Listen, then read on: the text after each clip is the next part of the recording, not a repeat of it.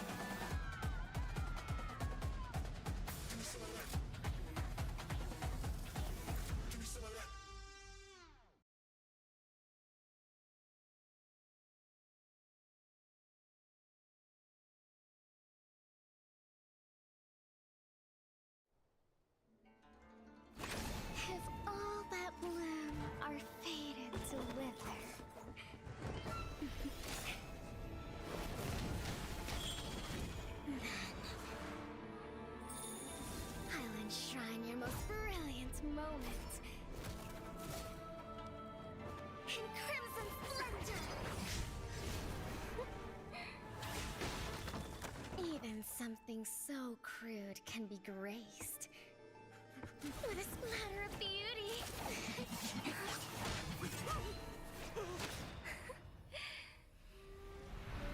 I'll get you out! You finally come to me, Hanabi-sama! This madness ends now!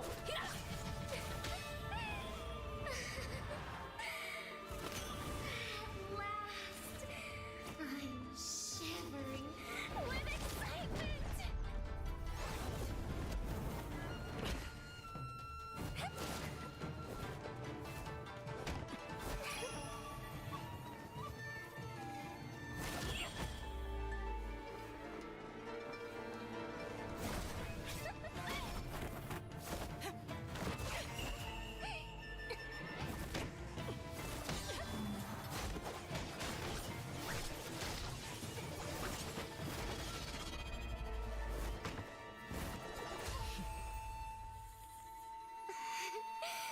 Such killing intent. Does this mean Hanabi-sama finally understands Kirara?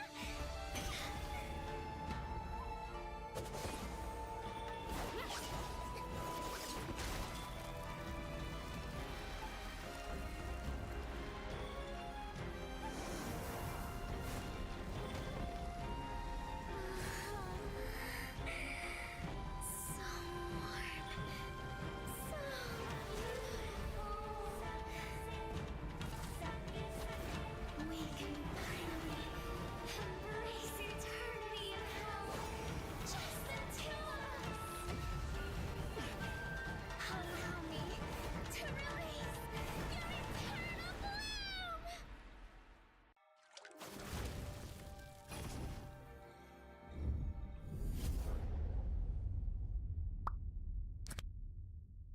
The human body was built to move.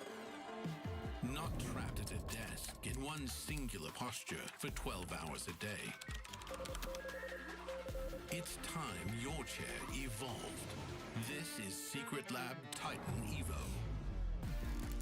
Ergonomically engineered for you, gamers, hybrid workers, artists, backing your every move.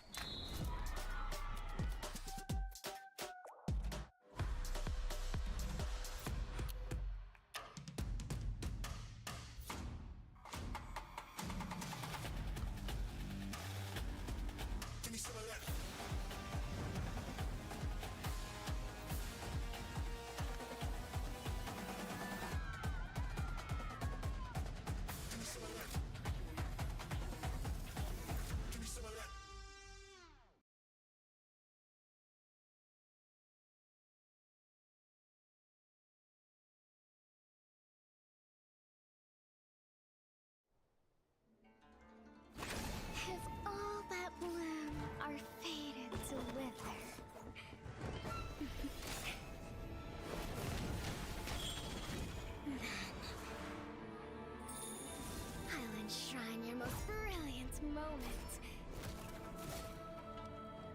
In crimson splendor! Even something so crude can be graced with a splatter of beauty.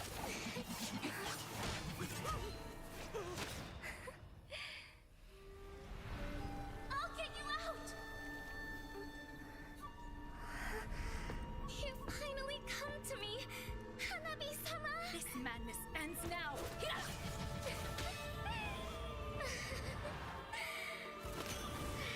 last, I'm shivering with excitement!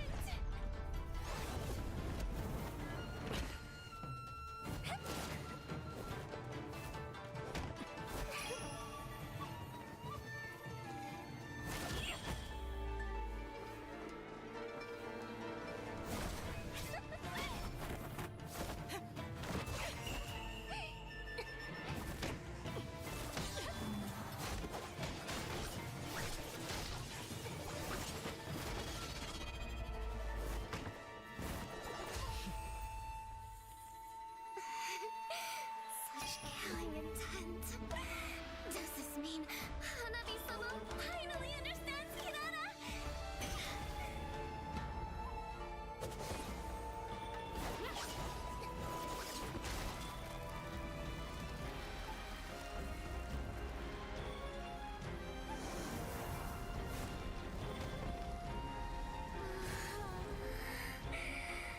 So warm. So beautiful. We can finally embrace eternity in hell. Just the two of us. Allow me to release your eternal bloom!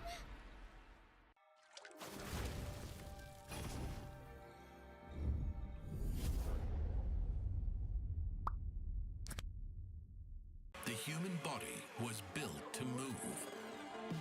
Not trapped at a desk in one singular posture for 12 hours a day. It's time your chair evolved. This is Secret Lab Titan Evo. Ergonomically engineered for you, gamers, hybrid workers, artists, backing your every move.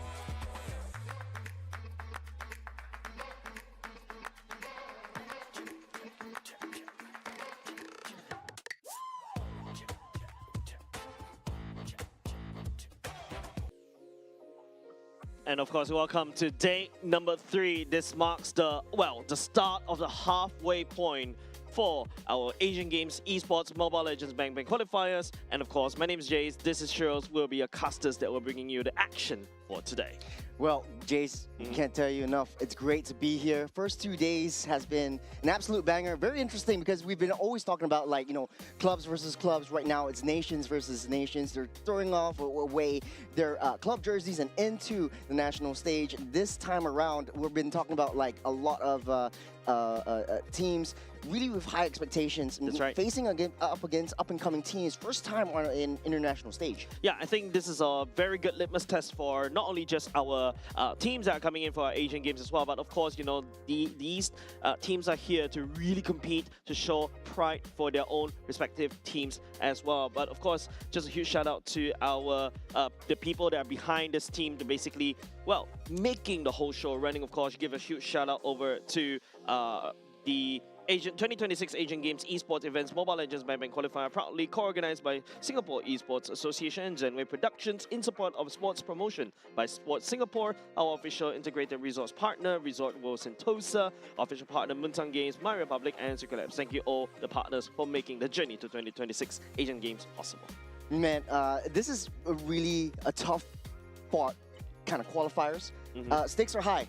Definitely. Winner goes over to, or the ones that qualify actually go over to Nagoya in Japan for the main international stage, playing against up of the best. Right now, we're still kind of in the seeded kind of stage. Everyone's in their own groups, everyone's in their own regions. We've got Southeast Asia, South and East Asia, Central Asia, and West Asia. So this has been interesting, to say the least. But man, we're halfway mark. Yep, we are halfway mark for our current qualifiers as well. Of course, these are currently going to a group stage. These are best of 3 round robins as well. Later, we're going to run through all the tournament details, just in case if you are not really updated as well. But of course, I would like to also let you guys know today also marks a new historic chapter in both Esports and Mobile Legends Bang Bang history, because we are celebrating the 10th anniversary. Once again, another milestone in place as well, taking its place an official event at the Asian Games, which is one of the most prestigious sporting competitions in the world. Wow, 10 years, very long time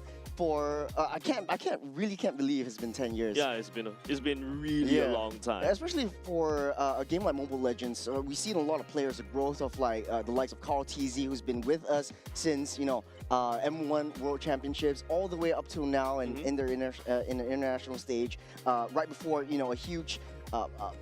Great test in the mid-season cup as well. Yeah, I think this is also something that we be looking out for as well. But of course, some of these players, you may recognize them on screen as well. They've also played in their respective regions. But of course, right now, we're going to focus mostly on their home teams. That's the ones that we're looking at for. And of course, we should be having the group stages, standings coming up very soon, just in case if you are really not up to date. But of course, you should shout out over to Moment and also Abstract for taking us through the action for the first 2 days. Well, today and tomorrow, basically, it's a potential gauntlet, 21 games total. But let's jump into today's schedule. First up, 10 a.m., we're starting off with Iran up against Saudi Arabia. This will be Group Stage B in West Asia, and only 2 slots into the qualifying stage into Nagoya, Japan. Iran and Saudi Arabia definitely going to be fighting it out. Iran on the 3rd of the charts, but we'll be seeing these standings very, very soon. Yeah. Next match, 11:45, slated for Nepal up against Hong Kong, China. This will be an absolute series to not miss. And third match, 1:30, we'll be starting up against Nepal, up against Sri Lanka. Yeah, that's right. So these are really today's schedule as well. But apart from that, we also have the Philippines as well, and Myanmar later at 3:15 p.m. And of course, 5 o'clock will be Indonesia going up against Malaysia. Well, this is quite interesting, especially for a lot of the Southeast Asian fans out there who are actually gunning for their own country. But not to forget, Singapore up against Malaysia, our hometown brothers, dare I say, Jace. And final, last but not least, Indonesia against Philippines. Man, the last 2 matches are absolute bangers. Yeah, of it feels like a mini M series happening right here, right in Singapore. Of course, huge shout out over to the fans as well for thank you very much for coming over to Resort World Sentosa, because if you notice from the MPLPH Instagram as well, it's so many fans that coming over to support their favorite teams live at RWS. Well, coming into the standings as well. Indonesia topping the charts, Cambodia a close second. Really upsetting defeat for Team Philippines, who has relegated down into third place. But for Group A, Southeast Asia group, this will be 5 teams that are moving up from the qualifiers into the main stage in Nagoya, Japan. So Vietnam, Laos, and Singapore, they're not safe. Yep, of course. I think right now you can definitely see, some of the, the power rankings are being formed just a little bit. As what you mentioned, Churros, you mentioned that, Cambodia really delivering such an impressive feat, especially, going up against one of the best teams. I would arguably say the best teams in the world based on the other regions. But of course, here are your standings from Group B. Coming in first position will be Kingdom Saudi Arabia, coming up by Jordan, Iran, United Arab Emirates, and after that it's Oman. But I think this is the group that we'll be looking out for. You mentioned that this will be the starting match that we'll be watching later, which is Iran versus Saudi Arabia. Potential interesting standings that may happen here. Potential three-way tie. Lest we forget, the third place would be based on game series. Iran versus Saudi Arabia. Statistics-wise, Saudi Arabia has won out Team Jordan, which put them up in first place. If Iran actually wins out Saudi Arabia, it will put them neck to neck and tied against Team Jordan. But then it's all down to head-to-head. I'm really glad I'm a commentator right here because I'm not one of the League Ops, so I'll just leave it to the League Ops to update what's the result that will happen if a potential upset if Iran deliver an upset against Saudi Arabia. But here are your standings from Group C. It is going to be Kazakhstan's going in first, then Uzbekistan, Kyrgyzstan, and then Tajikistan down at the bottom. Well, this is a pretty small group. I think the smallest group that we have seen. Definitely new entrants to the Mobile Legends Bang Bang scene as well. So welcome to all of them coming in from Central Asia.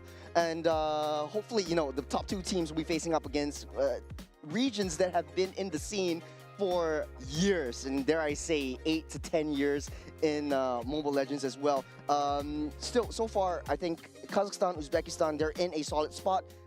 If they don't falter today, they will maintain their spot, and it's only 2 teams going straight to the main stage. Yep, that's the standing Group C. Well, breakdown right there, Churros. But I think, let's take a look at Group D as well. Coming in first is going to be Mongolia, followed by Hong Kong, China, Nepal, Pakistan, and Sri Lanka. Mongolia showing really a very good fight within their group as well. Yeah, South and East Asia has always been a very interesting region.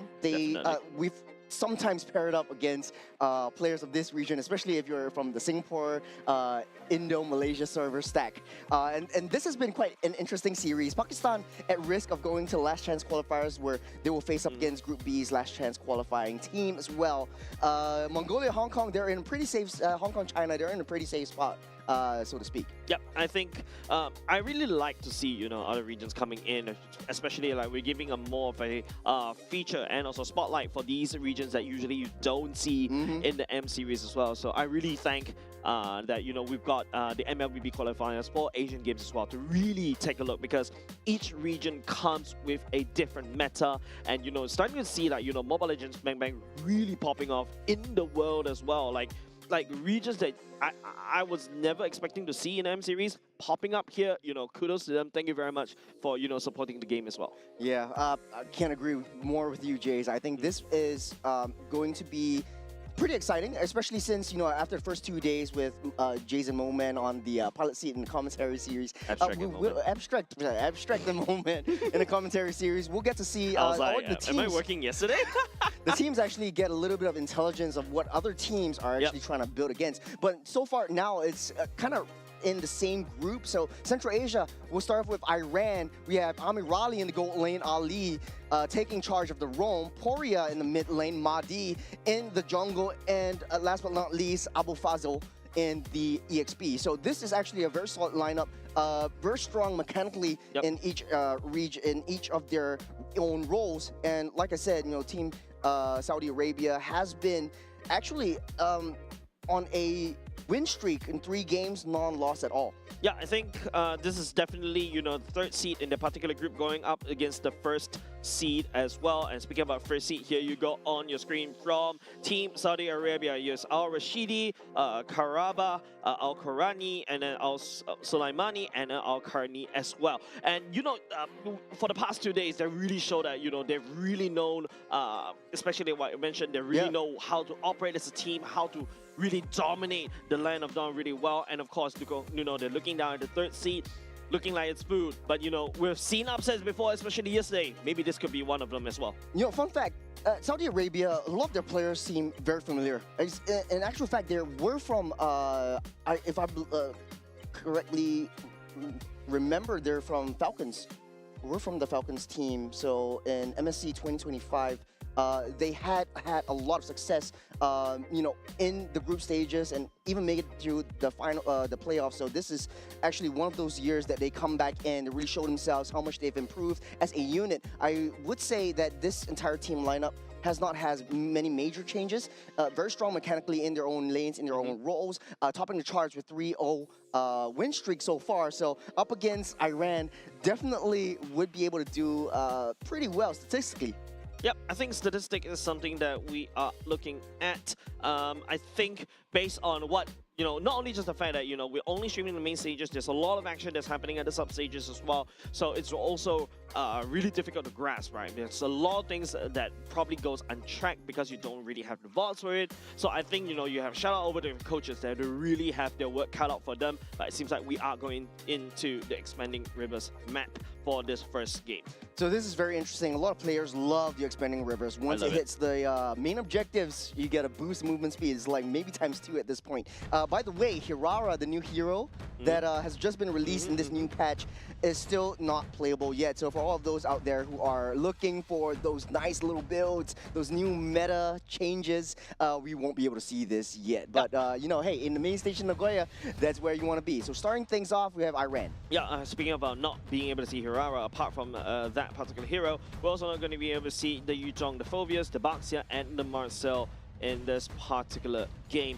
Marcel received a lot of buff. I think, Abstract and also Moment, shout out to them once again, have been covering the patch to pieces as well. Also shout out to other regions as well, Lafel, Risk Preview as well. They're really solid in the breakdowns as well. And, these patches have been covered to rest, but I want to see really whether there's a bit of a evolution when it comes to the meta, because this is, like what I mentioned, a bit of a sneak peek over to the M series that's coming up in Paris. The Yuzhong has not seen a lot of bans, especially in the Southeast Asian regions, but in the Central Asia regions, I feel, in the West Asia regions, Yuzhong has been banned out because Valir has been on the rise. And in order to counter that, you use the Dragon, direct straight dive into the back line. Paquito and Benedetta also becoming EXP lane powerhouses. You got the macro gameplays coming online. Paquito just really hits like a truck when he hits his power spike in level 4. Yeah, albeit slightly nerfed just a little bit in terms of his clear speed and damage reduction,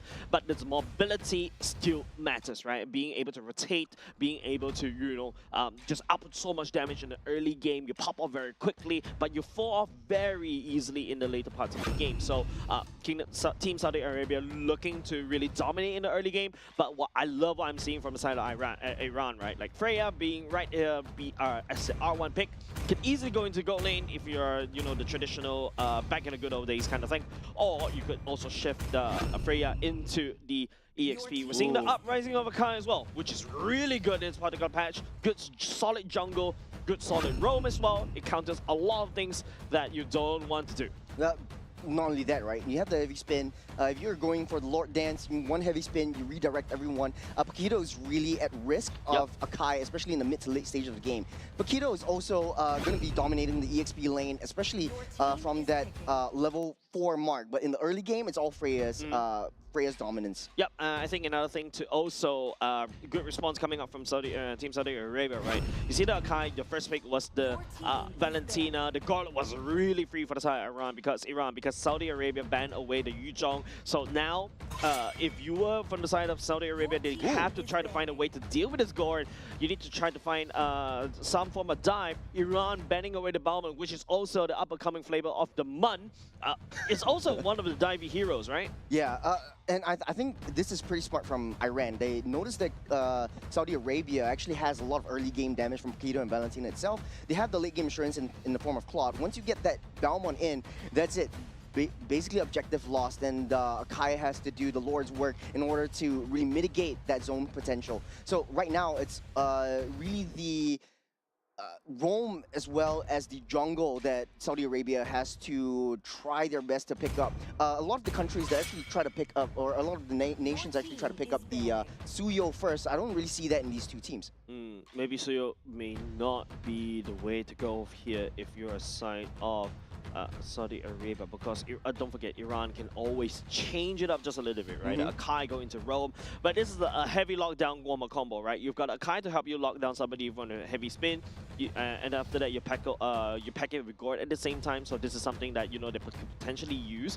But Saudi Arabia do have their form of reaction and counter against what the Akai wants to do. The Valentina, to a certain extent. Just a Beyblade battle. Yeah, to a certain extent, the Claude as well, right? The Blazing Duet to jump into, to deny the Mystic Gush away from the God is also something that they can explore as well.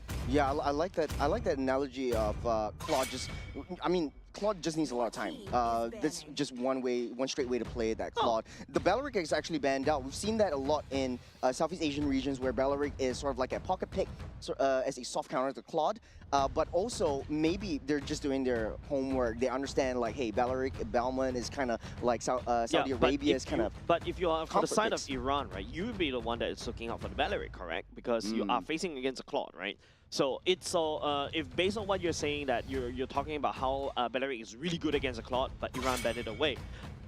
Maybe it's there to just deal with you don't want to basically get countered because they're looking for diving heroes. Speaking about diving, the national dive unit coming in as well. Matilda coming back to play. Matilda Airlines. We haven't seen that in a hot minute, but I love what Iran is doing. A lot of sustain coming in from this Matilda, a lot of zone potential from the Akai, and a lot of kind of front line, back line split. Before?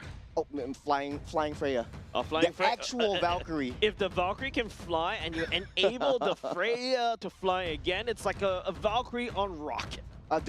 Basically, what they lack now is essentially that backline protection for the Gord and whatever marksman they want to pick up. But essentially, Freya could always go into the gold lane, so they're actually sussing out for an EXP fighter as well. So if they have that EXP fighter, you have a sustain in form of Matilda, that works out pretty well. KSA responds immediately with the Fredrin and the Cho, which I love. It's extremely tanky, very mobile. You have a lot of early game damage. You have that mid game to late game tankability in the form of a Daddy Fredrin, and you have the Cho to be able to get that pick off. Yeah, I think you're talking about dive heroes, right? The Cho fits that build as well. The main goal of the Cho is to deactivate the Mystic Gush as well, and also to peel for Valentina and perhaps even the Claude. Speaking of peeling, they've got more peeling from the side of the Fredrin, the CC monster as well. If you're talking about Saudi Arabia's roster in terms of this set of heroes, I've seen this set of heroes. I feel like I've seen this roster over and over again back in the good old days. And speaking of which, it's going to be a Terizla coming on for the side of Iran. It confirms the Freya goes to the gold, Terizla into the XP, Akai into the jungle. I love how Iran basically keeps their cards up their sleeves and play it at the R5 moment. So what I'm seeing from Iran is basically that Terizla and Freya just pure zone out potential and trying to push back the back line. Essentially just find a way to deal with Paquito as well as Valentina to try to get Gord a safe distance away. Matilda for additional support, Akai just for backline defense. What I don't understand is the Balaric getting banned out when they're not going to be using a Hyper Marksman, but they have options right there. Yeah, I think the Terizla kind of fit what they're looking for because they're also kind of afraid of diving here, anti-dive, right? Because the Terizla is a dive, Akai is a dive, Matilda known to really dive. Yes, so sir. They're gonna really go for a diving spree as we go into the first game, the first match of day number 3. Potential upset in this particular groups. We shall see in game number 1. Game number 1 is afoot. A lot of win conditions for both sides. For Saudi Arabia, essentially buy time for Claude to power up in the late game and just become a monster. This is quite interesting for both these two teams. Starting off with the Lizard instead of the main colored buffs first, and trying their best to disrupt that mid lane. Look, the whole reason why you see teams really starting from the Lizard first is because, you know, the Lizard, especially if in the red Spawns side, earlier. spawns earlier. Not only just that, you also have the support of your gold laner who also have a lot of early game damage to basically quickly clear and then move on, right? So I think that's why you start to see a lot of teams start to adopt this ever since the recent patch. Oh, very interesting. It's one for the notes, though. So, A lot. we'll be able to find it first blood. Give it over side, Al-Qurani. The Valentina is gonna snowball. Well, good pick off from Saudi Arabia, immediately finding that Matilda off balance and just taking them out. So no roam for now, but Matilda hasn't even used any of these core resources. If we take a look at the gold lane matchup, I think they understand, like, hey, Paquito is definitely going to hammer and dominate the lane up against this Freya. So putting her in the gold lane definitely creates that space that they need to be to push through. But Iran is definitely on a timer. You have so much early game push potential. You don't have Matilda to have that roam in down to the gold lane to disrupt and try to cycle Claude from to infinity and beyond. That is going to be a problem in the mid to late stage of the game. Yep, Iran definitely looking to play around the bottom side of the map, whereas Saudi Arabia looking to play near top, right, because of Paquito. Really good start for the side of Saudi Arabia. You want the Valentina to start rolling. There's also a potential chance where the Valentina could be just like the same level as your enemy jungler as well, right? So there's something that we may be looking for Mahdi, looking for a pick-off, but Karaba will be able to get on away. This is quite scary for Iran. You've got level 4 on the Paquito, a lot of burst damage. Fort got to watch his 6. Heavy spin activated by the Valentina as well. Really, there's going to be a Beyblade up for Fazil. Will be able to go all the way in to try to die, pushing Saudi Arabia away. Iran picking up first turtle. Great lockdown by Mahdi. Just try to push that Fredrin away with the heavy spin, secures that turtle, and starts the approach. So this is quite interesting from Saudi Arabia because once you have that Paquito on that level 4 power spike, you want to be able to disrupt that backline immediately. Go straight for that gourd, go straight for the main damage dealer, but this is not what Saudi Arabia is kind of doing. Maybe Al-Qurani is not in the right position. Maybe Al-Qarni has a little bit of miscommunication. It's still the first game. Speaking of which, Saudi Arabia will be able to catch on to Mahdi. The dash away from the side of this Kai allows him to dodge just a little bit, and I really love your breakdown, right? Like, it seems like Iran is just using pure damage to zone away Saudi Arabia from that turtle fight. Yeah, this is just playing to Iran's strength. For Saudi Arabia, they're hyper-focusing on, hey, let's play into the late game. Let's just wait till clock comes online and then we strike. Very passive, very mature decision from their side. For Iran, though, it's a very broad fight. Any pickup they can find, they try to take. Yeah, I think right now it's just like what you mentioned, right? Saudi Arabia, I don't think they'll be able to pick up the first turtle, especially when, you know, even though they've got Al-Qurani on this Valentina, but, you know, you've got solid level 4 power spike coming up for the side of Iran already. But I need to see a more aggressive Team Iran coming into this one, right? This is a roster that you're really on timer. Once your claws start to come online with your 3 attack speed items, you're just gonna have a lot of trouble to deal with. You know, in the expanding rivers, the Matildas pick up when you have the objectives, you have quick rotation speeds, but the mid lane rotation is not coming through because it is outclassed by Valentina as well as the Cho. You see, just one jump, one push, one concussive blast, the entire wave is down. So they're actually a bit slower in the clearing, and then therefore a little bit slower in the rotations. But speaking of rotations, you got 5 men down the turtle pit. Yeah, 5 men for the side of Iran is definitely going to be something that Saudi Arabia will have to look out for. Paquito on the top side of the map already, you know, just wave clearing. You can see Saudi Arabia just disengage. We're going to play all the way to the later part of the game, abuse the fact that Al-Qarni can wave clear, especially in this particular patch, and then move on. We try to inflict as much infrastructure damage at the start, then after that, you know, scale all the way to late game. Great call by Saudi Arabia to just give up that turtle. You got Paquito up on that top side. Al-Qarni just keeping busy with the turret plating. On the bottom side, you have Mahdi already used up the heavy spin. Oh, that's a critical resources already committed by the side of Iran, right? Probably a misclick, I would say. But Al-Qarni trying to output some damage. Mahdi will get dodged as well. Karma kicking. The Kai as well. Poirier will be pouring in damage as well. But Al-Qarni comes in with a punch. The Matilda diving in at the same time will be able to find Al-Samani as well. Picking him up. Al-Qarni goes all the way into the heavy spin. The turrets are jumping in as well. We'll be able to catch on the Karma instead. Double kill. Give it over side of the Matilda, but get slain by the side of Paquito. Great timing by Saudi Arabia, knowing that Mahdi doesn't have that heavy spin, straight away dies for that but that is all resources already utilized for Saudi Arabia. Hold on a second. Oh, a lot of Valkyrie dive already committed by the side of Amirali at the same time. Members on the side of Saudi Arabia chasing down this Freya. The Freya in the spot of bit trouble right here, but we'll be able to dodge all the way back out. Good escape from the bottom side, but then again, very good trade, good punish, good counter engage by Iran. The main problem for Saudi Arabia that I foresee in the late game will be that Matilda, you have a lot of chase potential, you have a lot of back out potential, you have a lot of sustain, and that's going to keep building. Once that photo is built up, once the Oracle is built up, it's going to be a very pesky Matilda, a very pesky airlines that you have to deal with. Yeah, but don't forget, you know, Kingdom Saudi Arabia, they do have a Fredrin, right? Someone like a bulwark that can just slow everybody down. Al-Qurani, once, you know, takes away the ultimate of Mahdi at the same time, you could just spin out of control and kind of disrupt the flow of Iran. And this is a time where Iran should shine. You know, they've already secured a second turtle. Maybe they're going to start popping up the third turtle. But if you notice how Al-Qarni is actually playing, top side already pushed down. Oh, great timing from Iran, just immediately gunning for that turtle. They know that Saudi Arabia doesn't want to risk that turtle take and want to seal up that 3 objective takes for their side.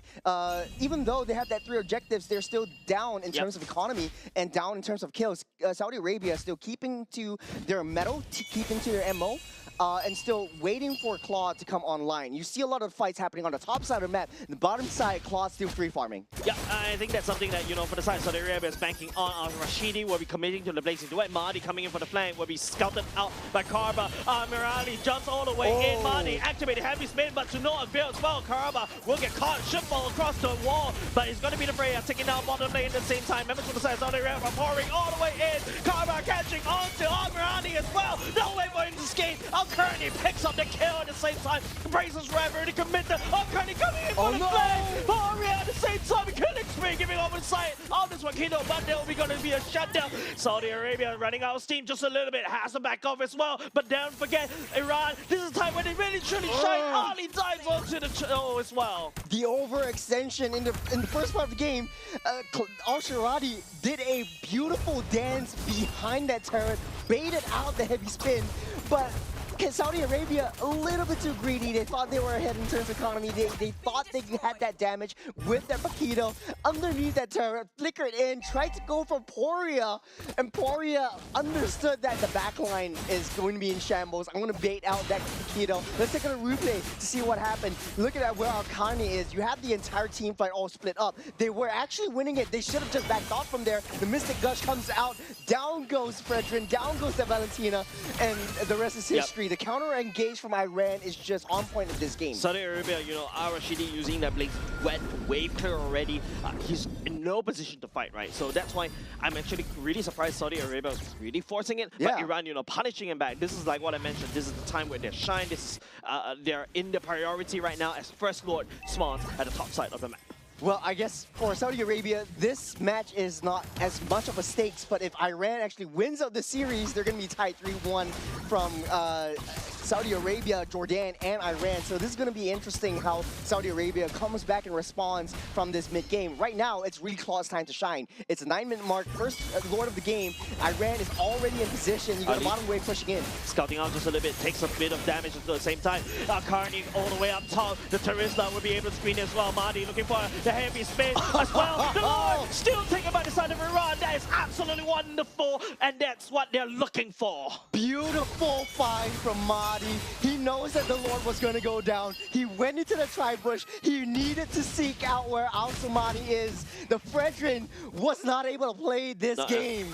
He's going to get it pushed out. He's not able to peel the onion coming up from the side of Iran because the overwhelming CC is coming at the same time. Don't forget, Poria could also land on the Mystic Bomb at the same time to scout it out as well. It just creates so much havoc, especially during these Lord fights. Great macro play also from Iran from the long side of the map, away from that Lord pit. You got a bottom side. Damage. Hold on a second. Coming in, we'll be able to catch onto Abu Fazl as well, but this is Terizla. This is the time where you are not trapped with him. You're trapped with me instead. Poria all the way back. Team Saudi Arabia, wonderful target prioritization at the same time, and it's going to be a trade. Good find from Al-Qarni, straight from the back line. You have Al-Qarni still doesn't have have that damage. He's able to sustain, but he's facing up against two. Bottom side, Lord is still hit up. Oh man, two members down for the side of Team Saudi Arabia as well. Lord would lead a charge all the way down bot. Iran just holding Saudi Arabia there. You know they are looking and inching for a fight, but the defense is not there, and Iran took full advantage down the bot lane. Great understanding of map awareness, great understanding of triggering the team fight up on that top side jungle to give Lord that space, so they're playing as if they have a 6-man. Yep. So good timing on Iran for that team fight, that skirmish. Even though Gore went down, they were able to split that fight so much. Valkyrie would be able to dive, but Iran tried to dive the turret at the same time. Mahdi, isolating Karna. There's no way for him to escape. There's going to be a top side taken down by the side of Freya, and also two members from the side of Saudi Arabia as well. Saudi Arabia's entire roster is starting to fall apart just because of this one Akai.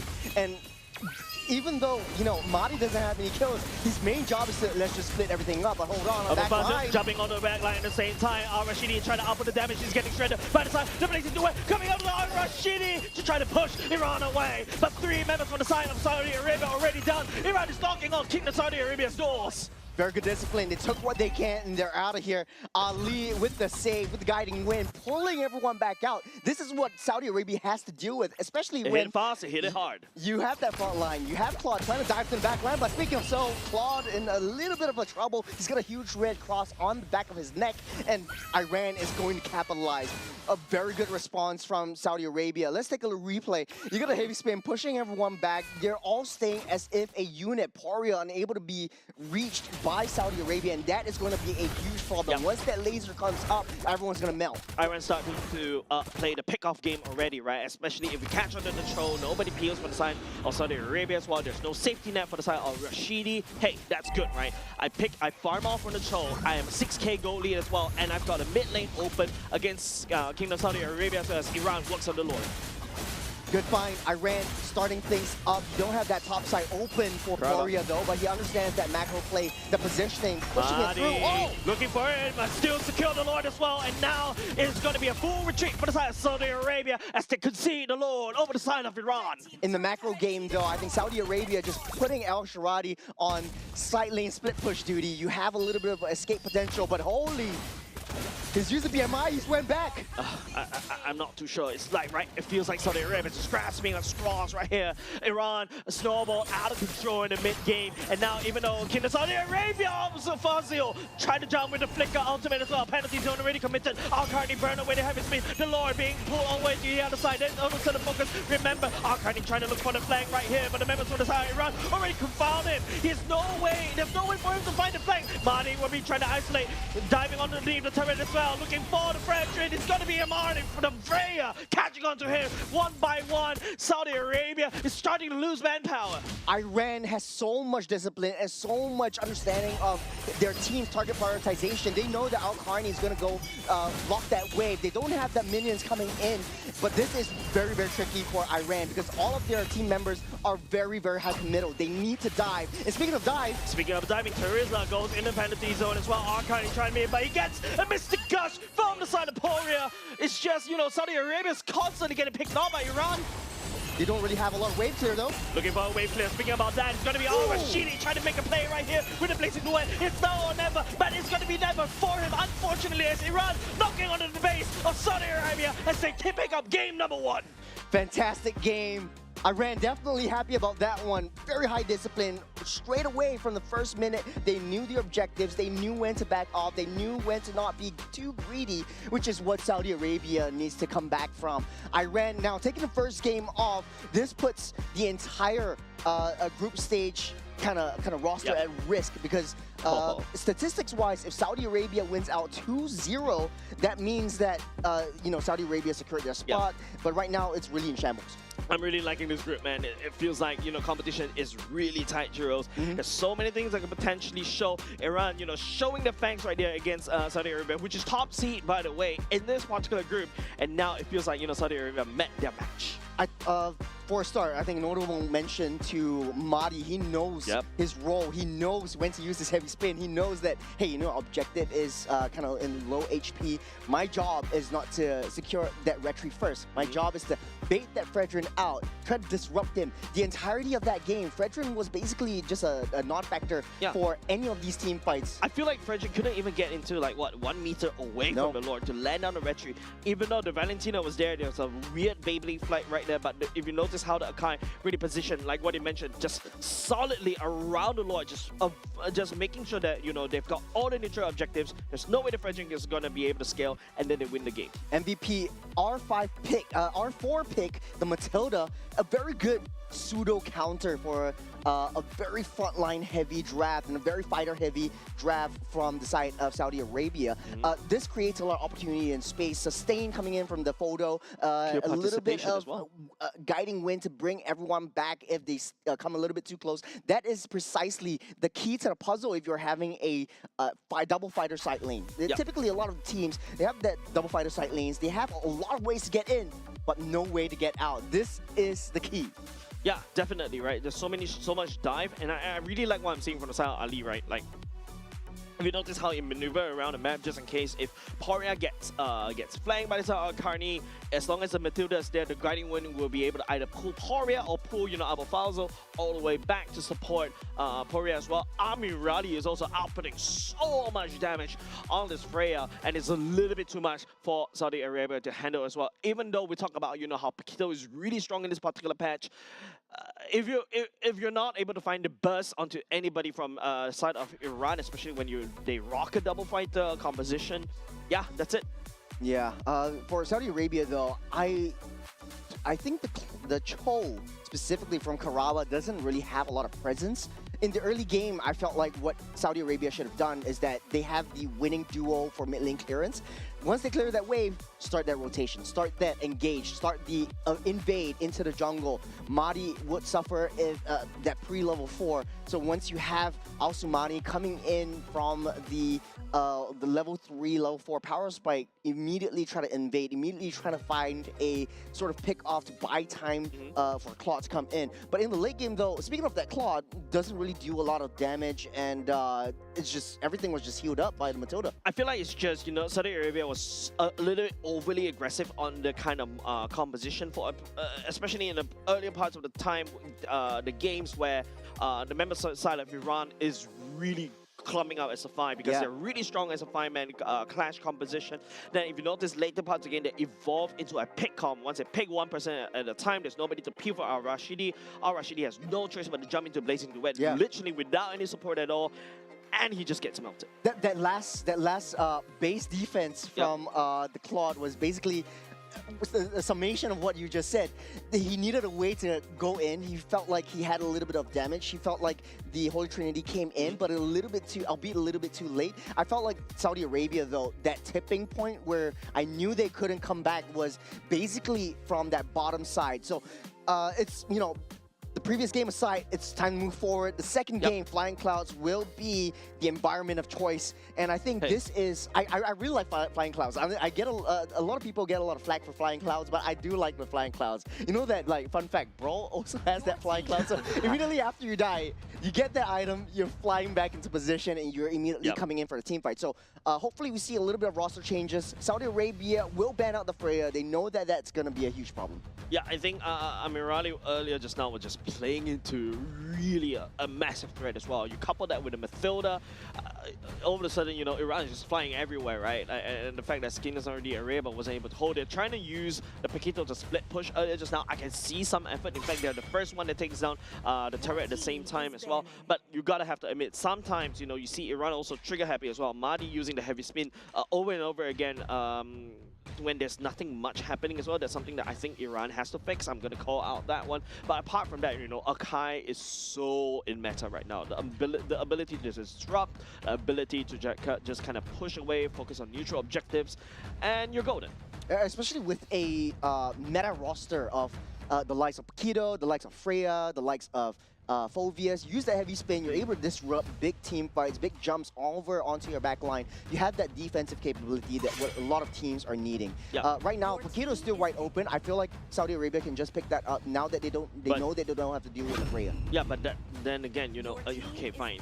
Saudi Arabia will just have to try the Paquitos again, right? Paquito's such a S++ tier pick right now. Don't really want to fall into the hands of your enemy, but of course, you know, Iran immediately picks up the Harith, picks up the Kai. The Harith counter is countered by the Kai as well, which is also counter picked away by Iran. Once again, Mahdi back into his panda.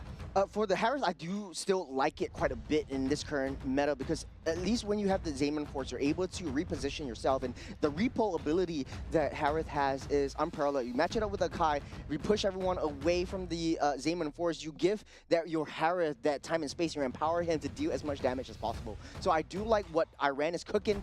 Saudi Arabia needs to be able to respond not only to this Harith, but also to Abu Fazil. I feel like Abu Fazil is one of those EXP laners that are very underseen in a way because he has quite a lot of presence in the previous game with the Terizla. You see a Terizla against Paquito. Paquito is going to be wreaking havoc in the early game, but he held himself well. He knew his objective. And right now, the change is going to be, let's take out the Eve, let's take out the Guinevere, we'll take out the zone potential away from Iran. Yeah, so once again, you know, Guinevere and Eve, now, you know, I think Kingdom Saudi Arabia just now thought that they could go on in a clash composition against Iran. Clash composition earlier just now. Seems like Saudi Arabia is going to stick to the guns just a little bit more. Kalahi drafted a Eve and a Guinevere. Now, Guinevere in this particular patch is meant to just hold somebody and try to outlast and out-sustain, right? But now you've got it, they need to try to find ways to basically lock people inside the box. You're looking at, I would say, even the likes of a Minotaur also looks really strong for the side of Saudi Arabia. You counter dive, you also set up a massive zone denial for the Harith. All of a sudden, the Harith couldn't do anything, even especially when you maneuver inside the Zaman Force as well. But Iran, you know, drafting Ali back on his midfielder to pull key members away from that real-world manipulation as well, which is also something that they may be looking for. Well, this is very challenging. I understand what you're saying about the Guinevere, but it's going to be hard to catch. The spatial migration is not going to land. You're going to have Matilda with the Purify, you're going to have Harith with the Purify, and Akai basically invulnerability. So the Guinevere won't be able to set things up. You do have one of the faster jungle clear, so you need to be able to find your way away from the Akai, away from the heavy spin. Definitely, Kingdom Saudi Arabia is not going to be a huge factor in the objective takes, especially when Akai hits this level 4, the heavy spins in arm. It's going to be a very big problem for Saudi Arabia. You still, Iran leading to the early game kind of composition, right? Like, don't forget, Mathilda's recent buff in terms of her magic damage is just exponentially crazy right now. And of course, you know, they want to have the early game tempo. That's why, you know, Iran bans away the Hilda, bans away the Khalid. They don't want to give these early game roamers over the side of Saudi Arabia. If not, you know, your mid duel is going to rotate even faster. Now, Saudi Arabia, they're looking to perhaps ban away the Lapu Lapu as the previous game earlier just now. But, you know, there's always potential Terizla coming up. They're going to respond to it, then ban it away instead. 5 bans away for Abu Fazil. Oh my goodness. What is left? What is left for him? Technically 4 because Amirali was playing the Freya as well. Fair, fair. I mean, everyone is just a fighter, so I think Saudi Arabia identified that Abu Fazil is actually a huge threat to them. And I do agree with Saudi Arabia's kind of understanding of how to operate around this team. But then again, they want to give Paquito a winning lane. Once you get Paquito a winning lane, once you get hit level 4, you have that invade potential, you have the aggression, the speed, the rotation capability coming on from this pack. And this is going to be hard on Team Iran. This is going to be quite interesting also if they pick up the Lapu for themselves. There you go. But Lapu, now question to Churros, right? Like Lapu versus a Paquito in lane.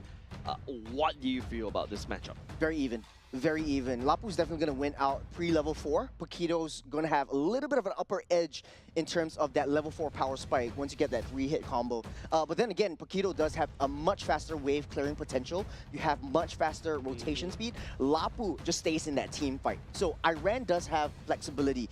Lapu going straight for the EXP to EXP matchup doesn't necessarily need to win out that lane. What he just needs to do is buy time, draw the team fights away from Harith, buy that time. I also want to say, point this out. Iran was actually, their entire ban roster was trying to suss out that Saudi Arabia, forcing Saudi Arabia to pick up that Claude, but they go for the Moskov instead. I like this because they have a little bit more options to send either Al-Karani or Al-Rashidi into the side lanes. Apart from that, your Spear of Misery as well, right? He will be able to push your kite away as well. You also got a way to kind of slow everybody down inside the real world manipulation with the Glorious Pathway working against them. But if you compare this roster right now, I personally feel I'm still leaning over the side of Iran. Lapu Lapu is a known counter against the Yve, just because Yve wants to open the real world manipulation. You're stationary. Lapu can just go in Bravest Warrior. You cannot lock him down during that form because he's CC immune. And of course, you've got a Gord sending the laser down where the Yve stands. I do have to agree with you. This looks like a very difficult and challenging draft to execute if you're Team Saudi Arabia. For Iran, though, pretty easy. The only TCU is that they have too much magic damage. Too much magic damage from the Gush, too much magic damage from the Harith. But we'll see. This is game number 2. That's where the Lapu Lapu really shine, right? Like literally, when everybody builds magic resist, there's nobody to, there's no armor for the Lapu Lapu. It's just gonna do a lot of damage. Yeah, I like that you point that out. A lot of people underestimate the damage that Lapu deals. Interesting rotation coming out of Karaba. We'll be able to find Mahdi right there, down at the bot. But that's key information. Wave clear wise, especially in the first wave. Leaning over to Al-Karani for now because it's just wave clear with the board crystal very quickly. Oh, good find. It's already 2 very big resources already used up by Ali and Poria. So the mid lane is definitely going to be in shambles. And for Saudi Arabia, the mid lane trio is extremely strong. I won't doubt that. The only thing is, how do they capitalize? How do they try to go for that engage? They're clearing up the waves fast. They need to be able to take out all the resources that Mahdi uses. Yep. I think right now it's just, you know, Saudi Arabia looking more aggressive, right, as compared to game number 1 earlier just now. Iran, on the other hand, don't forget, I think even though they've got a very aggressive lineup, they don't really capitalize on it, like what you mentioned. I really want to see, you know, Al-Karni to start flanking, start finding picks on Poria. I just want to talk a little bit more about this Guinevere. Al-Somani actually got a lot of adjustments. He started off with the bear, or Tubby, or whatever it's called, and went straight into the river, got the Lethal Wanderer, got into the jungle of Iran, and tried to adjust to that. He knows that he doesn't need to take that buff earlier on because then he has that full 2-minute duration of just getting that buff in for the first objective of the game. Yeah, but now he's going to be slightly delayed over to the turtle fight, right? Since I remember from the side, Iran looking at Al-Karni for now, but it's going to be Mahdi on site. Full buff as well. Look at Al-Sulaiman, doesn't really have the orange. Karaba will lead the charge for now. Al-Karni fighting onto Ali as well. Ali has to run. Missing bomb will be able to lane. Mahdi does have the heavy spin, looking to activate right now on Q, but Al-Karni pick up first blood onto Ali. And now it's going to be Al-Sulaiman finding the turtle. And now Iran staying a little bit behind. The spear of destruction will be able to land onto Abu Fazl. A repeat, a bit of a revenge coming out from the side of Saudi Arabia. You know, Saudi Arabia is going to make us eat our words. Definitely. Al-Karni, unfortunately, will fall in the hands of Ali as well, but that's just a consolation prize for Saudi Arabia. This is the aggression that I love to see. Al-Karni did an extremely good job in pushing away that back line. Poria was not in the picture. Ali was not in the picture. Mahdi was all left alone. He didn't have that heavy spin until the very end. And I was saying, hey, you know, Guinevere is going to be having a tough time trying to find that spatial migration, trying to land that stunt.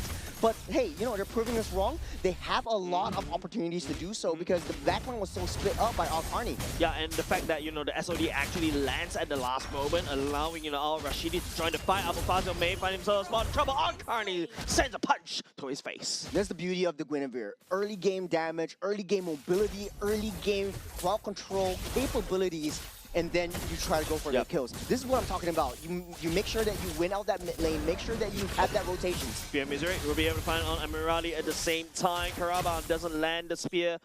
For now, on to Amirali will let him go for now, but you can start to see Al-Rashidi picking up the corrosive scythe. It's going to start to scale. You know, I think I know what the problem is. Saudi Arabia is waking up right now. Maybe it's just a time difference, but hold on a second. I think it's a time difference, maybe, but Poria just landing down damage from afar. Al-Karani just landing down real world manipulation. Ali will be the victim right there. Mahdi at the same time. Heavy spin already used. No way for him to escape. Give it a kill over the side of Saudi Arabia. Beautiful execution from Saudi Arabia, at least for the early game. Right now, they're up a 2K goal. And the aggression that we want to see, the capitalization, once you clear that wave, start that early rotation up to the top side, delay the farms, delay Mahdi from getting the heavy spin, or try to bait that out before any main objective takes. And this is the Saudi Arabia that we all know and love. Yep, looking at the replay, right? Like, it feels like, you know, Mahdi is just getting isolated. Oh, nobody from the side of Iran was able to support him, especially once Ali is down, getting bursted down by Al-Karni. All of a sudden, you know, the whole escape route is just getting cut off, especially how divey Iran is. And there's no way to escape, right? Rashidi catching onto Amirali as well. Members, whoa, my goodness, 4 members will be able to dive onto Amirali as well. No way for him to go. All King's horses and all King's men couldn't put Amirali back together again. But then again, that was such a great push from Saudi Arabia. This is what we want to see. A 4-man engage onto that gold lane. You leave that long side for Al-Karni to handle. And like I said, the Lapu Lapu's job isn't to take Al-Karni down.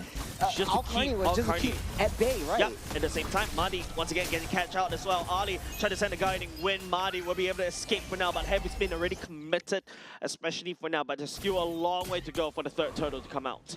What a great bait once again. Saudi Arabia really waking up this time around. Iran kind of seems like they're playing all over the place. Mahdi's playing his own game. Ali's not being the support that he needs, the support to empower Mahdi from doing his job. Mahdi's going for these really questionable engages and invades into Saudi Arabia's jungle without any backline damage at all. Yeah, I think Abu Fazl wasn't able to rotate, right? The main reason why is because Al-Karni could easily start wave clearing, just pull out so much pressure on the EXP lane. And I think Iran really needs that Lapu Lapu, but the problem is Lapu Lapu losing 2 lives right there, right? Wasn't able to scale. And now, you know, also Limani, especially at level 10, he's actually coming from the long side, the glorious pathway. Looking very glorious from Saudi Arabia. Al-Karni punches the Lapu Lapu down. That's so much damage coming from Saudi Arabia. And the fun thing is, Saudi Arabia doesn't really have to worry about that late game because they still have that Moskov. The issue right now for Iran is that they've hit their limit, their pivot point. Like I said, they have a lot of magic damage. Magic damage works in the early to mid stages of the game. Right now, it's 6 minutes on the clock. The longer this game drags out, Saudi Arabia is going to take over control and take dominance over the entire game. Yeah, if you notice, like, Iran is just actually forfeiting the turtle already, giving over the side to Saudi Arabia already. They're going to have to concede that one. Amirali is not ready to fight. You also say that Abu Fazl also couldn't do the same as well. Ali is constantly getting bursted down, found by Al-Karni. Al-Karni is just using Ali to basically farm up to be a menace in the side lane, and now with 2 first-tier turrets already down on the top and bot for the side of Iran, they have to really rock up that defense. Speaking of defense, you have 2 members just babysitting this Harith as of now. He's just way too behind of Al-Shirati at this point. The problem is Saudi Arabia can just leave Moscow to his own devices. But hold on a second. Oh, Mahdi activates the heavy speed as well. We'll be able to allow Torres to try to pull the damage. Makana just run right into the damage with the glorious pathway. He doesn't really care. Al-Karni letting down the real world manipulation. Al-Karni, Al-Rashidi jump all the way to back line. Mid lane already. Just getting invaded by the side of Saudi Arabia. Amirali will be able to find Karma as well, but at what cost? Mid lane already cracked open by the side of Saudi Arabia. Great trade nonetheless, right? Oh! Finding the double kill at the same time. Members on the side of Iran did not have the map DLC. Will get bursted down, and now this opens up for Saudi Arabia to pick up another turret in the mid as well. Amirali trying to output the defense, but he's constantly getting bashed down by the side of Saudi Arabia. There's not an appeal for the side of Iran. Maybe the Abu Fazl will try to make a play right here with the bravest warrior, but Ali pulls him back. You're going too far, mate. From a great pickoff to a fantastic pickoff, from just Abu Fazl having 0-4 and 1-0, splitting up that team fights and giving Al Shirati that space just to hammer and spear everyone down. Alphafazo doesn't do any damage to this Moskov at all. He can just dash out. The issue is, right now, not only do you have to face up against this Moskov in the later stages of the game, it's still 9 minutes, mind you. Al Carney is coming online. Yeah. Just 2 strikes, that's the Oko onto your back line. Yeah, our Carney was just so far ahead earlier, just now Iso and Money at the same time, you know, wave clear even faster. That was a replay just for our Carney. We slow it down as well, man. That was just, if you're a Paquito main, that is juicy. I do like the way that, you know, Saudi Arabia is playing and rotating and zoning out in this particular game.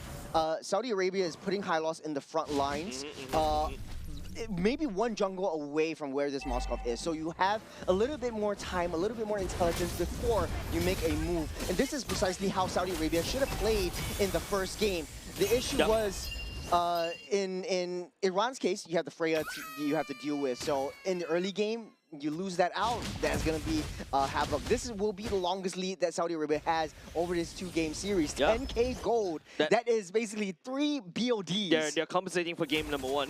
Overcompensating, if you ask me. At this point, right? 9-minute mark, your 10k gold lead. Karaba lands out the chart as well, so will be the Lord. Mid lane, there's going to be Alphafazo trying to make a play right here. We'll be going in, but he's actually getting caught by the real world manipulation. Mid lane base territory crack open by the side of Saudi Arabia. They're looking for more right there. So much more so side Amirali just used for base defense. Great zone up potential from Al Karani. This is the Yve actually used to create that kill zone, and whenever anyone steps close or is bounded, stunned out by the perimeter, this conceal play though, they want to look for more.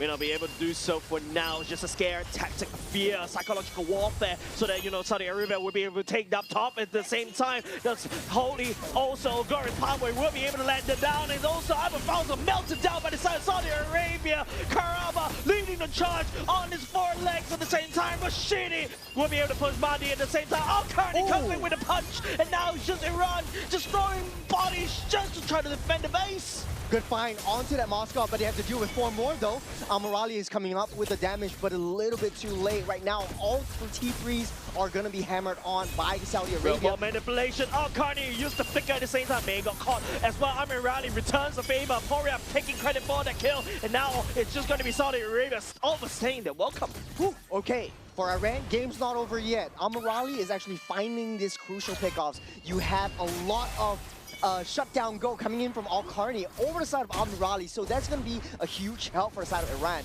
Right now, all they need to do is find these pickoffs. The issue is you can't leave Korea and Amirali too close because Al Karni is going to capitalize on that one. This was a huge mistake. They overstayed their welcome. They were a little bit too greedy. They left Moskov alone. They weren't able to get into support too much. Amirali finds that angle, takes Moskov out, and creates a lot of time and space, and that farm gap is just closed. Yeah, at the very least, you know, Iran will be able to close up at least 3k gold lead, right? Those juicy shutdowns perhaps will be the way for the side of Iran to get back into the game. However, they don't really have a scaling comp. It is actually Saudi Arabia. Al-Rashidi has scaled. He's outputting so much damage. You also could also say the same over the side of Sulaimani at the same time. Al Karni early just now leading the charge, 8-2-1. This is the B1 pick that we know and love. In this stage, second Lord of the game, Iran should just give that up. I think the only issue is Alphafazo needs to build pure defense at this time. Try to tank that damage, try to leash that out for Amirali to really just come in and just hammer onto everyone. The next Lord fight, it's going to be difficult, but they do have that wave clear potential. KSA is definitely pushing up. They want to stay on the aggressive. Fighting onto Mahdi at the same time. Heavy spin committed. Try to push Saudi Arabia away, but he gets caught by the side, giving a kill over the side of Al Karani at the same time. Real world manipulation. Al Karani also looking for a flank at the same time. Ali trying to buy time with the dive. Porik will be able Tremoria trying to go in a Mystic Gush to push Saudi Arabia away. Massive ultimates committed by the side of Iran, but at what cost? Oh. The cost is so much. Iran's already used up so much resources. Carney fighting onto Alphafazo at the same time. Zaman Force, but the Lord's already marching all the way down. Iran right now trying to end the defense, but no, will not be able to hold as Saudi Arabia returns the favor. 1-1 is the score. beautiful manipulation, beautiful mind games coming out from the kingdom of Saudi Arabia. This was just precisely what we expected to see in game number one. Seed one. Maybe they woke up on the wrong side of bed. Maybe it's just a time difference issue. Maybe it's just jet lag. Nah, it's just too early for gamers. Second game, they woke up, Jace. Yeah, it's just too early for gamers, I would say. Yeah. So, to be honest, right, this is exactly what I was expecting for the side of Saudi Arabia in game number one. But of course, you know, you're not going to discount Iran out just yet. Maybe it's just that one game, game number two, that kind of faltered just a little bit because, you know, Saudi Arabia found their mojo Jojo as well. They capitalized on the mistakes. For the side of Abu Fazl wasn't able to rotate. Al-Qarni just going in ham. Yeah, the issue is for Saudi Arabia, and I can foresee this for game number three, they do have a lot of aggression. They do have a lot of, you know, that kind of camaraderie between their own teams. They all know where and how to rotate and target prioritize. Their biggest Achilles heel is that they're greedy. They're extremely greedy. They find, they see low health, they go. They're very bloodthirsty. Yep, I think bloodthirstiness is maybe the win. Sometimes you win with just being greedy, right? Yeah. Like, go all the way, you start hard invading, at the same time we talk about greediness. Yeah, definitely. Al-Qarni just setting up the tempo right from the get-go. Lapu Lapu wasn't able to rotate. MVP goes to him. Great game from Lapu from the start, and like I said, it's pretty an even match for Lapu Lapu against Paquito. The thing he did great that excelled in this game was he pulled Lapu out of the base. He pulled Lapu out of a defense position, opened up that window opportunity for the Guinevere to just jump in and disrupt the Lapu. They know that, okay, maybe I can't catch on the Matilda. I can't really catch onto the Akai. I can't really commit fully into the Harith. Why not just go for the Lapu instead? He does have the iframes, but right before the iframes is being pulled out, he's using the Bravest Fighter to clear the lanes. This is how desperate Abu Fazl was. And the strategy for Saudi Arabia, don't forget, remember in the draft, five bans onto the EXP lane heroes. Yeah, and they finally found the right one, right? Like, they let the Teresa slip, and then Abu Fazl was able to go the literal gauntlet for it. We're expecting, you know, Abu Fazl to be a threat over the side of Al-Qarni at the same time, but the real world manipulation was let long. So long. Iran wasn't able to achieve that keys of victory earlier just now. Poria as well. I think, you know, some of the missing gush was a little bit too premature at the same time. But problem is, you got Carbon that could just glorious pathway, run straight. You saw that sequence, right? He ran through the laser just to reach Poria. Man, Karaba, honestly, Karaba as well. This horse is just a maniac. Yeah. He's just, he's like, okay, you can laser me. Gunfire. I'll lay down the red carpet. I'm healing everything back up. Yeah. True damage, no problem. True damage, no problem. Law and order right in your face. Poria is forced to disengage. And then after that, they don't, Iran just falls off in damage. Harith wasn't able to output the damage, outbully Al-Rashidi in the early game. And after that, it's just pure dominance for the Saudi Arabia game 2. For Saudi Arabia as well, I think closing that gap is really their forte. They know that, hey, you know, we want to fight together as a unit. They're going to leave Poria all the way at the back. The Gord is going to be in a safe position. You're going to have Al-Qarni try to find a flank over to that. We'll try to just create that space. We'll pull away the front lines. Mahdi's always in front. That's what they want to do. It's just baiting, playing mind games like, hey, I want to go, I don't want to go, I want to go, and then I strike. And this is where, you know, Saudi Arabia really excels in. The issue is for this particular game, I feel like the momentum from the first game and the win really got into their heads. And so Iran just played as if like, hey, I'm gonna win this game no matter what. No, I feel like, you know, the Iran hype train is going on at the same time. And, you know, it's just, you know, they're putting all the fuel, putting all the coal into that furnace, and then Saudi Arabia came in and just extinguishes that, and then after that they just took the lead, right? Like literally, and I feel like it's just perhaps, you know, Saudi Arabia identified what happened in game number 1. They adapted quickly, and he who adapts first wins in MLBB. Well, you know, fun fact, Jace, this is going to be the first 1-to-1 series in the entirety of Group B. Oh. And what better, you know, tie series as of now than a fight for the last chance qualifiers. This is going to be a fight between third place. If Iran actually wins this, it's going to be a 3-way tie. Saudi Arabia wins this, they're set. Yeah, they're set. But at the same time, you know, this also upsets the whole group, right? Like, imagine if now Team Jordan may have may actually get some flack at the same time, right? Because after this particular game, I believe there's only one game left, and that's only going to be Team Oman going up against Team United Arab Emirates. Unfortunately, their face kind of set in stone already. Unfortunate, but you know the impact of this third seed may impact the second seed as well. It's also kind of interesting if you're a big fan of Team Jordan or Jordanese, you're looking at this and you're gonna be like, man, I'm really put in a tough spot. Like my fate is in their hands. Yeah, it feels like, you know, somebody just decide what I eat for dinner. I have no say in it. Right? Falafel. I think that's what they eat. Yeah. It's just like, you know, I think right now it's just how am I going to make it, how, you know, Team Iran is going to have to make it in a way to kind of deliver upset against Saudi Arabia, right? It feels like, you know, the Akai started to get deciphered by the side of Saudi Arabia already. So now what the ball is definitely in their court, right? Saudi Arabia, on the other hand, you know, that aggression can be punished. We saw that in game number 1.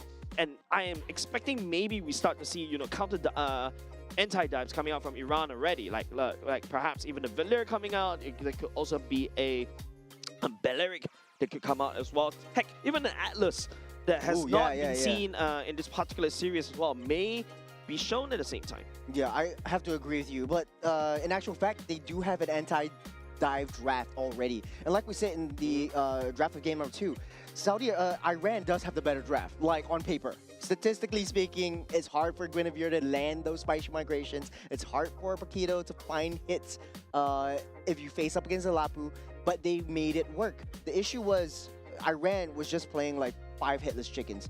Mahdi was going in, there was no support whatsoever. He tries to go for the invade, but you know, the Matilda was so far away.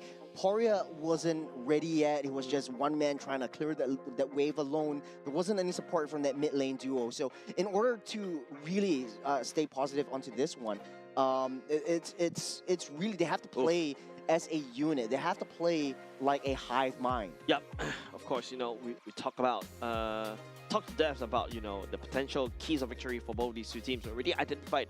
I know it's not fair to identify people into stereotypes, but you see the pattern for the past 2 games already, and now Iran is going to go into first pick, unlike the previous 2 series as well. So, you know, Saudi Arabia banning away the Paquito. They know Al-Qarni, they know the power of the Paquito through Al-Qarni. They're not going to give it over to side of Iran. That's a good, smart move from the side of Saudi Arabia. Now, Iran, they identified that, okay, so Guinevere's comfort for you, I'm going to take that out. That's a huge problem, especially in early game. Saudi Arabia actually bans out the Yu Zhong 3 times in a row. Right now, Iran is in the first pick, first ban, so they might be able to snap pick that one up. Maybe Albafazo is just extremely comfortable with one of his signature heroes in the form of that Yu Zhong. Yep. But you're trading over a Marcel, a Yu Zhong, and maybe even a Jusin for that. Yeah, Jusin surprisingly wasn't being selected. I think there's also one of the bans earlier just now. So yeah, just snap pick. B1, definitely Jusin is the prime pick, right? But now, of course, you mentioned about Marcel.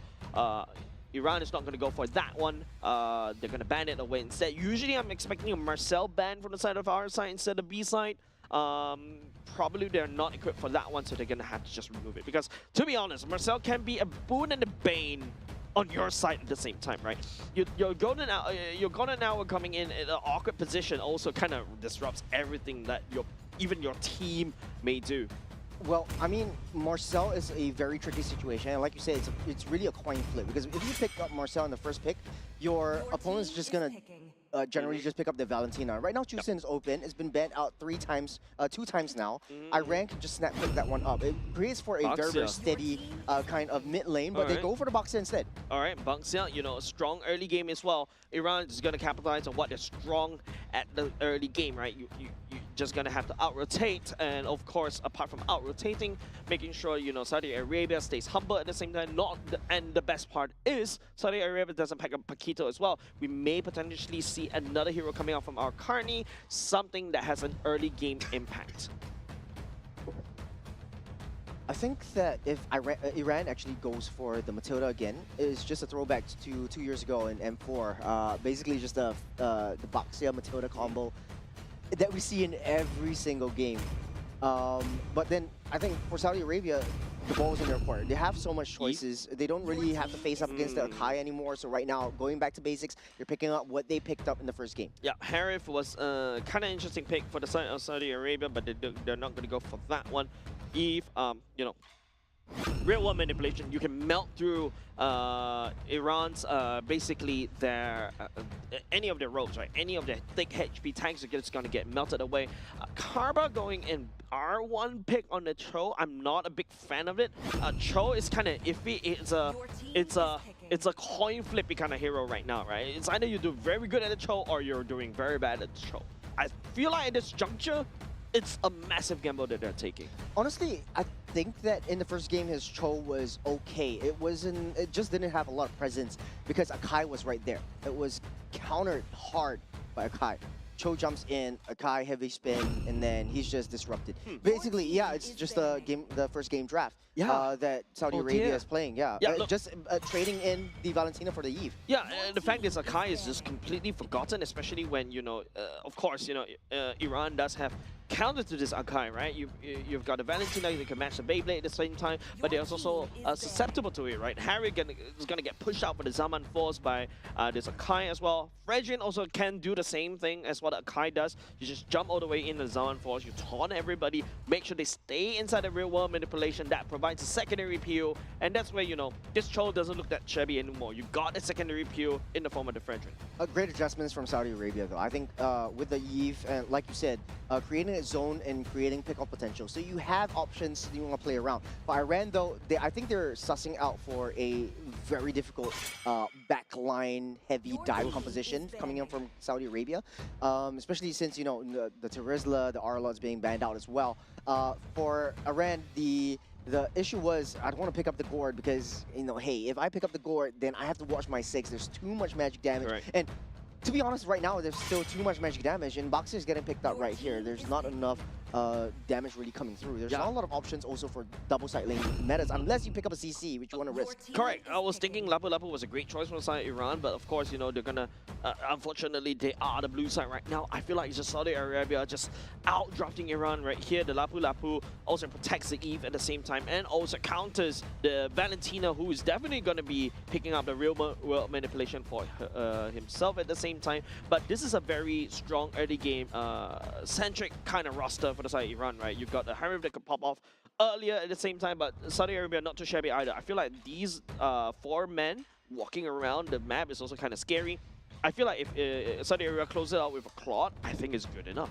I think they're just baiting out the Claude. I know that Saudi Arabia, they have not a lot of choices other than the Claude unless they want to go for something interesting, like an Ixia or something like that. But for Iran, they do have potential to pick up the Khalid, I was going to say, but they go for Sora and Atlas instead. Atlas is being very used up, not because of the Fatal Links, not because of the Ultimate. Ultimate is passive, man. Pretty easy to read. The passive is what hurts. The passive is you want to stick into your opponents, you're going to freeze them, and they're not going to know what hit them. So the Claude is being baited out, so precisely what Iran wanted to do at the start.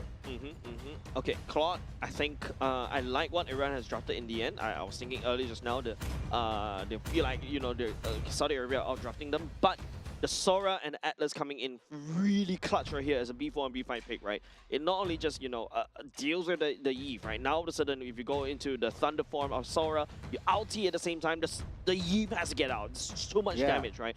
And Abu Fazal on the Sora in the early game, especially once you hit level 4, you go up against Lapu Lapu. Yeah, you're gonna get bursted down. Yeah, actually double close stun. You got the Fatal Links into the Cloud form Sora. So that's even immediately double chain CCs coming in from Iran.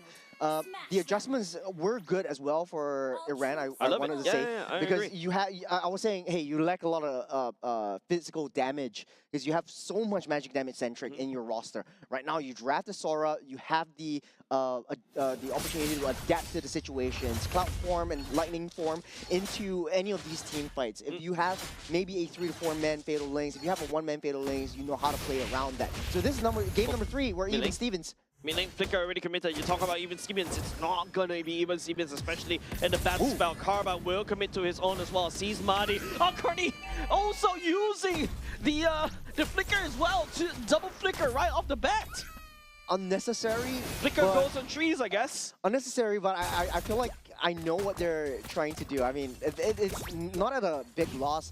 In the first turn of the game, at least you do have a little bit more understanding and you don't risk anything. Oh, first blood, we missed it in mid lane. Of course, you know, don't forget, Toe in the early game technically acts like a fighter as well. You've got the concussive blast as well, providing so much burst damage. Yeah, Poria losing his life right there is not exactly ideal. As a Valentina, you're looking to really be at least one level ahead or 2 levels ahead of your enemy mid laner. And not only that, right? Your enemy mid laner is just playing mind games with you. It's just the emote, the crying emote, and you're gonna face that the entirety of the game. Yeah, yeah. And you have very, very fast wave Look, clear if as well. I, Blast. if I take a sip of water every time I hear that emote, I'm going to the toilet in the middle of the game. Honestly, that is just so tilting, especially if you're It is. Iran, right? To make matters worse, Karaba does have the concussive blast. Together paired up with the Eve, you have a lot of early game wave clear, lane control. In the bottom side, though, I would say the Harif wins out Claude 9 times out of 10. But in this case, you know, Claude is really keeping himself well in check, and that's why Iran want to bait out that Claude instead of Moscow. Yep, Muddy finding onto Karba as well. He beelines for the turtle, leashing over. Arcarni is in position. Bravest Warrior already committed at the same time. He's taking round of the damage. Karba is looking for a flank right there. Alpha Fuzzle at the same time goes into cloud form, holds Saudi Arabia. Iran takes the turtle away from Saudi Arabia, but they also take away Arcarni as well. A worthy sacrifice, but it's not over yet. Not over yet. It's going to be Ali trying to make a play right here. Real wall manipulation by the side of Al-Qurani at the same time. Ali lands on the artillery strike, busting down Ali. Unfortunate. Flicker, I heard it. Al-Karba trying to make a play. We'll be able to find Mahdi as well, but not enough damage coming out of Saudi Arabia as of now. Appraisal's wrap! I said it's a little bit too quickly as Poria has to make it run the tails tucked between his legs. Well, in all seriousness, Arcarni did a worthy sacrifice, jumping straight into the backline to disrupt Mahdi. But Mahdi was still right in the midst of battle. Ali was just using that passive to freeze him, to make him unviable in that zoning potential. But funnily enough, every time there's a blue team, it's always bloodthirsty. They're so greedy whenever you're on the blue side, don't you think? Yeah, it feels like, you know, Saudi Arabia just take a nerf on the side of the aggression, right? But it is still worth it, right? For the side of Saudi Arabia, they pick up 3 kills, albeit losing 1 turtle as well. And don't forget, Saudi Arabia is on the scaling column, and this is something that, you know, Saudi Arabia will take full advantage of. Iran, of course, need to step up just a little bit more. I feel like the Valentina is really behind, and it's actually really concerning. Speaking about concerning, Amirali taking a lot of damage. Doesn't really have the mana to basically zip-zap around. Al-Rashidi, take a good opportunity, take a good trade.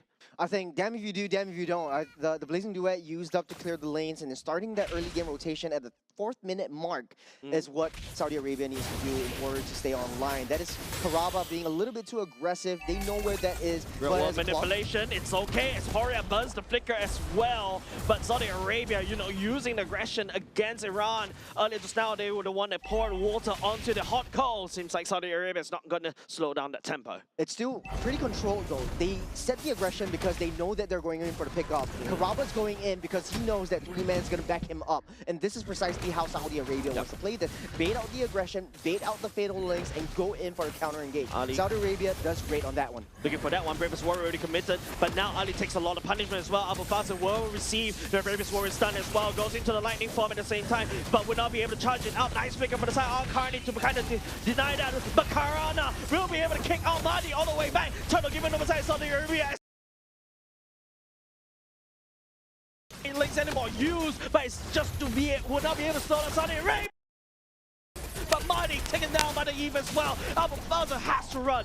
There was a quick backup coming in from Saudi Arabia. Not only did they take that turtle, they took up the purple buff as well.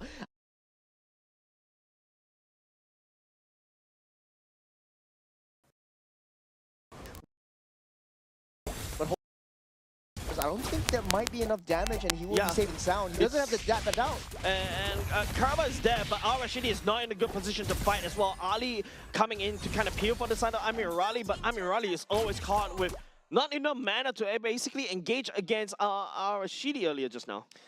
Well, we're in for a pause, but I just want to say, during that turtle fight, I felt like Saudi Arabia, they knew what they were doing. Al-Karni trying to push out where this Atlas was going to be, trying to disrupt that Fatal Links, but the Turtle was only at half health. It could always be pulled out.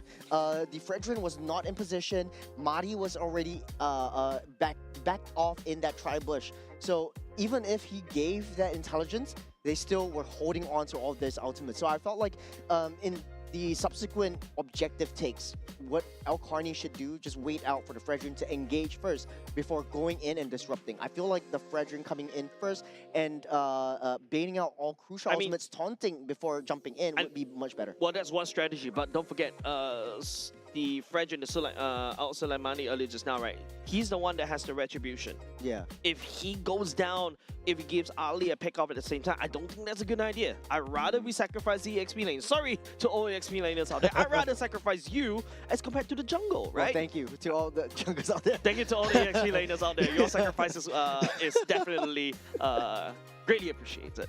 I feel like, okay, maybe you have some sense there. Maybe jumping in first, baiting out the Fatal Links, baiting out the major ultimates, and pushing the passive away from the Atlas with the body split kind of approach would be what he was trying to do. The Fredrin was just holding on, trying to bait the rest of them out. Iran took that bait. They went out, took a step out of their comfort zone, and started the team fights. Mari was hitting a lot of the objectives. He's pretty consistent with the turtle retribution so far. But then again, I think for Saudi Arabia, they're just playing it very, very passively. As we go back into this game, I want to be able to see more of the controlled aggression coming in from Iran. They know, and they bait out all these hits. Al-Qarni takes the full brunt of the side. Fazo does have the shield to continue, but they both these two EXP laners will disengage. I feel like Karaba is also one of a very interesting choke right here, right? The main goal is to basically knock out Madi earlier just now, and then after that kick, here's the instant replay you were talking about. Yeah, Al-Qarni went in first. He doesn't have the ultimate anymore, and then they let that charge. So honestly though, not really a bad sacrifice, using that ultimate first just to bait out all the crucial resources away from Iran, especially the flickers, the damages, and the main blast. Jumping onto the Harrier at the same time. Rashidi not in good position, raising the way will be able to activate, but Amirani actually zooming zapping around. Al-Qarni catches Amirani. Just one more stab on the side, so like Mani will be able to do the job. Amirani falls down box. I was gonna say a little bit too late, but then the box dropped and Saudi Arabia just turned things around. Underneath the turret they go though. Iran is definitely going to give this one up. Waited for the right time. I felt like Karaba knows how to get that hits, knows how to get that setup. And even the Fatal Links was used to disrupt Karaba, trying to pull Al-Sharadi in. But Al-Rashidi actually had that understanding of, hey, okay, let's pull back. Now, Turtle Take is on. Ali is in the forefront. It feels like we've been here before. Al-Qarni activated Barabbas Warrior at the exact same place. Money picking up the Turtle already at the same time, and now it's going to be Iran trying to make a play over here. But it's also going to be the Cloud Form. Will not be able to catch onto anybody, trying to make a play, trying to slow the main damage dealer from the side. Saudi Arabia down, but he goes down, unfortunately. 2 members down. Saudi Arabia takes 2, and also the Turtle together. Well, great pull away from Saudi Arabia. Al-Samani just focused in on the Turtle. Al-Qaraba tried to disrupt Ali. The next best thing is try to send Al-Bafazo in for the Cloud Form, try to get as much as they can, but there wasn't enough backup. Poria is one of those, Poria on the Valentina is one of those heroes that you need a little bit of distance between yourself, but you can't go all long range. So if you put everything in one basket, Valentina's gonna go down, you don't really have a lot of damage. So now we see a lot of chinks in the armor, especially if you're Iran. Your magic damage is not coming through, and your physical damage is way in the forefront. You're disrupting that the Atlas, and Abu Fazl is trying to stay 1 man at a time, but they're doing so well in trying to split up that fight. To be honest though, as much as I'm like you, I want to sacrifice the EXP laner, if it's between a choice of a roamer and EXP laner, I sacrifice the roamer first. I feel like we've got our priorities really right. We got the chemistry in. Yeah, but at the same time, you know, don't forget, Fredrin in this current patch does a lot of damage. The Braces Wrap does a lot of burst. Karaba in a spot of trouble right here. Real world manipulation kind of just deny Iran for basically stepping forward as well. But hold on a second, because you play looking for a pick off right there. People say Saudi Arabia has to run away. Karaba will be the punching bag for the side of Iran at the same time. Finally, so many ultimates. He's taking it at the same time. Amirani trying to back out his own force, but Al-Rashidi coming in the back line will be able to find out Tamparia. The blazing away out with the damage at the same time, and now it's just going to be Iran losing a little bit of headstrong, just a little bit. The Cloud Form, but the Abu Bakr will fade, and Saudi Arabia, Al-Sulaimani picking up a killing spree. Call an ambulance. But not for me. This was Iran just going for the counter engage and going in straight for like, hey, you know, Saudi Arabia's used up all the resources. Let's just jump in. We've got the fatal links. We've got the flicker. Let's try to make something work. But then again, out of nowhere, Al Samadi just came in with a five-man taunt. I told you, the Fredrin in this particular patch does a lot of damage. Nice block coming off inside Karaba, trying to hold down the Lord for the side of Saudi Arabia. Members for the side of Iran. There's no way for them to get onto the Lord. Hey, I don't need a jump to give Rashidi the jump. As also the money, he has the damage. He has the mega kill as well. The Abu Fazl trying to make a play all the way in the backside, but Al-Qarni right here, still safe, still opening damage. The Cloudborn punches under the floor, but at what cost? Money also falls, one after another. Iran is falling back. Iran is desperate. They are desperate for kills in the entirety of the game. 10-minute mark, 2 kills to the name. And it's just a dominant performance from Saudi Arabia so far. And like you said, he doesn't even need a retribution for that Lord. It's going to be dealt with by the Claude. And Al Sharadi is just going to BMI come in and join in the team fight. So why not just start things off first? I'll slow you down. The box drops, and then the rest is, as they say, is history. Iran was just, they were down in numbers, and they still went in. Iran literally just took a, I don't know, it just took a massive L right there, right? Everything that Iran is trying to really do right there to try to focus on the damage onto Sulaimani. But don't forget, this region has no threats. There's no natural predators for the side of Iran. Amirali, Poria, they can do damage to the region? I don't think so. Yep. First Lord dealt with, they're taking down the T3s mid-side, opening up the jungle for Saudi Arabia. But then again, very consistent in the way that they are playing discipline. And the first all hand, they were very bloodthirsty. They want to go for kills. But for Iran, though, this game was just that didn't make sense to me. It was a bit of a lost cause if they just jumped in one after another. Abu Fazl actually did a really good platform kind of stun in the mid side, but there was not enough damage to follow up. Taunt will be able to land onto Amirali for now, takes the brunt of damage. Also, Malamani does have the Athena shield. And now he's just so confident because there's no one for the side of Iran who basically do the damage under the Fredge. And it's like that moment when you know that there's nobody from the side of Iran has the damage to deal with you. You could just step into the water and like literally walking, waiting around the swamp, knowing that you've got full knight's armor. The alligators will not be able to get to you. As much as Saudi Arabia is 10K gold lead once again for the second game in a row, Iran does have the roster and the composition to be able to mitigate these phase rushes. You got a Fatal Links, you've got Abu Fazl's Cloud Form as well, and you've got Valentino who's able to box everyone in. So if Saudi Arabia makes a wrong move, goes in a little bit too greedy, that's the punish. I haven't seen Poria using the real world manipulation, have I not, right? It's I feel like it's constantly getting deactivated way too early because there's so much damage in the form of Al-Qarani. And don't forget, if Volvo Rashidi just jumps on the Poria with a Blazing Duet, there's no opportunity for Poria to basically use the real world manipulation. I think it's also that, and added on to the fact that, like, hey, you know, this Yves is not showing himself on the map. Yeah, true. That's also a lot of punishment from the side of Al-Rashidi onto Abu Fazl. Once again, Saudi Arabia amping up a Lord right there. You just out Karaba just locking Iran all the way back in base. There's no way for them, and you know, buying a lot of time for Saudi Arabia just take this Lord for free. You know what I want to do right now? I think we should do a counter and a tally for how many times Al-Qarani actually emotes in one game. All that action per minute goes into that emote. We should do a counter, like the entirety of the Asian Game qualifiers. And right now, almost securing the spot into Nagoya, Japan. Not gonna lie. All the emotes in the game right now, that one is actually starting to annoy me.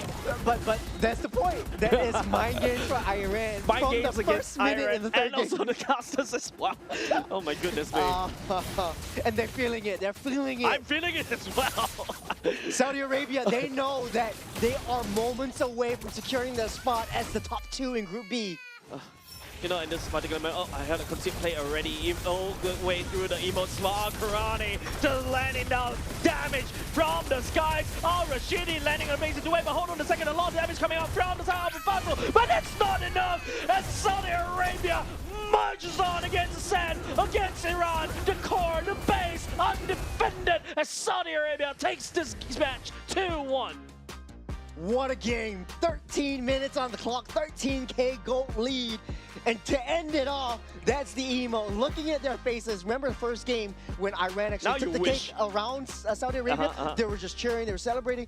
Saudi Arabia, hey, it's just another day at the office. Therefore, for us. You know what we need in merchandising for the side of MLBB? Pray tell. No. What? Wait, yes, What? pray tell. Yeah, pray What? tell. Emote headbands. Emote headbands. Yeah, you put the headband on there and then you put the emote on top of your head. Or hat B-A-N. B-A-N-D. B-N-D. Yeah, headband. Oh, emote Yeah, headband. so basically you got an emote on top of your head and you give it to all karate. That Oh, emote like is a- just now every time I see that emote, I hear that emote, I remember Al Karani I right now think because Al he's got Karani- so much damage on that Eve. He's making it his own. I think it's a thing with like I remember Sans in Indonesia. He was the emote king in ID, and then right now in Saudi Arabia it's just Al Karani another just challenger emoting. appears. And I like that notion. It's like Yep. that foam finger for sports. But when it comes to esports, there's that hit crystal thing. So I love that. Congratulations once again to Saudi Arabia making their way, and I think it's clear to say solidifying their spot as the top seed in Group Stage B for West Asia. And Al Karani Churros, why am I- emoting but putting.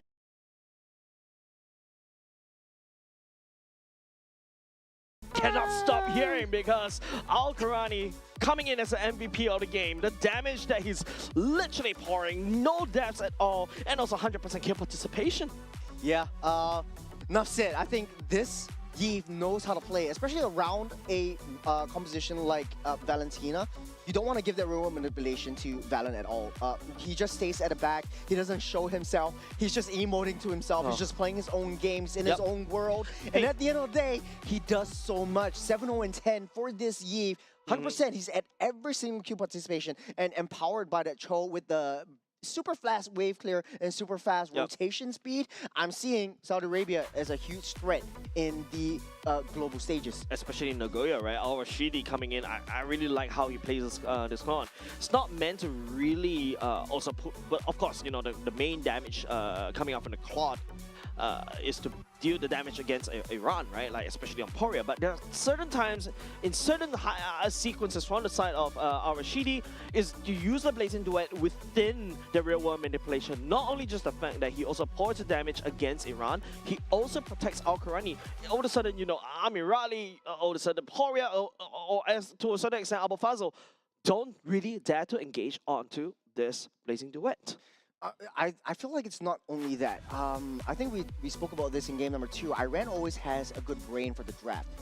They always draft like beautiful potential combos that we hypothesize, like, hey, you know, Fatal It looks good on Links paper. into the cloud form. Looks good on paper. It really looks good on paper, but the execution right from the start, like, okay, when we said, like, hey, okay, we're lacking physical damage, let's bring in the Sora instead of the Lapu right now. So this actually created so much opportunity for Iran to come back into the fight. But then Mahdi is, after the first win, the momentum, the win just really got into their heads. He's just playing away from his team. There wasn't any support when he goes for the invades. He tries to go in for that fight. And I know from that, the second to last team fight where everyone just started jumping in for the Fredrin It when feels he's like at a one sushi health. conveyor belt, right? It just did feel like a sushi conveyor belt. Yeah, They and the weren't really using their brains for thinking like and that. so Al Suleimani is just gobbling them up at the end of the conveyor belt. Yeah. Nom, nom, nom, and one by one, just Iran just goes into his damage, right? You know, to add fuel to that fire, he does have the taunt too.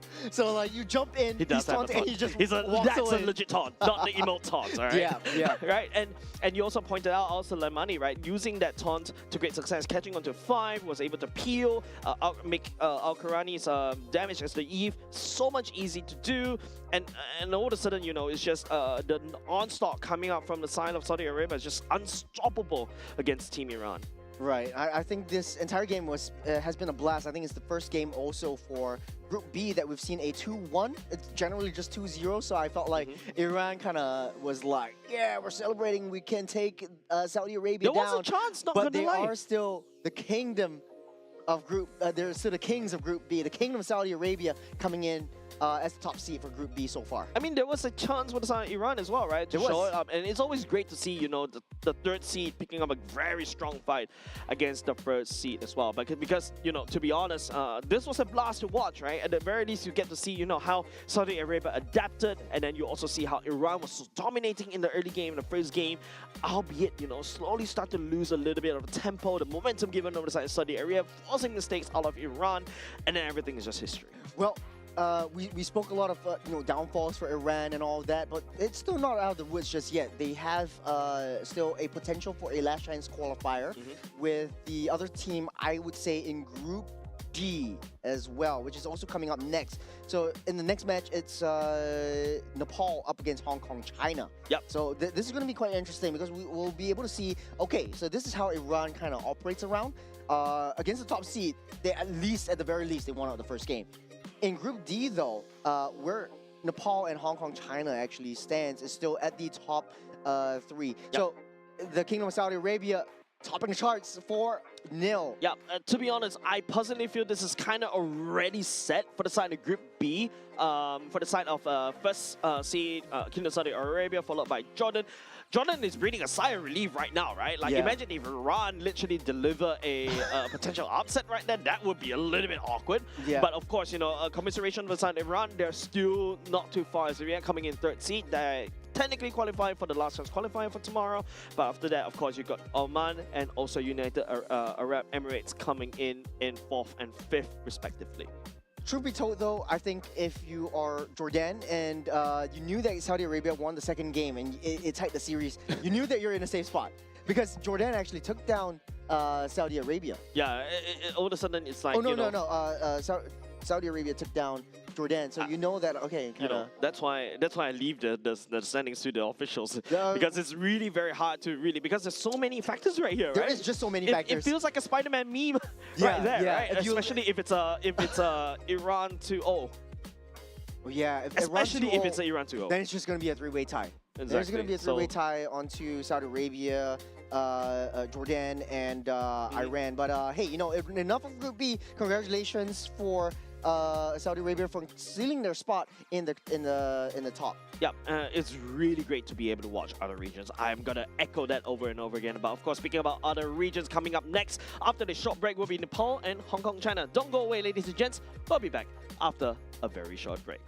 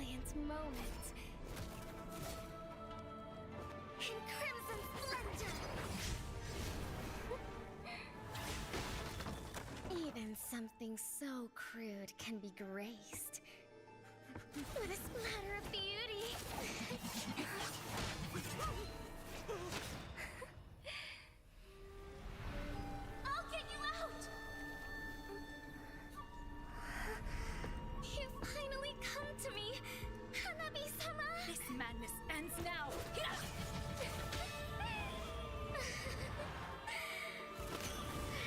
last, I'm shivering with excitement.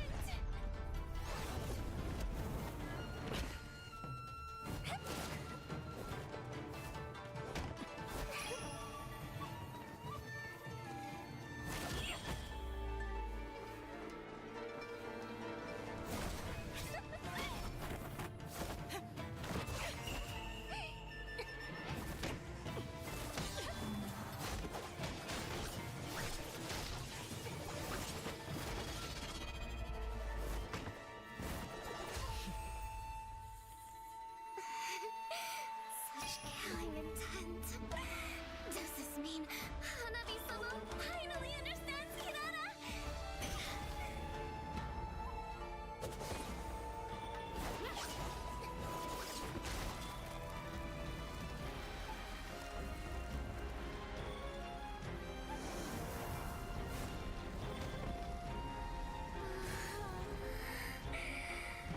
So warm. So beautiful. We can finally embrace eternity in hell. Just the two of us. Allow me to release your eternal bloom.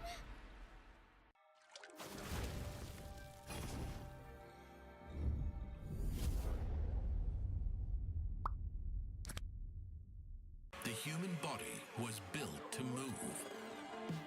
Not trapped at a desk in one singular posture for 12 hours a day. It's time your chair evolved.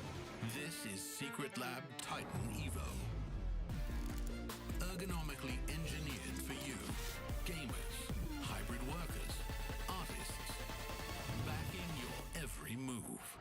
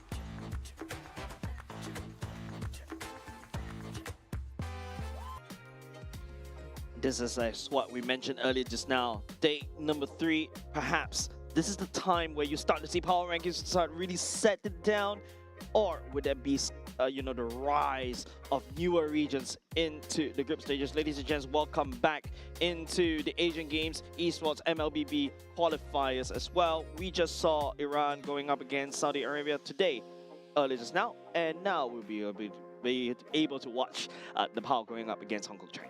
Yeah, this is quite interesting to say the least. Group D, being East Asia and South Asia, being combined into one region, has shown quite a bit of, here's and there's. There's not really any dominant teams. Hong Kong, China has played 3 games, 2 wins, 1 losses. Nepal has played 2 games apiece. Today, they are having a 2-game conflict. So, fighting up against Hong Kong, China in the first game definitely sets the pace for them going up against the next match against Sri Lanka as well. There's only one, common team that they have fought against, which is Pakistan. Nepal has taken 2-1. Win against Pakistan, Hong Kong with 2 zeros. But like we seen in Group B in the earlier game, that stats really don't tell the whole story as well. Yeah, I mean, this is the time where, you don't, even though you can start to say that, yes, there's some games being played as well, but the sample size is there. There's also a lot of external factors that you have to consider. The fact that Iran was able to take up at least 1 game away from the Saudi Arabia being the 3rd seed going up against the 1st seed, hey, that is cool. But, I think we've been talking this to death, right? The fact that Cambodia took down Philippines, right? This is like the team liquid stack. Yes. Right? That's something that I feel like you couldn't count out these people as of yet, because right on the screen, that will be your contenders for this particular match from Nepal: Binay, Ankit, Lilim, Mitoya, and also Kishore. I think most of these players are pretty new to the international stage as well. Pretty interesting to see how they would draft, what kind of heroes are one of their signatures, or what are their hometown flavors they're bringing onto the scene as well. They did have 2 games on and off streams as well that they have played over the past 2 days. So it will be interesting to see what Hong Kong, China has done their homework on against Nepal. And on their side, speaking of Hong Kong, China, we have KY Zheng, KK Chan, HL Law, CJ Wang, and MY Chung. But for the sake of simplicity, we'll just call them Zhang, Chang, Law, Wang, and Chung. Yeah, these are their surnames, by the way. This is, yes.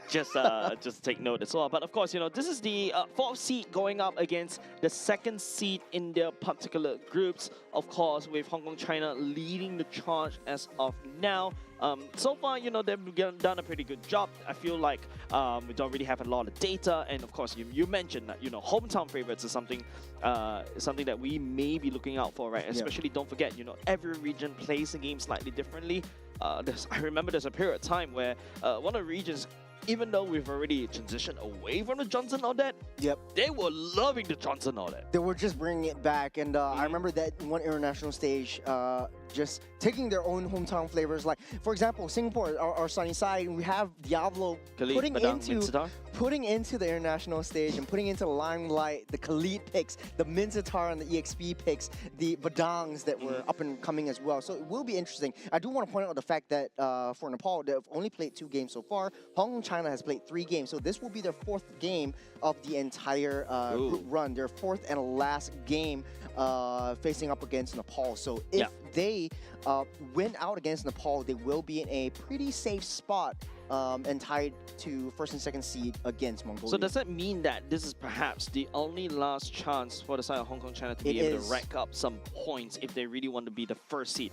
I know being the 2nd seed in the group stage is nice and dandy, but we saw what happened. What could potentially happen to Jordan, right? Happen? Yeah, you really want to solidify yourself at the 1st seed, because especially when, if you're in the 3rd seed, you are at the mercy of other teams. Then you drop down to the last chance qualifier, and then you have to go through the scenic route, especially for this group. Yeah, definitely not a nice position to be in when you're putting your hopes and your fates into some other team's hands. Yeah, and you don't know how they're going to perform anyway. So really play your best, and I think they have shown some prowess in the form of taking 2-0 off of Sri Lanka in the same group stage, taking off 2-0 to Pakistan as well. So for them coming in here, their only loss was against Mongolia 2-0, which is 0-2 in favor of Mongolia. I mean, definitely the Khans still leading the charge right here, especially, do have some presence in the M series as well, and it's actually really fascinating to be able to see this, especially like what I mentioned. It's just, you know, and I love it, right? Being able to witness some of these other regions that you don't really usually see in the M series to really show themselves. Hey, what kind of meta they bring in, what kind of flavor they bring in. Maybe we can learn one or two things from them, because I feel like definitely Team Liquid did learn something from the Cambodians. Yeah, definitely. I think from the Southeast Asian stage, it was really a very messy, chaotic kind of run. We're all in the Southeast Asian region for a very long time. Mobile Legends has existed here for a pretty long time as well. For Hong Kong, China, pretty much a new entrance to the scene. Nepal as well. And them understanding and learning about the game is definitely different from the rest of us. We haven't really faced them in the Southeast Asian region for teams against Hong Kong and Nepal in their own region, so we don't really know what kind of heroes they're going to pick, what kind of signatures they're going to come in. So we're starting off the game pretty soon. Broken walls with the map and environment of this matchup. Yeah, I don't know. If you are a history nerd, I think you may be able to link Broken Walls to this particular matchup right there. But yeah, like, look, Broken Walls is one of my favorite maps as well inside of MLBB as of now. There's so many avenues, so many ways for you to gang, and that also makes you, like, you know, you gotta have to be a slightly mobile when you go around the map. This is where, you know, your cleats. We saw the Mathilda in the previous game earlier just now. It's starting to shine, and look at Hong Kong, China. They saw what this Panda can do. They don't want to deal with it. Yeah, this is a pretty good start right off the bat. Just taking out the Akai and knowing that Akai does have that invulnerability. He does have that heavy spin. You know, the heavy spin to disrupt the zone potential, the tankiness that it brings to the table. So Hong Kong China just doesn't want to deal with that. Now, for the blue one side, you have the first pick, first ban. Paquito is definitely on the line, on the tables. Juicin as well. You have also got the likes of the Freya, so to speak. So for Nepal, the ball is in their court. They have the power to decide what they want to leak out to Hong Kong, China. They're taking away the Freya right off the bat, Churros. Nepal just doesn't want to see the Freya. Albeit the Freya kind of fell off, in my opinion, in terms of the priority pick. I feel like the Freya is just so susceptible to so many CCs, right? One of the easy ways to deal with the Freya is either using the Phobias. Take note that she could dash all the time. You allow Phobias to just constantly jump and reset his cooldowns. Apart from that, there's also the Mincetar, technically speaking, a huge counter to the Freya. Akai at the same time. So unfortunately, luckily for both these two teams, they're not going to be able to see the Freya for now. The Paquito, the Paquito is still up, and the Phobius is also still up as well. Yep, Phobius, Paquito. Legend. Juicin is definitely still up. I think Yuzhong has been pretty much in the scene for quite a bit of teams as well. Due to the fact that, you know, Akai is being picked up, a lot of artillery mages and long-range mages. The Yuzhong is being picked up as sort of like a gap closer, which a lot of teams really like and they appreciate in these kinds of long, drawn-out team fights. The ability to zone the backline out, the ability to push away the main damage dealers and to bait out their ultimates and to be able to sustain themselves. I think this meta is really a showcase of the fighters really coming in. Definitely, right? I feel like, of course, you know, if you take a look at the Mobile Legends Bang Bang game, especially when you go to hero selection, there's way too many fighters, right? Yeah. Everybody's a fighter, and the lines get to be really blurred between tank and the fighter as well, because technically speaking, a fighter also wants to sustain, also want to initiate as well. But if you notice from the side of Hong Kong, China, taking out all the tank junglers. All tank junglers already gone, and then after that, maybe they're gonna force assassins coming out. Yeah. Guinevere coming up from the side of Hong Kong, China, prioritized right off the bat. Nepal bans over the Hilda already, the Juicin, the Suyo perhaps coming in for the side of Nepal as well. Not only does Hong Kong China have a plan, they have an idea, and I was really sussing out the Phobias. Maybe not, but Guinevere, we've seen how well it did on game 2 against Iran and Saudi Arabia. So bringing in the Guinevere this time around and taking out all the big threats that Nepal could potentially bring in. The tank junglers are gone. They're off the tables. They're baiting out the assassins. The Suyos need to come into fray. Okay. The Nolans need to come into fray. If you want to risk it, maybe you can throw a high loss into the jungle, but it's a very risky move. It's still one of the fastest after Baxia to clear the jungle just because of the Ring of Punishment, but the Guinevere excels in that early game damage, the early game crowd controls. Nice pick actually coming out from the side of Nepal and also Hong Kong, China, right? The fact that Nepal actually went for the high loss they're also expecting the Gord to come out. We saw the high loss, the Glorious Pathway as well, and now that Gord looks very scary because there's also a Yu Zhong that's just flying around. I called it. The Yu Zhong is basically picked just to counter the Gord. So juicy, man. Yeah, Gord is just sitting there. We have the Mystic Gush. It is a little bit challenging to control with the laser's direction, and it is so much easier if you have a Black Dragon form to just circle around. You're not able to just lock on Disco ball. to that flying menace, and then it just lands next to you, petrify, and does that full combo. Yeah. So the Yu Zhong definitely a good pick right here. If Hong Kong China really wanted the Gord pick, they should have banned out the Yu Zhong, but then they do have a plan with the 3 tank junglers on. Right now, even a little more is being banned out, so they just want to give the jungler an easier time. Guinevere is going to excel in this. Dude, you have 4 junglers right They're now. going to invest 4 of the ban slots into banning out Nepal's jungle. And I think that's a statement coming out from inside Hong Kong, They know China, something right? we don't, Jace. Yeah, and the fact that Nepal is also going to ban away the Atlas, the Uranus going up next. They know that they don't really have the capabilities to deal with these very tanky heroes. And yeah, evidently, right, Harif and also the Yu Zhong, technically speaking, not known to deal with your utility jungles, your tanks as well. And the best part is, Nepal is not afraid because Hong Kong, China, they banned away the Frederick, they banned away the Akai, and also the Baxia as well. So the Yves is being banned out. At least they have a little bit more diversity this time around. So Nepal doesn't have that holy trinity of zone control, being the RWM, the Red Carpet, and the Zaman Forest coming in from Harith, Hylos, and the Yves. So right now, the ball is in their favor. We have seen farces here and there, still an artillery mage. Juicin is still on the table, though I'm not sure why they're not picking it right off the bat. And it does pretty well alongside the high loss with the concussive blast, with a little bit of heal potential, and you have that Red Carpet to increase that speed and chase capabilities. Yeah, I think Juicin definitely fits into the... Oh, I love this Belleric coming up from the side of Hong Kong, China. The Lapu Lapu as well. This is your anti-dive. And also, to a certain extent, there's also Disengage coming out from the Guinevere, right? With the Spatial Migration. There's also Lapu Lapu with the Bravest Warrior. I would say it's still not too shabby in terms of a roster, but I feel like your main damage dealer in the form of Gord is already kind of counted, unless the Belleric, the anti-dive, activating the ultimate to lock everybody down for the side of Nepal, and then after that giving Gord and also the Guinevere a lot of opportunities for you to burst people down. I think that's okay. I feel like Hong Kong, China needs to play around this Bruno pick, especially in the gold lane. But then, here comes the Lilia as well. Secondary life, big bursty damage. You also got the Suyo to clean it up at the same time. Yeah, this is a very scary roster coming up from Nepal, not gonna lie. Yeah, honestly though, both teams really showing their flavors right off the tape, right off the bats. In Southeast Asia, we're super used to Juicin being first our blue 1, red 1 pick.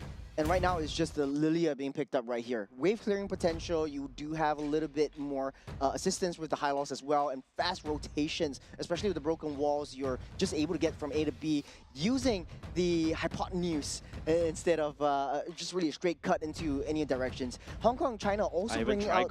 When you said hypotenuse, the first thing that came into my mind is trigonometry. What's next? Yeah, the fastest point from point A to point B. That's what I'm saying, Jace. Integration? But for Hong Kong, China as well, we're talking about hometown flavors. They're bringing back the Bruno. True. We haven't seen that in a hot minute. We're seeing Keller actually bringing it out in MPL ID in the previous season, but that's only very, very situational. They locked it in from the first half of the phase, and it does very well in the early game with a lot of high damage, especially up against the Harrow that is picked directly after. They have a mix of good magic and physical damage that we like to see. Yeah, and I like how I was really, if I remember Nepal as a region correctly, based on my past view, last time when I watched their games. They really love their assassin pick.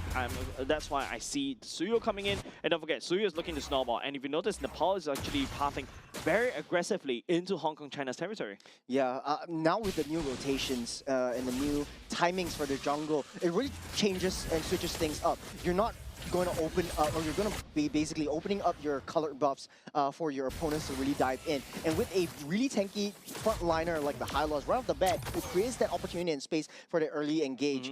You don't want the Guinevere to get that level for ASAP, because once that Violet Requiem comes in, that's it. You're locked up, you're stunned up, you're jumping around like trampolines, and it's harder to take down. Take a look at the emblems right here. That's the fighter emblems for the Bruno. This is really interesting because we see a lot of fighter emblems really coming up. The sustain that it brings to the table, the additional lifesteal and spell vamp that it just really brings to his kit. Really excels in that. Yeah, especially when the Bruno, right? One of the key items is the Heart's Claws, and now it feels like you already have half the Heart's Claws because you picked up that fighter emblem, right? Being able to sustain in lane, being able to stay a lot earlier. You can duel as well, especially against Binay on this Harif as well. You do a lot of damage once you get that up and going. But I also need to point out, right? Lilim on this Lilia is also a very interesting pick. If you notice Hong Kong China's roster, really stationary, especially when they do the ultimates. That's where Lilim could just lay down bombs after bombs. And I feel I've seen this before with the side MPL Singapore. It's really a shake and bake.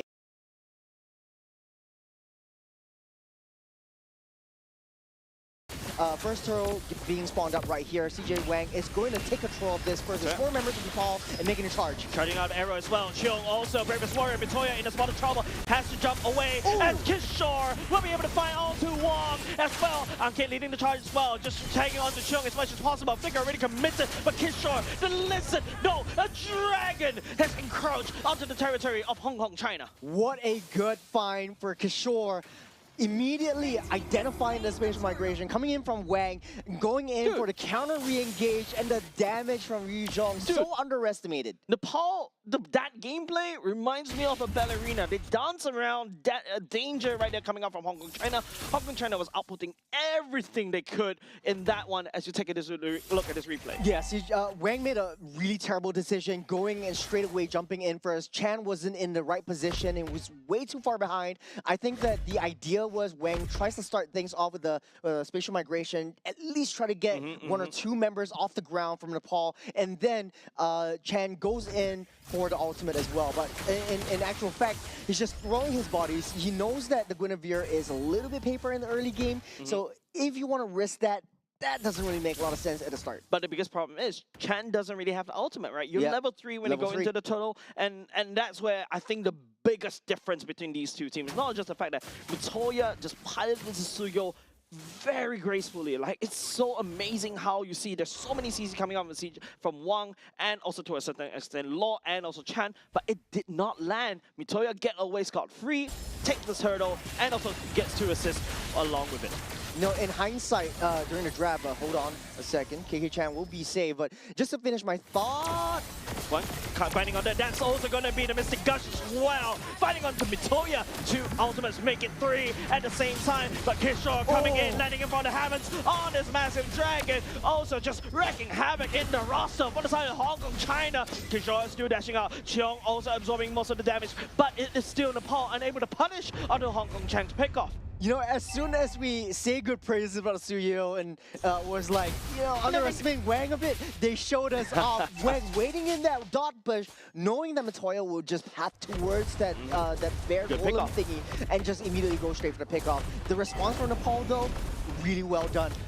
Even though they didn't get the counter kill and punish for Wang, at least they got some push off back. At least they had a little bit of, hey, you know, if you want to take out my jungle, I will take yourself back. Take a little itemizations right here. Skypiercer, first item for Mitoya. He's really risking it this time around. Yeah, he definitely needs that one. The Suyo really scaled so much on this guy. Piercer, I feel like Nepal was once beaten already triple shine, right? Giving the turtle over the side of Hong Kong, China. So, in this case, I feel like for Nepal, they did have the opportunity to contest for that one, but now that Mitoya is out and about, the passivity of Nepal really coming to fruition. Yep. They know that they don't want to risk it now that CJ Wang is still on the table. Something interesting, Mitoya is still level 9 versus CJ Wang, who is also slightly behind. Earlier just now was only level 7. Even though they get, Hong Kong China secured that turtle, Nepal, technically speaking, just because of the jungle, they're still in the lead. The third turtle still in the favor of, well, at the very least, Nepal still has that advantage. For Matoya though, I think the Sky Piercer is just a means to an end. He does need a little bit more time to farm up, get at least a Hunter Strike, get at least, you know, maybe even a War X for a little bit more sustain before you go ham on any one of the other members, the loose members of Hong Kong China. In this particular state though, I feel like if you're just comparing apples and oranges, you're comparing the assassins versus the fighters. Assassins are definitely going to have a much earlier, better time. Big damage coming up from Binay on the Zaman Force, but you can see Zheng just instantly heals it back all the way back up using the Fighter Emblem. Not only Fire Emblem, he's got a Has Claws as And well. Has Claws as well, So yeah, that's right. Just one item away, just one, a couple of gold away from the Berserker's Fury. So that's going to be a huge power spike from that bottom gold lane. Yeah, Zheng is actually threatening onto Binay as well down bot. Members from the side of Hong Kong China also starting to reinforce, looking for opportunity. Law just landing down the bombs will not be able to land, but if that land, that would be a dead Binay. Good pushback from Hong Kong China. At least they secured that bottom side. Both teams are still hunkering down the bottom side for the gold laners. At least they want to make a 5-man play on that third turtle of the game. The early rotations already coming in from that top side down to the bottom, but Ankit is there for a little bit more reconnaissance, which I do like. Nepal does have the upper hand still. Still a bit slow. Oh, that's going to be a pick-off. We'll be able to find the Kishori members for the side. Nepal just catching off guard, and now all of a sudden, Hong Kong China is just leading guerrilla warfare against Nepal, and Nepal have to really start opening the map more diligently. Sneaky. For the Guinevere, is just playing this fighter like an assassin. Definitely. Turtle already being set up right here for the side of Nepal, but they have to forfeit right here. Chan leading the charge as well. Just holding on to the ultimate. Will be able to activate it, but Mitoya will be able to steal that away. Here comes the Mystic Guns right here. We'll be able to target down onto Binay. The Zaman Force forfeited, but Hong Kong China losing the turtle over the side of Nepal. Great start to the team fight. This is precisely what you want to see. KK Chan basically just going in first. CJ Wang holding back, finishing off that turtle. But to add fuel to the fire, Zheng is coming online. You've got to sustain, you've got to damage, you've got to be Berserker's Fury. Nepal is going to go down one after another. Right now, Hong Kong China up in terms of 1,200 gold lead so far, and they are going to scale so much faster just because they have a physical damage, a little bit more reliable marksman. Yeah, look, if Nepal wasn't able to turn on the faucet of Law, they're gonna absorb so much damage. Don't forget, Zheng has been also scaling hard against Binay earlier just now. Binay wasn't able to pick up any form of kills, also unable to pick up any form of assists as well. And if there's also the Zaman Force that's already constantly threatened by Chan and also Law, to a certain extent even Cheong as well with the Greatest Warrior, right? He's forcing on him off the Zaman Force. There's not a lot of damage coming out from Nepal. And Mitoya already, you know, constantly getting picked off right here. Even though he's ahead in levels, yes, he's able to secure the neutral objective, but he's not stacking Sky Piercer. I just want to add to your point about Law. In actual fact, Law's Mystic Gush is so hard to land. It's Nepal's draft is very mobile, but the fact that they took out Kishore right before the turtle fight just created that space for the Mystic Gush to push back the enemies and create some space and time to split up these team fights. And Chan as well, right, on the Belleric. That's a very long taunt. Technically, it's also going to be stunned. Kishore main target right now. There's going to be a winter crown committed by Law. Mitoya will be able to find onto Wang, bust him in down. That's the first Sky Piercer stack for him. Great find, great block off. Great block off, but hold on a second. Law using the Mystic Gush, just instantly melting down Kishore. Another down as well. Ankit Cheong picking that kill up. Insane punish. Zheng also doing the macro game, sitting comfortably down the bottom side as well. Binay can't even find a way to come back into it. And Zheng, not even in the team fights just as of yet. Hong Kong China showing the damage coming in from Law. They know that, hey, you know what? Let's just put Law in the mid game. The late game is all Zheng's show. Yeah, but dude, Churros, I don't understand from the side of Hong Kong China, how is Law able to get away with amazing Mystic Gush when, you know, Nepal has so many tools to deal against Law as Wang picks up this Lord? Simple. Kishore already used up that the Black Dragon. Man. Immediately right before that. Take a look at the Even the Glory replay. Pathway as well. Yeah, Kishore, no ultimates. Law sitting comfortably right on that one. You got the taunt up, you got the stun, and there we go. The damage comes through. So Law's just sitting happily at the backside, used to have so much damage, and you don't have any disruption towards that gourd. Man, with friends like these, okay, sorry, You don't wrong, need enemies. wrong application of idioms, but hey, with friends like Hong Kong, China right here, Law, Gourd, it's such an easy gameplay, right? There's so many avenues that Hong Kong, China was able to do. Mitoya in the spot of trouble right now as Wang and also Cheong. This is just a what, Naruto Sasuke fight right here? Oh, that was such a beautiful chase, especially from CJ Wang, just finishing up that buff to get additional economy to her name as well. And Hong Kong, China just, even though the kill is just 5-3, Hong Kong, China is just dominating Nepal right now. Yeah. I feel like for Nepal though, Nepal, there isn't a lot of wave clear potential apart from this Lilia aside from now. The Lord is also pushing in. Hong Kong, China cannot make a mistake. They have too many high committal heroes. Yeah, Hong Kong, China, by the way, like legit, Law is getting away with these crazy Mystic Gush, right? And the timing for Law to use this Mystic Gush, you can see the confidence from this B2 pick, right? The fact that they're going up against, you know, even a high loss, even a, to a certain extent, the Lilia and also a Yuzhong, right? He still locks in this Gourd and trusts his teammates to either land the stun. We're gonna pick him off one after another. You got Chan, you got Cheong on these ultimates that could just stun and also taunt. Yeah, all of a sudden it's so much easier for Law to execute. Yeah, and like we said though, you take a little damage dealt. That's the highest top of the charts. Then again, I want to say that Hong Kong, China has this kind of strategy where they don't like to fight as 5. They like to split up these team fights and go straight for the macro game. Very intelligent on their part. They know that, okay, let's just try to disrupt that team fight, draw the 5 members together, and then send someone up to the macro lane or the long lane to deal with the turrets and the lanes. So you don't really have to go for these 5-on-5 team fights. And also, because of that, you know, your lane are fixed against Nepal's favor. Mitoya was sent to go all the way back up there. That's where the bushwhack appeared, right? Wang and also Cheong just tag teaming, just taking out Mitoya. Don't forget, Mitoya on the Suyo is squishy. Speaking of squishy though, I think that Mitoya's first item, Sky Piercer, is really biting him in the foot now.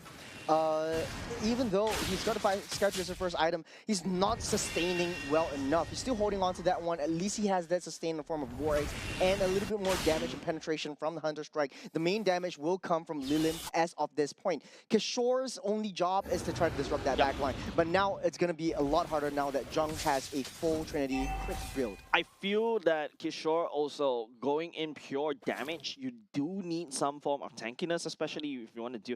I feel like Kishore's main goal is not to kill. It's there to just disrupt team fights, disrupt Law, push him off. Mystic Gush, that's your whole duty right there. Any kill is kind of like a bonus to a certain extent. Yeah, basically just parachute down on top of Law, petrify him, disrupt the Mystic Gush, and just buy time for your team to really come in. Just Ball started to hurt at the same time. Hong Kong, China will be able to secure the Lord as well. Now Kishore will be able to use the Dragon to just try to fly away. He's down low at the same time. One after another from the side of Hong Kong, China. Zheng finds the kill onto Enkit. Look at this state of the team fight. Nepal can't even get close. Dude. Hong Kong, China is just sending Wang just doing the Lord's work. No pun intended. But then Zheng coming into the team fights, when they fight a 5-on-5, there was no way in heck that they're able to disrupt Zheng at all. He's got the sustain, he's got the, right now with the Malefic Gun, he's got the range, he's got the distance, he's got the damage, he's got the burst. And even Kishore with the Black Dragon form, we saw that in the Lord fight. Lord was at half health, he's got the Black Dragon in, he's taking a lot of damage from Zheng, he's like, okay. I gotta back out. I fly in, and then all of a sudden I realize, hey, I need emergency landing. I need to back control. I've got to turn back. There's someone on my flight, man. Man, it's not. I don't envy Nepal. It's a very tough team fight opportunity. Even though I was earlier leaning against Nepal because they do have the tools. I want to see them executing that one, but unfortunately, you know, Law. With that Mystic Gush, with so many CCs, from the side Hong Kong, China is forcing down Nepal's throat. And Nepal's not able to hold, especially the top side. Extremely dominant though. Like, they know their main targets. They know how to play. They know how to strategize around that Zheng, just dealing that damage from back line. Zheng is just dismantling top side and mid at the same time. Kishore flying onto the Dragon form and trying to push the members from the side Hong Kong, China away. But the minions are also marching against the Nepal. Bottom lane for the side of Nepal already taken down by the side Hong Kong, China already. Half HP. It's the base for the side of Nepal. As everything onto the table. That's going to be a nice picture by one. Law still letting down the Mystic Gush, the glorious pathway laid down by side of as the members from the side of Hong Kong, China, knocking on the core of Nepal, one after another, and they started losing steam just a little bit, but more than another minions marching in. Hong Kong, China takes game number 1. What a statement from Hong Kong, China, right off the bat, showing us a hero that isn't really played in this Southeast Asian region. But then, hey, you know, if it ain't broke, don't fix it. Going back to basics, bringing out the Bruno once again, playing to their strengths, playing to their metal, and then just showing us how it pretty much just works around. Yep. The Bruno at the end of the game was just hitting like a truck. So he's just leaving it in the back. But the last Raptor Dryad from the Belleric held up 3 members. Black Dragon was just used way too panicky. It was just a trigger finger on their part trying to save that T3. But then again, pulling 3 members in and just decimating them with the gush as well. I think for the side of Kishore, I agree. You have to do something, right? You have to protect. But don't forget, you're going up against Zheng. Zheng and a Bruno with those, you know, malefic gun. You're just literally tearing. You're just uprooting turrets one after another. You can see how with one fell swoop, 1 Lloyd's all it takes. And Law is definitely feeling it from the Mystic Gush. Well, definitely feeling it. He's proud of himself. He's played a very fantastic Gordon, even up against one of his natural predators in a dragon. Yeah. And he showed that, you know, this guy on the surfboard is just killing it on the waves. It's like the chicken starts to hunt down the eagle. Usually it's the other way around if you follow the food web, but it doesn't make sense. Well, right? to that point though, the chicken used to be a T-Rex, or I might be mistaken. It's not been technically proven T-Rex as of that lost its tail, huh? But then again, this was an incredible board play right from the get-go. He's landing the stunts. He's creating that space, empowered by Chan's Belleric in order to find the approaches, find the kills, and Hong Kong, China just played the macro game so much better than how Nepal actually counteracted that. They're not fighting as 5 members. They're not pulling resources in and throwing all their eggs into one basket, all their eggs into one fight. They're leaving Zheng on the side lanes. They're pushing in these turrets. They're creating space. They're creating control. Yep. There's a lot of times where legit, like what you mentioned, like fixing the lane, forcing Nepal out of position to basically deal with the lane, they surprise it, and once, you know, Mitoya was receiving it a bit, at least twice, all of a sudden Mitoya's priority fell dramatically. You don't feel the presence of the Suyu anymore, and it's just Hong Kong, China's game. Yeah. For the side of Mitoya, though, we discussed a little bit of the Skypiercer first item, especially within a lot of the regions. And Skypiercer, like, you know, the internet likes to say it's a brawl item. And I do understand why they say it as that. We want to get into these skirmishes. We want to get into these team fights, but Law is in the way.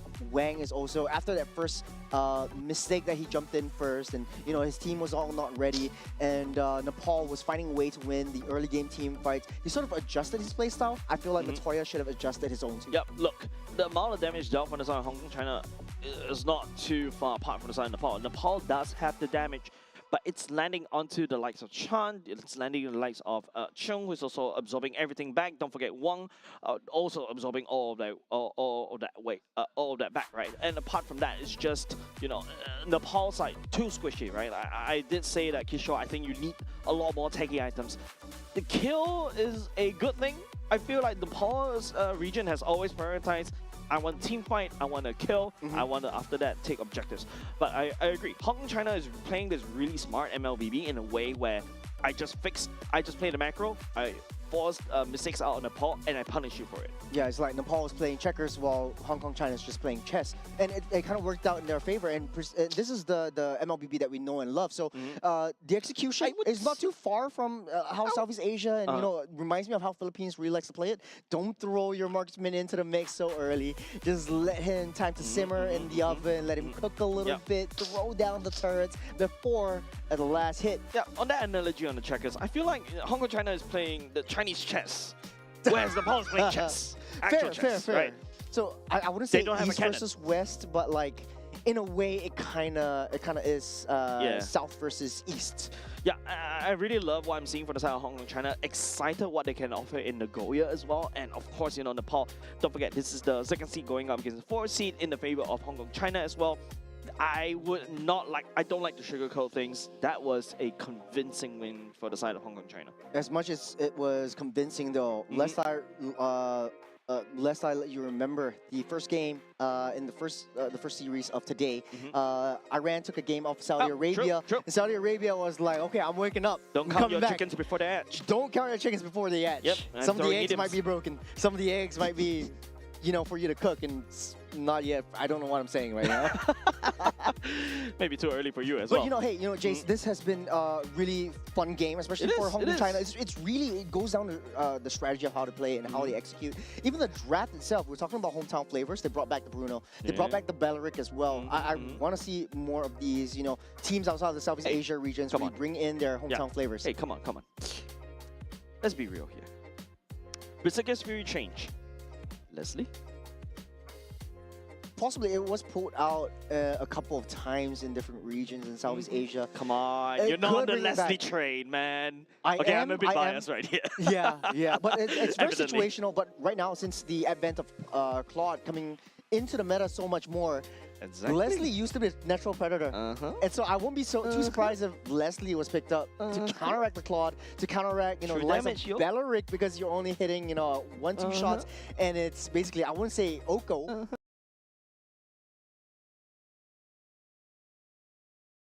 Moment, another fellow Leslie Enjoyer as well. Yeah, and it kind of matches what this roster, what the meta kind of needs, right? And once you start, Sky Pierce on the Leslie as well, and all of a sudden I'm just trolling. Yeah. Could be a rank thing. Well, I mean, you said it, Jace. I want to see more of I this. want to see other. I want to see others. I want to heroes, see right? difference, and our wishes might be answered. Right now, Nepal in the blue, banning out the same heroes, but Hong Kong, China, they're not playing the same thing twice. Unfortunately, not gonna lie, I'm a bit sick of looking at meta heroes. I want to see non-meta, How dare you. especially when it comes to the 2026 Asian Game Esports events, especially when you start to see other regions coming in and show, hey, you never know. Don't forget, Singapore showed off that, hey, the Khalid is really strong. Used till now as a role. And Guinevere's lived all the way until now. Shout out to Wise from all the way in the past, bringing that fighter jungler up, bringing the tank jungler into the meta. He was the one who coined it from the start, from his old teams, and then coming into the international stage, it's still been used until now. And right now, it's found so much viability. First pick going to be in the side of Nepal right now. Hong Kong, China banning out the junglers and don't want to risk giving the Guinevere over to Nepal. Paquito, Phovius. You mentioned also the Guinevere. Guinevere already banned as well. Juicin, we haven't seen Juicin in this particular day as well. Unfortunately, first pick Claude. Hey, your dreams might be answered. Greedy. Your wishes might be answered, though. I was saying, like, Leslie? the conditions. Hong Kong trying to do it. Conditions for Claude. You want someone with early game and late game kind of potential to counteract that Claude. Come in with Blazing Duet, two-shot Oko. That's basically how you want to play it. Typically, a lot of teams like to build the Harith. It's a very safe pick, but we haven't seen Harith perform so well, at least for the earlier parts of the 2 days. Yeah, Harith, I feel personally has been forced. It's such a forced hero. Yeah, I feel like that's the case as well. And at the same time, you only see like the professionals really playing the Harith like a crazy monster that's zapping around, landing on the shields. It's almost nigh unkillable. But now Alice coming in for the mix for the side of Hong Kong, China to deal with it. And of course, the Gord's Law coming in for the side of Hong Kong, China as well. Law's Guard and Gord's Law. Man, it's honestly a tongue twister, but I'd like to see him on that Gord once again. But this time around, it's not going to be Yu Zhong. It's going to be Paquito that he needs to face up against. So a little bit of a difference on how he plays. And not only that, you got Atlas as well. Yep, Atlas is a good way to also deny the area as well. You could dive onto the Gord, but at the same time, Atlas with the TOR also anti-dives at the same time. Paquito, of course, I'm surprised it's a B3 pick. Not even R2, by the way. Yeah, so coming in for the side of Kishore, Jung goes back into his Bruno. No more Leslie. Yeah, I was quite surprised. Honestly, I was quite surprised because the B3 Paquito picked up in Nepal. There is something that Hong Kong, China is definitely cooking up. Paquito in a lot of the regions that we've seen is super high priority. If it's open, just pick it up. Yep. But there might be something that they're teasing, that they're not saying, that they want to bring up. because the Paquito does have a lot of rotation speed. They have a lot of early game and late game damage. Your backline is going to be in shambles. It's going to crumble. It's going to tear cracks into your shoulders. But the Alice with the TOR creates that open opportunity for team fights for you that maybe Hong Kong China wants to bring into the table. I like how Nepal is reacting to the Valeric. Earlier just now, if I remember correctly, it was Chen, right, holding on to the Valeric. It's just counter dives, especially right now when Nepal is all about a dive. I think Hong Kong China, there's something else that could just do that thing. Like what I mentioned earlier just now, there's also a potential Minotaur if you want to pull that back to do it. Or to a certain extent, Kufra, right? Like Kufra deals quite well against Paquito. You shut it down with the bouncing ball. And don't forget the Phobias is also wide open, but they've already selected an Alice in the EXP lane. The pop bans over the high loss. And Chen is definitely one of those heroes that, one of those players that you want to look out for. He has empowered Hong Kong China so much in the previous game, albeit a rough start in the early side. Yusun Shin getting picked up here, definitely a little bit more late game insurance. Don't you think? You don't really have a lot of tankability. Alice definitely soaks a lot of damage, but you have to play your cards right. If Alice goes in straight away, you're soaking in that damage. You don't really have a lot of sustain. You're leaving that back line open. So right now what they're doing is, if Bruno goes down, I'm going to use Isun Shin as instead. Yeah, I think Isun Shin is still not too shabby either.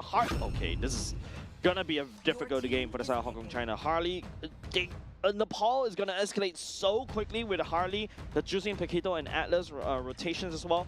If Isun Shin makes one misstep, he's gonna get busted down, and Isun Shin is basically Harley's food, right? So that's something that I feel like Hong Kong China need to play around. Hilda is a good choice. They need that tankiness, they need that hard invade as well. So yeah, now all of a sudden, the Harley doesn't look as strong anymore if the Hilda is constantly invading against this Harley. On paper, I think Nepal does have a better draft. I mean, then again, they're meta creeping. There's basically just 5 meta heroes on the tables for them. And Hong Kong China is just playing their own game. Like, hey, we do have our own signature, we do have our own flavor, and we want to show the world what we're made of. And I think that bring out that Hilda in the last pick definitely has a little bit more value in terms of opening up that map, giving a little bit more reconnaissance. It might be a sacrificial lamb since now you're gonna face up against the Atlas. But for Nepal though, the Harley, fantastic pick up against 2 marksmen. The Paquito, fantastic pick up against the 2 marksmen. Yeah, I mean, there's also a case where the EXP lane, especially with the Paquito, right, with the wave clear against the Alice, the Paquito does have the initiative to basically start rotating and start hard invading against Wang. So I feel like Hilda has definitely a lot of work to do, right? At the same time, you gotta have to try to find to slow down Mitoya. At the same time, you also have to heal for Wang. And also at the same time, there's so many things you do, but you're only just a Hilda. Yeah. And you're dealing with a Juicin as well, so you're gonna get picked up and tossed around like a ragdoll. We'll see the execution though. I think for Hilda, it's not too worried. Early game, at least until the 8-minute mark before the Lord spawns up, there will be some form of reconnaissance or active vision duty that the Hilda has to play. Hold on, Wang is on the wrong side of the map, was able to steal that away, ignoring the orange and also the... Oh, hold on, Flicker already committed by Chung as well. His shot following the same, but given aside with the Mitoya. Immediately saw the opportunity, immediately went for it.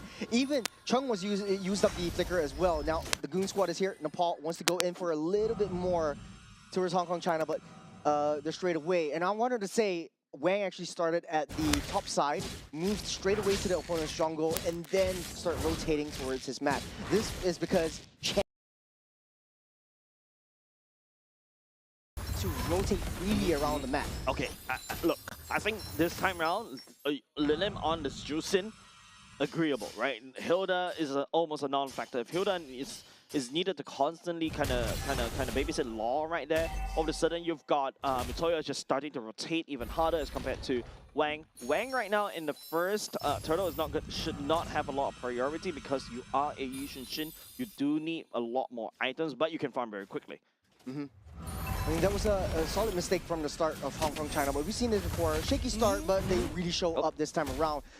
In a lane-to-lane matchup, though, we expected this from the get-go. Kishore is already level 4, so that's a huge power spike coming in from Keto. Big mistake coming over Chung. Doesn't really have level 4, doesn't have the TOR, but Law coming in, flicker backwards with the Mystic Gush. Harley will be able to take down Chan, and also the Turtle following suit as well. Wang looking like a smooth for the side of Lilip at the same time. Wang, one nose dash, but Kishore lands the jab onto the General. There's a lot of damage from the get-go. This is precisely how Nepal wants to play their entire composition, their entire matchup. They do have that late game insurance in the form of Claude, but they're pulling the team fights away from that gold lane, giving Benet some time to farm up. But then again, this is just Ankit setting things up, slowing everyone down, freezing them if they have to. Kishore showing that damage coming through. Matoya targeting onto the back line. Now, Law, previous game, he was a menace. This time, he's just a little bit more wide open. Yeah, not really, because Chong needs to charge up the TOR in order to land, but Belleric, on the other hand, I just pushed one button, and immediately it's just Law's time to shine on the Mystic Gush, right? But you have to agree. Law flickering backwards, knowing his range on his Mystic Gush, I would say is commendable, but I feel like Hong Kong China needs a lot more than Law.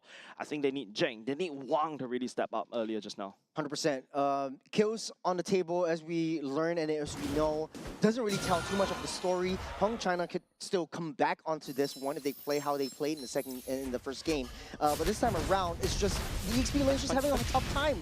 Chung is just sitting on the back foot of how Kishore likes to play this. Once you get that 3 strikes, once you get that combo, Chung cannot absorb and sustain the damage coming from the Peter. Chung is basically the punching bag of Kishore, right? And is good, right? Kishore is just constantly landing the damage onto Chung, keeping him at bay. It reminds me of that, you know, Uranus kind of gameplay. Okay, the XP went to Kishore, right? Yeah, it did. Yeah, nice jab for the side. Kishore will be able to take away, kind of slow down Wang just a little bit more. Hong Kong China, on the other hand, first turtle, of course, not in your favor, but second turtle, maybe. Just maybe. Nepal's already in position, 1200 gold lead ahead. Hong Kong China EXP lane a little bit disrupted because Kishore is just taking control of that, just dominating and pushing Chung back. So a little bit difficult for Chung to get into position into the turtle. Anyways. Don't forget, Chung earlier just now in the first turtle doesn't really have the TOR. He's constantly getting punched down by Kishore, has to play a little bit safer, doesn't have the EXP, and that's why Hong Kong China lost that one. And now second turtle forfeited over the side to Nepal, would be able to pick it up easily. Smart play. Don't want to risk too much at all. Zheng does have the Haas clause though. He has to watch out for the Fatal Links pull from the side of Nepal. He does have the flicker to get away, but without any Purify, that could spell a little bit of trouble from him. A little bit of adjustments from his itemizations, going straight for the defensive build instead of straight away jumping into the Berserker's Fury like he did in the previous game. Currently, as of now, Nepal seems like they're leading the charge, especially in terms of kills, and especially in terms of neutral objectives. Hong Kong China, on the other hand, don't forget, they're kind of like a smarter player. The Fatal Links, not very smart in terms of the housing as well. Lily picking up Chan, Binay taking down Jay. It's a massacre up top. Now the Mountain Shotgun doesn't even land a Kishore. Yeah, they can't punish Hong Kong China. They're playing a little bit on the back foot this time around. Nepal, Wang. like I said, everything that bad that could happen did happen. Oh, Law is wide and open. Might be able to get chased down. No, Matoya doesn't have the ulti. Yeah, not only just that, right? Wang needs that level 15 power spike as of now. That Yushin is a non-factor over the side of Nepal. Nepal is going to be able to take it and run away like it's good money.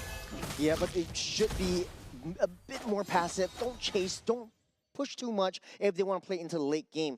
The core is maybe save their turrets, save their position in lane, try to play the first at least 12 minutes in a very defensive state. Try to catch on to Kishore right there, try to slash and dash, but hold on a second, Kishore will not be able to go away. That's going to be the first kill in the 6-minute mark. Remember, for the side, Nepal also raining out reinforcement down Fawn, but it's going to be Law bursting down. I believe that was Ankit as well, blazing the wet, still tickling for now. Some signs of life from Hong Kong China. They know that Nepal's hits are split up into 2 places. They want to at least take control of the Paquito down the bottom side. This was beautiful. They lured the Zheng in, and like I said, whatever bad that could happen did happen. and it was just karma for coming in from Zheng, not taking Purify to get out of the Fatal Links and taking 2 members in from that top side really set things into motion. Hong Kong China do not have the woods yet though. At a core of 2,000 gold lead, at least they're coming back up ahead. I heard a flicker right there. Team Hong Kong China will be happy for that one, right? Ankit burning away the flicker from the side of Nepal, Team Nepal. Great, no flicker Fatal Links for the next 100 seconds. So that's something that they are more than happy to take away. I think in this stage, Hong Kong China doesn't really have to look for all these big team fights, don't have to look for these big kills, just focus on playing their own game, playing a little bit more passive than Zheng. Oh, Zheng's taking a lot of damage, and now with the Fatal Links coming out from the side of Ankit, we'll be able to find onto Chung. Chung down low, absorbing so much damage from the side of Nepal at the same time. But Toya stepping forward as well, looking for the Zheng. Chen coming in for the flank, but he's going to constantly get a pick up by the side of Lilith. Chen cannot find an entry point. It's very to their MO. They have 5 members down the bottom side. They're sending Paquito and learning from their mistakes of the previous game. Hey, we also need to play the macro game. Hong Kong China just not really caring too much about that team fights. There's not too much backup. They sacrifice Chung, but it's all scripted. Mother Shaka already committed. That's going to be the body from the side. Ankit going away. Wang firing that Mountain Shocker, but unable to find any form of catch. Hong Kong China does have a bit of a hush down bot. I think that's just the consolation prize. They'll get what they have. Honestly, the goal difference not too wide. Next major objective really coming up in 30 seconds. There's going to be a Lord take, and this is where the big fights will take place. Zheng is coming online with the damage, with the burst potential from himself. Chen. Finding onto Chen as well, the Blazing Duet, also onto Bene, the Flicker, also commit the pushing, Law, and also one out of commission. Chen will be able to find Kishore though, Lilith find onto Law. 2 members from the side of Hong Kong China down, but that's going to be a trade for the side of Nepal, but Bitoya has something else. Hold on second, Zheng, when we try to find the equalize, the Flicker committed form, Lilith, Zheng also repeating the same, but the Sky Piazza catches onto him. Cheong, members from the side of Hong Kong China down, just Chen. Greedy on that last play. Zheng could have survived and just went back and just free farm on the side lanes. But to kick things off, Kishore Matoya immediately went towards Law. The Gord has to be taken out. That is the main objective. Take a look at the replay. Benesh, straight away. Wherever Wang is, wherever Law is, let's just make them a non-factor, push them away. Once the Mystic Gush is out of commission, that's it. It's free and easy for Nepal to free roam around. Yeah, it's a lot easier to sidestep a laser if you are Binay. Blazing Duet at the same time does a lot of damage in that circle, and Law this time around doesn't really have well, technically speaking, a TOR or a Bellerin ultimate to basically lock people down for the side of Nepal, and that's where Hong Kong China is finding a lot of trouble to land the damage from Law onto Nepal. From that lead cut that Hong Kong China has created for themselves, down to 400 gold lead, back again to almost 2,000 gold. That's not a good place for you to be in Fatal Links. Oh man, you're just free food over the side of Nepal. Lilith, another Sky Piazza stack as well. Binay taking a lot of damage from the side of Mountain Shocker, but Wang has to back off. Nepal still solid around the Lord Pit. The layering from Nepal is extremely strong.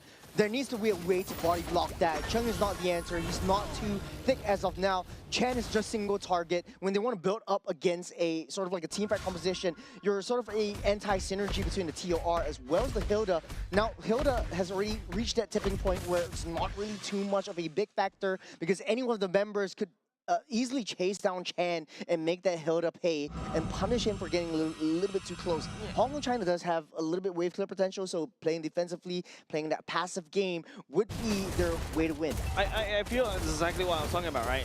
Chan on this Hilda, I need to see him starting to dominate in the early game. If not, this is exactly what's going to happen, right? I feel like what Hong Kong China can potentially play is using Chan's ultimate to combo against Thor.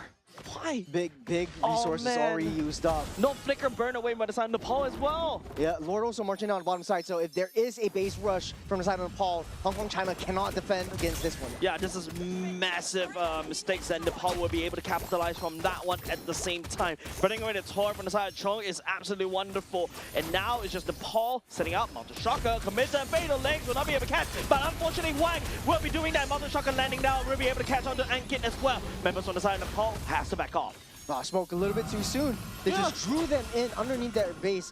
Hong Kong China does have that damage coming in, but then they don't have that tankability in their front line. They cannot fight outside of their base. There's their only win condition. Try to draw in the team fights towards their base, towards a little bit more defensive position, because remember, if you're fighting underneath the turret, you have a little bit more base defense and a little bit more defenses into your own statistics. So for Nepal, though, they don't want to make these kinds of divey mistakes. Very high committal. You don't really have a lot of escape potential. You're using the flickers, going in for the fatal links, and even if Hong Kong China doesn't have that purify, you're going to be stuck in a spot. Yep.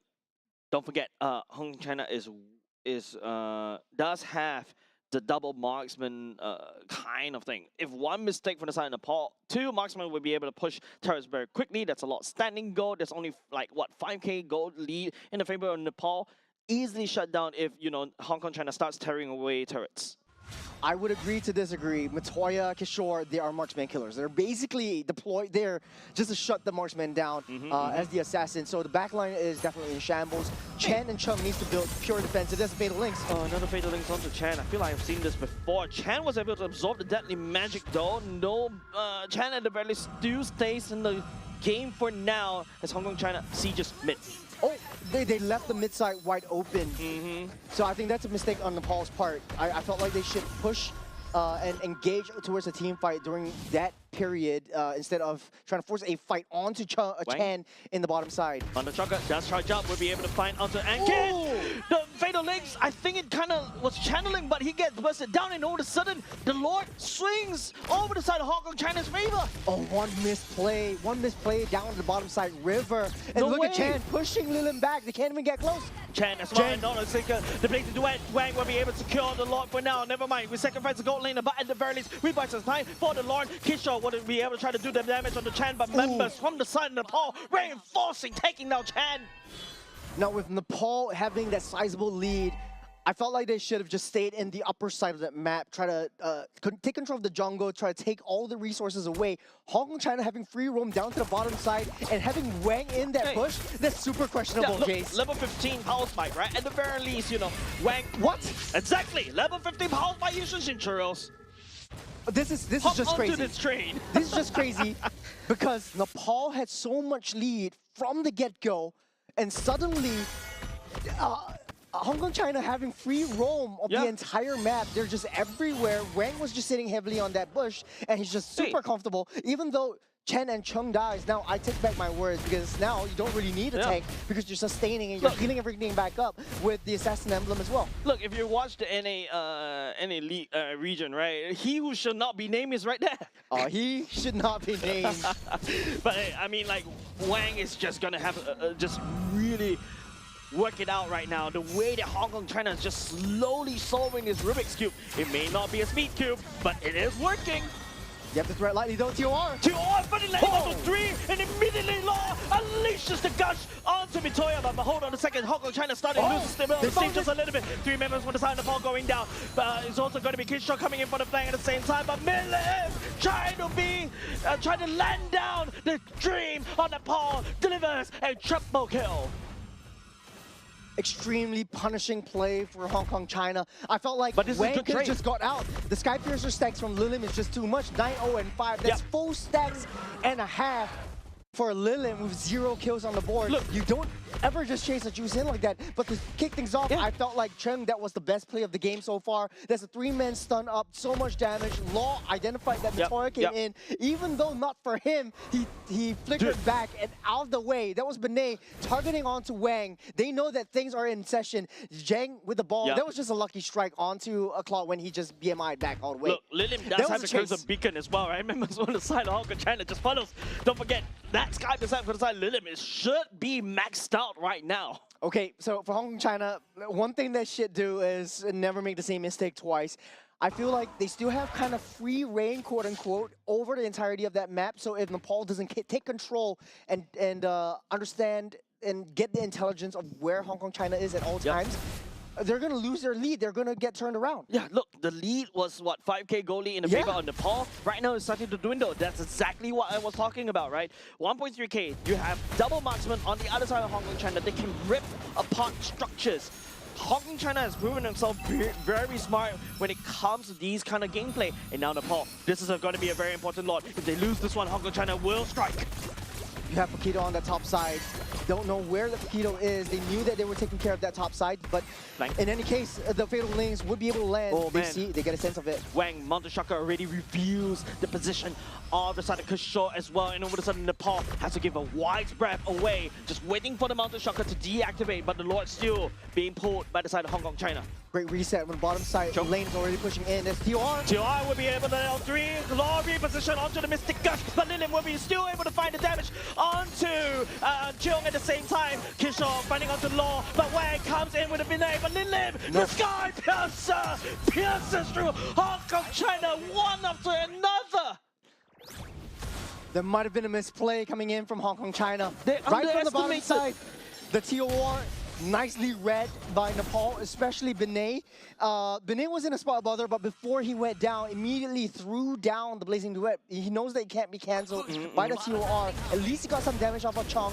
And now, you leave that Paquito wide open. That was a big mistake from Hong Kong, China's part. They were chasing the Kishore out of the way, but they totally forgot that the Paquito was on that side, found the flank onto Law. And even when the TOR was at, was laid down, Law was not in the right position. He had to utilize a flicker just to reach that gush. Look at where Law is right now. Kishore is right open, got that free kill, and then Fatal Links as a counter re-engage. That's something that I think Hong Kong, China cannot make the same mistake of. Very counter engageable. Yeah, and the fact that, you know, I really have to agree. Law needs to use the flicker to reposition to get land down. Away defensively. Defensively, but he's using it offensively. He has no choice.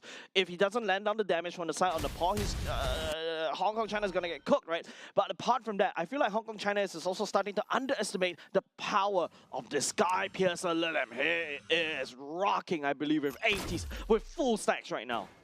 That's going to be a full build for almost everyone. It's got a fleeting time as well for Ankit to... Oh! There we go. Bushwhack position. While, you know, Hong Kong China plays this kind of bushwhack position, that's something that at the very least, a bit of a consolation prize. The Lord is still in the base. For the side of Hong Kong China, 2 lanes open in the favor of Nepal as Nepal backs away. They lost Kishore. Great find onto the Paquito. This opens up a little bit of the map for Hong Kong China to try to dive in. They don't really have to watch their 6 anymore because Paquito is out for at least another 20 seconds. Lord going to spawn up in 120, so that's going to be enough time for Kishore to come back. So a little bit more base defense. I feel like they do have the kit to defend against one more skirmish. Yep, I think this next Lord is going to be very important for both of these two teams. Hong Kong China, almost finding onto Mitoya. Will be able to get away scot-free, but Wang burn off a little bit too much resources and almost his life. He's going to heal everything back up, but what a read from Wang. I feel like they should have known that the bush was occupied by the Harley, and that was a very risky play. I think they wanted to find out and wanted to take control of that man. Right now, Paquito's back into the picture. Hong Kong China down into the jungle. Very risky position they're in. As much as, you know, they're pushing both side lanes, this Paquito has free reign on that top side. Hong Kong China has to play together as 5. They do have a team fight composition, very heavily reliant on Chung's landing of the TOR, Law following up with the Mystic Gush, but that opens up that vulnerability spot from the backside. Yep, look, we are already at 60k gold territory, right? Items, technically speaking, is about how you build them. It's not whether you have the items or not. And apart from that, it's also how you position yourself in these team fights. Now, Cheong's TOR has been critical for the past 2 team fights, but Lilim is just there. It's just so big. Don't forget, the Sky Piercer stack, I would say, is worth at least 2 to 3 items, especially when it's maxed. Jeng. Will not be able to find the damage onto Jang. Will be able to just at least dismantle, but a lot of flicker already committed by the side of Hong Kong China. I'm starting to fear just a little bit. Lilim is already going in. Massive, but Mitoya coming in. And it's now going to be Wang. Trying to wave clear this one very quickly. Mitoya focusing fire onto the core. This is going to be a base rush. Wang denies his Mitoya. But then again, the members, what is our Hong Kong China losing 1 member in the main fight earlier just now? Great defense. Hong Kong China might be able to turn this around. They still have Zheng and Wang, but they're facing up against a 14-kill Lilim. The Lord is wide open. Ankit already has Fatal Links back up and ready to go. Don't forget, Mitoya is down, but don't forget about Kishore. Kishore can also do the same as well. China's the first sacrifice himself for that kill, giving the kill over the side of Lilim once again. Hong Kong China losing 3 members earlier, and that's going to be a 50-second kill, well, downtime. And for the side of Chan, Hong Kong, China is just throwing bodies at the problem, hoping that they can solve the problem. Well, time bot for Nepal. Matoya will come up in time. They will have free reign of this lord, so you're probably going to blitz this down. Even the Mountain Shocker wouldn't be able to do anything. Lilin is such a beast right now. Okay. I saw the Mountain Shocker coming in from Wang. No, he's not going to attempt it, right? That was the old Isushin that we were thinking of. No. Like, he could actually swoop in with the Mountain Shocker, try to steal the Lord away, but he's too far. Kishore was a threat over the side of Hong Kong, China. The fact is, if Kishore showed himself all the way up there, Hong Kong, China needs 2 members to deal with Kishore at this point in time. To be honest, this could turn out much worse if Wang didn't recall before anything went even worse. If Matoya wanted to throw everything in position, might have just sold every single item by 6 different Windtalkers in order to burst that base down, but Wang was just way too strong at this point. Can't manhandle a level 15 full build Eastern Shin. Right now, the base defense will come in. Hong Kong, China, this is their last shot. That's gonna be it. Mitoya finding onto the dead magic onto Wang. Wang hides into the base for now. TOR try to land, but Binay responds. But it's all makes it to Wang and with the crowd trying to also absorb so much damage. Members of Hong Kong, China does have a bit of the defender's advantage, but Lennon is there to shut one after another. Nepal equalizes against Hong Kong, China. The first 2 games, an absolute banger. In the first game, Hong Kong, China was way too dominant. We all thought like, hey, Nepal had no shot. In the entirety of the first two days, it was generally 2-0s all across the board. This time around, Nepal really showing up, and they're such an even fight. It was a push and pull. There were some things definitely that Nepal could have improved on. They had such a lead. They should have just held on to the lead, cycle Hong Kong, China at the very least, or take control of the jungle so that they don't prance around all willy-nilly anytime they want. A little bit of a counter-engage from Nepal could have spelled disaster for Hong Kong, China. I mean, so a lot of learning points from that game. And look, it could go both ways, right? Yeah. There is a chance because Yushin Shin has farmed up, so it has already hit critical mass, and then all of a sudden you also have, you know, if members from the team Hong Kong, China starts picking up Nepal one after another, especially Mitoya, and also to a certain extent, you know, the TOR is coming in really clutch, but the Blaze New and Winter Crown one-more combo coming in for this Claude is working wonders, especially at the last fight. And don't forget the Skypiercer. Nepal had a beautiful draft. Lilim had an incredible game. And I was always sussing out, hey, you know, Jusin's open, why not pick it up? Last game, it wasn't picked up at all. Lilim, your MVP of the game, 17! 0-6. He's going diving. He's scubaing. Not only that, you have so much defense coming in from the Jusin as well. So hard to take down. I mean, and that's a lucky number, 88% participation as well. I mean, he's more than happy to just dive into these team fights, right? If you notice, his Crimson Beacon's on point, his Skypiercer that's max stack, he's scuba dancing all the way onto Team Hong Kong, China earlier just now because, man, he's just... Who fed him? Yeah, hard to reach, hard to take down. Yeah. He's healing everything back up. You got the slows, you got the Skypiercer. Once you reach a critical mass, basically you're just decimated and you're out of here. Look, can I interest you with this new item on the market? Skypiercer and Max Stacks, right? Man. You can see how Hong Kong China is trying to shut this Lilim down, but the Brace might come in clutch, the shields from the Crimson Beacon coming in clutch. Then they forgot about Binay, they forgot about Kishore, they forgot Mitoya. They also have Hansu, they're throwing it against Hong Kong China, and unfortunately, there was a bit of opportunity for the side of Hong Kong China to really bounce back, but Chan is just giving himself way too much over the side of Lilim.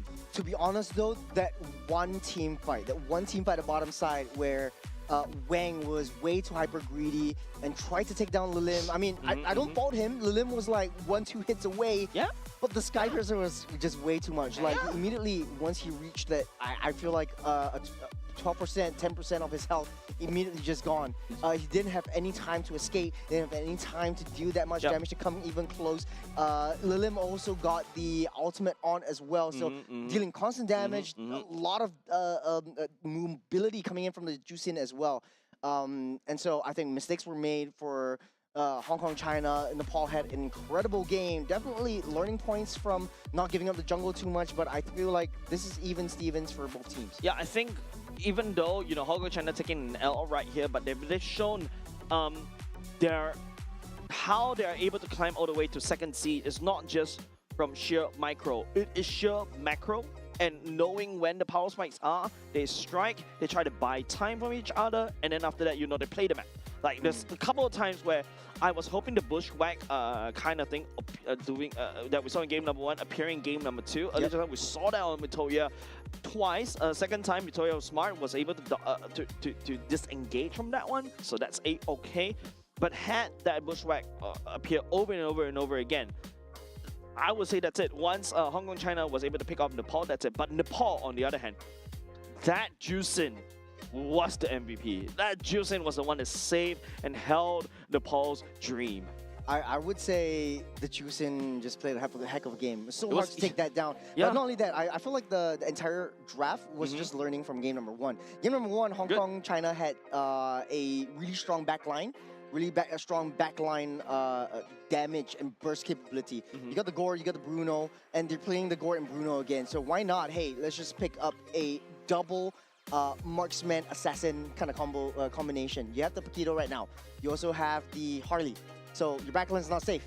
It's much more, I would say, easier to execute than if you have a Yu Zhong in the picture, where you're flying in the sky and you're getting shot down by missiles from the ground, and you have to revert again. You're going in, you're dealing that damage, and then you're getting the heck out of there. So for Nepal, the meta creep this time around worked out well for them. I also feel like the Hilda pick was great on paper, I would say. I would say the Yoda Grid was great for the first at least 5 minutes of the game. Yeah, but that at least the first 5 minutes is where the Hardy truly shines, right? You really need to find a way to slow down.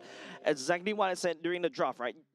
I feel that the Hilda is a kind of poor thing. He needs Kagebushi no Jutsu, right? Being able to just the Hilda needs to cover everywhere. Not only just the fact that you have to peel for Yushin Shin, you also need to poke at the Harley as well. You also need to start scouting out the map at the same time, but you have a Juicin.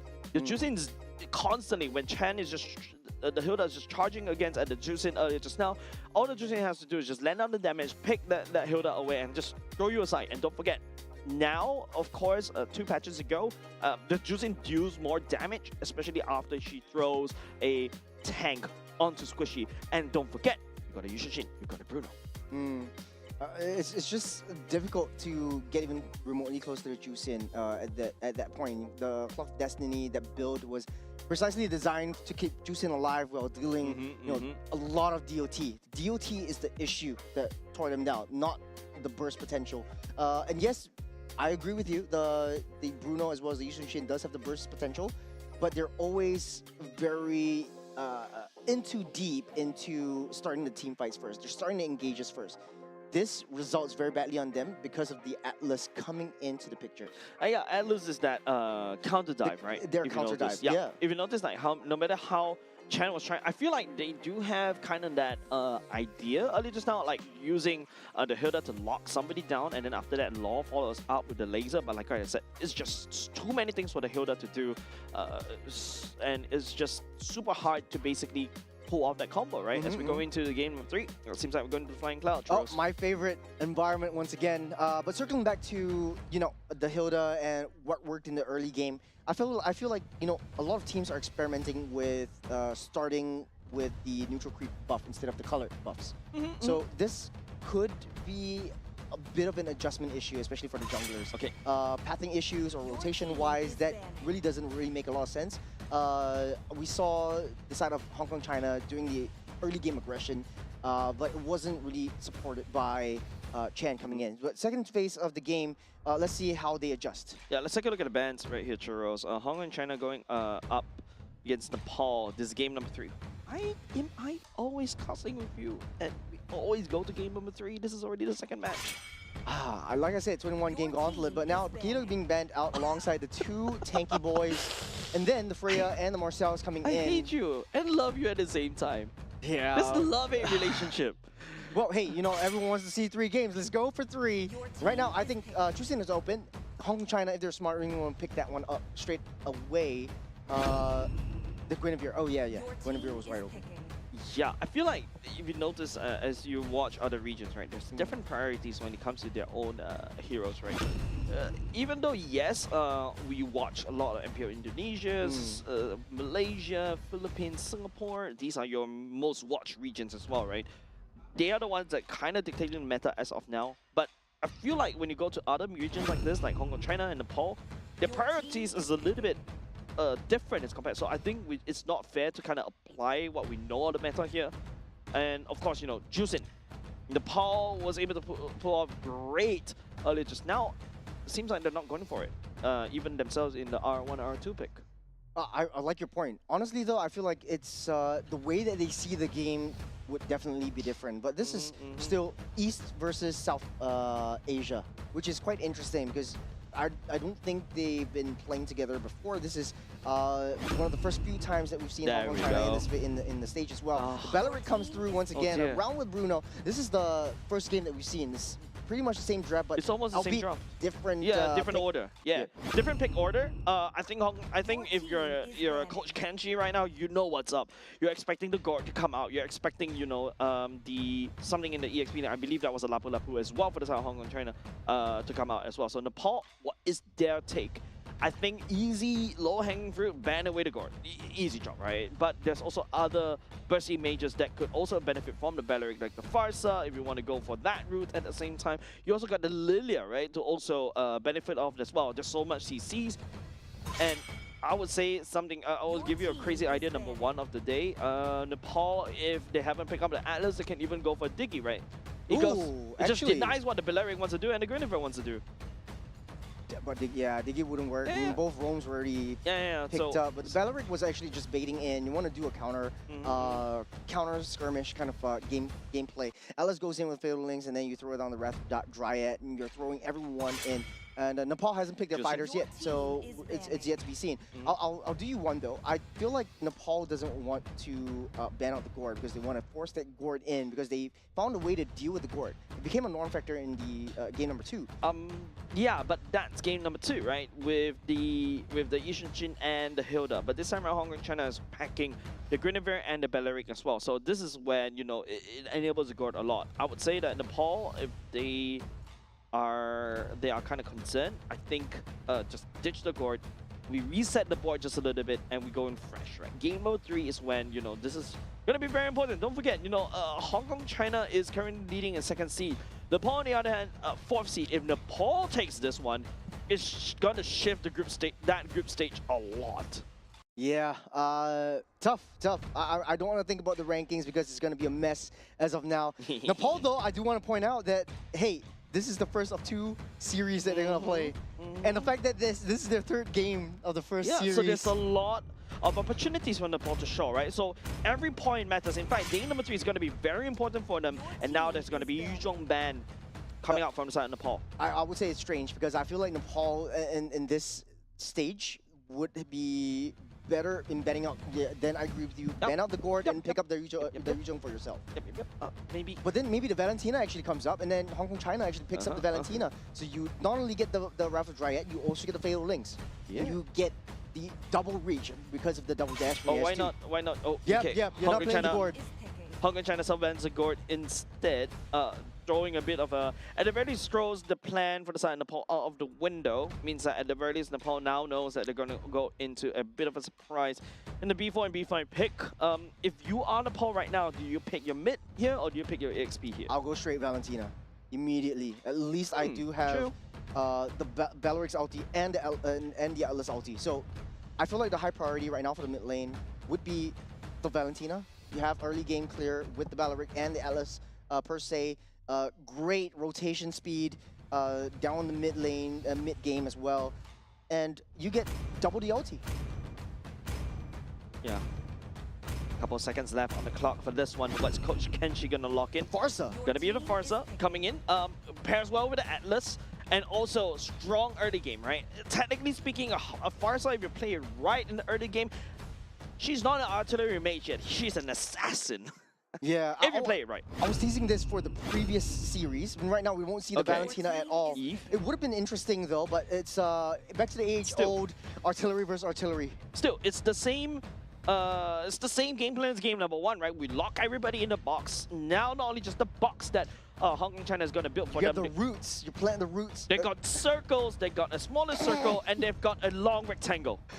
Just because And I started balls. with saying hypotenuse, and then you were like, okay, I was Geometry. thinking geometry. Geometry. Well, you know, my middle name is a mathematician as well. really? Yeah, well, we don't say that on stream. So back to the draft. Oh, really? Terizla getting picked up right here. What's the formula for to solve x in quadratic equation?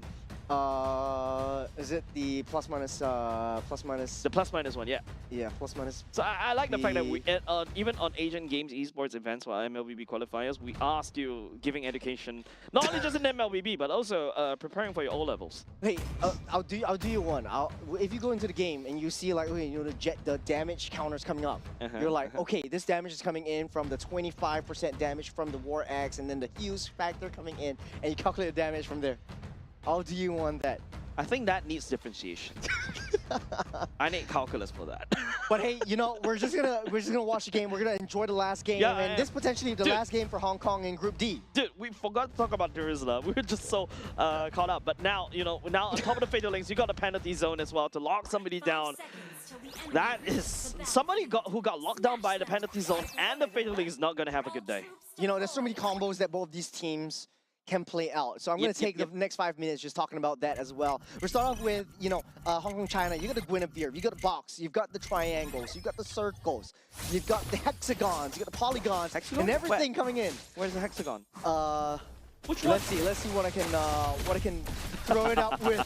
But anyways, you know, to my point, you're setting things down. You're playing around a kill zone. This is Hong Kong's meta, Alright. Hong Kong's Yep. MO. Yep. For Nepal though, this is slightly different. You're going in with the fatal links. You're coming in with artillery strikes. You're following up with the penalty zone. So it's all circles for the side of Nepal, including Blazing Duet.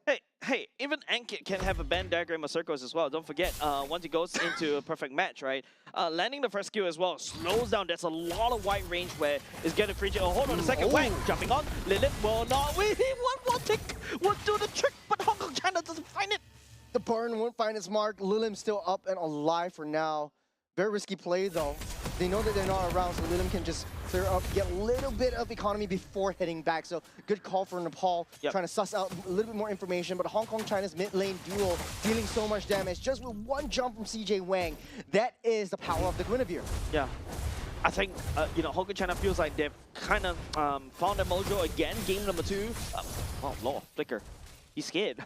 A little bit panicky on desperate times. Call for desperate measures, man. You don't want to make any wrong moves at all. But Flicker like that when there's no threats just to get over the wall.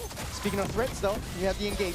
A bit of engagement. Wang got caught, but that's just a spatial migration for now. Mitoya landing down that melee magic onto Wang for now. Healed up by Chan. Revitalized, committed by the time Hong Kong, China. Massive resources already committed even before the first turn of fight.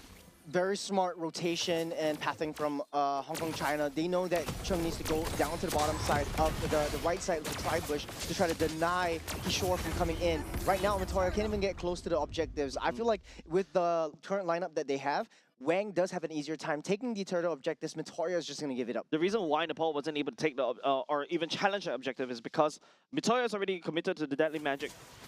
Lilim doesn't have level 4 as of yet because of that that burst by real world manipulation. Hong Kong China does have the ultimate for himself, laying down onto Lilim. Force the wings by wings. Yeah, CJ Wang is just in the vicinity, but I don't think they want to commit to this one. Both marksmen on the fighter emblems. Oh, hold on a second. But There's it's a good committed, find. but at the same time, Wang jumping onto Ankit first blood, giving over side of Law already on this Yves. There's law and order for this part. Good find by Wang as well on the top side. Both marksmen have the fighter emblem, so definitely sustain will be there. Deadly Bounce Cat Magic Mitoya. will be able to find onto Zheng as well. Wang getting pushed out, and oh! Find the Requiem at the last minute onto Mitoya at the same time. Ankit does not have a Fatal Links, doesn't have level 4 yet. It's only just taking out all the way there. Nepal is in an EXP deficit. Good find, good chase, good damage, good punish. Onto Matoya. Can't even get close. Now Zheng is in a tough spot. Okay, the Van Diagram will be able to catch onto the Fatal Links. Oh! Catch nothing but air. Nepal, that's not how you want to come back in game number 3. A little bit too desperate in this measures for Nepal though. Real world manipulation as well, just to zone, just to provide Zheng with even more gold energy. Binay doesn't have the Blazing Duet as well. BMI already committed just to get all the way back. Hong Kong, China, this is a dominant early game. Nepal is making a few massive... Oh, they know! No! Oh, Kishore! Oh, the bushwhack, it comes back. Beautiful find. Honestly though, Wang is just optimizing this farming so much. He's one level ahead of Mitoya, 2 kills ahead, but that doesn't really tell the whole story. Now they know Zheng doesn't have the flicker, he's trying to rush for it. I think they want to blitz it down. Binay already using the Blazing Duet. To no avail, right? Zheng is easily going to heal everything all the way back up. Hong Kong, China has solid control in the total priority. Mitoya is not even like a mile away. Forfeits that away, Nepal has no choice but to look to scale to late. But Lilim on his Farsa needs early game kills to be relevant. I do agree. Kishore though, again. Oh. Service Warrior already committed, but Cheong flickered. Good trade. Ooh. Lilim, oh, land down onto the damage as well. There's gonna be the ramp for the Dryad as well. Chen in a spot of trouble. 3 members tagging onto him, but Chen is sucking so much damage, buying a lot of time for Law. Real world manipulation pushes Enkid away. There's 3 members up on the top side. Staying a little bit too long, Lilim. The Void Crystal's almost catching onto Lilim as well. Has to use Wing by Wings and the Flicker just to get away. You know, in Southeast Asia, we usually say, oh, hey, what's this? What am I watching? It's just Brawl right here. You're finding any open window of opportunity to take someone down, they're going for it. Take a look at where Wang is at this point. Okay, check. May took a little bit too much from the Deadly Magic.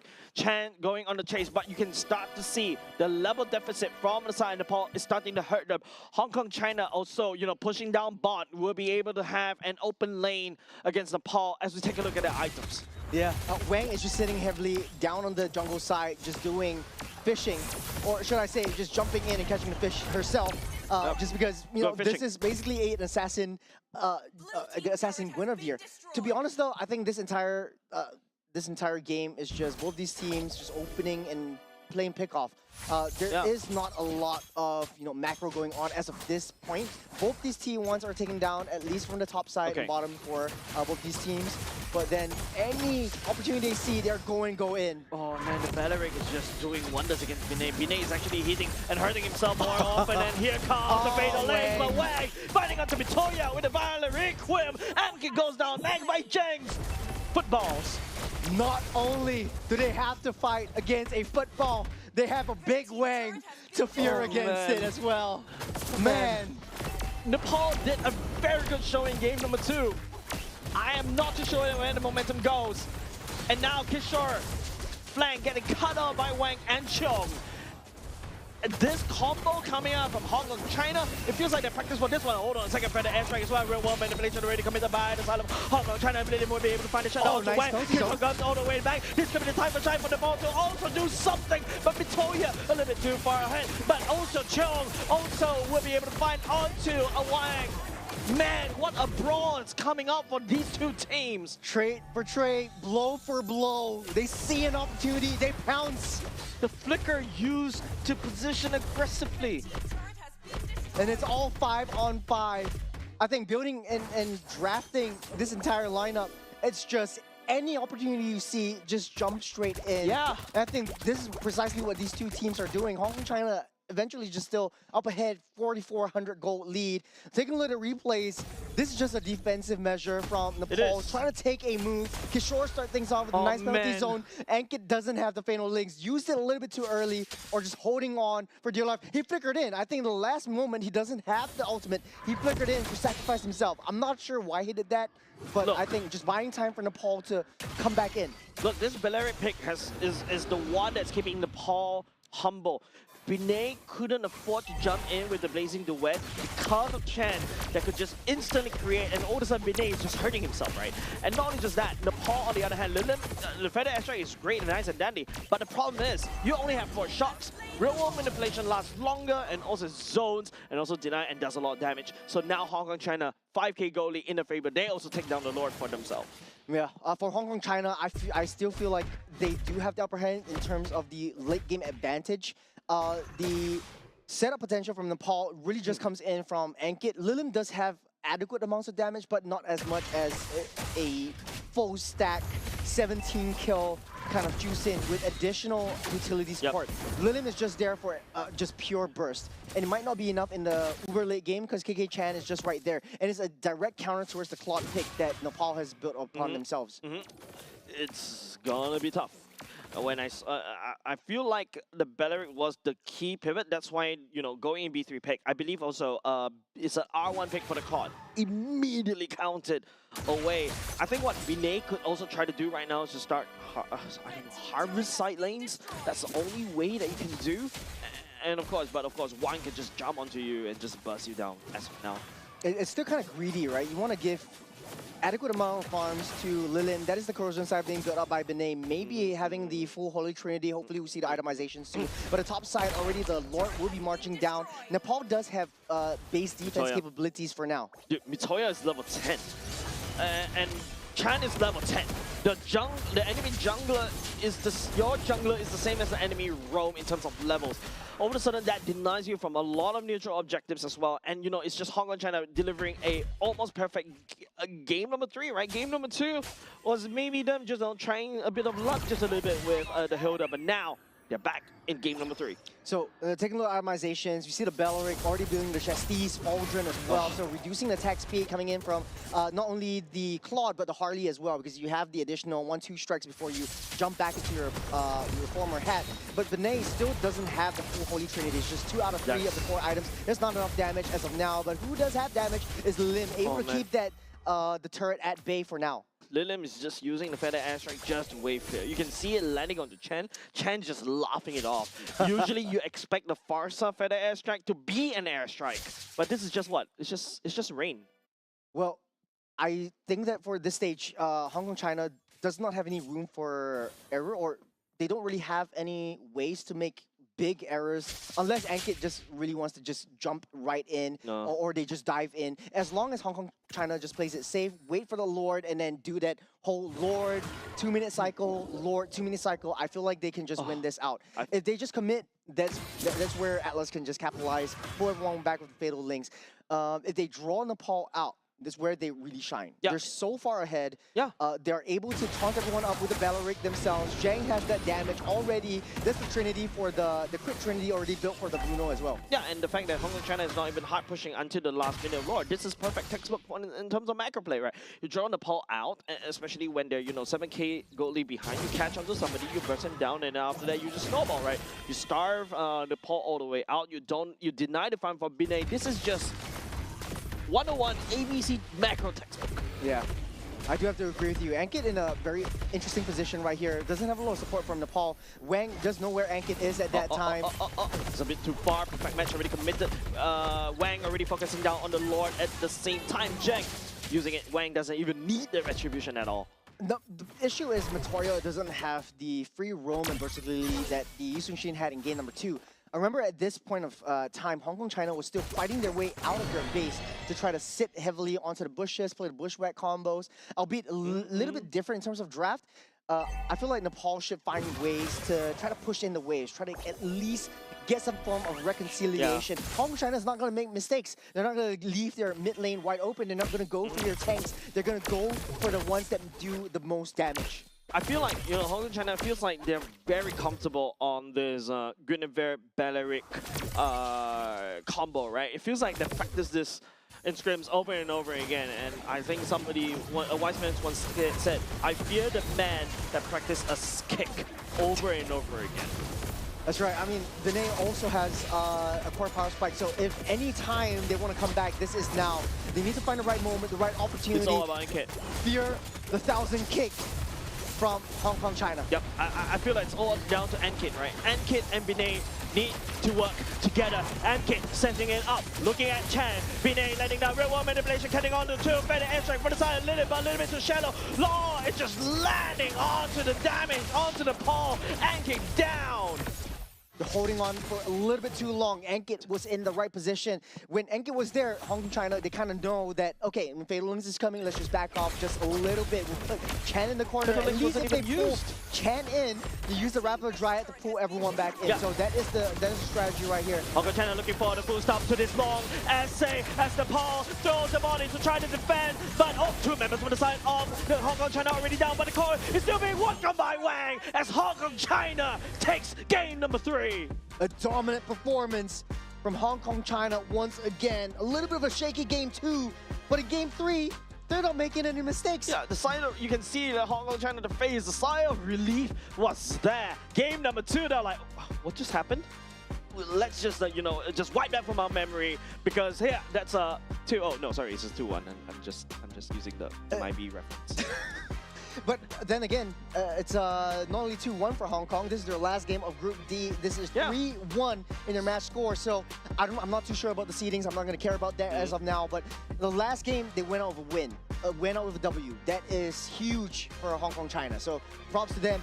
For the side of Nepal, though, back to the drawing board, because not only did they have to play previous 3 games against Hong Kong China, they're up next against Sri Lanka once again. Yeah, and I think this is when, there's not a lot of time to basically go back and dissect because there's not a lot of time as compared to, some of the other, some of the other matches, right? But of course, kudos on the side of this Guinevere on Wang. He's just bushwhacking, first pick Guinevere. Now we know why. That's an assassin, fighter-ish Guinevere thing.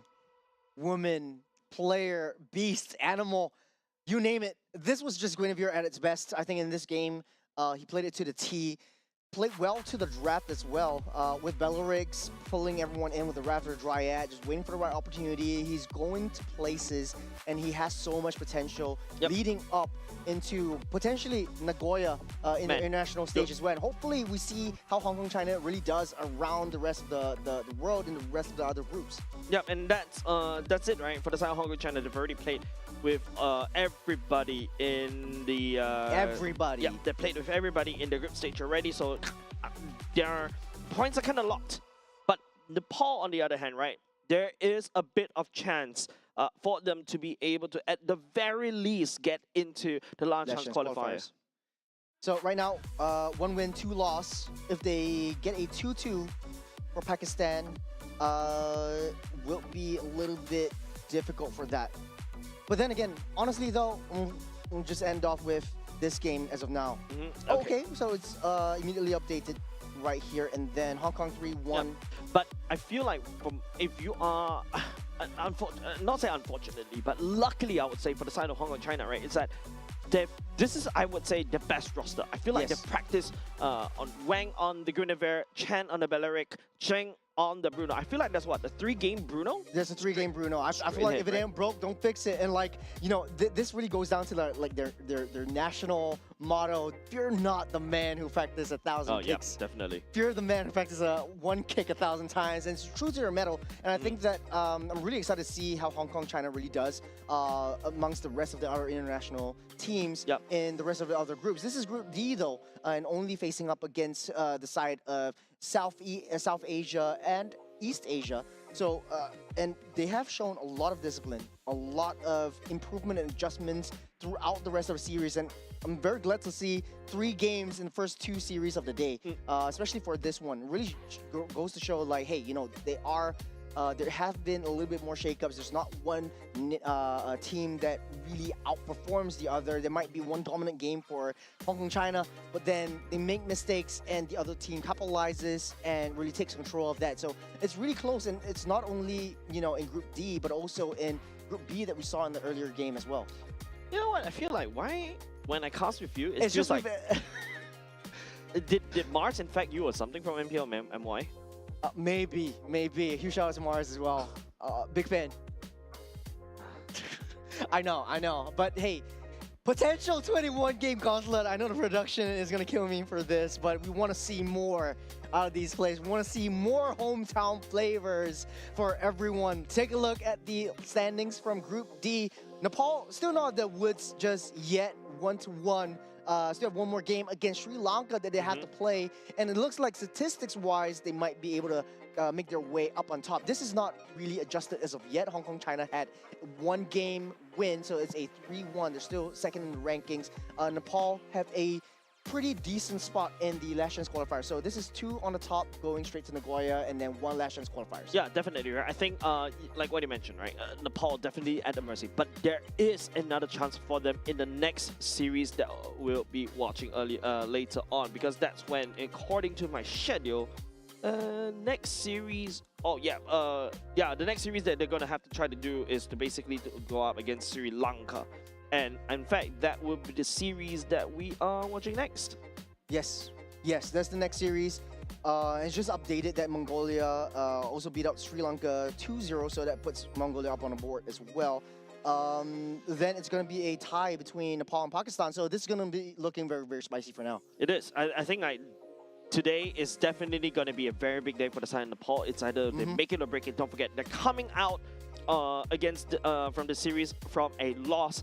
It is about tempo, and tempo is king, especially when it comes to MLBB. So we're excited to see what Nepal and also Sri Lanka have in store for this particular group. So ladies and gentlemen, with that said, don't go away. We're going on a short break. We'll be right back.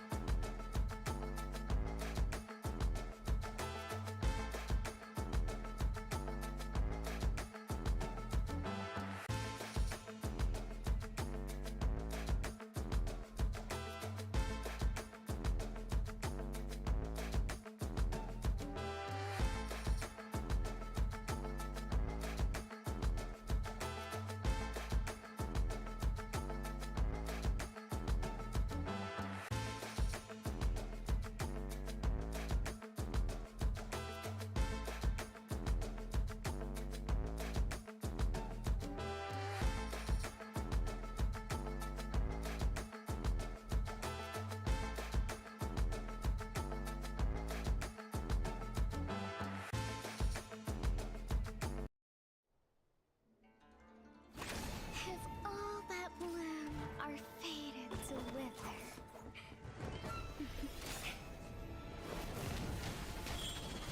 then I'll enshrine your most brilliant moment in crimson splendor. Even something so crude can be graced with a splatter of beauty.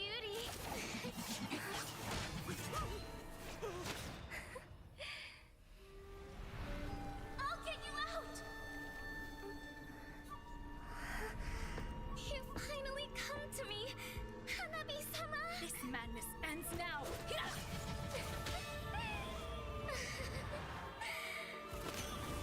At last, I'm shivering with excitement.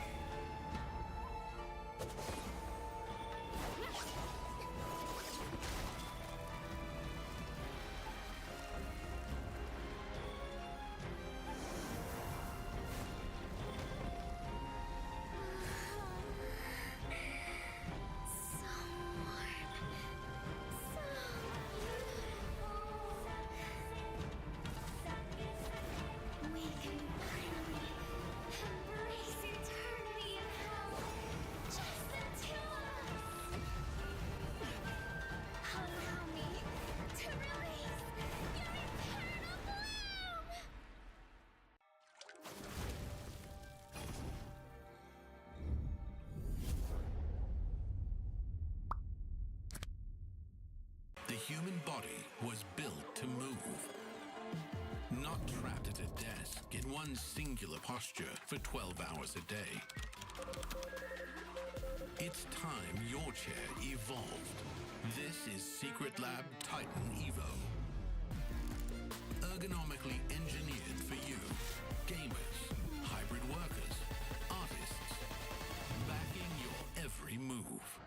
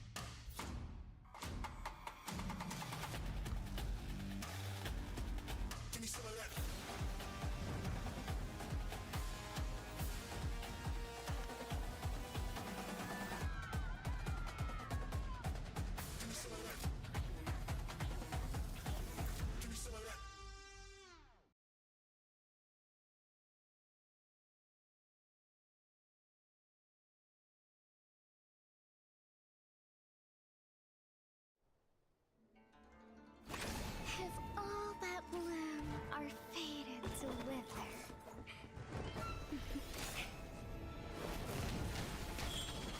then I'll enshrine your most brilliant moment in crimson splendor.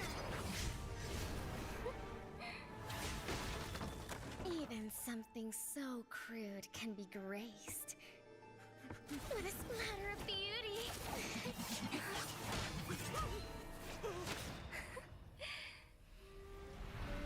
I'll get you out! You finally come to me, Hanabi-sama! This madness ends now!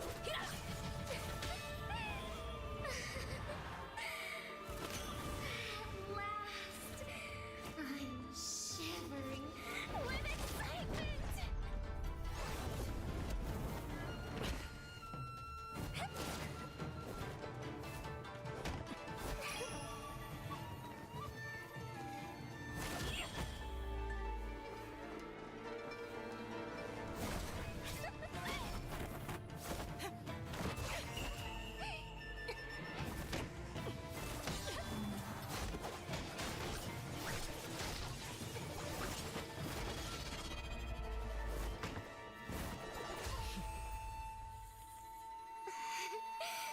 Such killing intent.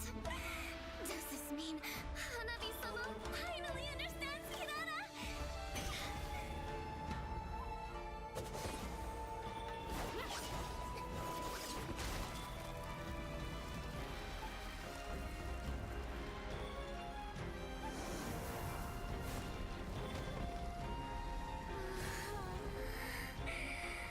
So warm.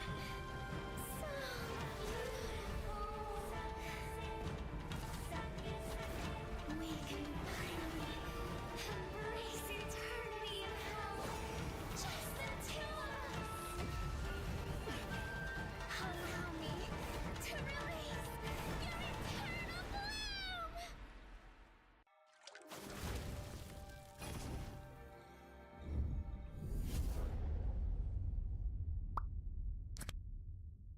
The human body was built to move. Not trapped at a desk in one singular posture for 12 hours a day. It's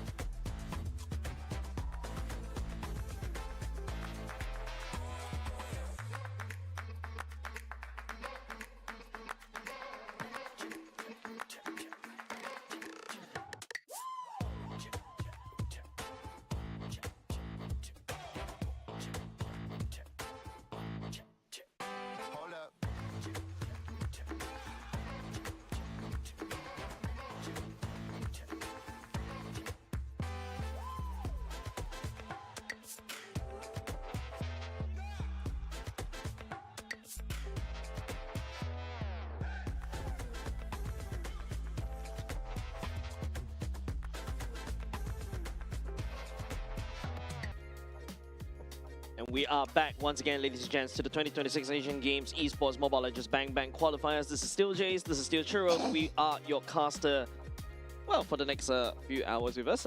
You can't get rid of us just yet. Hey, it's still the third game. We It's still the third series. series. But we are following the storyline of Nepal. I feel like Yes. Nepal from Group D did a very good showing in game number 2 against Team Hong Kong China. However, game number 3 was a little bit iffy. Yeah, I think that the adaptations and the adjustments just really, for the entirety of today's, for one of the games that we've seen so far, a lot of teams that won, they were like, okay, it got into their heads, and then they're just not following the script, not following. I feel like it's not the getting. strategies. I feel like it's not saying that they get into heads. I feel like the momentum, the win was knocked out by the opponent. The opponent figured out the strategy, and then after that, they just took it. This is what we call on-site adaptation, and that's what makes a team the difference between a great team and a greater team. Good and great, fantastic. Great and greater. But anyways, I think that Nepal still has a very good shot in still At the very transitioning least, doing into it to the last chance qualifier. Correct.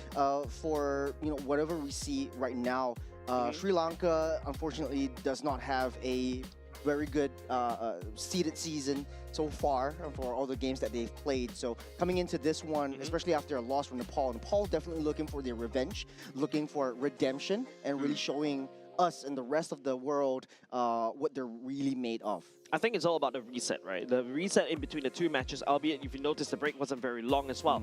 Not only just the fact for us casters, of course, it's also for the players. I think that's more important, right? They have to step away from that mindset. Okay, I lost 2 games against Team Hong Kong China. How they're going to go back? Don't forget, at the very least, I would say for the side of Team Nepal is that they're going up as a 3rd seed, going up against Team Sri Lanka at the 5th seed. There is a chance, there is a parallel world where, Sri Lanka will get a 2-0, and then, all of a sudden, that whole scenario, that whole storyline of Group D changes as we look at the roster from Nepal. We have Binay, Ankit, Lilim, Matoya, and Kishore. I just want to point the attention out to Lilim. Had a very phenomenal showing as a Jusin. Pretty consistent player from what we've seen in the 3 games from the last series. Matoya is a very strong jungler as well, albeit he needs to be empowered by his team. He needs that support. There is sort of like this Achilles heel and this weakness that the jungles from Group D kind of is a one-man army. They want to go towards that invade. They want to go charge into the opponent's jungle, show that aggression before any support comes their way. Okay, as we take a look at their opponents, Sri Lanka may potentially deliver an upset against Team Nepal. Team Sri Lanka represented by Praveen, Hashan, Nisal, Kavindu, and Asan. Same as well. You never know what these people could bring onto the table, especially when they come from other regions. Other regions have the different flavors, also the different styles of play. If you saw how Team Hong Kong China, nothing but praises, right? In terms of how intelligent they play and they manipulate the map against Team Nepal, where Team Nepal, yes, you gotta have to give it to them. Their micro is insane. Yeah, for Nepal though, they did have a couple of mistakes that were made in Game 2 against Hong Kong, opening up that map, really not cycling and holding on to the lead as much as they should have. And you mean the lighter part of the sequence, in the lighter part of the sequence. And I think that in this game, it's really just for Nepal to really fix those mistakes, try to play their game to the T, go towards their strategy, put their hits together and just play together as a unit. This could be one of their last shots in order to solidify themselves as into the last chance qualifiers in Group D. I would say that their chances is actually kind of decent. I'm liking their odds to be able to stay in the last chance qualifier, right? Yeah. We also talked about how Sri Lanka currently is in the last seat of their particular groups. But there may be a weird scenario when it's a 2-0 and all of a sudden, Sri Lanka, you go get 4 points and then all of a sudden shot themselves all the way up in 3rd seed, snatching that last chance qualifier away. Not that chance is not 0. Yeah, it's low, but not 0. It is definitely not 0. Nepal does need at least a 2-0 win to be extremely. Honestly, I can't really put my finger into this. This is still anyone's game. If It Sri can be. Lanka It wins can be. Nepal 2-0 or 2-1, it might shake up everything. Pakistan on the other side is still playing against Mongolia as well, so we won't know what that goes down. Yep. So far, Sri Lanka has only won one game against Pakistan in the 2-1 in day number 1. We're going to go into Flying Cloud Hey. for the first game of this particular series. Nepal against Team Sri Lanka. Just really excited to see what kind of flavors that they bring. Was shocked, surprised, and very appreciative of what Hong Kong China has brought to the table. I love it. When they had they not only had a plan, they had an idea, right? With the Bruno being 3 games off of that. If it ain't broke, don't fix it. Maybe it's not really a bad game. It's just, you know, it's just the circumstances of that particular team fight or skirmish that didn't go into their favor, but it still held to their medals. For Nepal, though, they have range. They have a lot of versatility.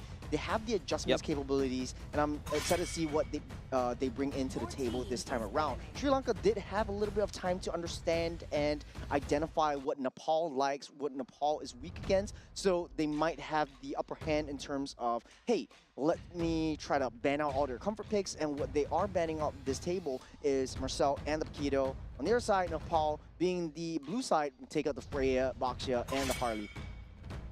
Oh, and the Juicin is being banned out. We're seeing how Lim had that 1703 KDA in game number 2. Yep. I think learning respects over to side Nepal with the Juicin. First opener as the Valentina.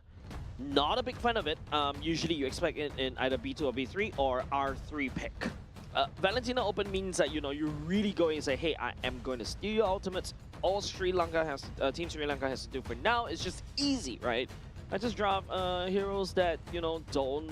It's either I overwhelm you with the amount of choices of the ultimates that you can take, or I just starve you from the choices that you can take. Like, for example, even Selena mid is something that, you know, is going to be very awkward for the Valentina, right? Even to a certain extent, Way of the Dragon as well. There's a heavy spin, so we might be potentially looking at a Beyblade kind of battle kind of situation right here. Look, there's a Valentina on the side of Nepal. Sri Lanka picked into this account. Fair, fine. I feel like if not, you know, Nepal will take a little bit too much. Don't forget, Nepal has banned Akai quite a few games as well in the previous one that we saw in the previous series as a point of reference. But Valer, nice anti-counter. Don't forget, Valer can also counter the Akai to a certain extent. If Valentina decides to take the Beyblade away from Akai, use the heavy spin against Sri Lanka, the Valer can counter that easy. And not only that, I think for Valir, this might be situated in the mid lane. I might be wrong. It could be adaptable and flexible into the EXP, but they're sussing out that Nepal is trying to pick a tank jungler. I think Sri Lanka wants to play around that tank jungler kind of situation. Arlot sees a lot of day for first time in the first game of this series. The Arlot is going to have a field day here, right, Churros? Like, every time the heavy spin that's pushed, that's going to be a CC. Arlot could just jump onto it, right? So it's just unlimited dashes all across the board. But apart from that, you know, Team Nepal went for the Khalid and Valentina Wobble combo. This is a very strong mid lane duo in the early game. Valer, to a certain extent, can lane bully, but you need to reach him. In this particular... CC's galore for the side of Sri Lanka. Banning out the Leomord for now, so I think they're really hyper-focusing on the who is coming up in the jungler for Nepal.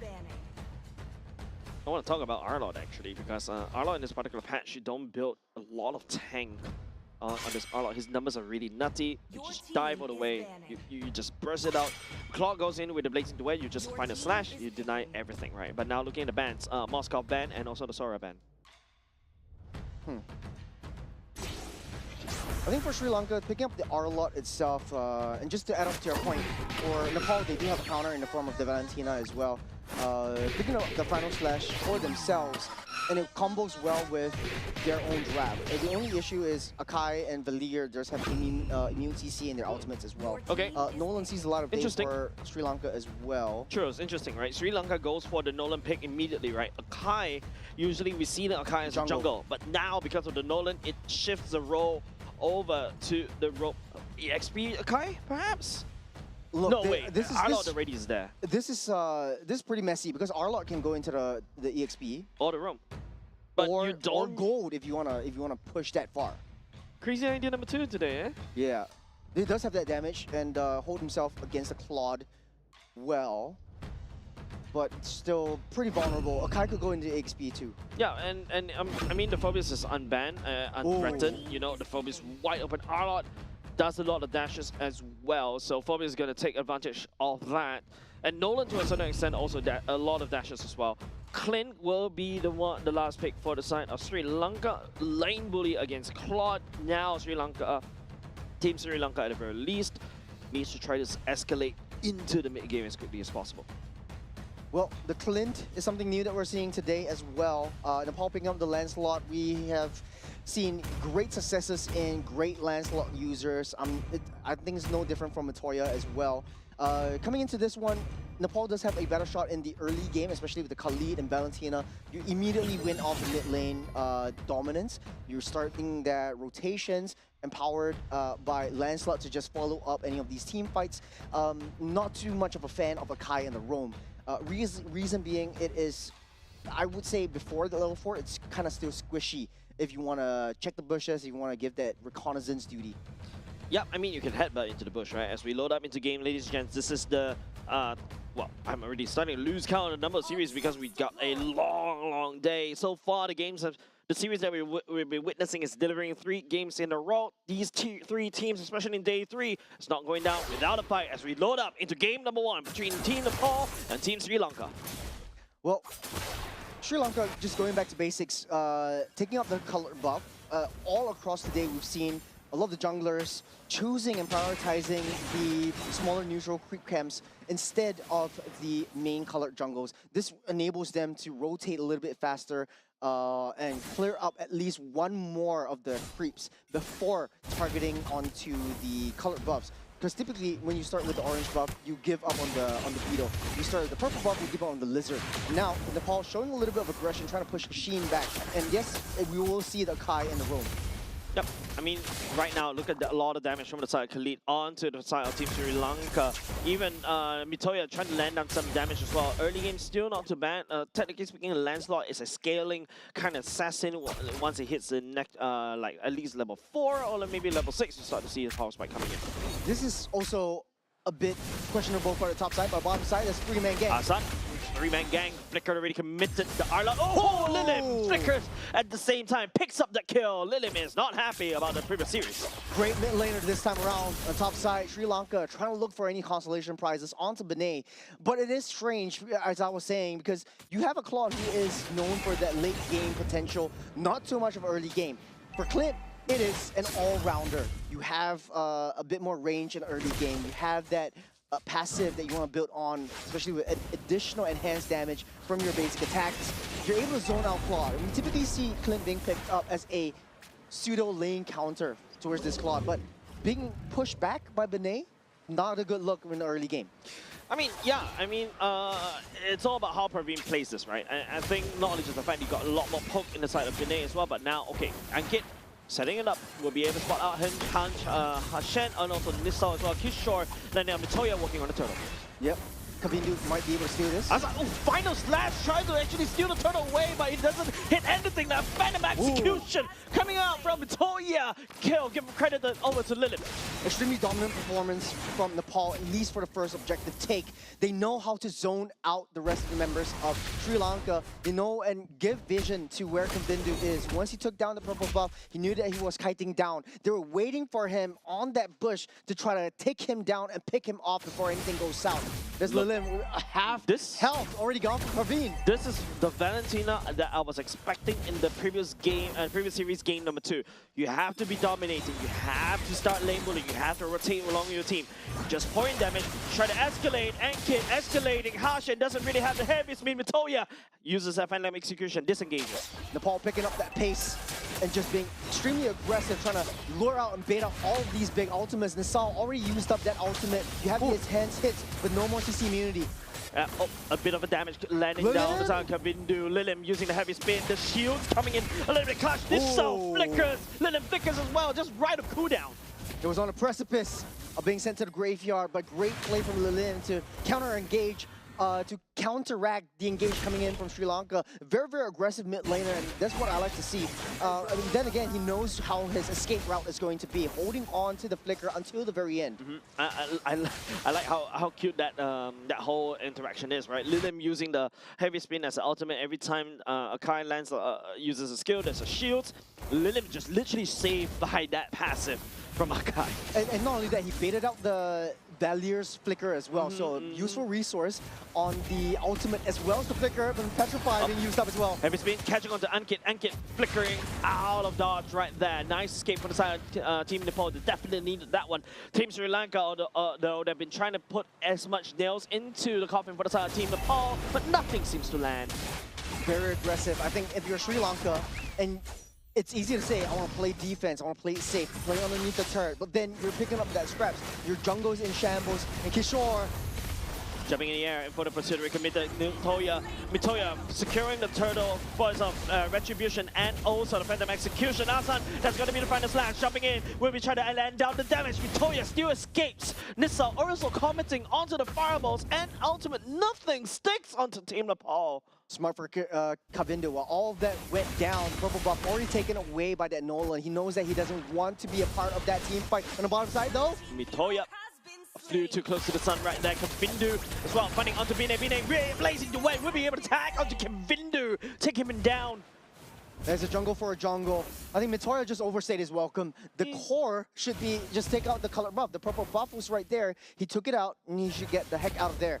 Sri Lanka identified like, hey, you know, this Nolan is in our jungle. Let's just take him out. We're up ahead. We do have that damage. We'll just pick him off. Nepal's draft, like I said, early game, extremely high damage, especially with the Khalid and the Valentina in the mid lane. The mid lane duel, rotation speed, extremely fast, extremely strong. Praveen is taking a lot of damage from the top side. I wasn't expecting that Binay and was able to hold his candle against the Clint, right? Clint, right now, based on his damage, especially if you land the first kill, should be able to do quite a decent chunk of damage. But Binay seems like, you know, with the 2 kills in his pocket, he's able to escalate even harder as compared to Praveen. Praveen, on the other hand, I think have to play it safe right now. Like what I mentioned, really just scale back just a little bit. His team is slightly behind, but Team Nepal is very active around the map. Yeah, and I think for Nepal, they did a very good job in trying to push the team fights towards the gold lane. Benet knows that, hey, I'm winning that lane. Let's go for more team fights, more ambushes on the top side to try to disrupt Praveen's farm. And as much as, like I said at the start, Clint is a very all-round gold laner right from the get-go, and it's basically used as a soft counter towards the Clint, towards the Claude in the earlier parts of the game. But now, being a Claude, being a late game marksman as well, but hold on a second right here. Big battle in a choke point. This is getting very dicey for both these two teams. Williams, the one that steps up, will be able to pick up onto Harshin, but Kishore all the way deep into enemy ground, but will be able to take down Kavindu along the way. Asan trying to make a play right here. Will be able to land onto this stun. Mitoya goes into the Thorn Rose as well. Will be able to iframes out of it, but it is still 2 kills. Given over side Team Nepal as of now. Great call by Kishore. He started things off. They knew that they were coagulating around that purple lizard. And Kavindu was right there. That's a nice final flash to kick things off. Final flash, but lots of damage onto Lilith. Thorn Rose from the side of Mitoya. Harshin trying to look for a heavy spin, but doesn't really have the ultimate to pin Mitoya down. The power of Sri Lanka, though, is that they have a lot of CCs. You have the CCs coming in from Hashin. You have the CCs coming in from Nisal. You have the CCs coming in from Asan. Kavindu just throwing his body. Yeah. And it's just 0-3-0. It's very unlike and very unkempt for a jungler as well. Take a look at this one. The heavy spin was used to disrupt. First, trying to keep everyone away from Kavindu. Because Kavindu was trying to force his way into that lizard. In order to play a little bit more passively, learn how to give up these neutral creeps. Yeah, I think Team Sri Lanka is trying to find, like what you mentioned, they're scrounging for scraps, right? They're scrounging for any form of advantage that Team Nepal is trying to give. The Nolan is unable to scale. Praveen should. Okay, that's a decent chunk of damage, a respectable amount. But Kevino coming in, trying to look for a pickoff right here. Bidet still BMI all the way out. Hashin will be able to find Ankit though. It's going to be Praveen picking up that kill. That's exactly what you need to look for. But it is still Team Nepal taking our bot side turret. There is chinks in armor for Nepal. Very aggressive, but this is a controlled aggression. They identified that, hey, Sri Lanka is opening up that top side. Then this is the power of the Clint. You have a lot of enhanced damage from the Clint's passive itself. So if you want to play around that Clint, you have to body block him. You have to soak up and leash that damage before he comes through. Praveen just needs to stand safe. There is not a lot of heroes on the side of Nepal that could easily get into the back line to try to disrupt Praveen. Unless, Nagoya just dashes and weaves through. Yeah, Khalid Kishore is also known as a dive unit as well, can easily just knock out Praveen. But of course, you got Pio coming out from Team Sri Lanka, right? Hashin with the heavy spin, you also got this other can disengage. But it seems like, Mitoya finding assassination up top is there. But it feels like, Team Sri Lanka, even though they are stock packed with CC, but those CCs are not landing down onto Team Nepal. Speaking of which, Nepal is in a very good position to take this first low of the game. Sri Lanka cannot risk taking this one out. Hashin is at half health. If he goes in, immediately sacrifices himself for nothing. There is not much that Kavinu can do to get close. Standing around, the heavy spin from the side, Hashin a little bit too late. Trying to catch on the Ankin. Ankin will return the favor. That's going to be the Raging Sandstorm coming in from the side. The disengage front side Nissal. The fear shearing torrent as well. But Matoya goes in. Oh, the Thorn Rose! And also the Venom Execution! He missed this! Oh my goodness, give it a kill over the side of Kavindo. It flew too close to the sun, but that was a beautiful play. If that would have landed, then Matoya would have just taken 2 members out. He was taking the kills off of Nassau, is able to dash out, buy some time for Thorn Rose, but the damage from the Valir itself was just way too much in mid lane though. They're trying to find a pickup onto Lilim on the top side. There's another backfight again. Oh man. Blazing Duet just does so much damage at this stage, especially when even though if you're Praveen with and you do have the key items already, but dude, Binay has the max stack. This is exactly what a healthy Claw needs. Yeah. I think at this point of time also, it is questionable that Praveen is left all alone. There's Hashin, there's a tank. Taking the brunt of the damage from Binay shows how far this Claude is away ahead of the Clint. And don't leave Clint alone. I feel like he has decent amount of damage. Just keep it at bay, save the heavy spin to protect Praveen. Don't go straight for the objectives. They know that they are way up behind Nepal. Asan couldn't do anything against Kishore, right? Like, look at Kishore just way too close. Just ignoring Final Slash come out, but the main action is happening right here. Binay busting out Kavindo. It is still going to be unkicked. Credit for the kill instead. Team Nepal cracked open mid. The Lord finally dealt with it down the bot side for the side Team Sri Lanka. I think Sri Lanka is just forcing their way to protect the objectives, throwing their bodies and the objectives in order to save their objectives, in a bet to save their objectives. So I think that this is the issue. Sri Lanka really needs to identify like, hey, let's just sacrifice this. Let's just play in another way. They need to be more adaptable. I'm glad at the very least what we're seeing from side Team Nepal. It seems like they have managed to reset just a little bit. Here's the instant replay. Oh, against Nassau, I think this is just the mechanics coming in from Atoya. Kavindu just found that one. He had the ultimate ready, but unfortunately, I think the dash fell short of the escape. Now, Team Sri Lanka, base defense time, right? Nissal, technically speaking, with the fireballs, is able to wave clear very quickly. But if, your Mitoya could do something like that, Kavindu! Where do you go? Where do you run from the Mitoya? Hashin pinning Mitoya all the way to the wall. Sri Lanka wasn't able to capitalize on that one. Man! That was an incredible find from Matoya. Kavindu was just left alone to his own devices. He's just way behind of what this Lancelot can do. He's also 1-5-1, so not a lot of anything at all. Yeah. No farms, no kills, and not a lot of support coming in from the team. I sympathize Team Sri Lanka right now, right? Your jungler is not able to contribute as well, especially when you're an assassin jungler. You can't even assassinate Binay, you can't assassinate Lilim, you're gonna get busted down. What do you do as a Nolan? Split push? Possible, but you have to deal with the Claw, or you have to deal with Natoya itself. Binay and Natoya is just drafted here in order to just push in the side waves. Even if you leave Ankit into the side, the long lanes, Kavindu can't even deal with the Khalid. Your jungle is basically the same level as Ankit, and he's 2 kills at 1 kill ahead. This is looking very dire for Team Sri Lanka. I'm not going to sugarcoat it. Team Nepal. Nice reset right there. Was able to get the mojo back. Don't forget Lilim, in the early game was able to, scale even faster as compared to Team Sri Lanka's mid lane though. But now it is all about this defense. Ashan is forced to build Athena shield against Lilim. Only Lilim. Yeah, there is a lot of heavy magic damage coming in from Valentina itself. Not only that, you have to deal with the ultimates coming in. And like we said, the final slash from Lilim itself, if it's able to find Asan, this creates a lot of havoc for Sri Lanka itself. Binay Mitoya just cracking a lot. Oh, it's an Mitoya. Okay, at the very least you trade for that one, but that's, I would say, not... Okay, luckily it's not exactly a shutdown goal, but Sri Lanka may be able to do something out of it. Reggie Sands off on the side, Ankit, Hashan, heavy spin to try to disengage. Hashan dashes all the way back. Kishore stepping forward as well. I heard a flicker as well, committed by the side of Kishore. As Team Sri Lanka still defend for now. He can't tank, but silver lining is Praveen does have the damage. Look at the itemizations right now. You have 4 core items for that Clint itself.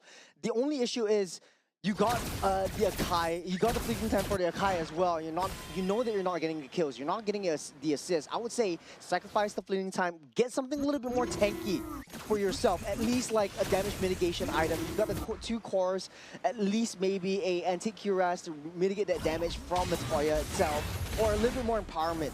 So I think that the Sri Lankan team, they do have a shot if they are able to protect Praveen.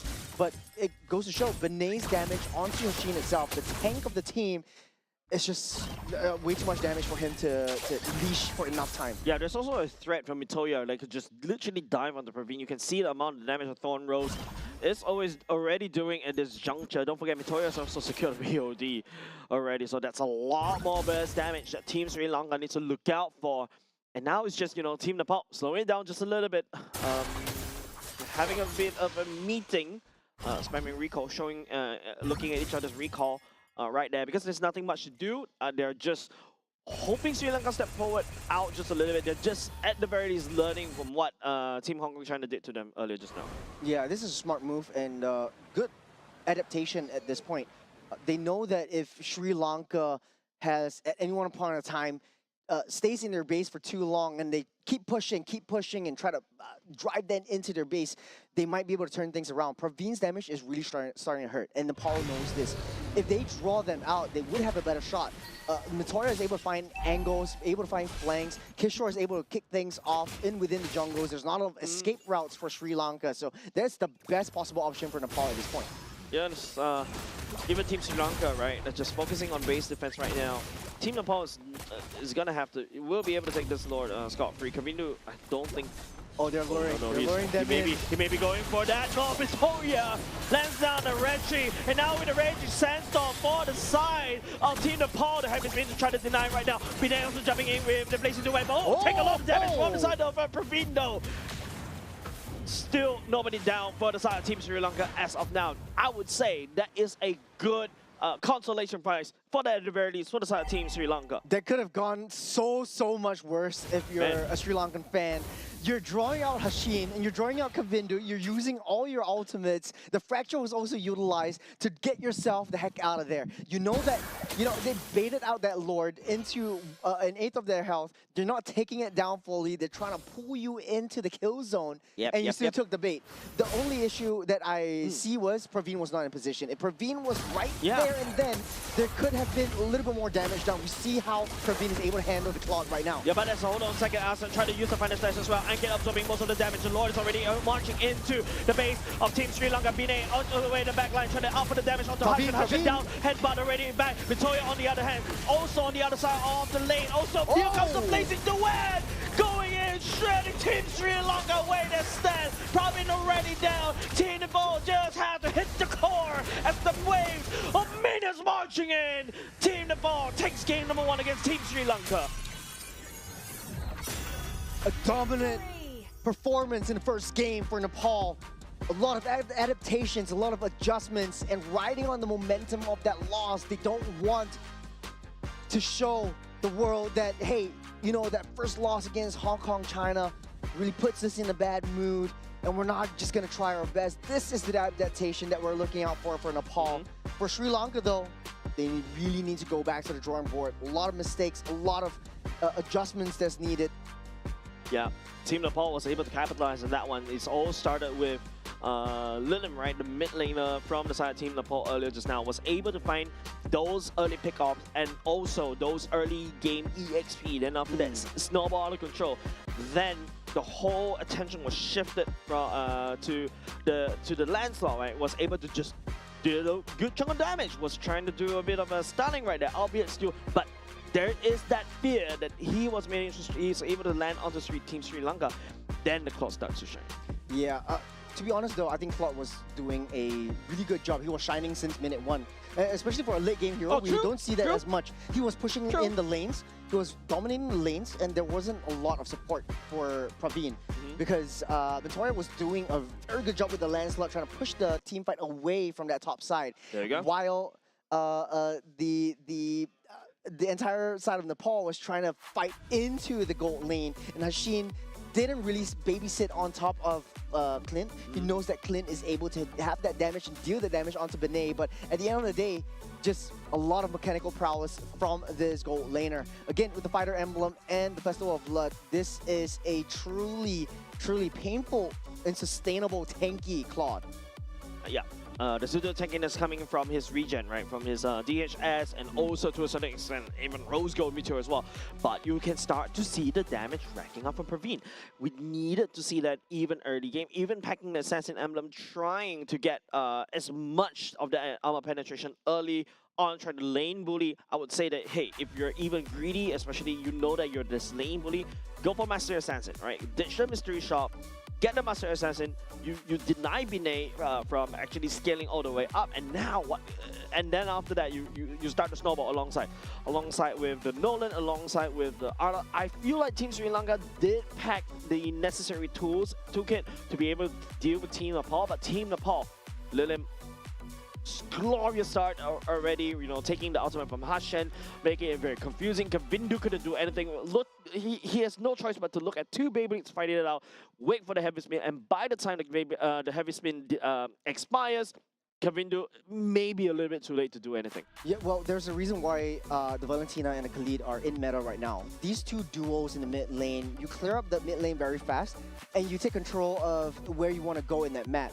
For Sri Lanka, if you're Hashin, you have to play catch up. You're basically catching up to where Ankit wants to go. Lilim and Ankit could basically just split heads. Ankit could go down to the EXP side, Lilim could go up to the top side, and you have to play catch up. It's a little bit too slow for Valir in the mid lane to clear up that waves and join in to with Hashin for the mid lane dual roaming potential. But then that being said, because of that rotation speed from the mid lane duo from Nepal, this creates so much pressure for Kavindu. Kavindu in the entirety of the game, you see so much kills. He's exposed, he's killed, he's back again. He's spending more time in the graveyard than in the battlefield in the Land of Dawn itself. I feel, you know, for the side of this Nolan, there's not a lot of impact, especially after you start losing your life, right? Yes. After you lose two of your lives, there's nothing much you could do anymore, right? If you, I also see that, you know, Kavindu tried to find Binay to assassinate, find assassinate onto the Claude, but the Claude was just proven to be way too slippery. Yeah, there was silver lining though. I don't think it's all that bad for Sri Lanka. I think that Praveen at the later stage of the game really had a lot more damage to at least had an almost two-shot opportunity towards this Claude. And I say almost. Because in the early game, if he would have played a little bit more aggressive, if he would have a little bit more support from that mid lane duo rotation, albeit it being a different mid lane, apart from the Valir, he would have had a much better laning experience. He would have had a much better early mid game. He would have shot up his power spike a bit faster. But I feel like it also could be a gold diff, right? I feel like the fact that, you know, the Claude, once you know that you see Clint use the first skill to kind of wave clear, that's when you just step in and try to poke.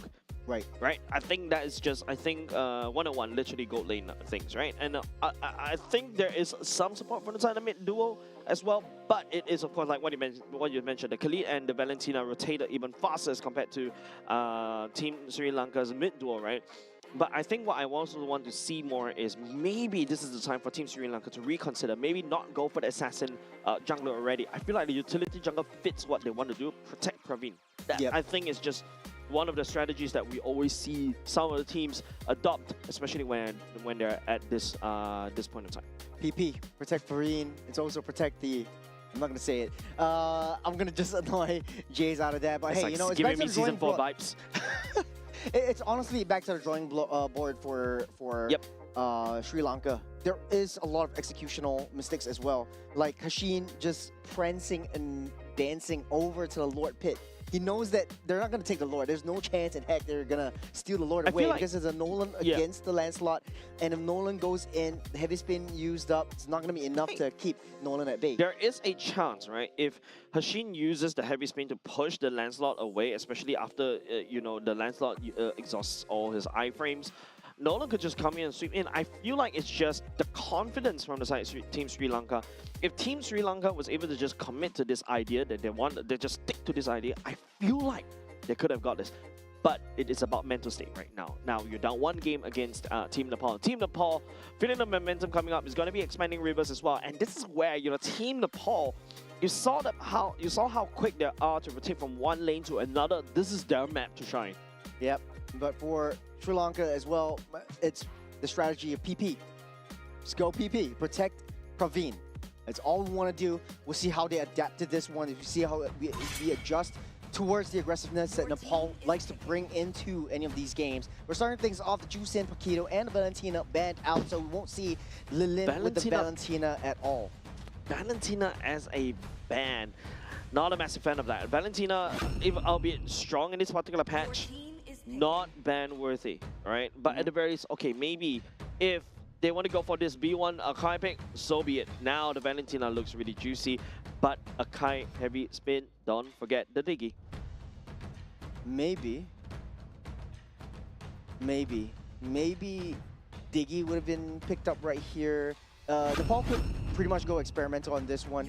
Suyo will be the first pick on this, and Suyo is one of those heroes that thrive on that mobility, on that movement and mobility. Hold on, just a quick check as well. If I remember, if I saw correctly, Bidet was swapped out for Abhishek as well, right? So, okay, at least there's a bit of a switcheroo.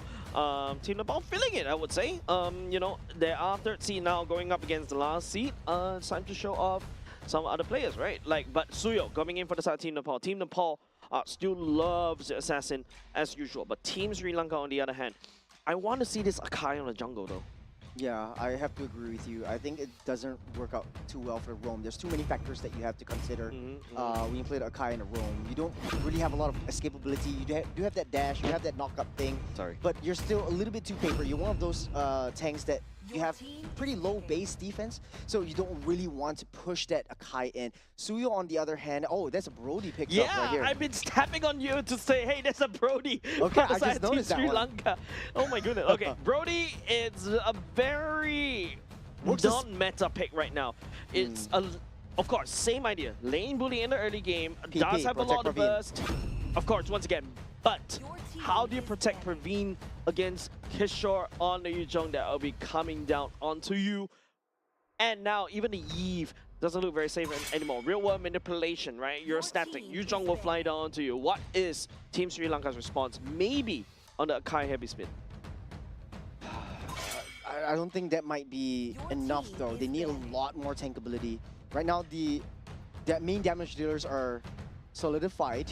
Kavindu cannot go for an assassin anymore. I feel like they want to play towards that late game, which is sort of like counterintuitive since Nepal's lineup so far is super momentum based, a very high early game damage, very high early game mobility, and also the late game insurance in terms of that Claude. So Abhishek honestly doesn't need to do anything in the early game, just needs to farm up, play a little bit of a farming game at least for the first 10 minutes, try to go for the side lane split push, and just let the rest of the team do their thing. Suyo is one of those heroes that is known for like, hey, if I know I'm going to be hyper aggressive, let's just pick up that Suyo. High early game burst damage, high elimination factor in terms of the S2, the Sever.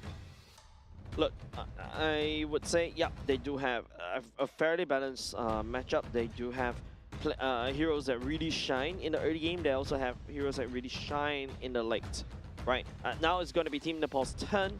Mid laner is still open. The Farsa, I think, is a good idea. And immediately, I feel like for the side Team Sri Lanka, they're taking a few L's in the drops. now you're going to get countered by the high loss, the Yuzhong, and to a certain extent, even the Suyu and the Claude, they could just BMI out of the real world manipulation, or just the dash out of the real world manipulation. Yeah, this is extremely difficult to deal with. Now, you know, like 3 out of 4, the 4 members that has been picked up by Nepal is super highly aggressive. Yuzhong clears the lane super fast down on the EXP side. The only thing that can deal with him is probably is already banned out. You have the Freya, you have the Paquito being out of the picture right now. If you want to do mano a mano and try to keep Yuzhong in the lane, you could always go back with the Terizla pick, but the Ruby, honestly, the Ruby looks good right here. I love to see the Ruby come back. This is precisely what they need. And the Gourd, man. This is Lilim on the Gourd too. Yeah, and if I remember correctly, based on what I saw, Mystic Gush range is almost similar to the real world manipulation. I don't think a guard will stand inside that real world manipulation, but Leomon is a threat. The Ruby is a threat. There's so many ways that, you know, Team Sri Lanka could easily dash. But if you look at the draft once again, the high loss is a good counter against what Team Sri Lanka wants to do. Even if Leomon is chasing after you, you do have the glorious pathway to either engage or disengage. Well, game number 2, I would say Sri Lanka, going back to their MO, still has quite a bit of crowd control capabilities from the EXP and the roam side. Not a big fan of the Kai roam. Brody takes a bit more time to really pop off with the core item builds as well. And Nepal, on the other hand, they're playing speedrun. I mean, it's a lot faster to scale compared to Claude, right? Claude needs 2 items, whereas the Brody, if you get his skill hits right, you get the Blade Capacities, you can out-bully lane. But I think another key factor we've also got to see is something that I pointed out earlier just now, right? If you are clean, you go for Master Assassin, you're looking to dominate in the early game, that's a way that you can potentially snowball against Abhishek on this Claude. But yeah, we have to see based on how Team Sri Lanka executes this one. Praveen is facing up against a totally different gold laner right now. Maybe slightly different play style or behavior from Abhishek as compared to Benet, but hopefully we'll see Abhishek perform well down on the bottom side with the Claude. Like I said, you know, Kishore rotating pretty fast compared to Asan, but when it comes to the late game potential, therein lies, Nepal taking a huge hit. Void Crystals landing onto Ankit. Hashin tries to slow the Mystic Bomb to disengage. Good trades coming out from times in the favor of Team Sri Lanka. Right now, they've got the initiative to basically rotate earlier to explore the map. This is big info given them side of Team Sri Lanka. See how they use it. This is a pretty different Sri Lanka right off the first minute of the game. A bit more aggressive in the form of, hey, let's just dive into the jungle and let's dive together. And we talked about, hey, the mid lane duo is not rotating together. The change that they needed is right here. You got Akai who deals that damage, who has a little bit more enhanced power. Coupled with that, that's level 4 Team on Sri the Lanka too. is looking to throw fist churros. Using the barbell or the Phantom Seed right on early on, especially before the turtle starts. I'm not too sure about this one. Team Nepal is more than happy to take that. Pretty greedy for the side of Sri Lanka. And right now, core resource already utilized by Nepal, by Sri Lanka. And Nepal has everything in their favor to go straight to that turtle pit. Kishore is already level 4, has that dragon. Limbs just slowly farming up. I Just think need that one. yeah, rotating up to the EXP side. Yep, that's it. Observe that 1 minute, the Drag Dragon Ball will be committed by side of Kishore to try to find and push away Team Sri Lanka. Asan looking for a play right here. The barbell coming in a little bit too late. But Toya really secure the turtle for themselves already. Unkit down low. The Mystic Gush first look giving on the side of Asan. And it's going to be Toya taking Hashin down. A worthy sacrifice, a roam for Rome. But then again, it bought so much time. Ooh, jumped away from the Turnpot memories. Oh man, that was so close. Probably could have actually taken down Abhishek earlier just now if Abhishek doesn't use the flicker on time. Yeah, taking a look at the replay, what transpired down in the turtle pit, there's a 3-man lockup by Ankit.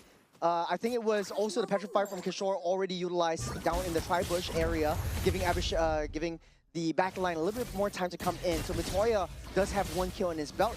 Suyo just needs at least that killing spree to really come online. He has so much mobility, so much snowball potential. You don't want to give those kills over to Mitoya if you're Sri Lanka. Yep, I mean early game. If I were a betting man, I'll put it on to Mitoya, right? But later parts of the game, the Leomord start to come online, and Leomord is this massive scaling that doesn't require the Sky Piercer to scale, right? Whereas Mitoya, kill reliant, needs that Sky Piercer to scale. Albeit, you know, when you go to the later parts of the game, you also got Abhishek from the side of Team Nepal that could just output the damage. Lilim also scales towards the later parts of the game. Team Sri Lanka, though, they need to do some damage now because this is a roster that pops off in early mid. Yeah, I do have to agree with you. I think Hashin didn't have the heavy spin to disrupt the team fight just now. But we'll see. Barbil. Barbil try to do something. Barbil already done. Ankit being isolated by the side. Hashin, good play coming up with Team Sri Lanka for now. 2-1 is the kill score.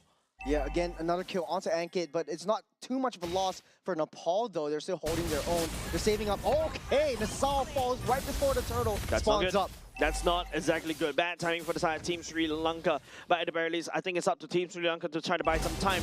Team Nepal could easily blitz down this turtle as quickly as possible, even before Team Nepal comes into play. Machine's just right there. Heavy spin already utilized down the bottom side. That's a petrify down the bottom. Yep, here comes the Glorious Power. Mitoya securing the turtle for themselves. Mitoya scaring Team Sri Lanka away. Kavindu at the very least take away the security zone purple buff, so that's 8. Okay, look at, wait, hold on a second. Abhishek right now, Blazing Duet doesn't do a damage over the side of Praveen. Not as of now. The damage, the core items is not there yet, but they know the mid lane is coming down. Oh, Nisal. That river is the river of death for Team Sri Lanka's Nisal, man. It's like the murder scene. It's like the victim revisiting his own murder scene. That's no man's land. To be honest, if you're a pro player and you take that path, you're asking for it. You're asking for a huge punishment, and Nepal is basically just like that. Look, Praveen at the very least in this particular game still fares better, right? And you can start to see that he's able to output damage, he's able to secure that 1 kill. Hopefully, Team Sri Lanka, I think pathing is definitely something that we have to look out for if you were Team Sri Lanka. But Kavindu, you know, the Barbil charges, isolating one person, that's how Team Sri Lanka is hoping to claw back into the game. Yeah, for Nepal though, like you said, just circling back to the previous point, but hold on a second. Barbil once again, just as a defensive measure for Kavindu. There's no different Mitoya is coming back in. I'm hearing Jaws music right now. Mitoya sneaking in all the way up top. Kavindu may be left on his own, but it's a very weird rotation coming up from Team Sri Lanka though. Like Team Nepal is the one that's basically you know, activating in terms of all these initiators. Team Nepal's Mitoya picking up that Leomord. Yep, their structure is definitely falling apart in the 6 minutes of the game so far. Sri Lanka actually had a decent start to this entire game. Mitoya had to face against Ruby, able to dash out of there with iframes. Yeah, I think he's kind of trying to force it. Speaking of forcing, Praveen forced to use the flicker to try to get on the way. Ankit trying to land the Law and Order onto Hashin, but Hashin is a very fast panda. Well, again, like I said, Sri Lanka's structure is really starting to crumble. I think that, you know, sometimes you have to really learn how to give up some objectives, hold on to your core items, hold on to your core skills before any major skirmish. Wow. Praveen, that's a huge gambit right there with the Sky Piercer. Hey, I've seen Grand just coming back because of the Sky Piercer, right? I remember that as clear as day. It's scary. That item could come in clutch for the side of Team Sri Lanka, but Hashin, heavy spin, doesn't pin anybody down the ground, but this time right, he's the one gets the pin. Lilim letting down the Mystic Gush onto Hashin. Nisa also going down once again. The river is not safe for this man, and Team Nepal will be able to secure. No, actually, Team Sri Lanka secured the turtle instead, stealing that from Team Nepal, but it's just a consolation prize. They lost 2. Beautiful split fight. This was one of the times where, you know, the gold lane also joining the fights. This is the 3rd turn of the game. Even though it's secured by Sri Lanka, Atsan did an incredible job pulling away 4 members from that turtle, but Nepal's damage is just too much to show. You got the Mystic Gush coming from Lilim. There was no one member from Sri Lanka that was able to disrupt that board. And speaking of, Kavindu getting sprayed upon by Lilim. She's burning down, and it's just Team Nepal just showing who's boss right here against Team Sri Lanka. Kishore is also starting to hurt. He's healing everything back up as well.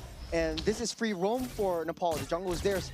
There is no space they are afraid of. I feel like each one of the members can just play in their own game. And they're really tipping the scales right here in the form of Matoya going up to the top side, trying to deal with the lanes on the top. The entire bottom side, you have 3 members protecting Abhishek. Man, Praveen doesn't really have space to farm. Hashen explores that map, sees Kishore, sees Lilim. He's not gonna have to, he doesn't want anything to do with that.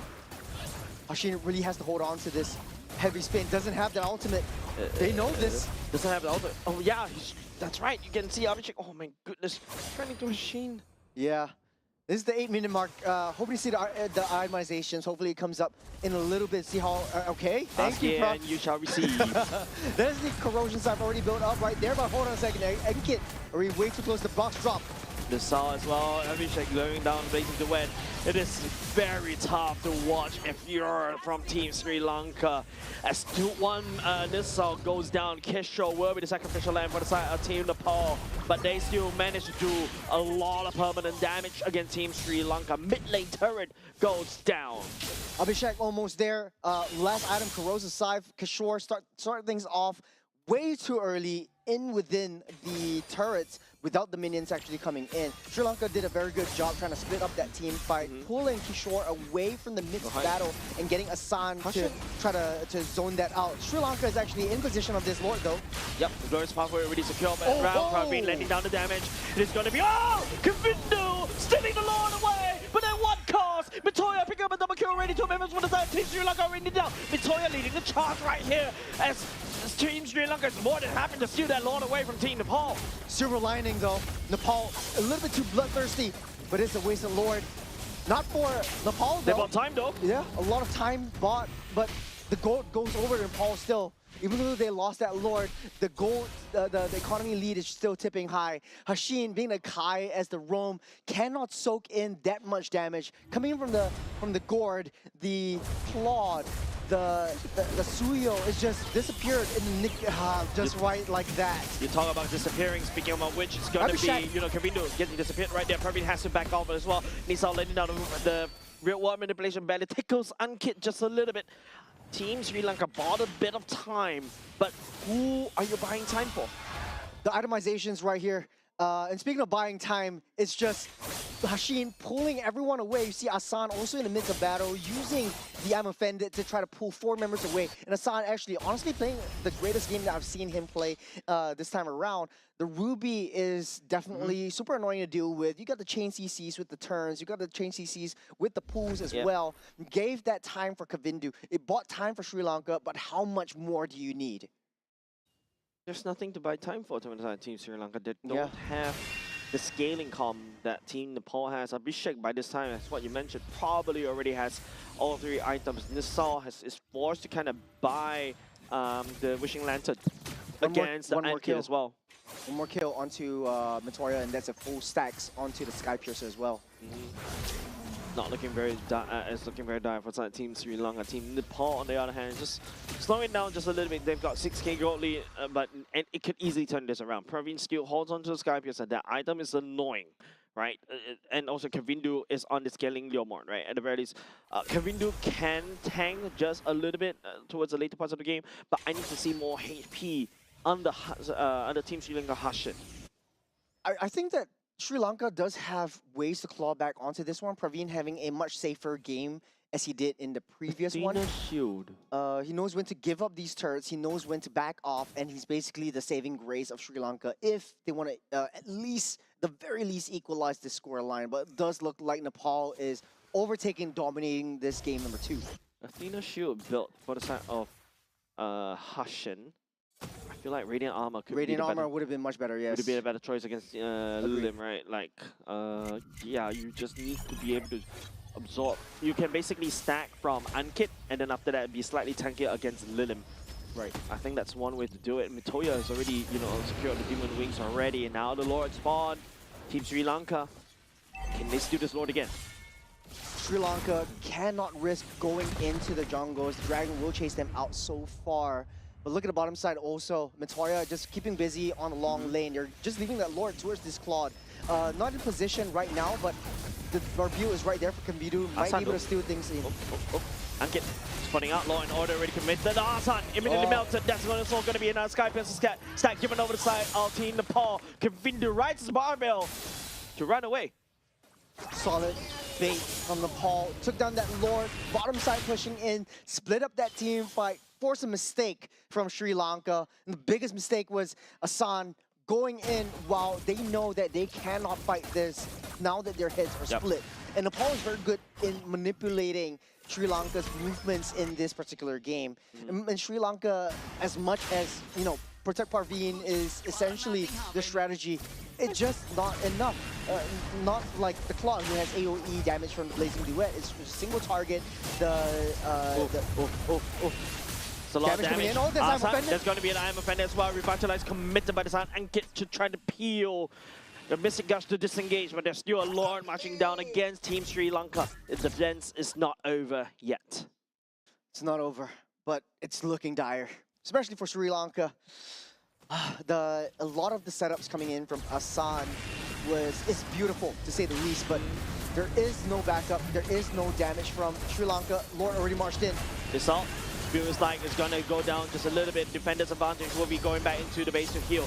This ult's looking for an area to put that real world manipulation, but the Lord's already marching all the way in. Team Nepal is looking to try to close it off. The Lord's already dealing with the real world manipulation, catching on the arm shade, a bit too shallow, but will be used to wave clear instead. They didn't miss the gush, but there's a lot of waves from the side of Team Nepal marching against Team Sri Lanka. Ankit fell, but so does Asan. And Asan's playing that tank role. Hashin holding on to the heavy spin. A much better kind of execution from Hashin from now. But again, he's still taking so much more damage from Gort. And like you said, and just circling back to the Radiant Armor would have been a much better item, but there is no sort of like that solid burst. Praveen already utilized that flicker as well, so core resource already utilized. I saw that. Team Lilim trying to use the Mystic Gush onto the turret. I hope that actually works. Blazing Duet from the side of Abhishek as well. He has no fear from the side of Team Sri Lanka as well. He knows he's not able to do, but Asa's doing a lot of damage. There's going to be a shutdown against Team Matoya, resetting the Sky Piercer. Oh. Sri Lanka actually found the target, found the hit. Matoya goes down right now, so next at least 30 seconds, you don't have a Suyo around. But that creates some space for Sri Lanka to actually step out. Economy gap actually closed into at least 6,000, and the gold actually went into Praveen. So building onto his Sky Piercer stacks, he's got full item builds. He has a little bit more damage. So again, like we say in the draft, it is going back to protect Praveen. This is the main and core method that they need to do.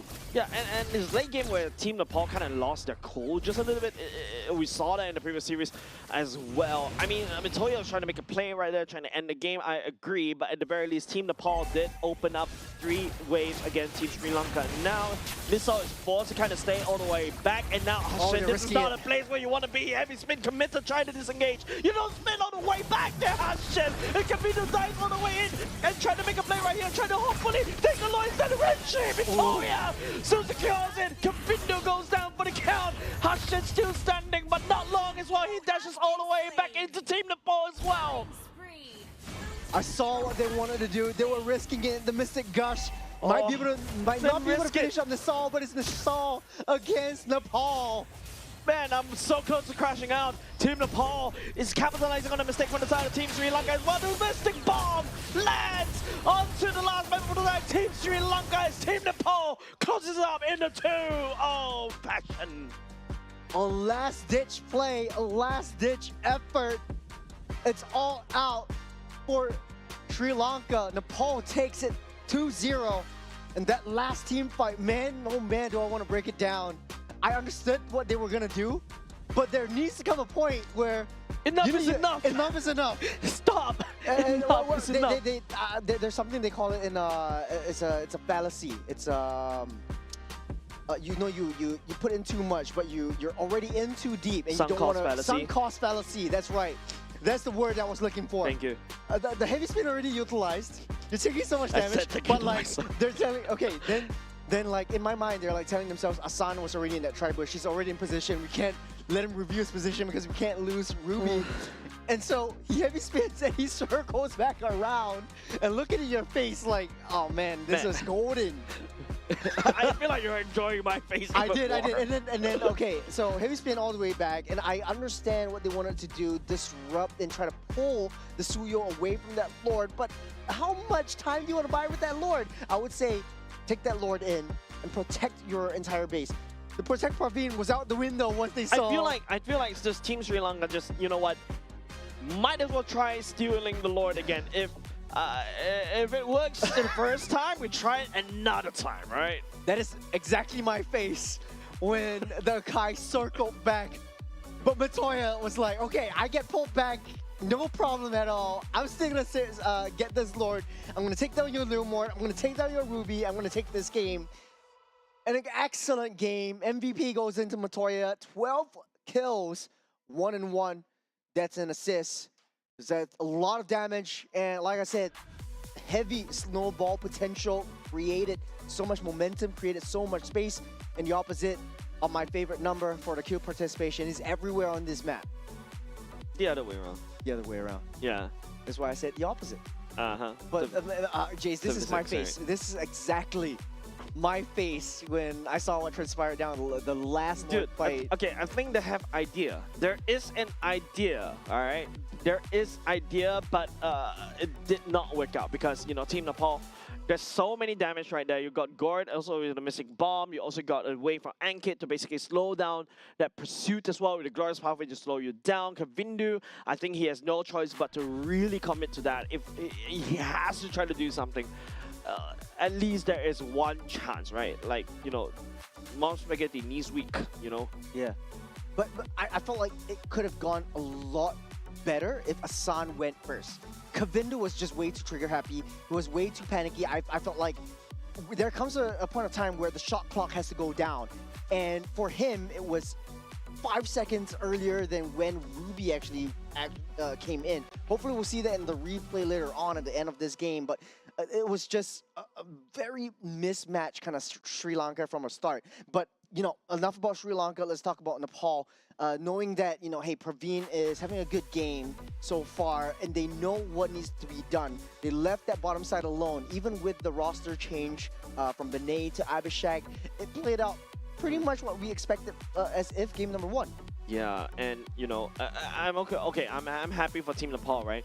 This is a better showing, but it's starting to. I mean, especially if you're going into the last chance qualifier, right? I think that's something that you also need to take note of. Team Nepal, when it goes to the later parts of the game, it feels like they're kind of not synchronized, right? I feel like there's something different, so I hope that's something that they will be able to fix going to the last chance qualifier for them. But of course, you know, this kind of solidifies the positioning for the side of the group stages for Group D already. But of course, you know, there's a lot more games that we'll be able to watch for today at the very least. Yeah, kudos to Nepal once again. A pretty strong position as of now. So far, 2 wins, 2 losses. And this is basically their last day of play-ins as well. So Sri Lanka, this is also their last match. Coming in at the 5th seed in Group D. There is a lot of adaptations and learning that they need to do. Taking a look at the actual standings right now. Still, Mongolia topping the charts 4-0, winning out every single one of the match, and previously playing against Pakistan as well off stream. So it was quite of a tricky slope because Nepal and Sri Lanka was playing against Mongolia and Pakistan. It could go both ways if Pakistan would have won Mongolia, and then there is a 2-way tie for the last chance qualifiers. But Nepal really proved themselves. Yep. They deserve to be in that LC last chance qualifiers. Yeah, I think they definitely step up, right? I think the only game for this particular group is just the game between Team Mongolia against Team Pakistan. But I feel like that thing is kind of set in stone, right? Even if Team Pakistan will be able to win a solid 2-0 against Mongolia, you don't really have enough points to basically knock out Team Nepal from the LCQ. No, based on the standings itself, 4 games to be played, Mongolia already won Pakistan, so it solidifies their spot. So it's pretty much of a guarantee right there. Yeah, so that's also something that we also need to take note as well. But of course, lots of games happening. It is also good to see, at the very least, we get to watch 2 games of Group D in a row. So I'm excited what's to come next. We're going back into something more of a familiar territory for the side of Group A. Coming up next is going to be Team Philippines going up against Team Myanmar. So this is, at the very least, we get to see Team Liquid. You like that, don't you? A little bit of a roster shakeup as well. I heard when we talked about this during the short break that we had earlier on. Yeah, I think I saw Team MPL PH did make an announcement. They switched Kara back in, but hey, Team Philippines is backed by the 3 of the biggest coaches in MLBB history as well. But with that said, ladies and gents, don't go away. And also hi to those people who are queuing in because the next game is going to be spicy. We're going to go back into Group A, the match between Team Philippines going up against Team Myanmar coming up next. Time your chair evolved. This is Secret Lab Titan Evo. Ergonomically engineered for you, gamers.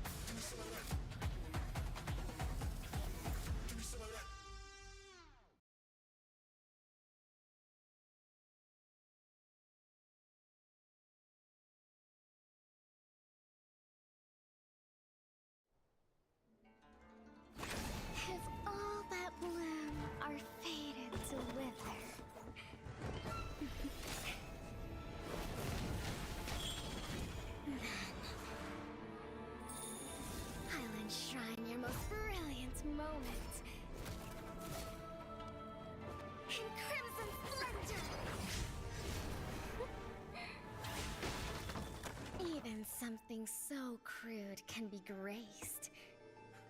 What a splatter of beauty!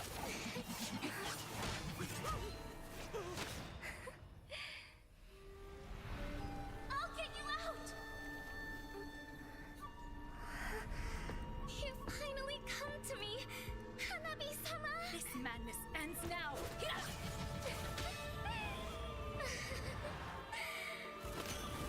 At last, I'm shivering with excitement!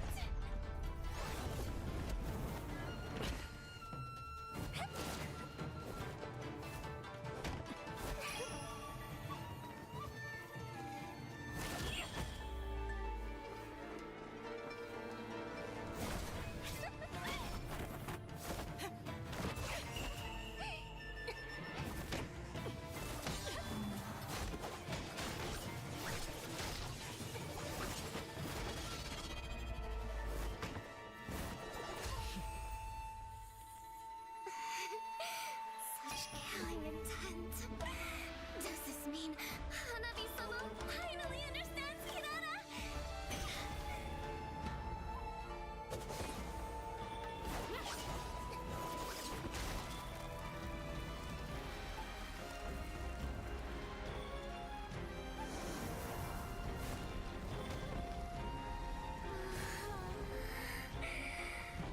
So warm. So beautiful. We can finally embrace eternity in hell. Just the two of us. Allow me to release your eternal bloom.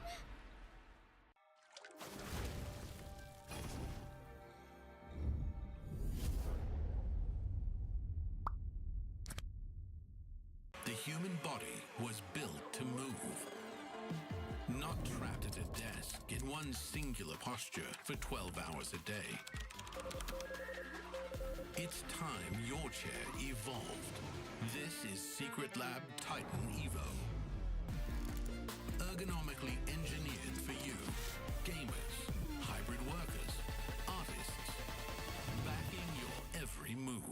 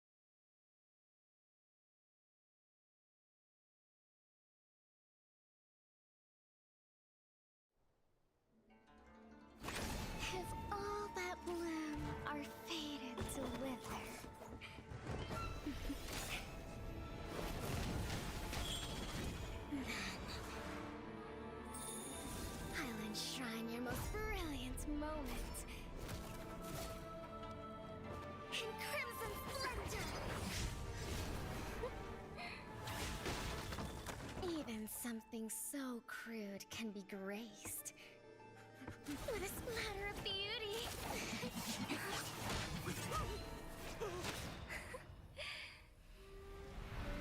I'll get you out! You finally come to me, Hanabi-sama! This madness ends now.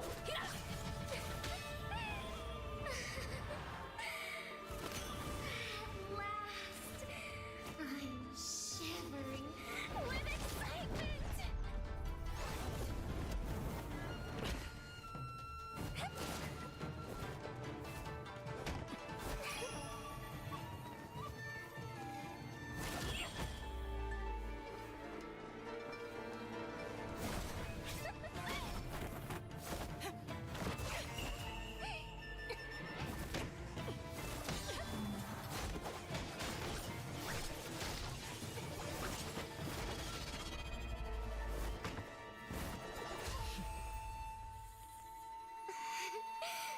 Such killing intent.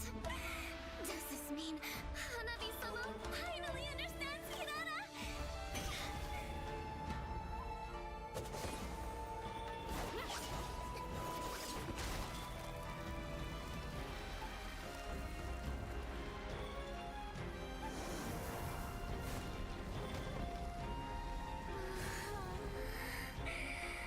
So warm. So beautiful. We can finally embrace eternity in hell. Just the two of us. Allow me to release your eternal bloom.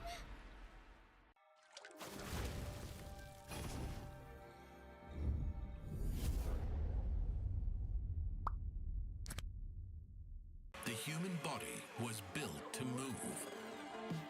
Not trapped at a desk in one singular posture for 12 hours a day. It's time your chair evolved. This is Secret Lab Titan Evo. Ergonomically engineered for you, gamers, hybrid workers, artists, backing your every move.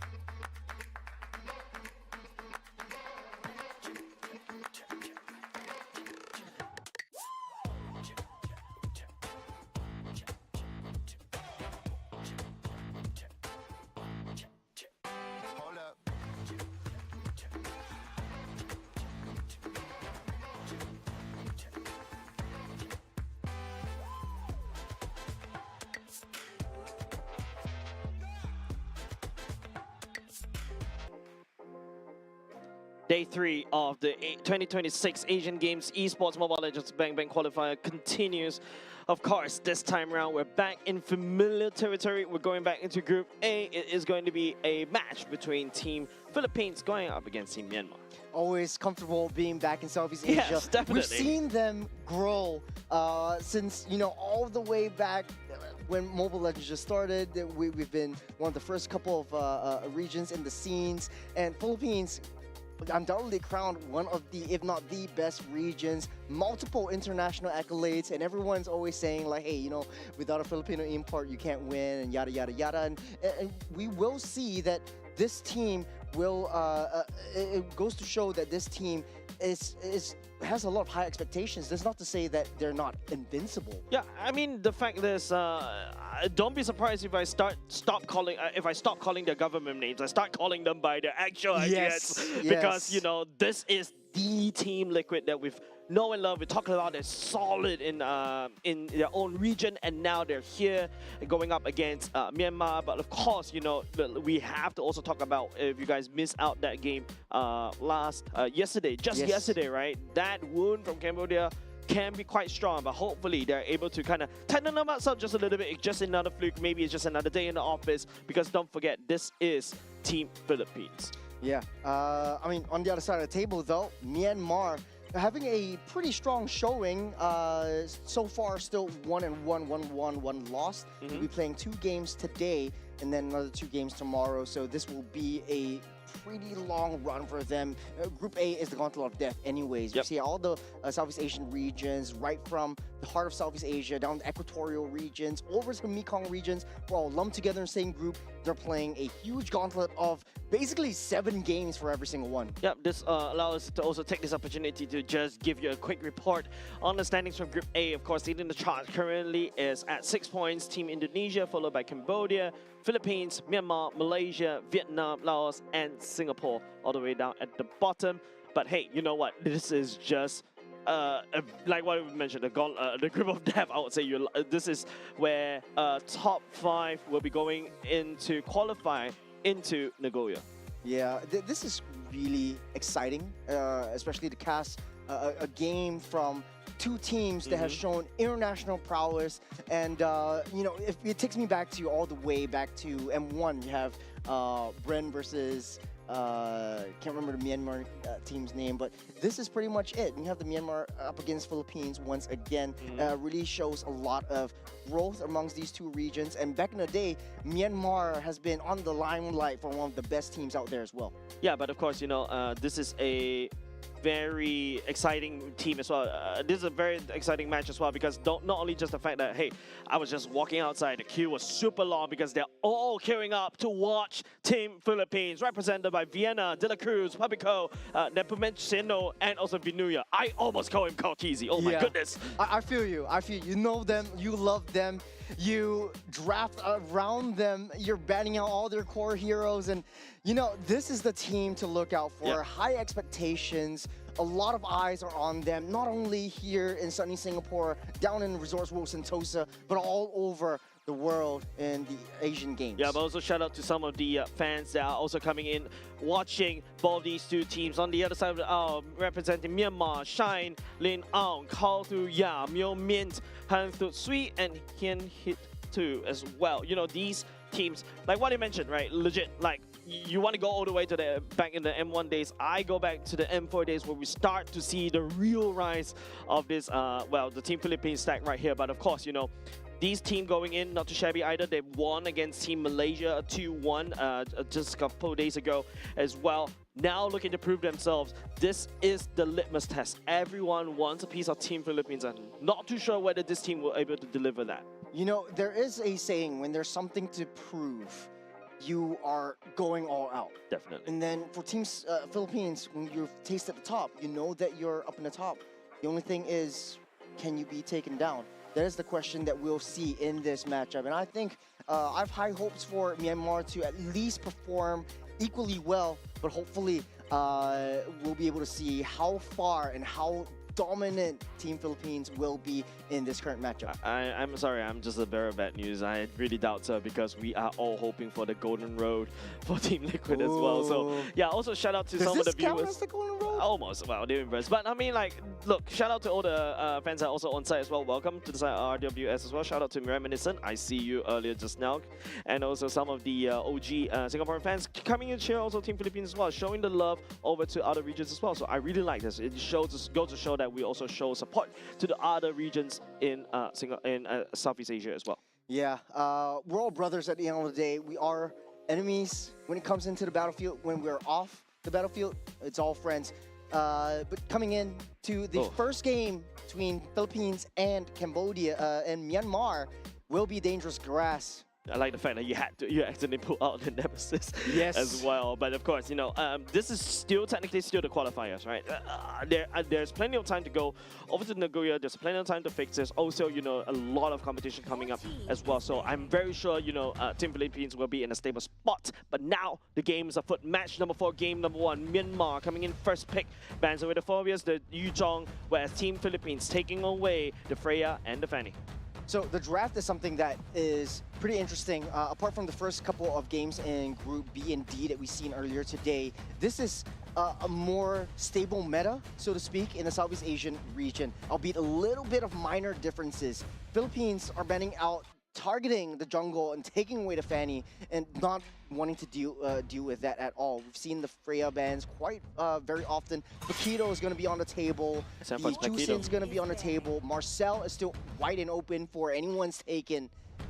I'm surprised, right? Like the Khalid being banned right off the bat, the third ban as well. So many picks out. I feel like Team Myanmar is really trying to open up as much picks as possible. You've got a Marcel, you've got a Paquito, you've got the Juicin. And now it's up to Team Philippines to kind of figure this out, right? Now, how are we going to be able to do this? Do we try to go ahead and ban away something absolutely open? Okay, you know what? They're going to force Team Myanmar to pick it. They ban away Juicin. Now, Team Myanmar, it's your choice. Marcel or the Paquito? Marcel would be a more counterable target. At least you pick up Marcel, typically a lot of teams like to pick up the Valentina, so you don't get trapped into the golden hour as well. Paquito would be one of the best bets, but facing up against Venuya, who is crowned one of the best, if not the best XP laners from all around the world. Ooh, Going back wow. to basics with Arlott and then Machino with the Akai. Yeah, new flavor of the month, right? Akai coming back into the meta. Mostly in the jungle as of now because of your jungle dance is so strong. Using the heavy spin, you'll be able to push somebody away and then land the retribution yourself. Valentina is wide open for the side of Myanmar to pick. But, you know, Sanford is on this Arlott. Arlott versus Paquito in lane. Any thoughts? I do like it. This is the combo that we spoke about earlier. A lot of crowd controls, a lot of lockdowns. Arlott can just free dash around, and there is the connection from the Team Liquid. I mean, 4 out of 5, or basically all 5 members are from Team Liquid. We just have to remember. We have to remember, and you stop calling him Sanford. He's Venuya from now. In any case, though, I want to just talk a little bit more about Team Philippines. Individually, they are extremely mechanically gifted players. But especially for Nipo Muccino, it's so much easier to call him Cartesi. But Nipo Muccino, he is one of those players that he is able to step back and play a supportive role in their Kai when is needed of him. Don't make me call your government name as well. But okay, Team Philippines on the other hand, you know, they solidified the draft with a carry. Carry is great. Again, it's Baxia, good wave clear. Also pop off in the latest part of the game. Can scale against the Claude. But now the Claude coming in for the side of Team Myanmar. I feel like, ooh, Helkert ban. Something is up.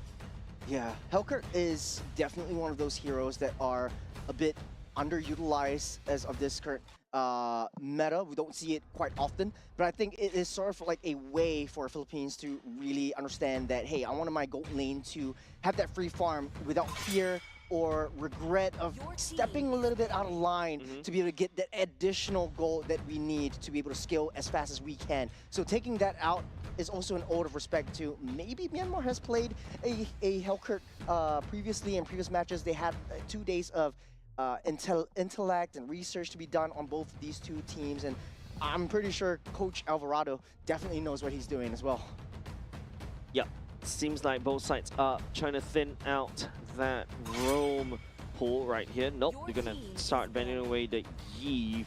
Valentina's still wide open for both sides to take. It seems like, you know, it's more for the side of Team Myanmar to pick up the Valentina as well.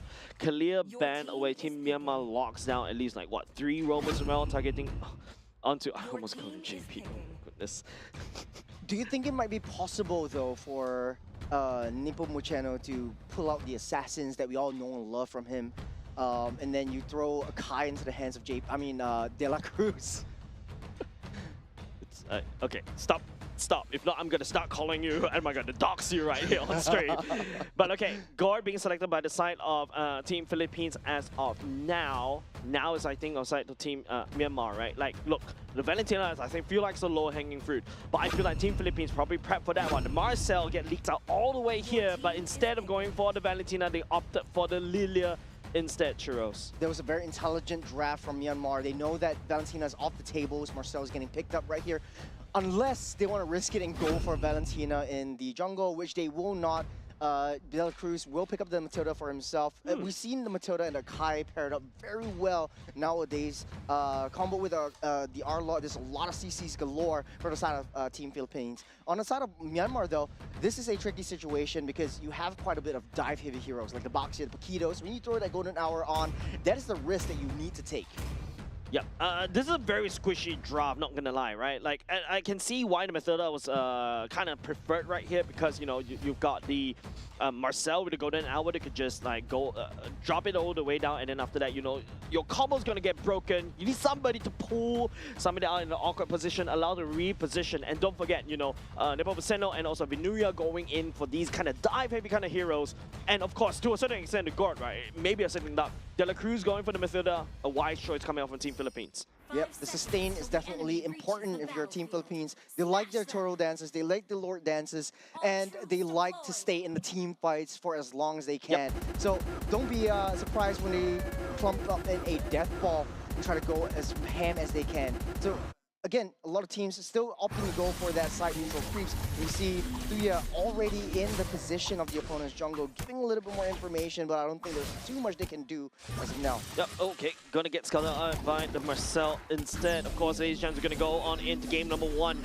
Team Philippines against Team Myanmar right here.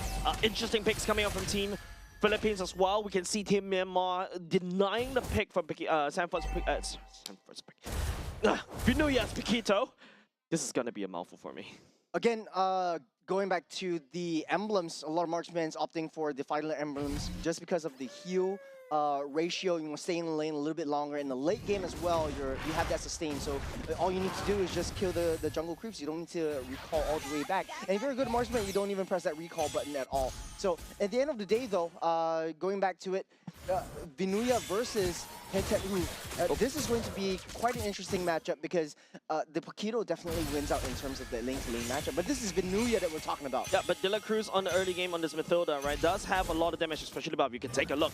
If last time Matilda does a lot of damage, she does even more right now, Churros. Yeah. This is also a way for De La Cruz to open up that map, check and give intelligence to the rest of the team. Philippines is one of those teams that are very, very calculated. They don't take unnecessary fights, and they don't make mistakes if they don't have to. Myanmar, they're going to be able to capitalize on that one. Play a little bit more passively, play it to their strengths. Philippines knows when Paquito and the Lilia's power spikes are at as well. Yep, it seems like Team Philippines was kind of gathering around the top right there, kind of setting up for that turtle fight. Unfortunately for the side of Hane, he's not able to join the fight. He will finally hits level 4 though. Turtle getting chunked down half HP. Boxia rolling in the deep, trying to look for a pickup right there, but gets stalled by the side of Brunoya, the heavy spin. Viceno going around the world. And Pico letting down the Mystic Guard. First one, giving the side to Hayden though. As Myanmar finds on a stable footing. Double kill over the side of Team Myanmar already. As Team Philippines has been routed. Great save from De La Cruz.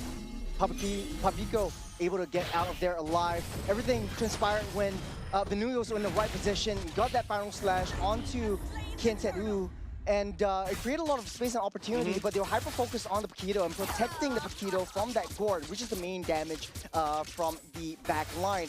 Kyotuya was the main guy that was in the back line, just being such an annoyance to be able to split up that team fight. So great start from Myanmar. We'll be able to take a look at the replays and able to draw out all these team fights from there. Baxia was the first one to be in the midst of battle, and with that, just took down one hit at a time. Yeah, I feel like unfortunately Papico was just a sitting duck, right? And Mathilda was forced to kind of use the Guiding Wind to pull. The threat coming out from Hane is just way too much for Team Philippines to handle. They have to back off.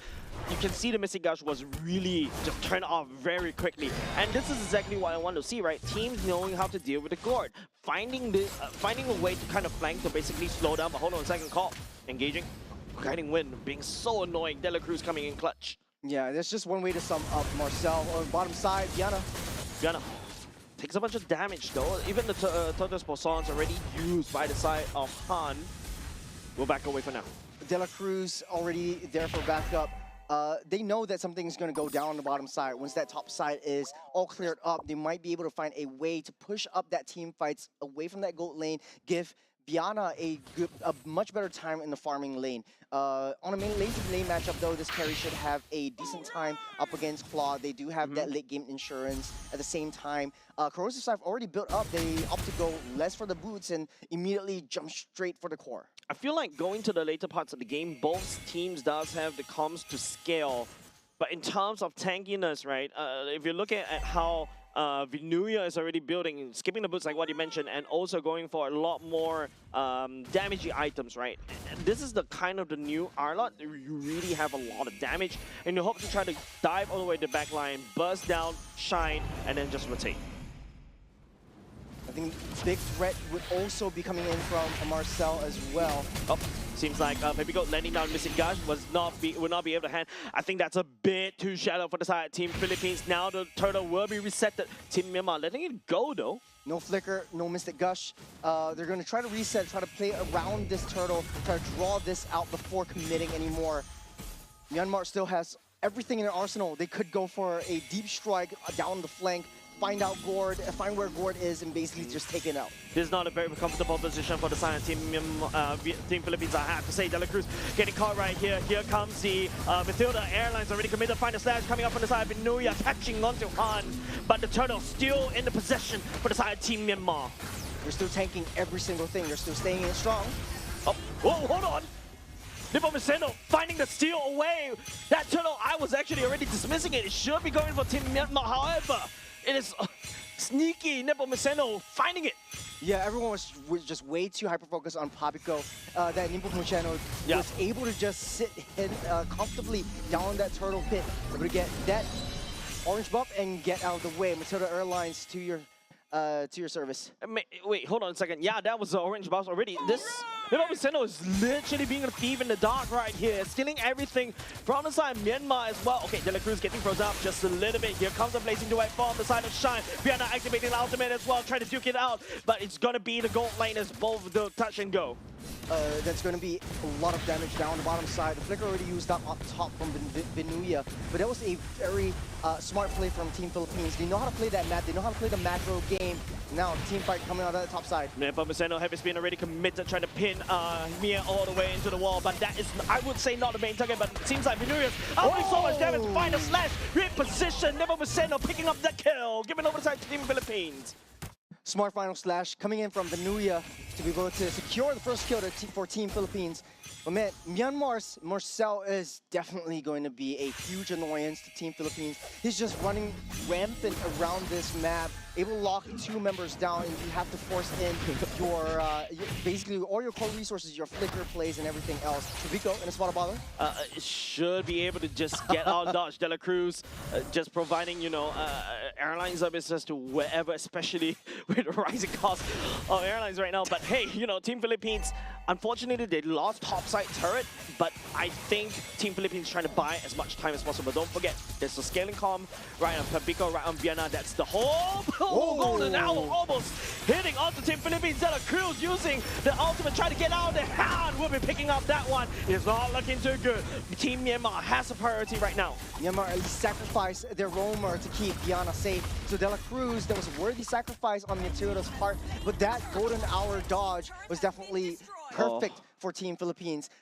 Able to just take down that turtle as well. They're not too worried about these early game skirmishes. They're not too worried about these early game team fights. They're just going to let Myanmar just rush in and take down these heads because they're going straight for the objective. They're playing the long game. Power spikes for the side of Vienna already hit. There's already good stuff in that carry's pocket already. Maybe this is the time for them to strike. I like how Team Philippines is taking a bit of losses on the top and the bot.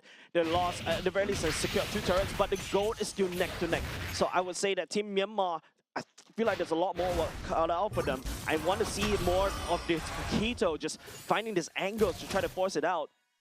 Philippines able to just buy time to get Diana online, to get De La Cruz a little bit more sustained coming in. And this is the babysitting that we like to see. De La Cruz and Diana just sitting heavily together and very comfortable, just free farming every single one of those creeps, every single one of the resources just funneling into Diana. Once that carry comes online, Myanmar with basically a full dive potential lineup, it needs to be able to commit down into Philippines' throats. I agree. The priority for the Baxia and also the Paquito is starting to fall very, very soon, right? Especially when Team Philippines is just doing stuff like this. Nepo Viceno is just showing himself out right in the face of Team Myanmar's jungle. He's not afraid. He's an Akai. Nobody for the side of Team Myanmar is there to burst except for Shine, and Shine needs to farm all the way down bot. And now, maybe because Team Myanmar has already unlocked Shine, maybe there's a way for them to start using him in massive team fights. Yep.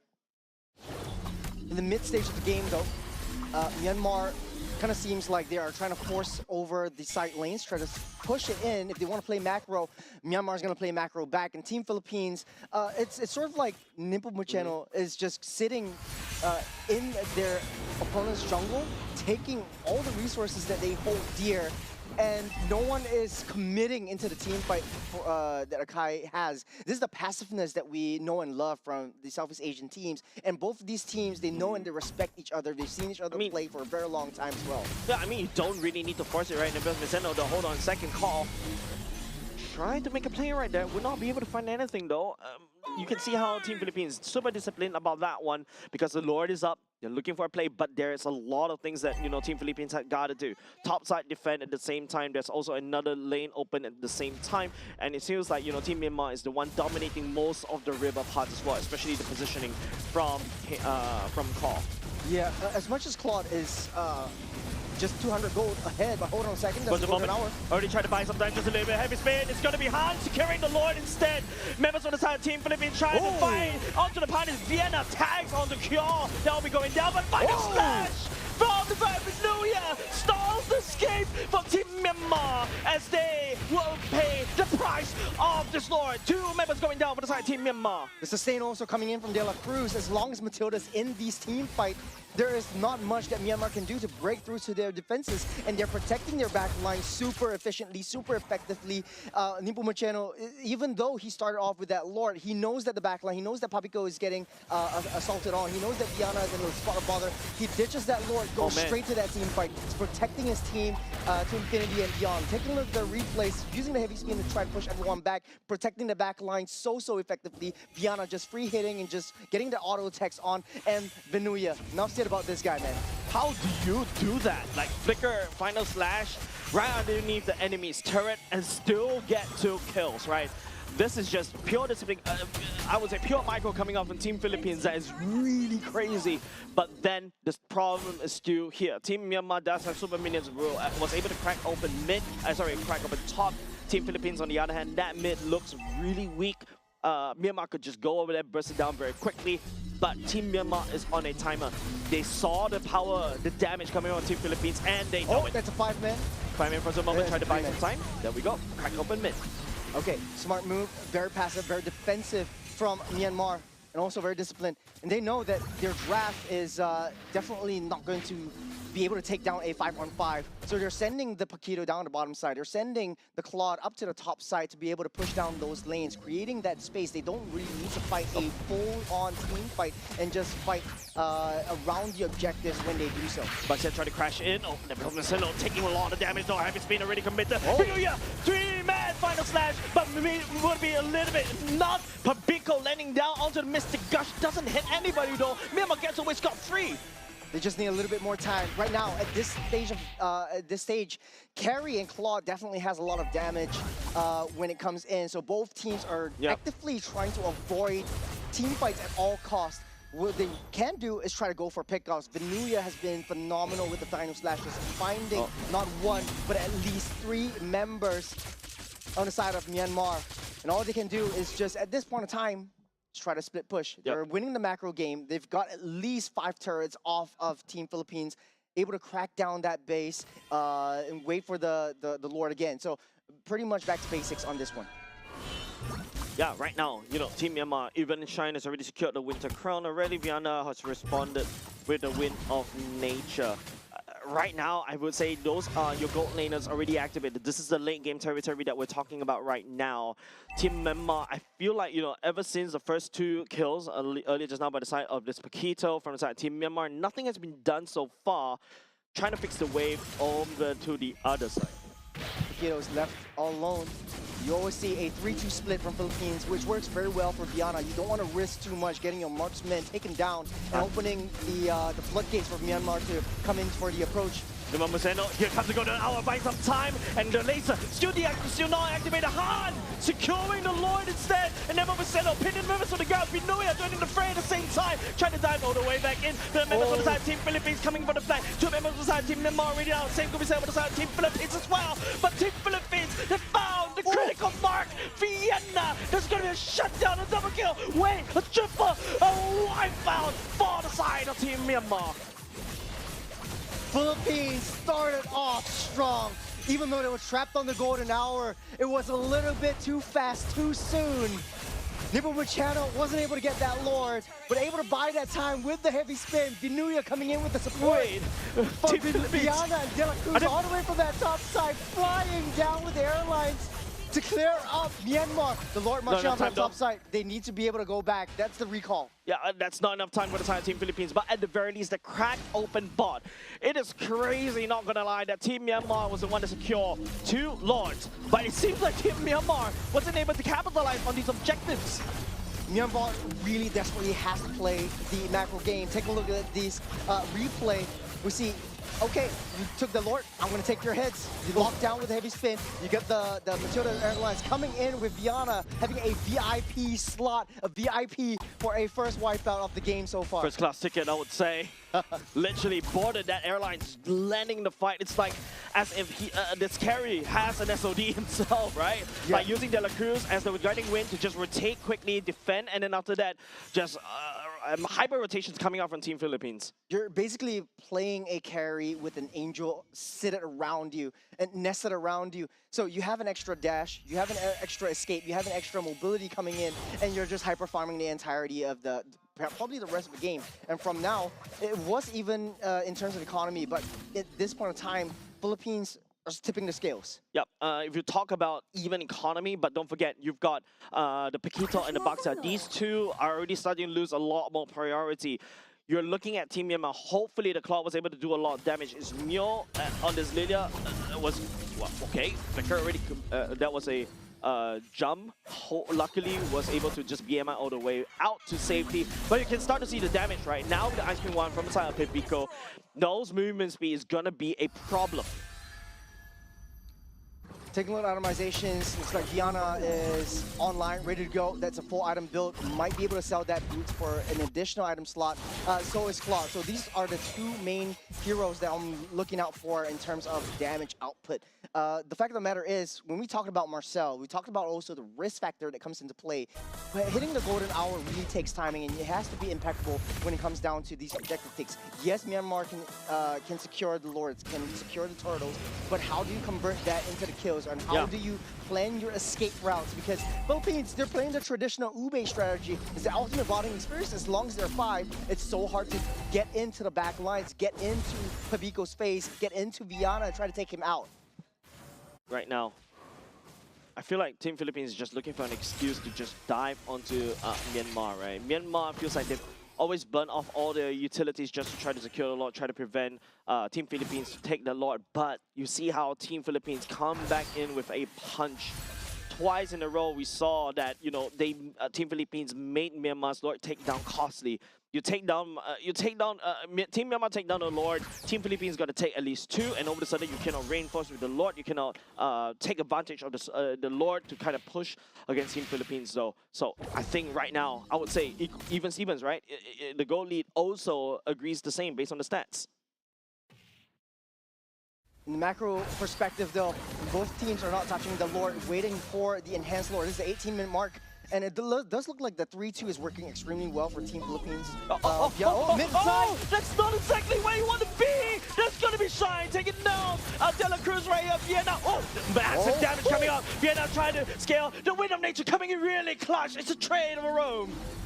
Again, like I said, the 3-2 composition, they know that at the top side, Philippines has, they see Nepomuceno, they see Vinuya. So now, on the other side of the map, that's where Viana and De La Cruz is. They identified that, try to take that out as the final slash. Oh man, there's no way for him to get on away. That's going to be the laser committed. Nepomuceno picking up that kill as well. And now 2 members down. It's going to be Team Myanmar trying to make a play right here. But there's 4 members from the side of Team Philippines still locking down the Lord. Mio trying to land down the bomb, try to zone, but he's going to run out of steam very quickly. Team Philippines looking to blitz this Lord down.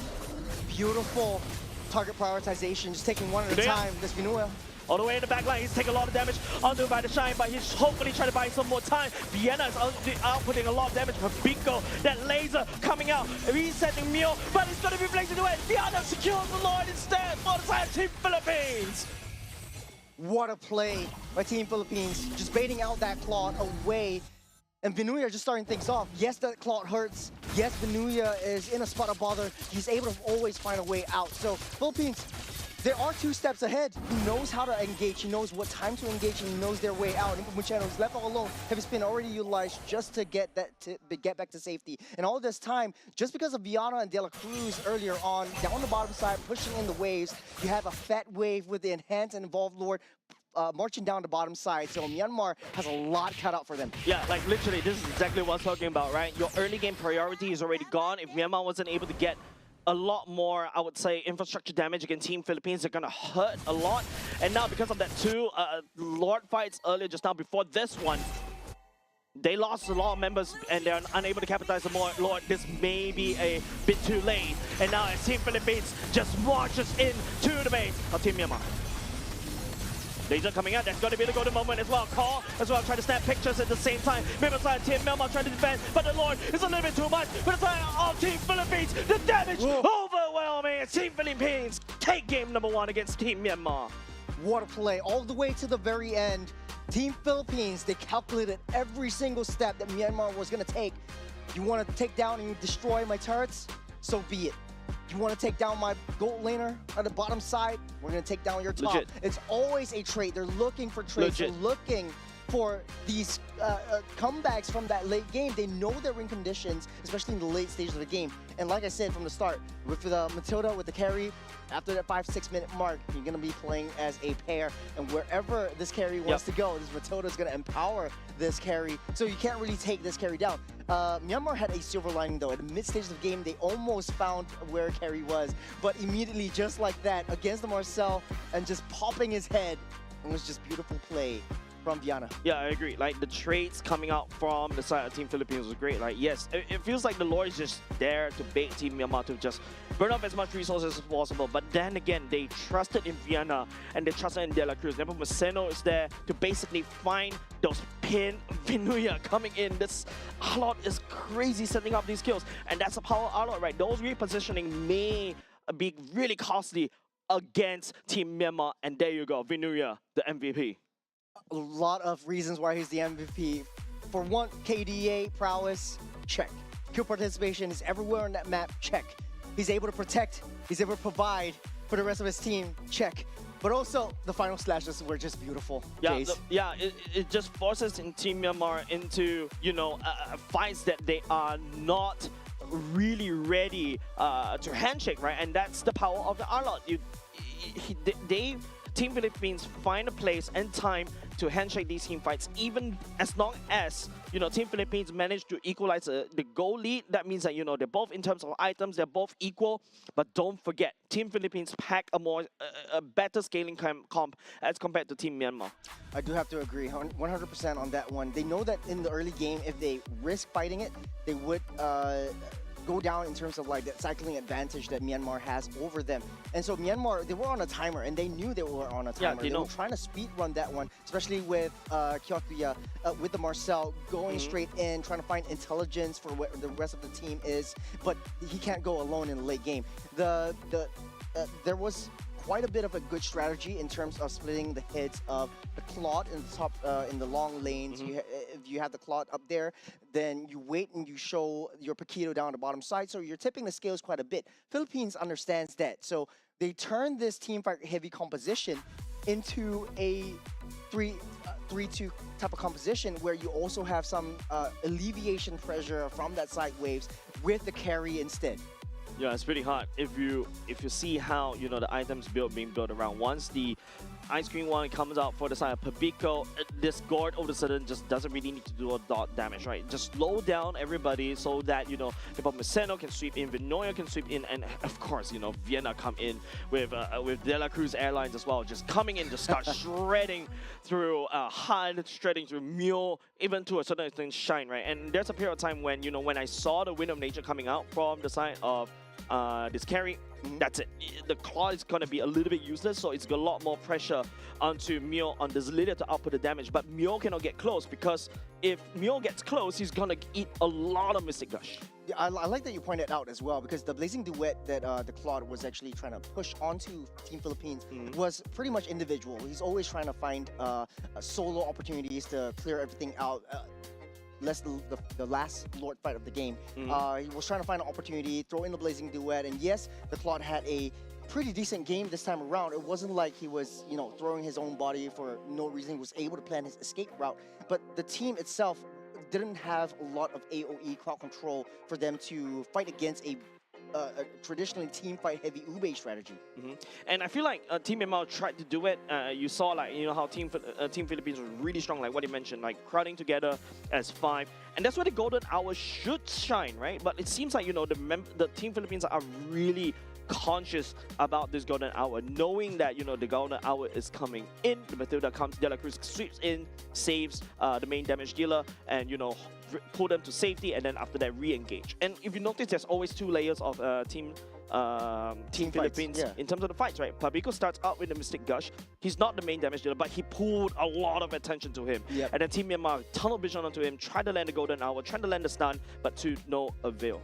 You got a lot of options for Team Philippines. You can always go in with Nepomuceno first with the heavy spin. If that doesn't work, then Vinoya comes in with the final slash, and then the Mystic Gush comes in. Mystic Gush is also kind of used as a way to deter any of these team fights, especially in the crucial moments of these objective days. And that's how Philippines likes to play around this Lord Dance. So incidentally, the first 2 Lord fights were taken by Myanmar, but for Team Philippines, they're not too worried about that. They're going for the hits. They're going for the main kills. They're always looking for these traits, and I want to express this. This is just clinical, methodical, and extremely strategic play style coming from Team Philippines that we all know and love. Yeah, and this is where you really get to witness like the high level gameplays that these especially in this group, right? These group are known in their regions as well to be really particularly strong, especially when you talk about the M series as well.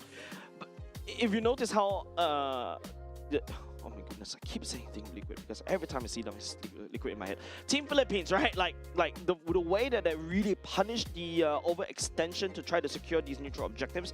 Whenever you take somebody, they try to take something else. If it's a kill, it's on the other side. It's gonna be the Vienna with De La Cruz just roaming around, just clearing the minions, and also there's a solid push on the other side. There's also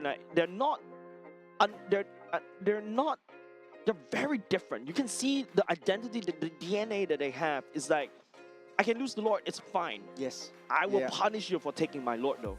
Yeah, it's really night and day from the previous games that we saw. It's like if they know that they can't go for the Lord, they rather just not risk it and go for trades elsewhere. The turrets are taking down, Correct. they're taking down heads instead. And at the end of the day, Claude as well as Paquito wasn't able to do anything much if they want to play around the macro game, which Yep. is what their roster is entirely built for. Yep, super excited gameplay so far between these two teams. And with that said, we're going to go on a very short break. Game number 2 between these two teams are coming up next.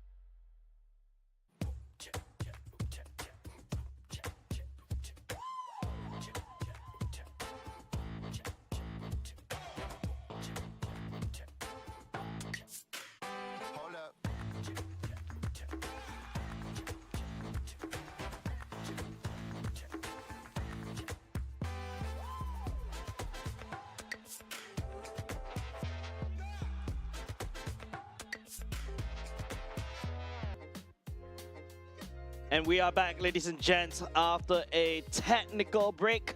But glad to get the show on the road because, woo, that Team Philippines show was really exciting, eh?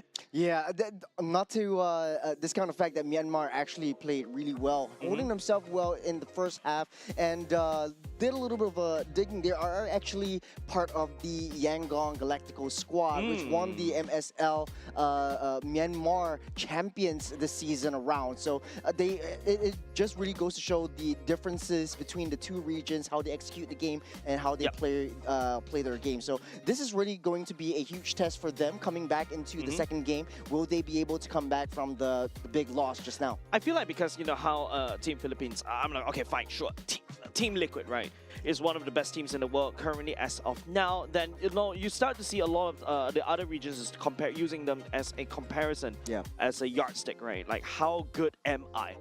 So far, you know, it seems like it was really convincing in the early parts of the game, but that's because they've got the early priority in the Baxia and also the Paquito. But after that, if you noticed, I think Team Myanmar stopped capitalizing on the Paquito that got 2 kills. Usually, if you see other regions, especially other teams, right, once the Paquito starts picking up 2 kills, you start to see more kills going into the Paquito. And then after that, they rotate out of control. Empower the snowball potential that Paquito actually has on the table. They had that kit coming through with the Baxias and with the roams that they had just now as well with the Marcels, opening up that map, giving that vision, giving a little bit more intelligence to how the Paquito wants to play around. But they opt to go for a little bit more macro play. This time around, let's see what is different. Philippines will start banning out the Fanny as well as Phobius. Nothing really too much change out there. Myanmar doesn't really want to deal with the Akai and the Yuzhong anymore. No Akai for Nepomuceno, unfortunately. This time around, Team Philippines going in first pick, right? These are just standard bans that we usually see from other M series or be it MPL regions as well, right? The Fanny, standard respect, but it feels like, you know, Team Myanmar more on the brawly side, right? They really want to team fight, and then after that win then after that kill people, and then take objectives from there. But Team Philippines feels like, you know, they've got that, they know how to deal with these kind of teams. They usually tend to get a lot overheated. We let them attack, we let them absorb, let them burn their spells, and then after that bite back. Adjustments, and the extreme absolute understanding of the game from Team Philippines.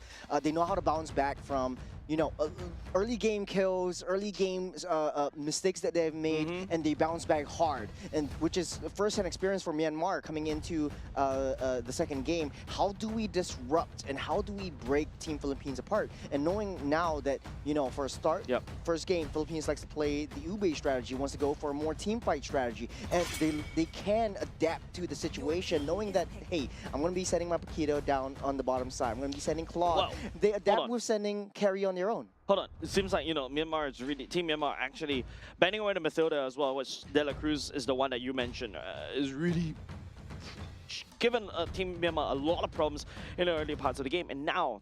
Oh, you don't want to give Paquito to Vanuya, though. Yeah, correct. That's the thing, right?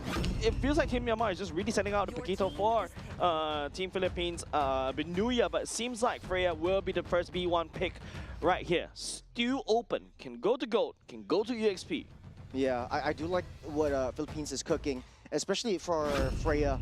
From the earlier parts of the game, definitely Vanuya will be able to hold himself well against a Paquito, so he's not going to be forcing that pick.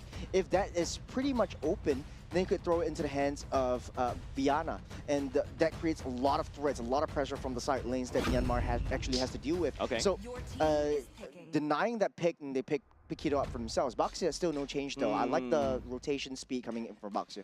Yeah, game number 2 they opened up similarly earlier just now for the side Team Myanmar. Team Philippines drafted Viana back into the carry. There's a Fredrin for the side Nepomuceno at the same time. Still open in terms of where the actually kind of locked in, right? It means that, you know, Vanuya is definitely going to be the Freya in the EXP lane. Yeah, Nepomuceno making adjustments to go on the Fredrin this time around instead of the Akai, and this is going to be extremely scary. Have you seen, lest we forget the Carl TZ kind of Fredrin that he throws into the mix as well. The Claude might be the answer, but it's a Claude and carry, once again, the classic skirmish up on the gold lane. Now, it's still pretty wide open into what De La Cruz wants to pick up, and I think this is how Team Philippines will be able to adjust to their play styles. If De La Cruz goes for his signature Khalid or signature kind of Hildas, this would set up a lot of early game tempo, which empowers Venuya to do his thing. I mean, I remember the Cho that was definitely prevalent for the side of De La Cruz, right? Instantly get denied that away, the clock goes in Blazing Duet. The last thing you need is that clock get denied for the Blazing Duet, and then after that get kicked, the pick off, and that's it, right? Paquito also technically susceptible to that one as well. You kick the Paquito, and all of a sudden, you know, Paquito may find himself in a little trouble, kind of rotate into these fights. Team Philippines still hell-bent on batting away the Hellcat this time round, not to give the Hellcat roam over the side of Team Myanmar. There is a little bit of truth to that matter, as you want to leave Viana wide open, so at least you don't really have to worry about skirmishes. Another kind of hero that could sort of fill the shoes that Hellcat puts in is basically your sorry, yes, your Natalia, or even the Chip. I feel like Beloyski was in me just a little bit. Or even the Chip, right? Yeah, okay. There could be quite a possibility. So De La Cruz won't get his hands on a Khalid once again. This is a huge menace when it comes to De La Cruz. Yep, a lot of respect over to De La Cruz this time around for the side of Team Myanmar, right? Like 3 bands dedicated just for him. The Atlas is still wide open. I feel like there's a lot of things in the lineup that, you know, both Team Philippines and also Team Myanmar can also pick up though.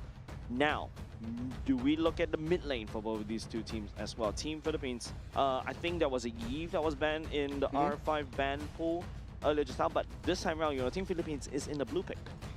Yeah, Chusin is already banned out, so won't get to see the light of day on this time around. Yves is going to be banned. Gord again would be pretty good for Pabico. Plays very well in the artillery mages, so that's a counter deny pick. Okay, at the very least, you know, this time around it's going to be Team Myanmar that holds on to the Gord instead. But knowing how Team Philippines will play this, there's always a lot of there's an easy way for Team Philippines to really gain access to the Gord almost immediately. High loss, the Valentina to a certain extent, the Freya could also do the same, right? Coming in the flame with the Valkyrie dive at the same time, that's also how you deny Gord for the Mystic Gush as well. There's quite a bit of options right here. If you want to really risk it, you could also go for the Farsa. This provides a lot of early game potential for the side of Team Philippines. Coupled that with a Freya and coupled with a pretty fast movement roam, this could wreak havoc for Myanmar's entire draft. Because Paquito really needs that time. Oh, the Loi and the Atlas. We've seen how this plays out. We've seen how this plays out. I am foreseeing an interesting play coming out from the side of Team Philippines, right? Pabico used the diversion, send the Atlas all the way to the back line, fatal the Gord. And I think it's hilarious. This is a beautiful pickup from Loi for Loi as well. Not only anti-dive, but it also provides that kind of, even if you don't really need to use the diversion for an aggressive approach, you could always lay it on to carry to try to get the side lanes cleared up and join in the team fight. Selena will be picked up as the answer for Myanmar. So the vision play against a vision play. Dude, this is a very squishy lineup that Myanmar has just drafted for themselves, right? And these are very susceptible to Loi to a certain extent. The rotation and also the dispersion could just easily chunk everybody to pieces. Anti-dive, Selena, technically speaking, there's also a poke potential from the episode arrow, but most of the bulk of the damage, of course, the burst damage comes from her dives. But info is also something that the Selena can also provide onto the table from the side of Team Myanmar as well. So extremely pick-off centric. Kyotia is definitely going to play the Selena on the roam position, which opens up that map just a little bit. You are able to place wards to where Philippines wants to traverse around the Land of Dawn. But this might not be enough because Philippines has a lot of engage potential. They're very fast with their gap closing, especially with the likes of Loi, with the likes of the Atlas, with the likes of the Freya. Closes that gap and provides the additional support that they have for the carry to just deal that damage from the back line. I like how you break it down earlier just now, right? Like, there's so many avenues for the Team Philippines to engage. You can engage with the Fredrin, you can engage with the Atlas, you can also engage with the Freya to a certain extent. Whereas Team Myanmar, the Baxia knock into somebody, I think that's just about it. And then after that, follow a Selena, Arrow, or even a Mystic Bomb. Maybe perhaps with the Paquito coming in the flank, maybe, but we need to, I feel like what Team Myanmar is looking to do is to really pick Team Philippines apart and then after that start shoving side lanes instead. Don't handshake any team fights with Team Philippines, especially in this kind of roster. I agree, 100%. Especially for Paquito, there are two targets for him, the Loi as well as the carry. We often underestimate the damage that Loi actually brings to the table, but the crowd control is just insane. It's so nutty, it's mental. And once you get trapped into that sort of like that death area, Myanmar needs to find a way to claw their way out of that. And the range that Selena provides, the range that Gort provides might not be the answer. The gap closing from Philippines is just way too much. Yep, let's take a look. Game number 2 though, Team Philippines in the lead currently as of now. Team Myanmar, after a long break, I'm not too sure whether whether Selena is it. The difference, hopefully, is the one, this pocket pick, hopefully, is the one that Team Myanmar is relying on in order to win and equalize the game score against Team Philippines. So they're sacrificing a extremely tanky front line, not a lot of crowd controls to set things up for themselves, but I think Myanmar, judging from how they play, Nagoya are already starting to proxy that wave, which is pretty good. So getting that turret plating and getting the heck out of there, starting the early game rotation and speeding up that farm, that's the optimization that Nagoya has on this Freya. Yeah, I like the confidence coming out of Nagoya though. But of course, you know, Nagoya Freya in level 1 is already ready to go. Just spam the dashes and you just output so much damage, especially when you have the Warcry as well. He's not afraid of Han to just appear, and that side he's more than happy to take him down. Pre-level 4, Freya does have the upper hand. In the mid lane, Pick off coming up from the side of Team Myanmar already. I bet that's your typical, you know, Selena arrow that that landed onto, I believe that was Pabico. Unfortunate for Team Philippines for now, but it's still early game. Another one stun. Oh wow. My goodness! Team Philippines, 9-2 episode arrows for Cure by Cure. What a find. That was 1 assist and 1 kill for the Selena right off the bat. This is the minute and 30. Pick. The pocket pick for Selena actually working out well. But they are on a timer though. In the late game, Selena doesn't really have a lot of defensive potential. Take about itemizations, the fighter emblem once again. You want to get that claw, you want to get that carry up to scale fast. You want them to sustain within these team fights. We saw earlier on in game number 1 how sustaining and how tanky, quote unquote, that carry is, even if she's left alone to her own devices. And right now, starting off this team fights. Kill, landing onto another Selena arrow to try to slow down the fight just a little bit more. Nepomuceno is already still walking onto the turtle proposal, already committed. Here comes the Mystic Gun by Wolfspray.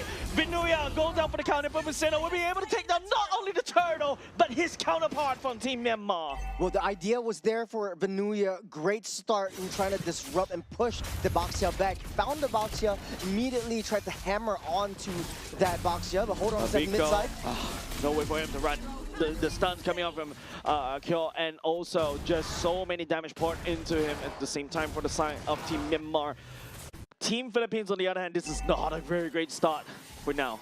Well, they have a plan, and it's playing into the long game once again. I think it's more of fighting around that team fights. But that being said, I feel like Selena is definitely a very sneaky target for them. The Mystic Gush eventually comes out, targeting onto Vinuya, but a good job in trying to secure that first objective. For Team Philippines, though, it's the same MO as in the first game. Secure the objective, secure the turtles, let's look for trades elsewhere. We don't care about the fights, we don't care about the leads that they have, at least for the first early to mid stages of the game. What we want to do is try to fight around the objectives. They know their power spikes, and they know how De La Cruz likes to set things up. Pabico hasn't come online with the diversions as of yet, but he is being punished for, you know, for the later stages of the game. Speaking of which, my goodness. Another death for the side of Pabico as well. Fatal Links coming up from the side of Team Philippines, trying to slow it down. Myanmar, Myo Mien going down the same time. And you can see Nepomuceno is not happy. You take down Pabico 3 times. We'll not be able to find Selena though. This is very unlike the Loi. Typically, Pabico has a absolutely phenomenal kind of positioning when it comes down to team fights, when it comes down to, you know, your rotations. But I think the Selena was picked up by Myanmar because they identify where Pabico will be at, what kind of bushes he likes to sit at, what kind of areas he's at. And with that added kind of like vision play that it gives with the arrows, you don't have to hit it, you just have to be around the vicinity. I think that's a problem with, right? Like the fact that your games are just being analyzed all over across the world because you are the gold standard. Team Myanmar is taking a leave out of that one. A lot of damage landed onto Paquito for now. De La Cruz looking for a target for the Fatal Links. Perfect match already denied. Binoya dodge around there. Kyo will not be able to find it. Here comes the Mystic Gush as well. Binoya grunts all the way in. Will be able to find onto the goal. The turtle still secured by the side of Han. De La Cruz bring out a hand at the same time. Members of the Team Philippines working on it, but Han does have a lot more damage, especially in the box here. 2 members down just for this particular fight. This diversion will be safe. Getting out of there. That fight specifically just targeting onto the Boxia wasn't the right move for Team Philippines. I think they know what to go for. It's just the distance between themselves and Gord and the Selena throwing that arrows and getting that stun up. Taking a look at the replays, it's just in the middle of the Mystic Gush, which created so much space for Team Myanmar to actually get even remotely close to the turtle and take that out. Yeah, and even the rotations activated early on by Shine all the way up to the mid lane, catching on to Vinuya earlier just now, right? I think Vinuya's gameplay was correct. Tried to target down onto Mio, tried to deny, but another arrow coming out from the side of Kyo. Man, he's landing these very crazily. Yeah, and he's all over the map. It's super slippery. They needed to give up that T1. And to that respect, though, Paquito's just getting out of harm's way super fast. Kratos Wrath committed very early on, kind of out Nebo Menseno as well. Mio landing on Mystic Gush. Vinuya trying to dodge. We'll be able to find out Mio. That's a standing Gord kill given aside Team Philippines. Smart play by Vinuya. The mechanics is just impeccable. He knows that he's down low. He knows that he does have a little bit of sustain if he hits the creeps. They're saving the Beetle for this Freya, and then he's going back for the counter re-engage. So for Team Philippines, it's just a matter of time before they really come up online. But for Myanmar, the challenge now is to hold on so crucially to this lead. Yeah, this is the awkward mid stage for the side of Team Myanmar, right? Earlier just now in game number 1, you notice that they're not also very confident and comfortable in capitalizing onto the leads. They are able to secure themselves in the early game. They were a little bit too passive, allowing Team Philippines to really take a little bit too much. As long as, you know, Team Philippines manage a bit of a goal lead that's around, I would say, less than 3K, I think, you know, Team Philippines could easily turn this around, but Team Myanmar, I need to see more coming out from them in order to basically capitalize on this lead. Well, we talk about gap closing. Turtle at a quarter. Nebo Menseno taking that turtle into his hands. Easy pickings from the side of Team Philippines as well. Wait, hold on. Is that a diversion? Oh, the wait. I'm not too sure. There's on the top side. The concealed play, and Pabico returning the favor against Team Myanmar. And now it is Team Philippines striking back. I thought the diversion was going to go back to the base, Same. but it went into the mid lane top bush. And they concealed in, Yeah. got that Fatal Links, and Myanmar definitely was not expecting that one. Yeah, definitely. And this is the time when Team Myanmar may have caught off guard just a little bit. Pabico pick up and they can't kill it as well. Nebo Menseno landing on the precious wrap right onto hands. 2 members down for the side of Team Myanmar and Team Philippines equalizing the kill score. Well, Pabico having that early 3 deaths, definitely not happy about that one. This is the response. He Myanmar redeemed himself. Pabico redeemed himself already. biting off a little bit more that they can chew, not understanding where they're coming from. Pabico is changing his pace down in the midst of battle. Take a look at replay. We see the chase coming in down the mid side. And you have Diana joining in the team fight, so that's an added damage boost from that carry alone. Dude, the Fatal Links one more combo right into the low E dispersion is just so painful, right? It's just, you know, burst damage for days. There's no way to run because you're really getting hooked in by the side of De La Cruz at the same time. And now Kyo, those linear arrows, you gotta have to land them even more better, especially going to the later parts of the game. You really need to find the damage onto Pabico. If not, Team Philippines would take you and run with it. For Selena, like I said, it's very risky. It's still on a timer. If they cannot sort of like defend the T2 engage from Philippines and they lose their turrets and Fatal Links once again, Shine. Purify. But the Purify though, that's okay. Here comes another arrow coming out from the side of Kyo. But Nebo Menseno is just taking a lot of resources away from the side of Team Myanmar right now. He actually eats most of the laser as well. Vinuya coming in, trying to zone. Nebo Menseno still alive. Vietnam taking down him. And Vinuya on the chase, on the Kyo. Vietnam picking up a double kill at the same time.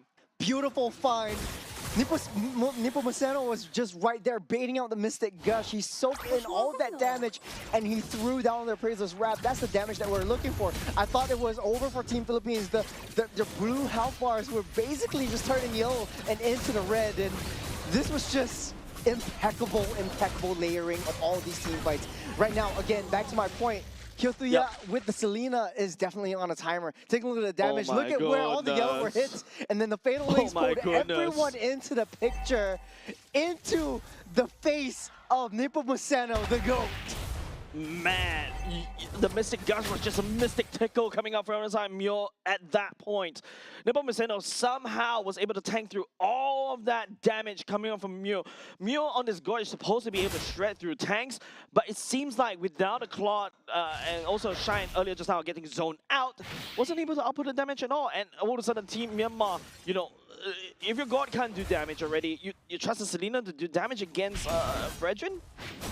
Yeah, and like I said, don't count Philippines out just as of yet. They might have been shaky in the start, but it's always their MO. They're playing to their strengths. Right now, Viana is inside every single team fight that they're going for. They're not taking the risk. They're not going in straight. But speaking of which, that's a concealed play. Might be able to find a body. Nope. I think the concealed play is more for psychological warfare, just to prevent Team Myanmar from stepping up. But this is also where it gets really scary for the side of Team Philippines, right? Like, there's a lot of pokes coming up from Kyo and also to a certain extent Mule at the same time. So if Team Philippines were to just dilly-dally like that earlier just now, De La Cruz eats a arrow as well. You can start to see some of the damage also being poured onto the side of Vienna as well. Man, these arrows are annoying. Yeah, but it's better him than everyone else on the team because he's the main setter. He's basically the baiter of the team. Taking a look at itemizations right now, there's the Trolley Trinity built up for both of these marksmen. And I like the build, the defensive build coming in from both these two tanks from the side of Philippines. You got the Radiant Armor immediately first. You know, hey, Sri Lanka got to take notes on that one as well. And Viana, Vinuya, sorry, is basically on fire at this point. They're splitting their hits. They're not playing that 3-2 composition. Vinuya is down the bottom side, trying to push that wave in. And like I say, right from the draft, Selena is a very risky play because now, when you're back on that defense, there's not much that Selena can do. The Boxer is supposed to get more levels because of the early game priority, but Frederick, look at Nepomuceno right now. Just level 15, 3 levels ahead against Han. Once Team Philippines get a inch, they go through the mile. They take a lot of these resources away from Team Myanmar right now. And Team Myanmar, once again, this early game matchup, early game priority heroes that they've selected for themselves, unable to find the mark. Well, speaking of Mark, I feel like the Paquito should be able to find the back line and play a little bit more sneakily at this point. But Philippines is just roaming together as a unit, playing a 4-1 composition. They're on the opposite side of the map. So for Team Myanmar, it would be kind of easy to read. If you see where Viana is on that map, you kind of know where Vinuya is on the opposite side. So plan your routes carefully, plan that approach a little bit thread carefully. That's what I'm saying. Yeah, at the very least, you know, I appreciate how Vinuya is doing it, but hold on a second. Kyo may find himself in a spot of trouble right here. De La Cruz crashes onto him. Here comes the Fatal Lane. Normal roll for the side of Team Myanmar as well. The Praisers draft, half HP onto this guard. The guard lands on the Missing Gush at the same time, but this time around it may be a little bit too much for the side of Christian. He limps away. Vienna finds the kill. That's going to be a killing spree given on the side of Vienna as well. Vinuya zones Team Myanmar away. Slowed up, stunned up, taking a full laser to the face, and even more. He laughs at danger. Man, Philippines is just on fire this time around. Lead is way too much. Okay. A little bit too much damage from the Lord. Right there. But they're layering it in. Mortality already built up by Nepomuceno. So the second Lord of the match will be in the hands of Team Philippines and looking for the approach. And if we play our cards right, Philippines waiting out for that Lord, marching in the top side. And taking a look at the replay, nice find onto the Selena. A little bit of an ego stretch as well. Take me down in the early game, I'm going to take you out in the late game. Hey, test me, try me. Yeah, Vienna is just like right at the max range of Mio. Mio's laser wasn't able to touch onto Vienna, so easy shred for the side of Vienna onto Han with because she is being a carry after all. But of course, you know, Nepomuceno actually pull out so much attention away from Vienna, allowing Vienna to truly shine. And this is really that kind of teamwork that, Team Myanmar is trying to break. Yeah, and speaking of teamwork, there's so much opportunity, so many angles that they can come from. Right now, it's the base rush. You can always find the diversion up on the top side. I don't think Team Philippines wants to commit into big major team fights. They might want to wait out for the next Lord opportunity. Now, not looking for foul points. Unfortunately, the Lord will be dealt with by the side of Team Myanmar for now. Vinuya jumping in using the Valkyrie descent right there. Dashes over to kind of zone. I would say yes, at the very least, they take down mid. Good defense, good discipline. This is the Philippines that we all know and love. You have that lead, let's just maintain it. For Team Myanmar though, you're just picking up that scraps. Yep. I think, again, in the early game, there's so much kill potential because it was just the laning phase. And once Philippines just huddle up together, it's so hard to tear apart. But there are still, even if there are still weaknesses into Team Philippines, if Myanmar is able to find a good stun, if Myanmar is able to find the right target onto maybe Pabiko or Viana, they could have an opportunity in. Diversion all the way down bot, and all of a sudden the whole squad for the side of Team Philippines. Vinuya picking up a double kill as well, denying the Mitch from the side of Team Myanmar as well, as Team Philippines crack open bot. What a play, and it's still going for it. Selena trying to buy time, but it might not be enough. But at the very least, the waves are already cleared by the side of Team Myanmar for now. But hey, it's unfortunate that we're not able to see on the minimap where Pabiko decide to use the diversion. That's why. Because it's not in the minimap, it's outside the minimap. You're playing out of bounds now, and Philippines, they're pushing it through. Yeah, and now because Team Myanmar doesn't really have any form of peel, the only peel that they probably have is this Selena, which is getting guarded and screened by the side of Nepomuceno right there. But the members on the side of Team Philippines trying to walk on the core. Another way, marching down top. It's up to him to try to secure the Mystic Gush, pushing Team Philippines away, trying to defend as much as they can. They come in the nick of time, and Philippines, they're still all so happy and healthy. 10 seconds until Lord spawns up. It's just a reset for now. What a good start and what a good cycle, pushing Myanmar back. And they know they bought themselves 30 seconds of pushing power. Look at how far the base is stand. It's on the precipice, and Philippines, they know it. Yeah, we talk about scaling composition. Philippines has completely scaled. The Fresrin also, it's so thick right now. You also got Vinuya that also output quite a bit of damage. Could dive as well, but hold on a second. Nepomuceno finding on to Gyo as well. The Selena, no way for him to run. Mega kill given over the side of Vinuya already as Team Philippines works on the Lord without Nepomuceno. It's a statement. They're giving up the kills early. Selena's getting them, but Philippines are saying, I feel like I'm that's going to come back to the diversion. version. Once again, goes all the way up top, straight to top, base. top, all the way back to base, but there's no minions. This is annoying to see Pabiko just instantly sends everybody. And Team Myanmar, even if they see the diversion, they're not ready for it. Yeah, Philippines is just intimidating all of them as the Bigglings onto the potato. This 5-man collapse. Oh man, it's so tough to watch if you aren't from the side of Team Myanmar as well. One after another, Team Philippines find the pick off, especially at this critical stage. 30 seconds from full strength. The ball of blue coming in. Mystic Gush already laid down. Mystic is laying down at the same time. Vinuya also hack and slice onto Han at the same time. Dela Cruz already has to disengage just a little bit. Cure running for the hills at the same time. Francis Ryan barely hits. He tried to pull the Lord all the way to the other side. As Vinuya with a bunch of meters trying to work on the core instead, but that's gonna be shut down. But more than enough. As Team Philippines closes up into 2-0 series. Shaky start, beautiful finish, and like we said, Team Philippines, they are artists. Painting it on a canvas. You don't know what's really gonna show up, but until the end, you're just in awe of what they're able to accomplish. Once again, showing us the dominance they have in the Southeast Asian stage. It's just literally showcasing the gold standard, literally, right? Like, they're on the way to the gold realm, rooting for them, especially in the M series as well. But dude, you can see how, even Pabiko getting taken down 3 times in the early game, they're still unfazed. They know the power spike. As long as you don't give too much in the early game, you don't allow to have, like, in the early game, 5k gold lead, okay, fine, that's over. But as long as you maintain 1 or 2 gold lead, especially if you allow Vienna to start farming, there's a chance for them to return the favor. Yeah, not only do they have an idea, they have a plan. And their plan is just play late game, play Ube, and they're always together. The way that, the thing that really inspires me in this five-man team, and this is the perfect team in order to have that layer-in team fights. They're all jumping in one after another, and they're all getting out in time. Even the last minute, it's all empowered by Mr. De La Cruz. Yep. The Atlas being annoying. Actually, no kills, no deaths at all, but 14 assists with 94% kill participation. Damage taken 144.229k.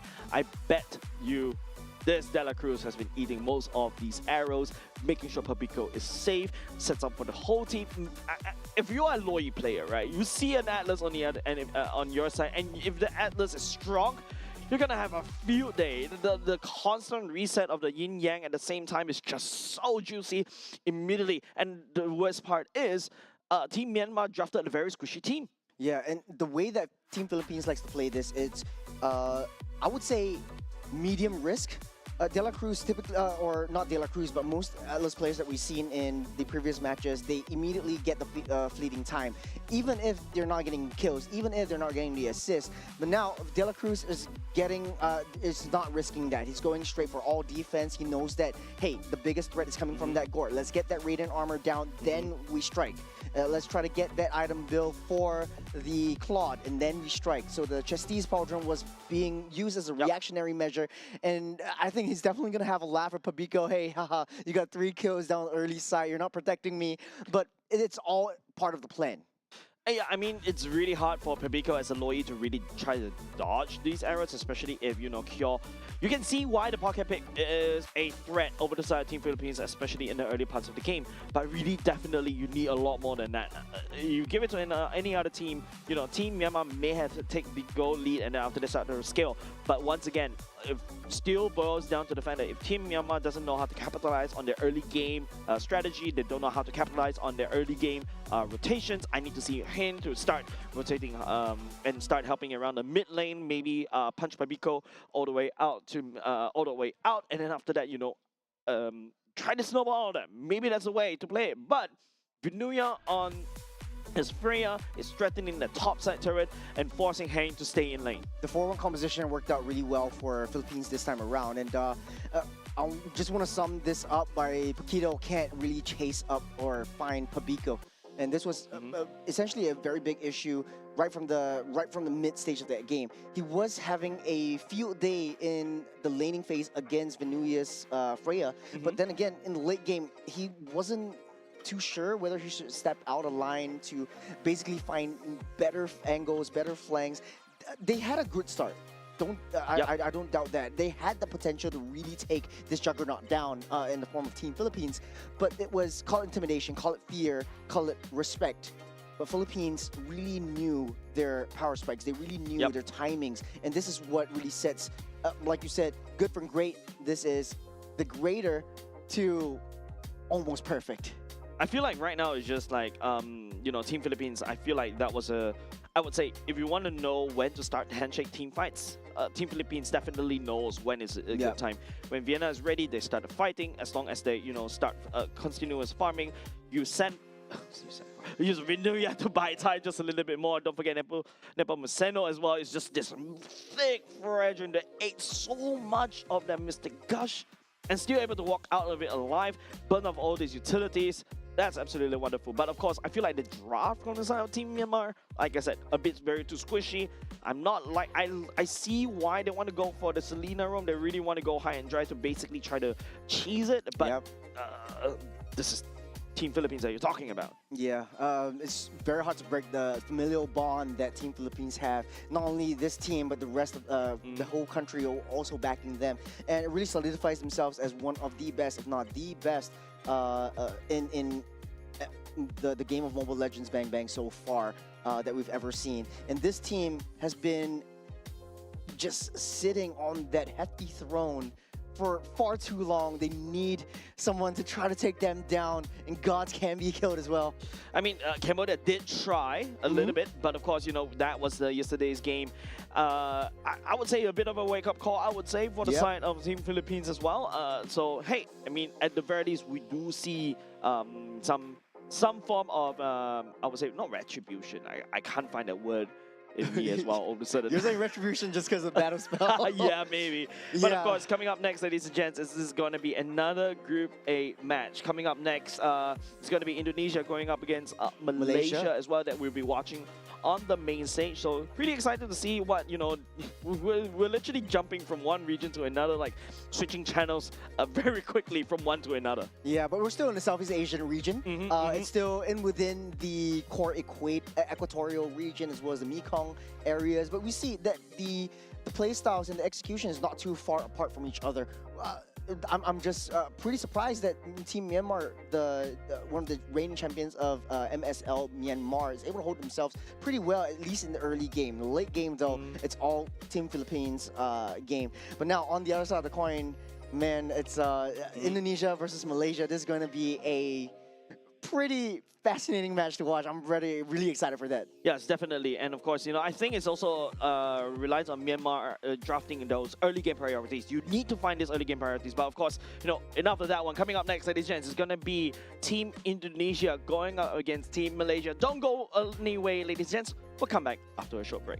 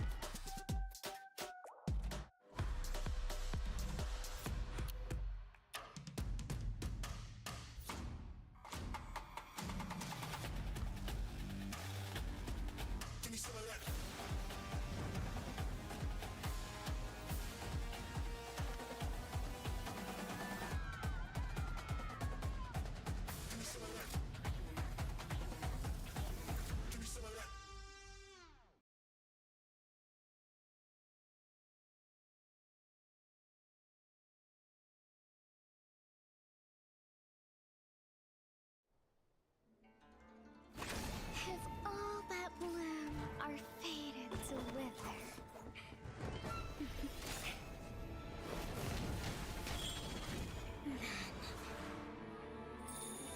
I'll enshrine your most brilliant moment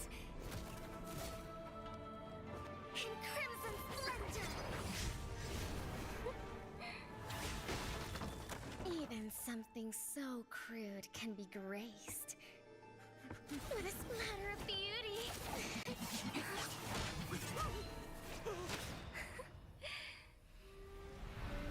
I'll get you out! You finally come to me, Hanabi-sama! This madness ends now. At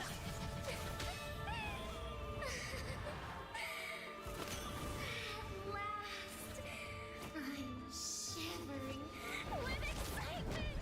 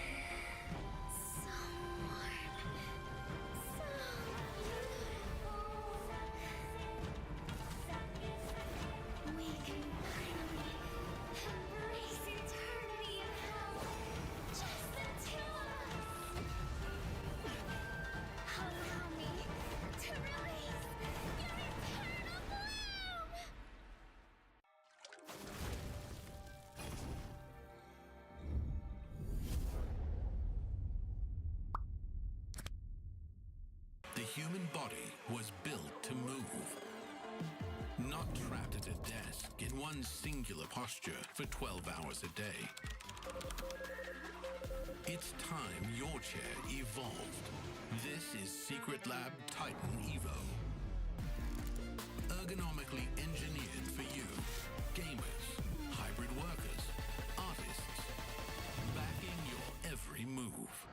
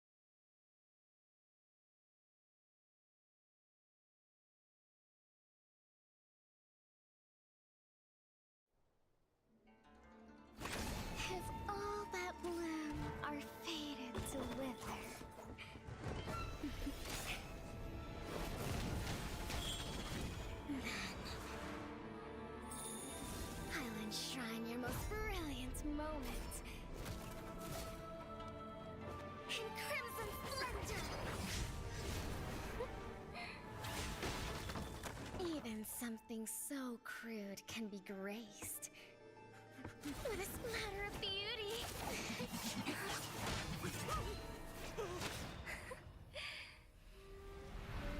I'll get you out! You finally come to me, Hanabi-sama! This madness ends now. At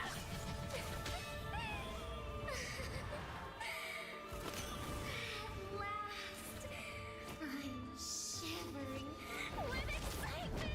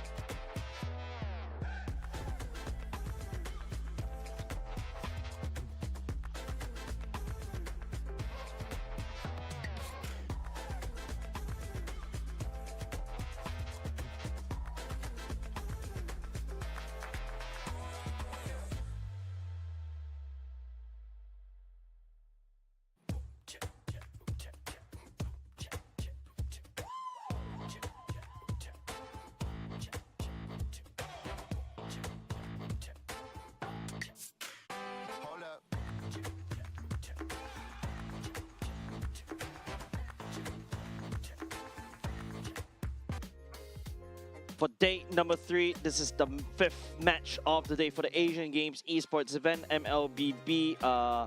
MLBB qualifiers all the way to Nagoya. My name is Jace. This is Churros. We have been your casters for the past. I cannot quick math. 4 I cannot series. quick math. 7 hours. But hey, it's been fun, right? At the very least, we get to bear witness to some of the interesting matchups and interesting picks. We also start to see, some of the play styles from other regions as well. I think that's the best part of it. I love cultural exchanges. When I go overseas, the first thing I do is like, show me your best foods and want to try it. Yeah, I have to agree with you. This has been a blast, especially for today. We have quite a bit of, the first 2 series of today was from Group B, Group D, from Central and East South Asia. This was quite an interesting experience where we saw the likes of Hong Kong, China bring it up. But now it's back to the sibling rivalry, quote unquote, the big 3 gauntlet of MLBB in the scene right now. We have our Indonesian brethren as well as our Malaysian brothers from across the borders. Yep, of course, as we, during the break, Churros and I actually went out to take a look at the crowd as well. There are a lot of people queuing. I was also I wasn't expecting that one, right? Speaking of which, here are your standings from Group A. Currently in the charge, Cambodia, solid 6 points as of now. Indonesia, solid 6 points as of now. Team Philippines, 5 points. Team Malaysia, -1, -1. Myanmar, -2. Vietnam, -2. Laos, -4. Singapore, -8. So what we can tell from this is Indonesia is in a pretty good spot as of this point. But for Malaysia, Myanmar, and Vietnam, they're pretty neck and neck. So there's only 5 slots to Nagoya for the international round. But this time around, it's really Malaysia's time to shine. We have a lot of, like you said, we went outside during the break. We saw so many of our Malaysian friends and so many of our Indonesian friends coming. It's sort of like, quote unquote, a little bit of a home turf advantage for Malaysia. Malaysia, Singapore, it's kind of same, but different. I think you really sure you want to say that in front of me? Hey, okay, I used to be Malaysian too. And then I rebelled against the country and came to no, I'm just kidding. Okay, you know what? I think right now it's all about, teams, the team spirit right here. Let's take a look at Team Indonesia. Right here, Team Indonesia represented by Dingarai, Alexander, Delvin, Afan, and Xiaoyuki. By the way, this is the stack that did quite decent in the M7. This is your alter ego stack, albeit MPL Indonesia did not make it into the playoffs though. Yeah, but that's okay. This is a new time to shine, and like we like to say, it's always redemption in Asian game qualifiers. You're throwing away your club jerseys and you're donning your national jerseys. This is not your club pride anymore. This is your national pride. Yep. Now on the other side of the table, we have our brother from another mother. This is Malaysia on the table. Elton, Akif, Amar, Najan, and Razif. Welcome to Singapore. I'm playing this game right here. With my mic. All right, but of course, saying hi to my homeboys. Well, technically, no pun intended, right there, homeboys right there. Oh man, I miss home already. But of course, this is a very interesting stack because this is Team Ray with Chibi as well from the side of Vamos. So technically speaking, this is a bit of a mismatch team as compared to Team Indonesia, right? Team Indonesia, this is a stack that played really well during the M7. They've been working with each other very as well. But Team Malaysia on the other hand, this is kind of like they take a few.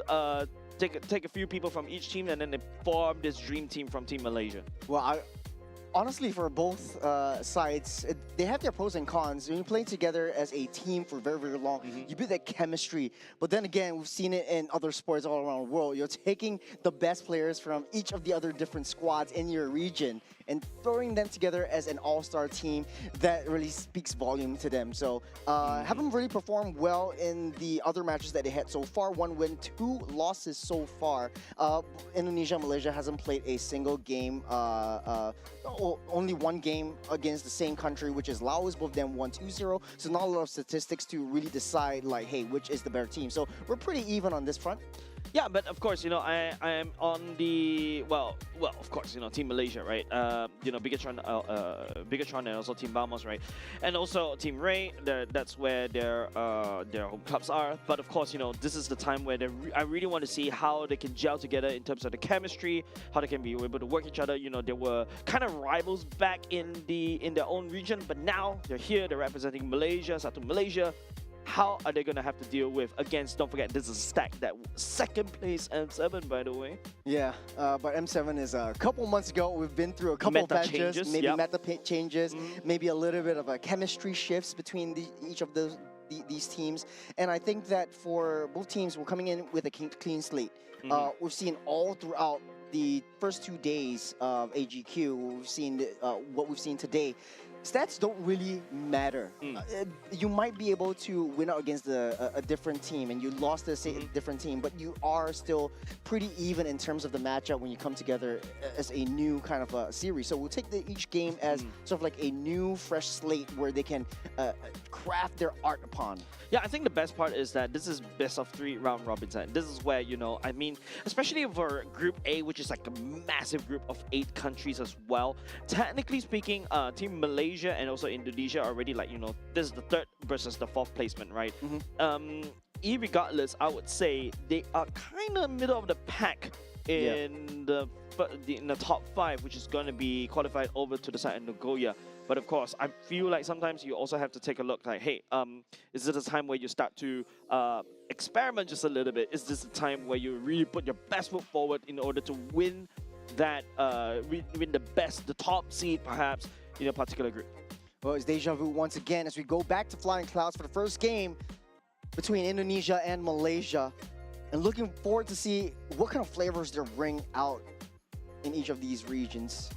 And I know, understanding from how Indonesia likes to play, pretty fun playstyle. They have brought a lot of Philippine imports in their respective MPLs as well. So a lot of these very structured playstyle, clinical, methodical approaches to the gameplay has been drawn into their soup, into their montage. And so I think coming into this, it's more of what kind of playstyle do you want to see, or what kind of heroes do you want to see? Again, the Fanny getting banned out. We were seeing a lot of Fanny bans this time around, especially from Group A's, right? Yeah. Especially from Group A's. If you notice, most of the Fanny bans were coming from Group A's.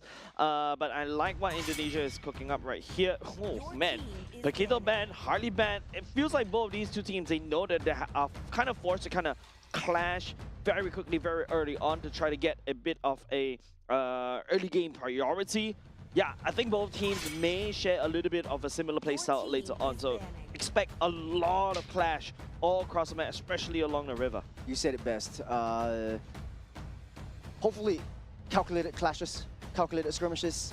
Malaysia opting to target onto Afan to take out most of the jungle heroes. It's still quite open. You got the Marcels, the Fovias, the Jusins. They're up for grabs. That a lot of teams like to prioritize. A bit of a slow ban from both of these two teams as of now. There's still the Phobias, there's still the Marcel, there's still also the Juicin, right? And don't forget, at the very least from Group A, we're back into, you know, your standard meta picks, right? That you usually see from other MPLs. Now, Eve ban right there. So, it feels like, you know, Malaysia is... Wait, is that Saint Lucas? Where? Coach. That's not saying the Lucas. Okay, maybe. Okay. Okay. Oh wait, no, from Malaysia. Ah, okay. Yeah. I just saw that. Hello. I thought it was like Haven't on the seen you in a screen. while. Yeah. Huge shout out to Saint Lucas. Was in MPL Singapore for quite a long time. Before, RSG, right? Wow. Yeah. Before Wow. traveling out there. I feel like we're revealing our age just saying that. But of course, you know, back to the topic at hand. Give ban coming out from the side of Team Malaysia already. Indonesia, you know, there's also the Marcel ban. I feel like right now Team Indonesia is like going in, trying to pick the poison. Bans away the phobias. Now, we've seen Marcel first pick. We've seen Juice in first picks, right? Either or for the side Team Malaysia and Indonesia. Who are you afraid of?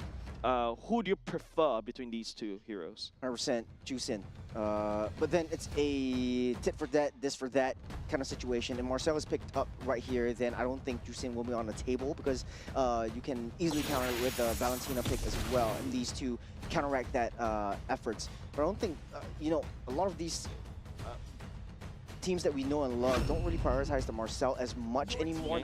The Juicin will be first pick right here. I do like this as the highest priority. It has shown a lot of prowess so far. And opening up that map, you have a little bit of escape mechanism. So yeah, it's a trade. fast picks coming up from the side in Indonesia already. They know what they want. They gun for the Marcel and also that Claude. Also, you know, Claude being such a S tier pick in terms of the gold lane as well.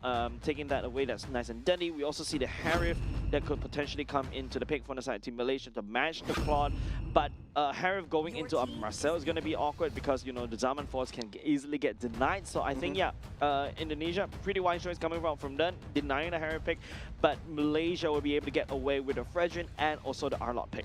I know that the Moskov definitely is one of those heroes that do well against a lane-to-lane matchup against a Claude and has equal, or if not, dare I say, better lane opportunity in the late game.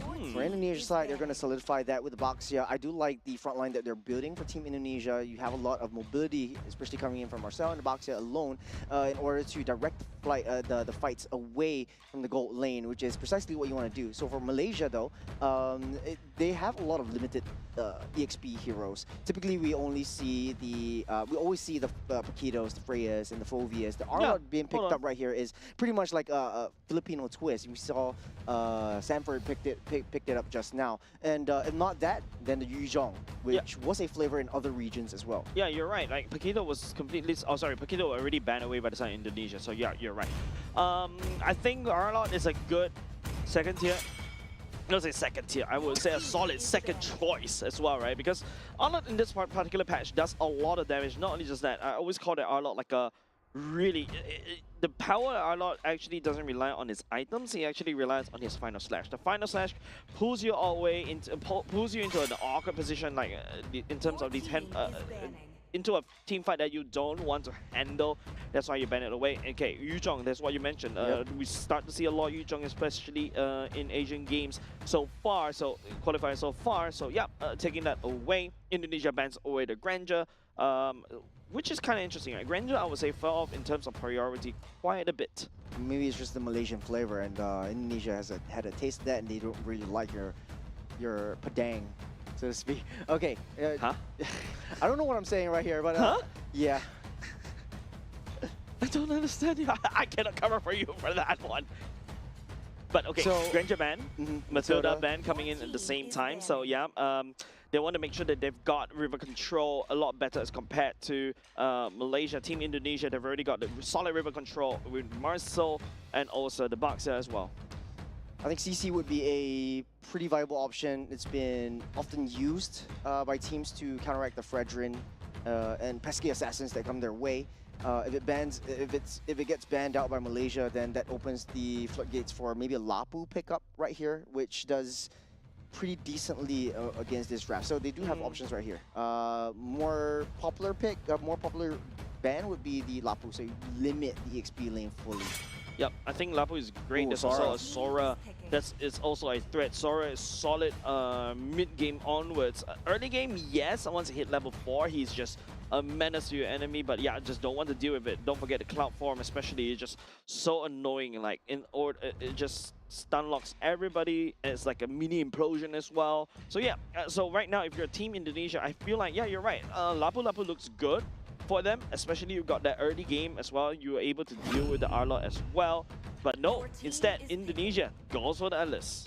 So Indonesia is psyching out for a 5-man team fight composition. Has pretty strong front line and a little bit more backline support in the form of a Marcel or even a Baxia who's able to roll away towards that Claude. But Claude is also quite a high committal kind of marksman. If he times it right, Blazing Duet could wreak a lot of havoc. We've seen the Claude against the carry before Malaysia. For the side of Malaysia, this looks like a carry game. You're able to melt down the Marcel, the Baxia, and the Alice, who is known for their tankiness. Unless you want to, go for least like the long lane plays with the Moscovs. I feel like if you're Team Malaysia right now, carry works very well against Team Indonesia, right? Yep, they're gonna that's snap the pick that as well, and then after that, all they need is a solid roamer. I mean, Khalid is I would say, one of the best roamers right now in the current meta. You wave clear very quickly, you got Raging Sandstorm, you got a thick body at the same time, and all of a sudden you just heal for carry, peel for juice in, and then you're solid. Arlot, I would say in terms of Team Malaysia, I think you expect this Arlot to go slightly more damage. I will expect, the likes of Hunter Strike, as well. But now, if you're Team Indonesia, you're missing a mid laner. The Eve is already banned away. This, far as technically speaking, could also work. What do Lilia? you think about Lilia can also work as Yeah. well, but what do you think about Kimi? To shred. Typically, the Kimi has been picked up to as sort of like a direct counter. Just a crazy idea number 3, by the way. It does work, and they are going in. I see you jumping up and down the tables, man. I know you got that right, but hey, it's all down to execution at this point. I agree. To be honest, though, I think that for Team Indonesia, this looks like a very, very scary draft. You have quite a bit of tankiness. You're able to set up. You're able to have that fast rotations. Kimi Marcel clears the lane pretty decently fast and open up that map for Baxia to try to get that engage. So it kind of is a fight fire with fire kind of situation in this matchup. Yeah, I think right now for the side of the Team Indonesia, right, I think there's a potential weird interaction that you will see. The Marcel with the golden hour. If the Claw decides to jump all the way in, it's going to get stung out. The question is, does the Blazing Wire gets deactivated? I don't think so, right? You still continue on. It's basically like a free Winter Crown, right? Unless you get knocked up. No, your stun also gets disrupted, yeah. We shall see whether that is going to be an interesting interaction. We shall see as we load up into game number 1 between Team Malaysia and Team Indonesia, though. I am currently leaning over to, of course, you know, Team Malaysia. The carry pick, definitely one of my favorite as well, especially in this particular patch. You've got so much shred they can just easily shred through either the Addis and also the Baxia. I like the fact that when starting off in the neutral creep camps, you're having that leash from both of your sides, and Frederick needs it a lot more than Baxia. Baxia being one of the fastest tank junglers around, creates that opportunity for you to clear it fast, rotate in, and get that early level 4, and then it looks like it's pathing towards that top side, opening up that space towards the turtle pit, which is precisely what Indonesia wants to do. Draw the attention away from the gold lane right from the start. Man, Marcel runs really fast in his patch as well, and not only just that, now it also applies a slow instead of a frozen moment for skill. So a bit of nerf, but at the very least, you know, the golden hour is getting reworked. Oh, lots of damage coming off and Delvin already onto Akif. Nazhan will not be able to catch anything for now, but still, hey, okay. Yeah, the Khalid is one of those heroes that you want to put him in a position where he's always engaging, always finding intelligence, and always giving vision to where everything is at. It provides that space for your gold lane to, hey, you know, the Khalid has eyes on Afan, and I don't need to push in too deep. We saw just now that the carry is pushing the lanes and having that strong lane advantage up against this Claw. Down needed the turret though. They already burned for both these two mid laners as well. I keep taking a lot of punishment from the side of Delvin. Will be able to heal all the way back. Afan also. Totem Poseidon's already used. Right now the bat right there, even before the turtle fight. Risky play. We know that Akif was down low, doesn't have the flicker, but forcing out the flicker from Amar, that is crucial, especially for this first turtle fight that's popping up. Now, we're getting that recall. Afan needs to take some time to come down towards that turtle pit, but it should be an even game as 3-on-3 fight will ensue. Yep. To the fight, like what you mentioned, ensued. Nazhan controlling onto that. Afan looking for the crash. Here comes the ultimate from the Kimi. Nazhan still securing the turtle as well. The praise is right. First blood given aside. Akif. Afan will be able to take down Nazhan as well. As Delvin just free hitting from behind. Razif trying to make a play right here. Will not be able to find Afan nor Shoryuki. As Razif just dives all the way in. Final to Delvin. Delvin also burned the flicker. What a clash around the what a clash around the turtle. It was extremely messy, but what transpired there was starting things off with the traction pulse. So Delvin actually pulled the trigger on the traction pulse to pull in Nazhan. Nazhan had that one frame of opportunity to take that turtle down with the retribution, which he did, but then they pushed in the fight a little bit too long. Yep. Razif came in a little bit later than I would expect, throws in the final slash, created that opportunity for Malaysia to just really gun it down. But I felt like this is, like we expected, extremely brawly, extremely skirmishy. They want to cycle both their members, and precisely how Malaysia likes to play. I think right now it's just most like, well, it's a stalemate, right? So far, 3 minutes in, you don't really see any of these two teams to have a bit of an advantage, right? I would say a lot more pressure on the, oh, hold on a second, thing, right?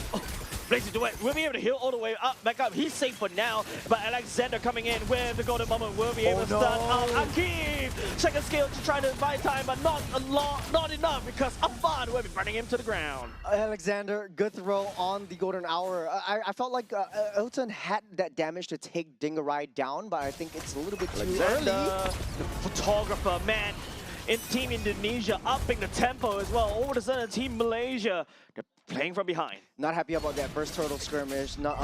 They're going in aggressive, diving into that top side, which is what Malaysia wants to actively prevent. Razif down on the bottom side, a little bit of a 1v1 action, but Malaysia needs to find a way to break past from this. They are down in terms of those kills, in terms of at least 1,000 gold economy, but they need to be able to play a little bit more passively. Don't try to force these team fights if they know that they can. Amar, we'll be able to walk out of fun. Oh, I feel like we've seen this before. Sharingan dives all the way into already committed. Blazing the way coming over to the right as well. Also jumping over the wall. El Tono right here trying to spin for the win, but he's a little bit too late because the main fight is being controlled by Omar. But he's going down. Dingarai outputting the damage. It's not enough for the side team Malaysia. It's Indonesia just overwhelming the triple kill over the side of this cloud already. Beautiful start to the fight with the TOR from Shauki. Able to lock down at least 3 members, and Lejean had nowhere to run, nowhere to hide. Afan took down that turtle. It bought a lot of space for him as well. So he came in, layered it out, took down that turtle, joined in that team fight, soaked up that damage for Delvin to come in with a traction pulse. So that was perfectly set up for Indonesia. Yeah, Elton wasn't able to join the fight, right? It doesn't really have the mobility like what a Claude have. Blazing Duet, and after that, don't forget with your Art of Fever, you're just literally zapping around. Alexander is just holding out a fight earlier because of these. It's so annoying. Look at my play right, hitting it right, picking up a mega kill already. Oh my goodness me, churros. Great pickoff onto Jusin. And Amar, they know that she doesn't have that ultimate. It's just up as of now. Shoki just forcing a little bit too deep. That's like the TOR as well, but here we go. Locking down through 3 members as well. Afan also joining the fight as well. Razif unable to find an angle to try to enter the fight. Has to ditch. Malaysia losing 2 members as well. Not only just Akif, but Elton as well going down. You're punishing Indonesia. They know that Malaysia is trying to force a team fight, force a sort of like a counterplay from them, but Indonesia is not taking it lightly. The Final Slash already utilized, but they're able to get out of there. Great play from Indonesia. Yeah, the crack Indonesia cracks open mid already. Dingarai finds onto Akif. Akif all of a sudden, you know, you're as his lead. You have to be careful. Dingarai has picked up 4 kills already, and he hurts. Taking a look at the map, it kind of seems like Malaysia is still in the farming phase. Akif just throwing his bodies right there, 1-4 and 1. We don't really see this as often. You just want to give a little more intelligence, give vision to where everyone is at that map before making a move, making a decision. Just with one turtle fight, Indonesia was able to turn things around from a 1,000 gold lead to a solid 6K in the 7th minute mark. Yeah, it's a exponential increase when it comes to, well, not say market share, but in terms of gold lead, right? Indonesia capitalizing. I would say quite a few mistakes, right? Team Malaysia was constantly getting caught off guard by the side of Indonesia, right? Alton wasn't able to join the fight. Dingarai is already there, and you can see a few moments when Razif is forced to go the long way around because, you know, Akif and also Elton is already down. Okay, there's going to be a pickup kind of side of fun, but I feel like Team Malaysia needs to look a lot more because Dingarai is wrecking havoc all the way up top.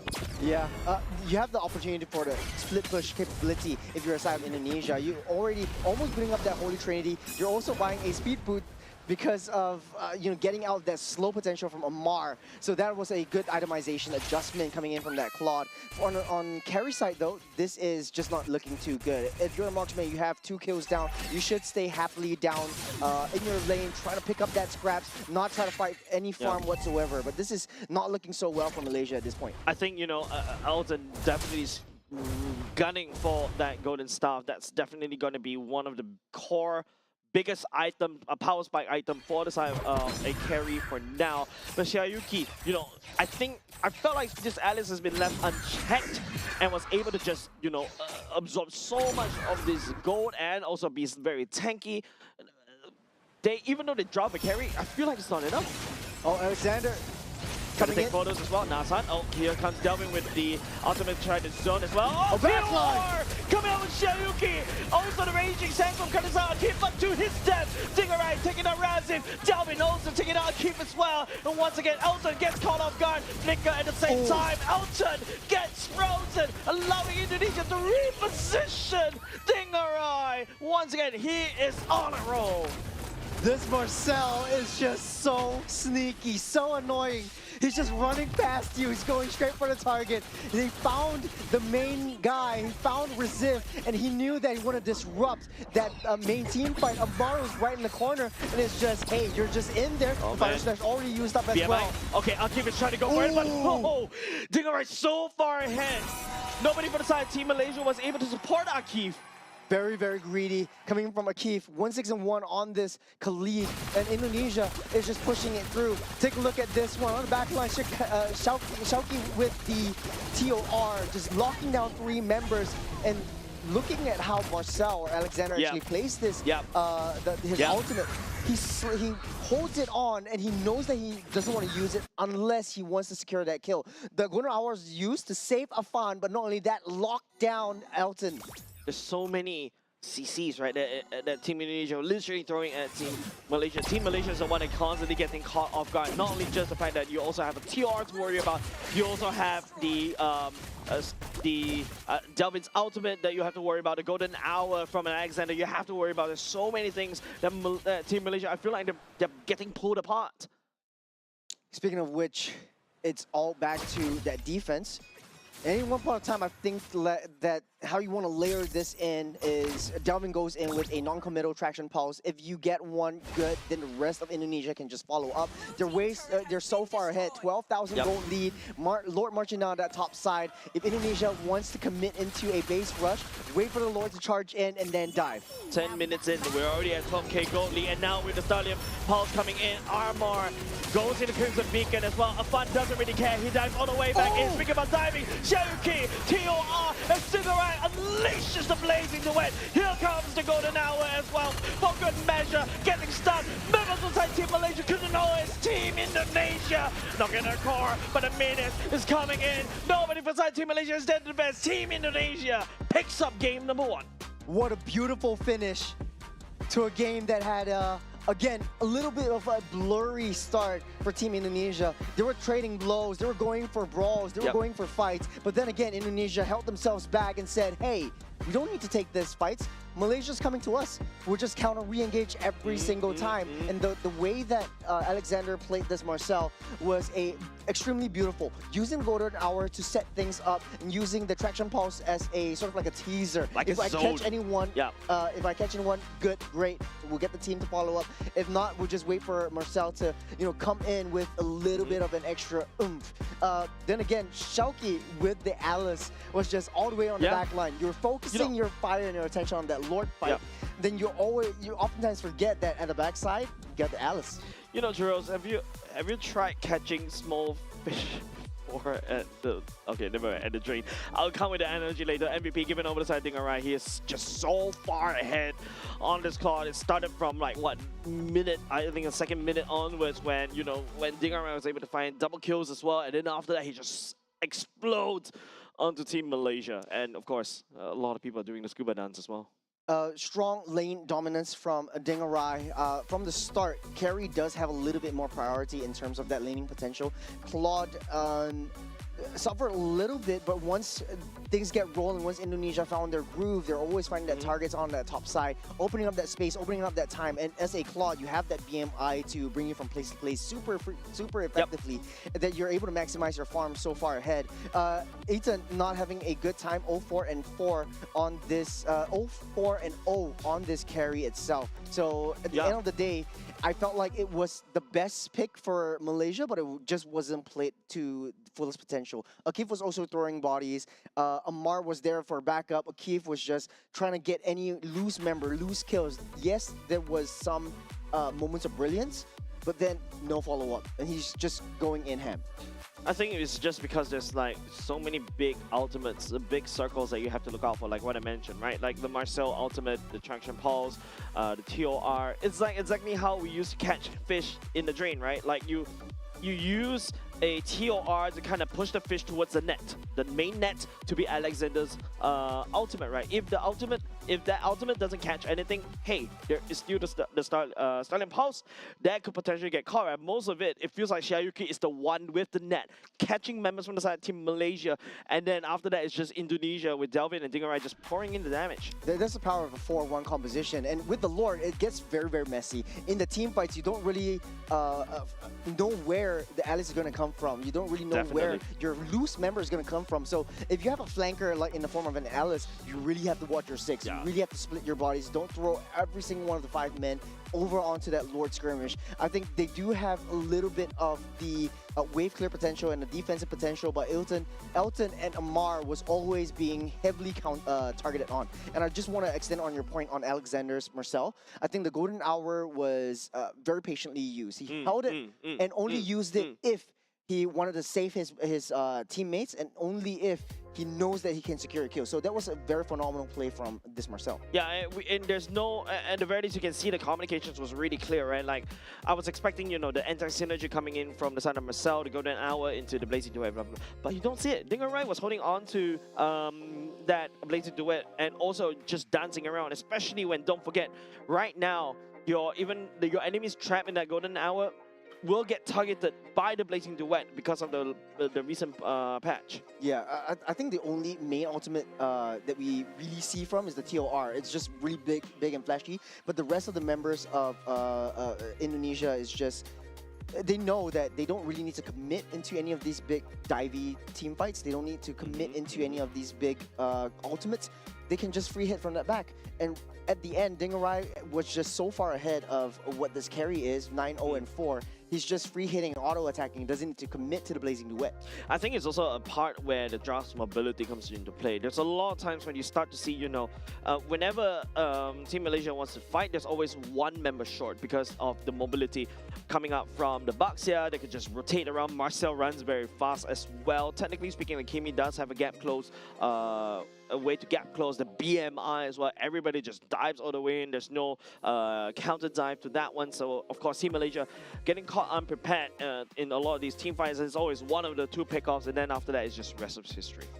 I think also I just want to point out the fact that the way that Malaysia played in at least the first 2 minutes of the game, that was pretty solid, the way that they layer in that team fights. But once they know that they're down in kills, they have a tendency to just throw their bodies. Akif was trying to look for members, and he's trying to at least 1v3 Team Indonesia, which is kind of questionable at times, especially right before a major objective fight like the Lord or the Turtle. And it's just, if they see a loose member, they're going to hammer in. They're going to try to fight in. There is ways for Malaysia to really come back from this, really take a step back and really play a little bit more passively than, hey, you know, they're killing us one by one. Let's stop giving them kills anymore. Let's just play it safe, wait till the late game, and then bring Elton on board. Yeah, I think Elton definitely wasn't able to scale in time, right? Because, you know, Dingerai was just so far ahead. Once he started picking up 2 kills, 3 kills, and then all of a sudden he has like your full attack speed items, and that's it. He's online. He's gonna shred through, you know, the Frederick. He's gonna easily shred through the Khalid as well. You saw that, you know, Khalid even through the second skill, he's gonna get shredded by the damage coming up from the side of the Claude.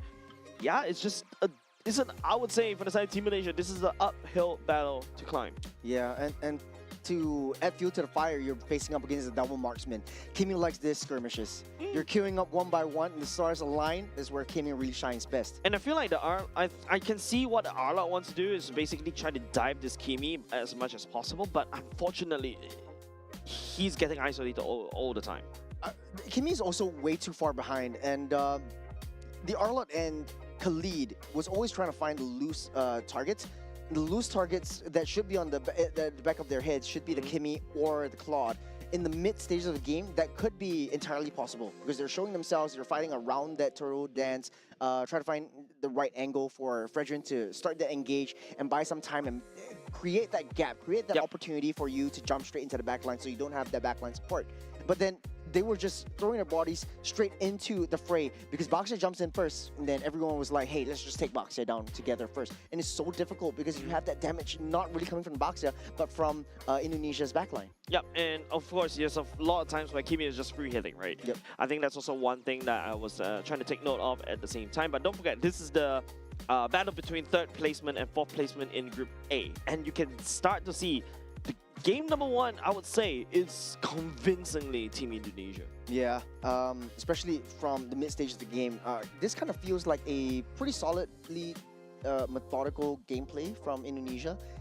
We often understand that Indonesia likes a little bit more brawly styles, but they're brawling, and they're not actually brawling right now. They're bringing the team fights to them. They know that for Team Malaysia, they like to fight. So let's just get them to fight. Let's just get them to waste a resource, and then we'll counter-engage. I don't know, it feels like, this is where, the likes of your Marcel, like, to go to Alpha to disengage or find a pick-off as well. And TOR also can be used as disengaging. Even perhaps, I don't know, I as a goal laner myself, I really hate the Belleric, but Belleric coming into play in this particular patch, it just makes me very annoyed. But heck, like, even imagine if the Belleric going up, if Dingarai faces up against the Belleric could just easily do a lot of damage to the Claude as well, right? So there's a lot of things that I feel like both these two teams really need to take a look as well. I would say that in terms of draft, initially I did kind of pivot over to the draft coming out from the side of Team Malaysia. But in terms of execution-wise, man, the Alice was uncontested as well. Yeah. Not only uncontested, but there was not a lot of heroes that could take them down except for the carry in the later stage of that game.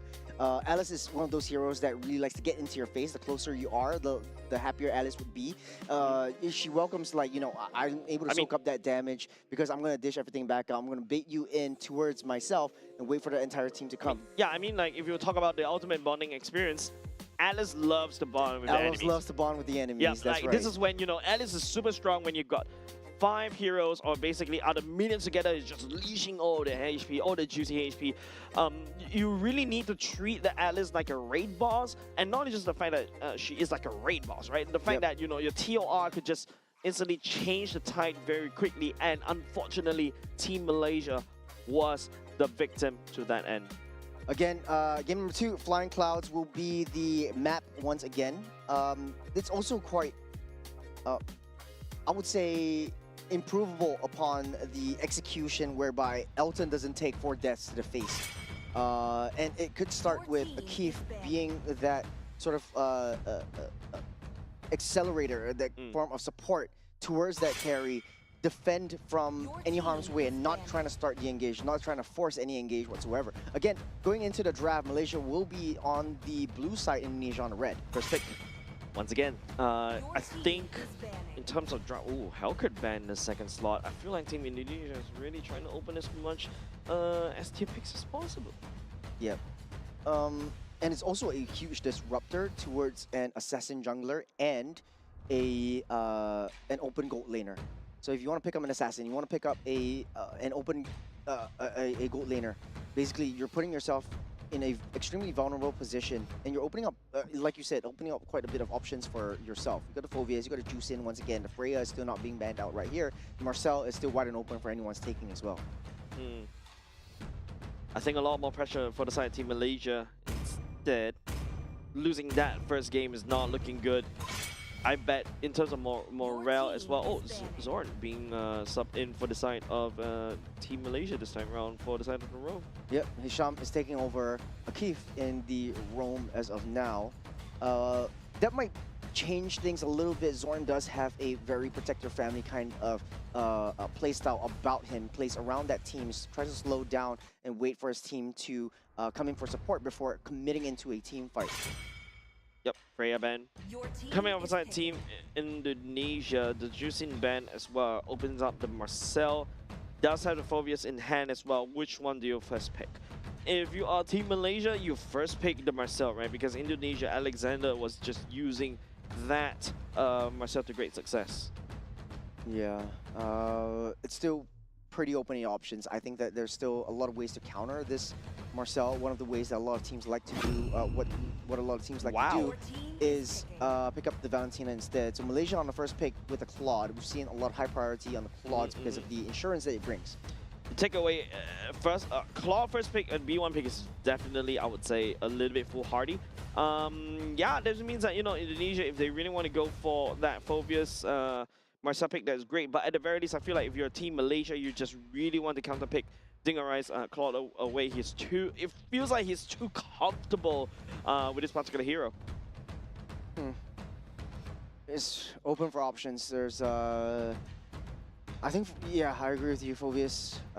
And the Marcel pick for Indonesia would work out well, and then hold on to a carry in the late game, and then play against that carry once again. But no, they're trying to open it up. They're trying to bait Malaysians taking that that one up. Okay, Marcel is still open. Phobius also not in the book as of now. Team Indonesia going for the Baxia, prioritizing early game rotations as well.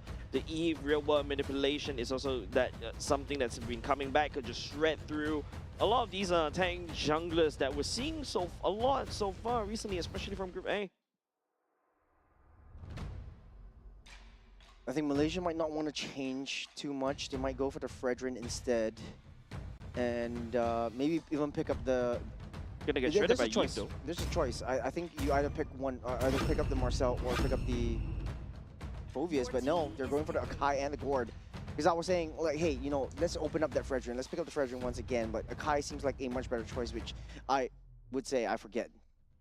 Akai definitely coming back into meta right now, but if you're Akai, I mean, yes, you can kind of catch onto Eve before she really opens up the real-world manipulation. And you also see a lot of teams starting to pull off the combo on the Akai and Gord. It's similar to what we saw back in MPL Singapore, right? The Gaja kind of wombo combo, right? You pin somebody down, and then after that, you just let Gord just unleash the Mystic Gush. But again, if Eve goes into the real world manipulation already, the Kai can come in and try to push, but albeit, you know, you only do nothing. But of course, you know, Akai is still solid in terms of turtle takedown, in terms of neutral objective takedown. The heavy spin is definitely going to be great. Don't forget, unfortunately, Indonesia has already picked Eve. I would say Valentina is a open pick for the side of Akai. But Akai, you know, feels like unconsensus right now if you're a side of Team Malaysia.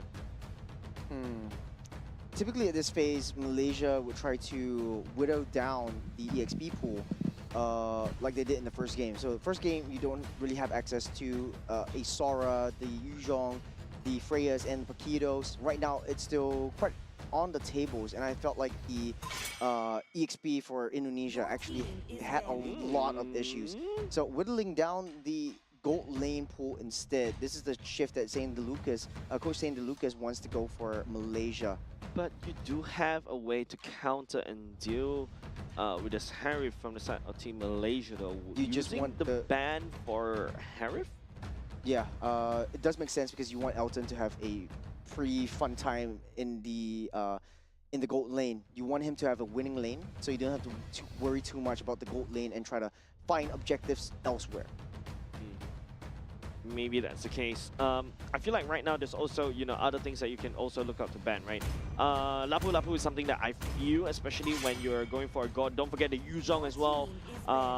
That is still open right now. It's also very... it also opens up Gord to a very vulnerable position, especially when you got the Black Dragon form to fly around, land on a Petrify, and then after the yada yada. Down. And now, Moskov banned away from the side of Team Malaysia.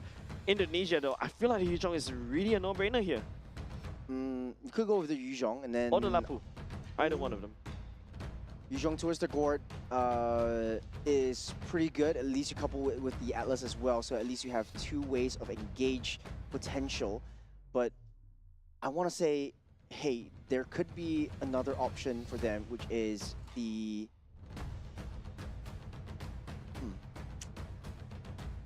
Leslie.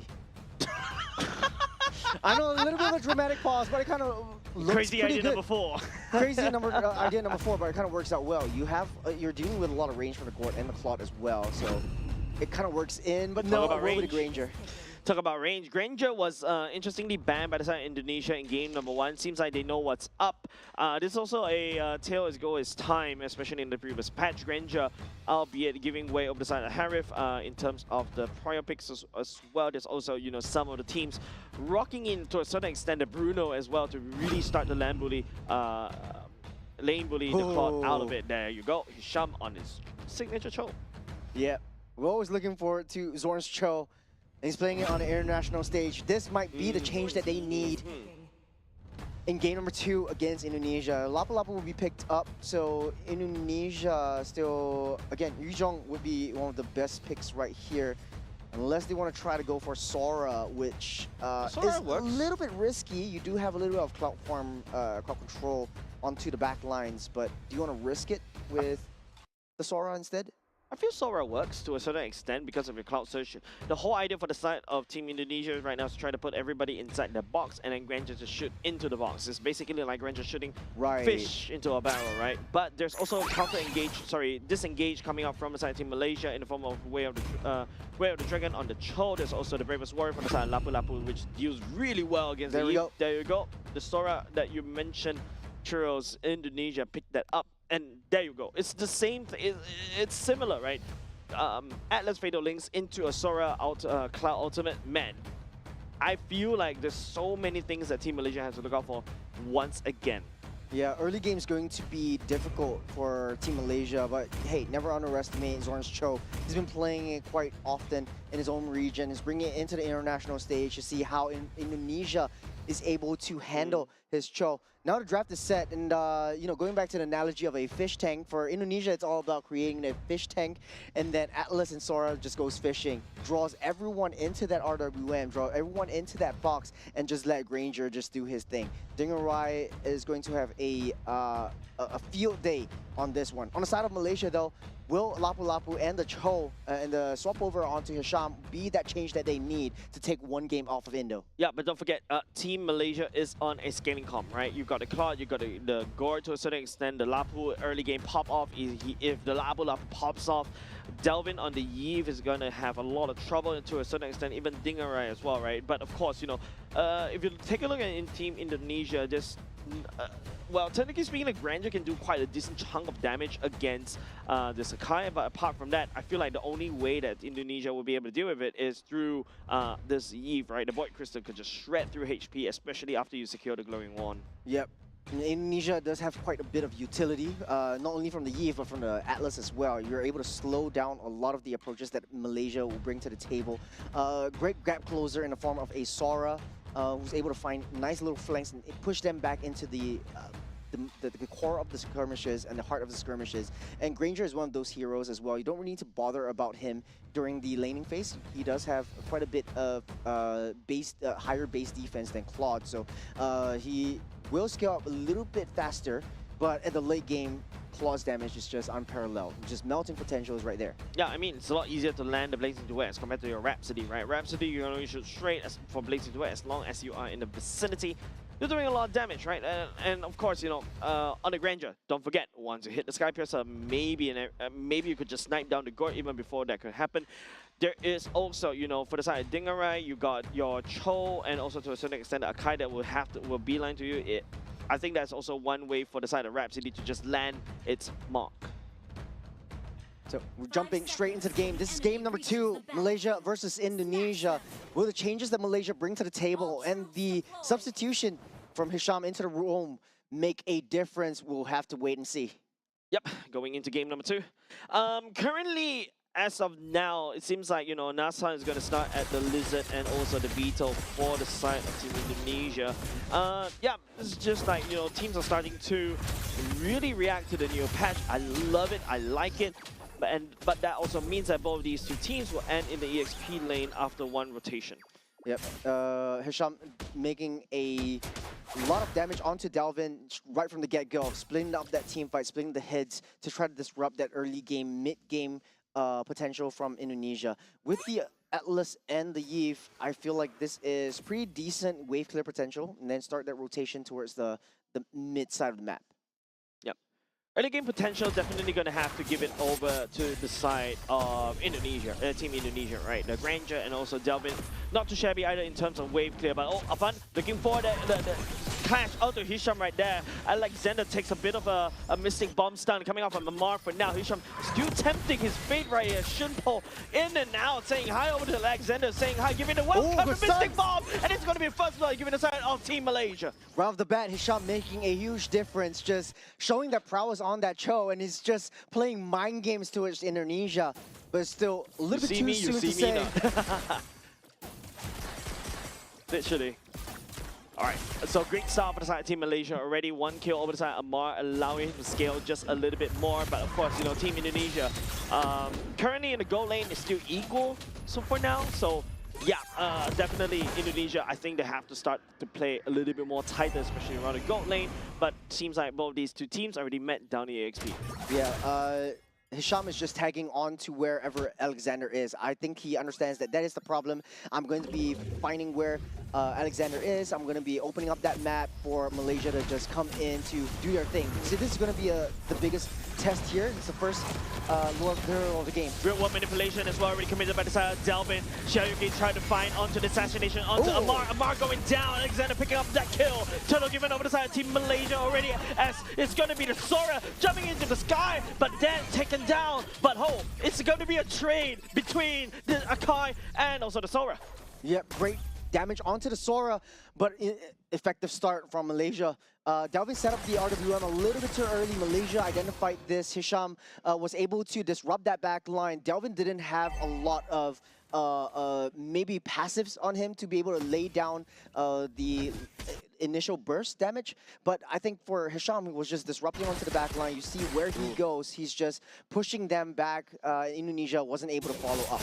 I like what Dingarai is doing, actually passing all the way to the mid to try to get as much farm as possible. Speaking of which, Mr. Gush committed by the side of Amar. Afan getting melted down. Here comes the heavy spin, but hold on a second, the Fatal Links coming over to Alexander. Delvin, real world manipulation as well. Touch and go for now, no casualties. Good pickup potential, but baiting out a ultimate for the Flicker himself. Hisham doesn't have the Flicker for the next 120 seconds. But this is good. Malaysia's just drawing all these team fights away from that gold lane, so Elton has a much easier time this time around. You notice how a lot of the team fights is situated around Hisham, just drawing out these skills, drawing out these ultimates, where the top side is just left to their own devices. Instant replay. Coming up from the side between these two teams, just showcasing, you know, the different heroes in terms of different lanes, what is going on. But so far, I feel like a lot more pressure. Oh, Hisham catching on to Alexander right here. Here comes a missing gush. Alexander goes to the perfect match. Yes, yeah, will be able to get caught by Nazar, picking that kill up. Great alley-oop from Hisham. Now, this is starting to hurt Indonesia quite a little bit. There's not a lot of ways to deal with that Cho, especially when Zorn is piloting it. You have to deal with someone that's so sneaky, someone that's so slippery. And Alexander, yes, you do have that Fatal Links, but Hisham can just mitigate that with the immunity. Yeah.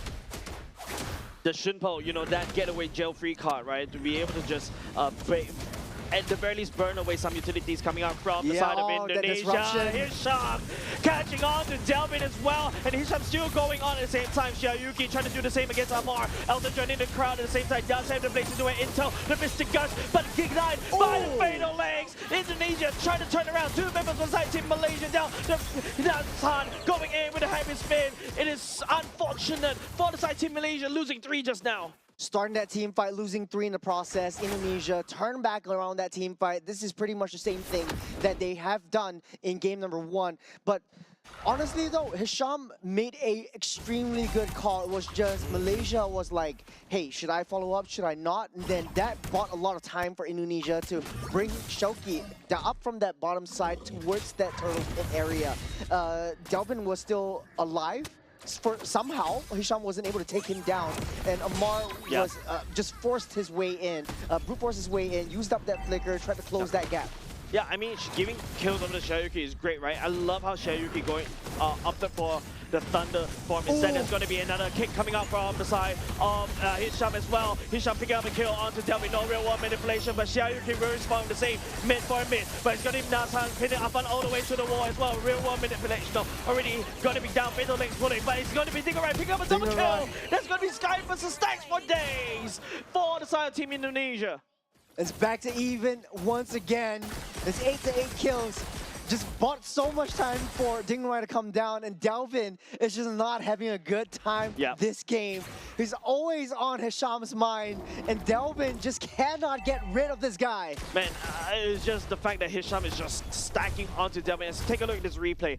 I feel like there's a lot of things that's happening as well as Jules. Help me break this down. Yeah, Hisham just started things off. The turtle aside, though, Najan using the heavy spin to lock everything down, but for Malaysia, it was like, hey, okay, you guys are fighting, okay, I'm coming in. So it wasn't really a well-coordinated team fight. Hisham just found it. It's more instinctual playstyle than anything else. For Indonesia, though, they tried their best to try to counter-engage, but Malaysia, right now, the instincts have won them that team fight this time around. Yeah, I feel like just the fact that Hisham finding those pickouts onto Delvin is been the biggest problem for the side of Team Indonesia. Yeah. No real-world manipulation.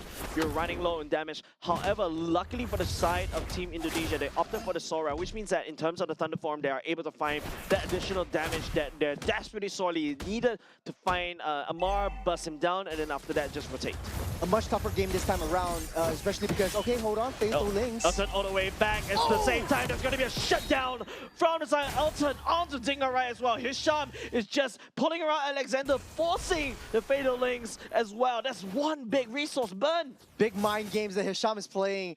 That one change of that role just changed the tide of the battle. I think right now, Malaysia does have the upper hand. They're a little bit more slowed down. He's calling that shots. He's making the plays. He's creating that space that Elton actually needs. Right now, Elton is up 2-0-0. He's having a pretty decent time this game around, and he's still building that Holy Trinity up. He's playing that mind games. He's playing that mental game, and he's just pulling everything away from Indonesia and away from Elton. A kick coming out from the side of Hisham, potentially looking at a fun right here. Xiaoyuki coming in, will be able to zone Amar away. Nasan still secure the turtle at the same time. Dingerai just getting in on Hisham in the wrong space. There's going to be a Skype stack given over the side of the Granger already. A fun onto Elton, and I can hear Vicker already being committed, trying to commit to the chase, but it would not be for nothing. Hisham created so much space for them to take that turtle and go straight into the offensive. He bobbed and weaved around. Xiaoki alone was not able to take up that back line.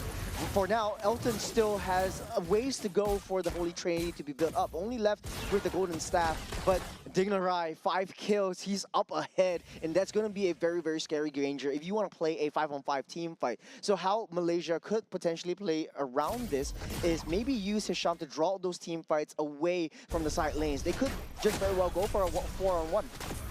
I feel like right now it's just all about adaptation, right? If Indonesia is able to find how Team Malaysia likes to play, especially using Hisham, to basically try to pick off and then, you know, give the kill over to Amar with the Mystic Gush, or maybe even him because he is already right in front of their faces.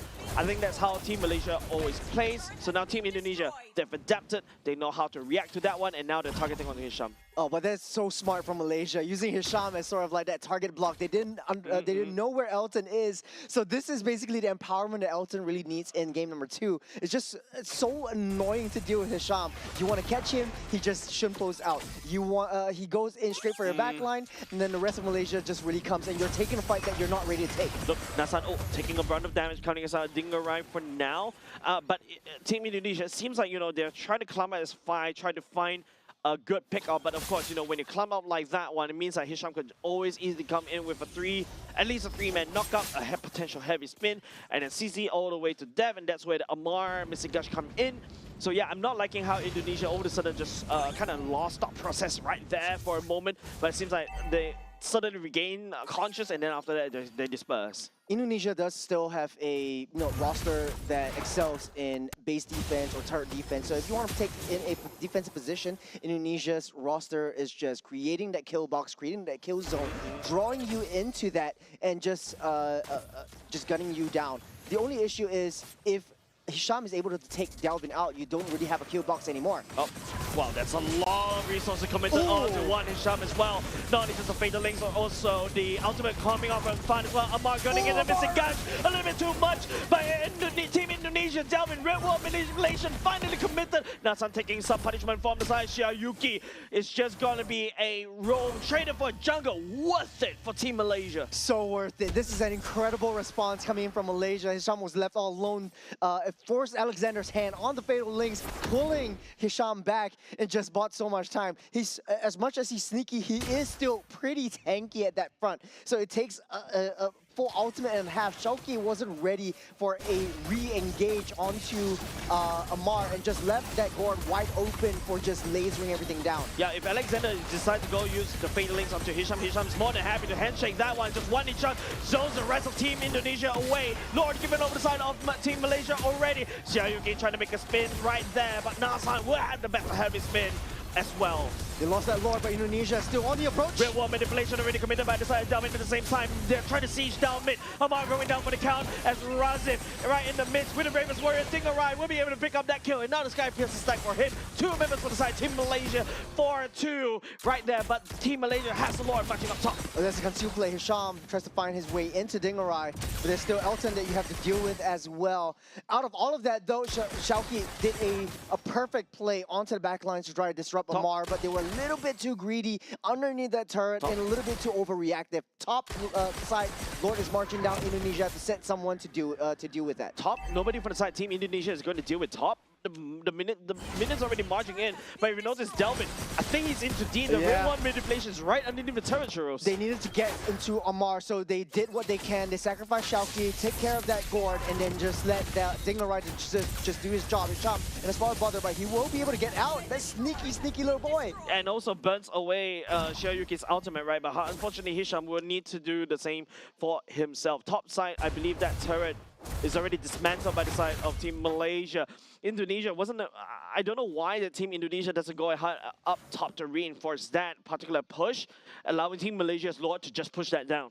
Who do you send? This is the issue. If you send Dingarai up, you have Hisham that is in that position. So Indonesia understands, okay, let's just play as 5. So if anyone is getting picked off by Hisham, we'll be there to support. And they don't need to force any situations. They don't need to force any of these team fights because they know that Malaysia is going to take that team fight towards them. So now it's just a waiting game. Wait till the Lord forms up. But Malaysia does like the fights in the jungle a little bit more than Indonesia. It's harder for them to manipulate around. It's harder for them, in the jungle at least, to form a kill box around Malaysia. Team Malaysia is playing on the long side in against the Team Indonesia right there. You see the positioning coming off of Hisham, right? Just providing so much vision for the side of Elton as well. And now Team Indonesia is forced to respawn down bot as well. Still a long time to go for the side of Lord though. On the Lord time is around 35 seconds for now. Team Malaysia pulled Team Indonesia all the way down, and now they're looking to basically set a foothold all the way up top.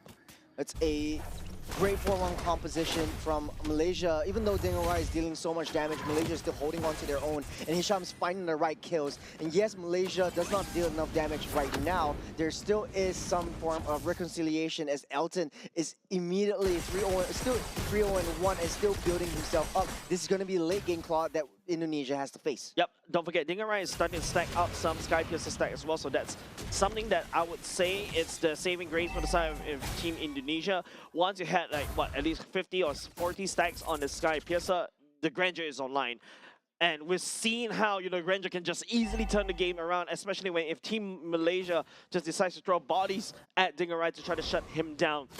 Unfortunately, right now, I feel like a lot more pressure for the side of Alexander. These Fatal Links, in order just to pick up Hisham, has been great, but Hisham can just easily shimple away. Well, that being said, though, it is still, in terms of scalability, Elton has the upper hand, and it deals so much better in terms of the tankier you are, the more damage you deal with the DHS as well. Lord, still going down 1/4 HP right here. Members of side Team Indonesia getting pushed away by the side of Amar. Fatal Links already committed. The Lord still secured by Team Malaysia as Elton dives all the way to the back. Dingarai in a spot of trouble. Shut down. Give it over the side of Elton on to Dingarai as well as the fight gets peeled apart on 2 sides. twice, but it seems like Avon is still healthy. But Hisham and Amar will be the lone survivor for the side of Team Malaysia for now. They split themselves up too wide. I think everything really started out strong when Malaysia started things off. They had Elton, they had Amar in the right position, using the Mystic Gush just to push everyone back as a zone potential. But Afan found his way in. That caused a trigger onto the heavy spin to try to push Afan away. Even though Malaysia took down that Lord, Indonesia was able to split up that team. But Shauki really has that late game damage on that Sora already to be able to deal with the back line. No problem at all. Yeah, I think that's still a better alternative, right? Indonesia, catching on to Hisham, finally! This Hisham has been a nuisance for the past, I would say, past 6 minutes, I would say. But now, as Team Indonesia deals with the Lord, that Team Malaysia spots so hard to secure. Let's break this down. Yeah, look onto the back line. There's 2 members directly onto Dingarai, including Elton. So that is the main target that they wanted to deal with. Smart play from Malaysia, but it was split way too wide. You left Shauki all alone onto the back line. You don't have Mazan, you don't have Rasif there as an additional sort of like tanky backup that you so desperately need if you are a Claude. Afan, taking all damage from the side of Elton already. He has to bug out of there. I'm not too sure what he's doing there. Trying to bait out things from the side of Team Malaysia. We hit, right? I think they were desperately trying to take down this turret, but the minions are not in their favor, though. It's still the kind of enhanced minions, so to speak, that Malaysia has in their possession is marching into all 3 lanes. So Indonesia, forcing that fight, you lose out your jungler, you don't really have that option to bring your jungler back in. Yeah, Team Indonesia was able to, hold on a second, Alexander. Nasan trying to push Alexander all the way out, fatal legs, kill, given over side, Dingarai as well. Xiaoyuki dives onto Hisham, trying to peel for his team, but he's taking so much bullet right in the face for the side of Dingarai. Alexander down low, has to pull back.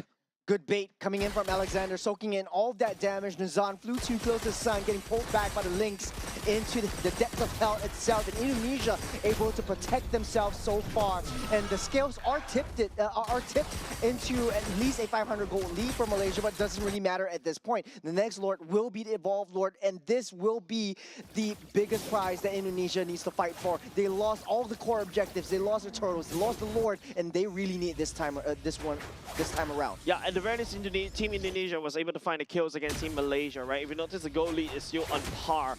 But if you're talking about the scaling calm that Team Malaysia has brought, Elton has scaled. Dingarai, technically speaking, does pack quite a big punch as well. Delvin as well, right? At this point, your Eve could just easily shred through Nazhan or even to a certain extent the Hisham as well, right? But then, you know, Indonesia has solid foothold around the Lord Pit. They want to blitz this though. They don't know where Hisham is. He might be able to find a nice little angle on the backside. Look at where that Cho is going to go. Oh my goodness. The flank of a lifetime coming on the side of Team Malaysia. Elton tags onto Dingarai. We're the blaze in the way. Fights onto Dingarai. Amar going to Mr. Gun. Xiaoyuki finds him as well. And now it is going to be Team Indonesia. Alexander using the fatal links right there. But the blue HP bars are looking so healthy as Razi finishes off Xiaoyuki. Team Malaysia wins that particular Lord Brawl. It was just not enough damage. Even with a 5-man fatal links, Shauki alone couldn't control what Malaysia is bringing into this fight. It's just Atlas against the world. Alexander against the world indeed. Mr. Gush as well doesn't really have the fatal links to buy time. And now the men's side, Team Malaysia looking to equalize the score onto the core as it is going to be a 1-1. Team Malaysia wins game 2. A huge sigh of relief. What is that flank, Churros? Man, I was sussing this out. This is how Zorn likes to play. This is the power of Hisham. He's not Zorn anymore. This is a new form that that Malaysia is bringing to the table, and that was the change that they needed. We saw how he was sitting heavily on that bush. The entire Indonesia squad didn't know of his existence. They were like, okay, let's just jump straight into the Lord Pit. And we sussed that out. He was using the concealed play, going straight to the back line. He found Delton. Elton found Dingarai, and, you know, Claude versus a late game Claude versus a late game Granger. Granger is only a one-directional thing. You use a Blazing Duet or your auto attacks, basically, your Claude just overshadows this Granger. Especially towards the later parts of the game. That's why I was saying, right, the Granger falls really hard in this particular patch. And man, I want to see that. I hope to see that that flank from the replay, because Zorn, Hisham, I would say, you know, bringing Elton on a, I would say, around the world in 80 days kind of flank. He goes back to Malaysia, but he passes through Indonesia, he passes through the Philippines, goes to Thailand, and then lands into KL. He's just bringing it around a walk around the park. Bring his son on a walk around the park. That's what I would say. And Elton really, I think this was the change that Malaysia really needed. I think Zorn really gave that potential, and I think it's still an even game from both sides. Able to equalize the scoreline, and right now it's still Malaysia, Indonesia, 1 apiece, and it's always a 3-game series with you, Jace. I don't know what's it with you. I think it's your. I think it's you. I think it's you. You inherited Mars's curse. It's you. Remember the last time we did Challenges Bracket? Yeah, it's you. Man. It's not me. It's you. The problem is you. But of course, congratulations over to Team Malaysia. It feels like in this particular game, there is a plan. In game number 1, I feel like, you know, there was no plan. There it's was just no throw plan. your bodies. Go in, let's just roll it out. That was kind of a narrative that we kind of set up going into game number 1. It did happen, but this time around, Hisham on this show makes Delvin's life miserable. Delvin couldn't find a right position to use the RWM. Even if the RWM was laid down, if he stood there, Hisham was just directly on top of him. Taking a look at the turret damage, it looks like Malaysia was able to force it through. And all throughout the entire 19-minute game, Indonesia was trying their very best to push down the T1 in the mid side, and even sacrificing Afan himself to be able to do that, but to no avail. Yeah, the damage dealt, Churros, it's almost equal, right? But it feels like, you know, Team Malaysia was able to find the damage onto the right targets, right? Once you take away Dingarai, you're just left with Delvin.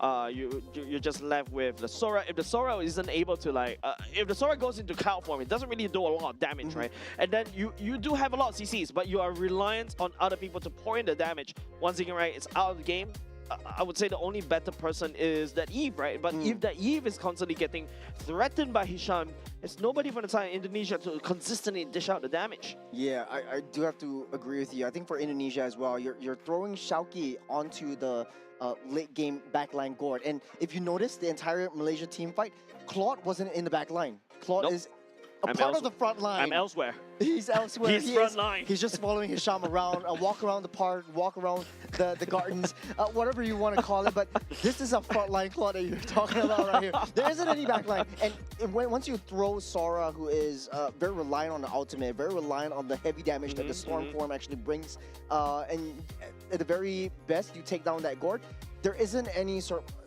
of a secondary re-engage scenario that the Sora could bring to the table. We saw that earlier on when the Alexander actually throws in with the Fatal Links onto the Sora's engage. But hey, you know, it's back to the drawing board for both teams. I think Malaysia had a lot of time to change up. Yeah, I feel like the introduction of Zorn, well, Hisham coming in, is definitely a refreshing placer coming off of Team Malaysia. With that said, ladies and gentlemen, we're going to go on short break. Don't go away. Game number 3 between Team Indonesia and Team Malaysia awaits.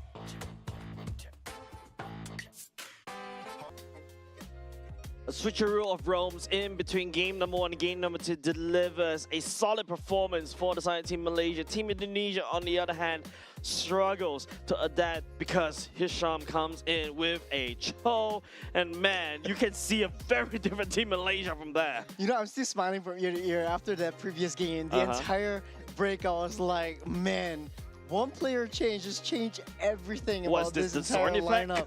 The Zorn effect basically coming up, especially if you're a Malaysian fan, you're seeing Zorn coming in, and from our brothers in Johor all coming into Singapore watching this match. I've heard the crowd, even with the earmuffs on, the headsets on, we were almost also able to hear their calls. And this is just, you know, the power of family. I feel like this is also, you know, how MLBB actually brings all of us together as well to really come in and cheer for your favorite teams as well. And of course, I believe there's also, you know, some of the Singaporean fans that also came over to take a look at Team Philippines earlier just now. But of course, enough of that. We need to talk about game number 3. Game number 3, I think Team Indonesia feels like game number 2. What is that thing that they're not hitting? I felt like their execution was really well done, but it was just the Zorn effect. Like, they weren't expecting how slippery Zorn would be. Dalton was caught absolutely off guard with how he wanted to play, how he wanted to position himself. He was always in that position where Zorn was able to land a very easy We Have the Dragon into the team fights, forcing up all of these skirmishes that Indonesia does not want to take. Indonesia is one of these teams that they do like their skirmishes, but if it's only towards their favor, they need to find a way to set things up. They need to find a way to get the pickoffs that they really need, and not, and I repeat, not try to be too greedy over taking down the turrets. And yes, in the previous game, there were 3 separate instances where minions was rushing in down to mid-side. They wanted to take down that T1, but then Amar was left in no man's land. Yep. Let's go in, watching the battle station. This is Team Indonesia that you're seeing right here. Don't forget this, the Alter Ego stack, right? There's a lot of high hopes for the side of the Indonesian teams, from the Indonesians onto this team. But game number 2, I said, I feel like the execution was a little bit wonky, but I don't know whether it's a forced error coming up from the side of the introduction of Zorn on his Hisham. Like, the Cho was just wrecking so much havoc in the backline. Delvin wasn't able to play. Alexander, the Fatal Links, was like, okay, should I use it now or should I use it later? But Zorn is actually jumping onto me. The the Hisham also can just shunpo out of my Fatal Links. There's so many things that a lot of decision making was not kind of slowed down the thought process of the team Indonesian earlier just now in game number 2. Yeah, their entire roster also revolves around the fact, like, hey, I want to create that kill zone with the Eve, and it was one of those compositions where you draw the Eve, you want to create that kill box with RWM, and then draw everyone inside. But Malaysia was just way too slippery. No one was inside the kill box. There wasn't any kill box because Dalton just evaporated before any team fight actually happens. So the big adjustment is Paquito will see the light of day instead of any other EXP lanes. Jusin was open as well, did not snap pick by the side of B1. Team Malaysia noted that Elton really solid on that Claude earlier just now. It was the one I would say that brought them to success because of the Blazing Duet. Of course, you know, S++ tier pick in terms of gold lane, you snap pick that one in R1. R2 though, Akai also, you know, rising star in terms of the meta, you take that at the same time, but Jusin open as well. Not too sure whether Team Indonesia wants to take that. Jusin looks pretty juicy right here, and it's, you know, one of those heroes where you can't really go too wrong with it. At least you have a little bit of vision gain with that. The Kai being picked up here is a solid counter towards the Paquito, and you don't really have quite a bit of the EXP lanes as a lane-to-lane counter towards that Paquito. Less for the Phovius if you want to actually pick that up, but it's actually banned out by Indonesia themselves. But Marcel and Jusin getting picked up. Jusin definitely can't go wrong with that. Marcel, we've seen the prowess in game number 1. But then again, if you take a look at what Team Indonesia secured for the first phase pictures, is that these are your 3 really S+ tier picks, right? Yep. In their respective roles, I would say, but Team Malaysia as well, these are not too shabby picks either. I think this 3rd pick is definitely going to be the one that is the key decider. If Hisham goes back to the Cho, that will be hilarious. We shall see. Hisham is He's still wide and open. Up against a Marcel, typically you want to get a Gord? Yeah, Gord or the Valentina. I think Gord would be much better since Jusin is on the board as well. So now Sham can just throw in a pocket pick once again. Marcel would be a bit trickier to land with the Dragon on. Jusin still pretty much much different from the way Yves is played. Yves is a little bit more immobile. Jusin has a bit more mobility and flexibility. I feel like the Cho doesn't look good right here, No. especially for the side team Indonesia. But you know what looks good here, in my opinion? A Grok. Ooh. Grok wall. You got the heavy spin. You can pin. You can build a wall anytime, allowing God to basically just spam down the Mystic Gush. There's also the wild charge that you can use right down into that wall as well. So yeah, Grok look juicy right here if you are It's one of going his signatures as well. Interesting. So, okay, the Cho is being banned out. But like we said, I don't think the Cho will see the light of day this time around. It's a little bit more difficult for Cho to land any nice pickoffs, but it does have uses beyond pickoffs, which is opening up that map, providing vision, being super annoying with the concussive blast, and trying to push the opponent's jungle away. Whereas Indonesia just wants that solid line of solid farming line during the first at least 8 minutes of the game. Yep, okay, you take a look. For the side team Malaysia, right? The CEO, the Bucks are banned away. The R-Lot also banned away by the team Indonesia. There's still the Fredrin that's still applicable, but the Fredrin is just... It's going to be difficult for the Fredrin, right? Like, if your Akai is constantly heavy spinning and pushing you away, it means that you're going to have to... Have you seen that interaction when the Fredrin is trying to land down and praise his wrap, but it's constantly getting pushed away by the side of Akai, and you're just like raising his sword up and down? Yeah. That could potentially be the case coming into game number 3 right here. You could potentially go for an assassin pick this time around, or even a Leomor would kind of work. It was banned out in the first game in this series. Leomor looks good. Leomor looks very, very good right here. So much dive potential, especially if you're Indonesia. And in the late game, it's just very difficult to get rid of. And speaking of get rid of, this is Glue going on into the roam for Hisham, most likely. Or actually still flexible. It still can be flexible. It definitely can be flexed, but Glue is already instantly countered, I would say, by the side of Paquito, and to a certain extent, Marcel, right? There are certain cases where you start to see in some of the regions, respective MPLs, right? Glue is being drafted. Glue try to possess either Paquito or the Marcel, but the Glue gets pulled all the way back into the enemy team, and then after that, just get them busted down, focus down, and then they move on, right? So, not a big fan of this Glue, but we shall see how it's being piloted. But yeah, I agree. Could also be EXP. We shall see.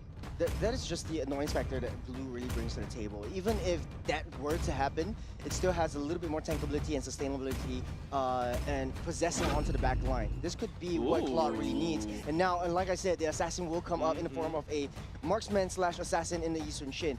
This would be Paquito in the gold lane, Lapu in the EXP. So double fighter side lanes, and then all back to basics for Indonesia with Yi Sun Shin in the jungle. Look, Paquito in the gold lane is not fun to deal with, right? The Claude has to pay a lot of respect over the damage potential coming out of this Paquito, especially even after the slight nerf.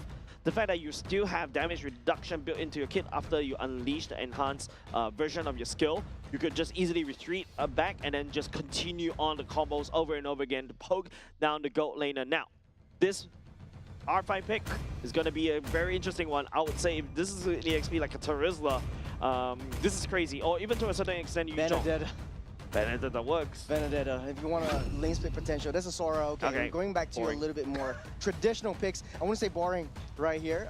It is still extremely viable in the sense that... I want to see more. Yeah. Yeah, I want to see more, but you at just the very want to see least... Leslie. Is there? I'm just kidding. Okay, at the very least, Sora, very flexible EXP laner right now. You just build him HP bars, and then after that, hey, you can swing that Sora right into a tank to set, or to a certain extent, you can also swing him into the Thunderform to basically do the damage. So really flexible, but we also need to see how this team, especially Razi, pilots this one. going up against the Lapu pre-level 4, I would say Lapu has the better advantage here. Yeah, preload 4 on both sides. Honestly, Lapu still has a better wave clear advantage. Sora really excels in terms of team fight capabilities. The only difference that I want to see, and I want to see a lot more coming in from Dingarai, who right now is going to be with the Paquito up against this Claude. So a lot of lane proxies will happen, a lot of rotations into the gold lane side of the jungle, and a lot more engages and skirmishes down on the gold side. Yep, game number 3 is afoot, ladies and gents. Team Malaysia and also Team Indonesia right now battling for the better seed. This is 3rd seed going up against 4th seed, of course. It is Team Indonesia that has a solid footing. But Team Malaysia looking to prove themselves not too shabby either with Hisham on this glue, on Patrick. Yeah. It's so annoying. Glue just being super annoying. You don't really have to latch onto anyone. Forcing a flicker way too early on. It is only the 42nd second of the game, and Malaysia is feeling good about themselves. Yeah, flicker right off the bat this early on, especially all Hisham has to do is just run around being a nuisance. Man, this is worth a lot for the side of Team Malaysia, especially this early on. Okay, and also it protects the aggressiveness coming in from the Eastern Shin over to the opponent's side of the jungle. So Malaysia is keeping it safe with Paquito at the bottom side as well, doing that damage to cut through, but Indonesia wasn't able to break through Malaysia's early game defenses as of now. I would say it takes a little bit more time. Wait till level 4, and we'll see the power of Indonesia's strat actually really coming through. Yep, I feel like the gold priority definitely leans heavily over the side of Dingarai, right? Especially in the earlier parts of the game.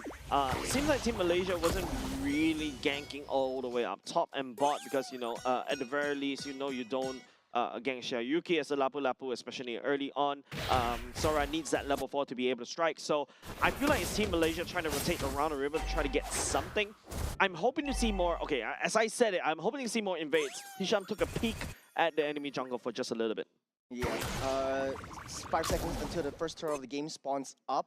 I think Malaysia is definitely in a better position to contest for this. They do have a little bit more power spikes, and without the Paquito in the XP lane, is not in the right position. You might be able to rotate up to get a 5v4 fight right from the get-go, but Indonesia needs to buy that time. Nazan kind of understands this. He finds that rotation coming in, especially with the river speed buff. Paquito is going to be in the position in really soon. Yeah, I mean, that's the whole point of you drafting a gold lane fighter, right? You really want to quickly just go all the way into this turtle fight over the sudden 4v5, and it's not looking very good! Nathan takes the turtle away from Indonesia, but given over the side of Team Indonesia, though. 2 members on the side of Team Malaysia already down. Needs Hisham in a spot of trouble just a little bit. Shouldn't try to give any more kills over the side of Team Indonesia. Nazan with the retry battle, he just won it right off of that. Afan was just way in the back line. Indonesia had all free reign to be able to take down that turtle and get the retribution fast. But Nazan using the heavy spin, and just in the nick of time when the heavy spin let off, that iframe just was all that's needed for Nazan to seal the deal. The rotations coming in on the top side as well. They have to deal with Dingarai coming straight from the back line, pushing Amar back. Even though they got that first blood, they were able to take down this turtle. Yeah, but I think right now it's just like the advantage of you securing the turtle is just nullified, right? Losing 2 members and giving Afan, luckily, it's an assist, not to... hold on. A support, what, this Robo Combat? Hisham taking that win? Was it down on the mid side? It does look like around the river. Around the river. Yeah, that's not looking good for the side of Team Indonesia as of now. And all of a sudden, that whole sequence after the turtle takedown by the side of Team Malaysia, they lost 2 members because losing. And after that, you know, Team Malaysia taking down Alexander. Now, I would say, still stalemate. Malaysia does have a much better solid front line at this point of time. If you look at Indonesia's draft, they don't really have a tank. You do have some form of a pseudo tank in the form of Alexander's Marcel, but then you have a double fighter side lane. This causes a lot of sustainability, but when it comes to, like, you know, you want to go mano a mano, head to head, this is Malaysia really throwing that glue in the midst of battle first, and just sustaining everything back up or doing all that damage into this glue right from the get-go before any of these big fights actually happen. Yeah, I think definitely a lot more pressure on the side of Indonesia, right? They do pick up 2 kills early on. We need to see them escalate right here. Oh, Alexander catching onto Razif. Still should be able to get out of the way. A very passive Malaysia, if I could say the least. a little bit different. They want to try to get the bottom side. Okay, let's pull back. Pull back at the same time, but don't forget Dingerai is a Paquito. He's trying to punch it all the way, blazing to win in the last minute. Dingerai getting a lot of damage and also trying to heal. Dingerai outplaying, burns the flicker as well. And not only just that, Indonesia, while all that's happening, turtle secured by Team Indonesia. They're just really outplayed by Dingerai. He knows that he has that damage. He doesn't care about being possessed by that glue and just bought so much time on that top side. Without that glue to disrupt Afan, Nazan just can't go into the turtle pit all willy-nilly. That's the heavy spin committed.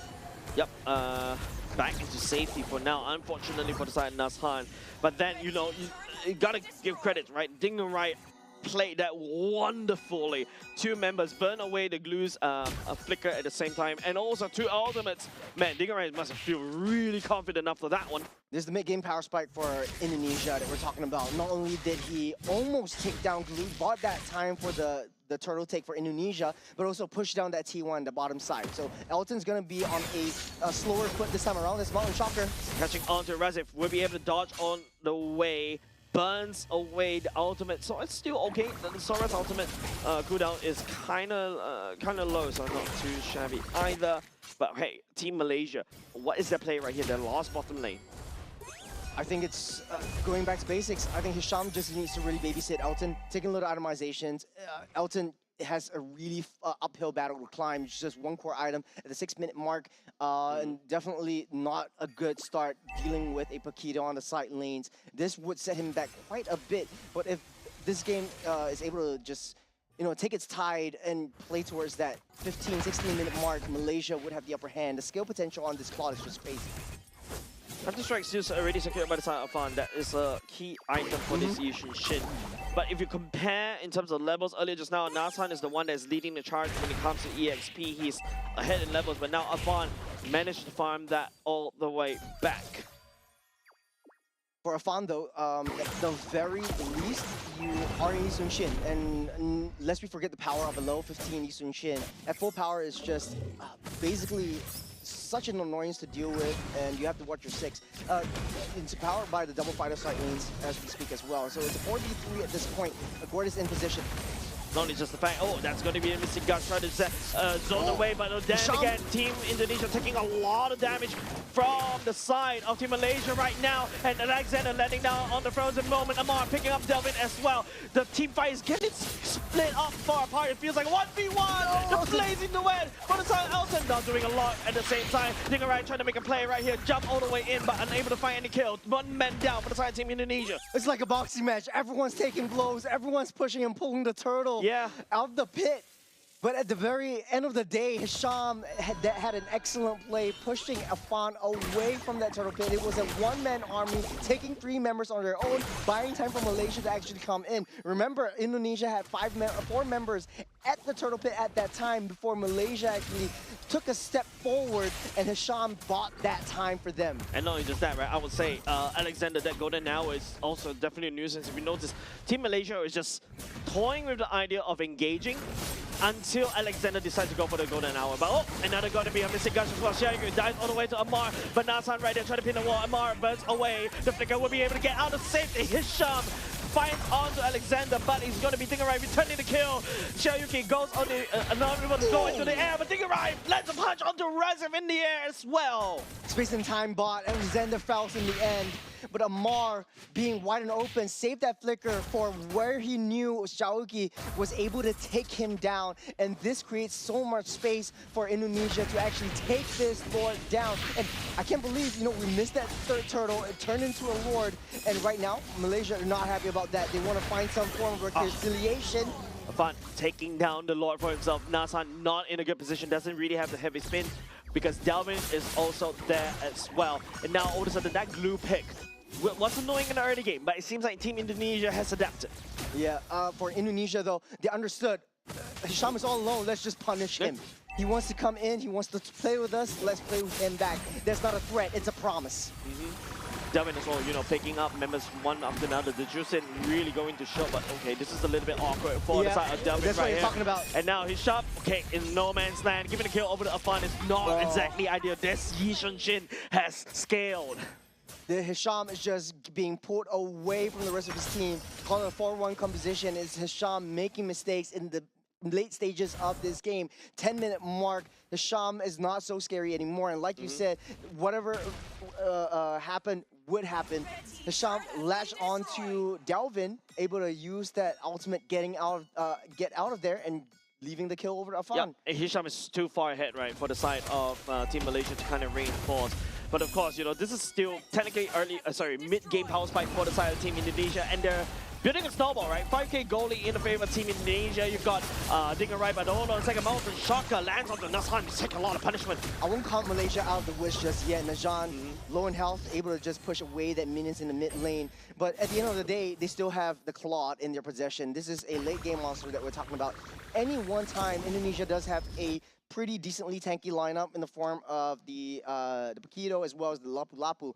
If Malaysia finds an angle and gets into the midst of battle, and they're not able to split up these team fights with the Lapu Lapu or the Paquito, then Malaysia would be able to overturn these fights. Yep, I think it's all down to Elton, right? Like, once he hits his critical mass, it's still ongoing, but Delvin, you know, only on the juice it, it's just doing a lot of damage onto Nazhan as well. Heavy spin already committed, and it's going to be Xiaoyuki dabbing with the Bravest Warrior. Nazhan pinning down Xiaoyuki right there. Amar unleashes the Mystic Gush. Delvin picks up Nazhan once again, slams it all the way down. And over to the Team Malaysia, hold on a second, cannot do anything for the defense. There's going to be the golden hour committed by the side of Alexander. Hisham once again, no man's land for the side of this glue. As Dingerai picks up an unstoppable. No deaths for him, but 5 kills in his pocket.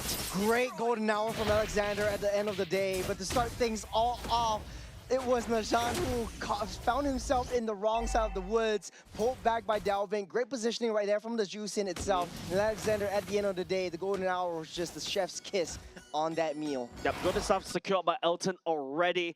I feel like if this is the time for Team Malaysia to shine, it is now. Elton has scaled. But is it a little bit too late? We need to take a look at the subsequent team fights. Now, Indonesia kind of knows that this Claude has that Holy Trinity. The damage will come through. But at the end of the day, they're still facing up against the Yusun Shin. This is a max level Yusun Shin, almost full builds. There's one item left. Malaysia going down towards that Paquito. He doesn't know. Paquito, no. Oh, we've been committing so much. Dinger right. I think that's it. Oh, he's still surviving, Trying though. to jab at the same time. Doesn't really have the cooldowns. Unfortunately, that's going to be a shutdown. But it is going to be Dingerai buying a lot of time. Nazhan right here using the Heavy Spin, pushing Alexander all the way out to position. Xiaoyuki with the Bravest Warrior letting down the stun.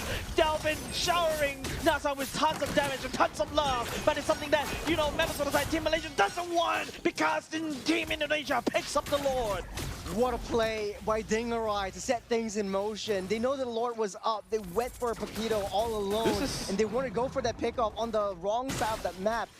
I knew that Malaysia didn't want to fight within that Lord, but to waste all your resources onto one Paquito who's able to sustain and pull you away from the team fights, away from the main objective in that Lord pit, that was just phenomenal. Yeah, it's a very interesting decision making coming out of Team Malaysia, right? Opting to pick up Dingerai right there down the bot. Yes, that's a shutdown goal. I can't exactly recall who actually got that goal, but at the very least, Elton picks up a assist. But now, your biggest problem is Team Indonesia sending the Lord down bot. It's still the second Lord of the game. Malaysia does have a decent wave clearing potential. Elton could very well use the Blazing Duet if everything goes south. You also have the Mystic Gush to be able to pull everyone in. Alexander goes in with the stun onto Hisham. Yeah, but no follow-up as of now. Unable to clear that wave, like what you mentioned, unfortunately. And now the Lord is just beating all the way down bot against Team Malaysia. Will be cleared out though, but the damage has been done. Oh, there's a pullback. Great pull from Dalvin, but this is a good game for him. He's not having being targeted anymore. Hisham doesn't have the mobility that he had when he was that Cho. So for Indonesia, this is free reign for them. They're taking full control of that map, and this is what I really like to see. They got that lead, and they're taking control of that. They're sitting in that jungle, pulling Malaysia out from their own base. They know when to fight, and they know when not to commit. Right now, it's just an open base that Team Indonesia was able to deliver. This is the mid-game power fight that I was talking about, and at the very least, they know how to capitalize. This is what I want to see, especially when teams start to pick up Paquito. A lot of damage onto Nazhan, heavy spin, all the way to disengage. Good resources burned from Nazhan, but at the end of the day, we're still waiting on to that Lord fight. So this is going to be in the waiting room for both these two teams. Malaysia really can't find an angle to come out. Elton is always having a target on his back, and he's super squishy, especially against a double fighters lineup on the top side. Oh, immediately Alexander gets picked off even before the observer can catch as well. That's the power of Amar, right? The stun can come in anytime. Alexander just gets melted. Alexander will be up before the next ward comes in. As Ding arriving, chased on by all the members of Malaysia, will be able to get safe and sound. Unless they really want to try to cycle, but glue onto the Paquito, not an exactly great idea. Right now, Team Indonesia, 11 seconds on the clock for the side, Alexander to come back up. But the problem is, Team Indonesia does have the double fighter composition. Dingarai and also Xiaoyuki is more than happy to play.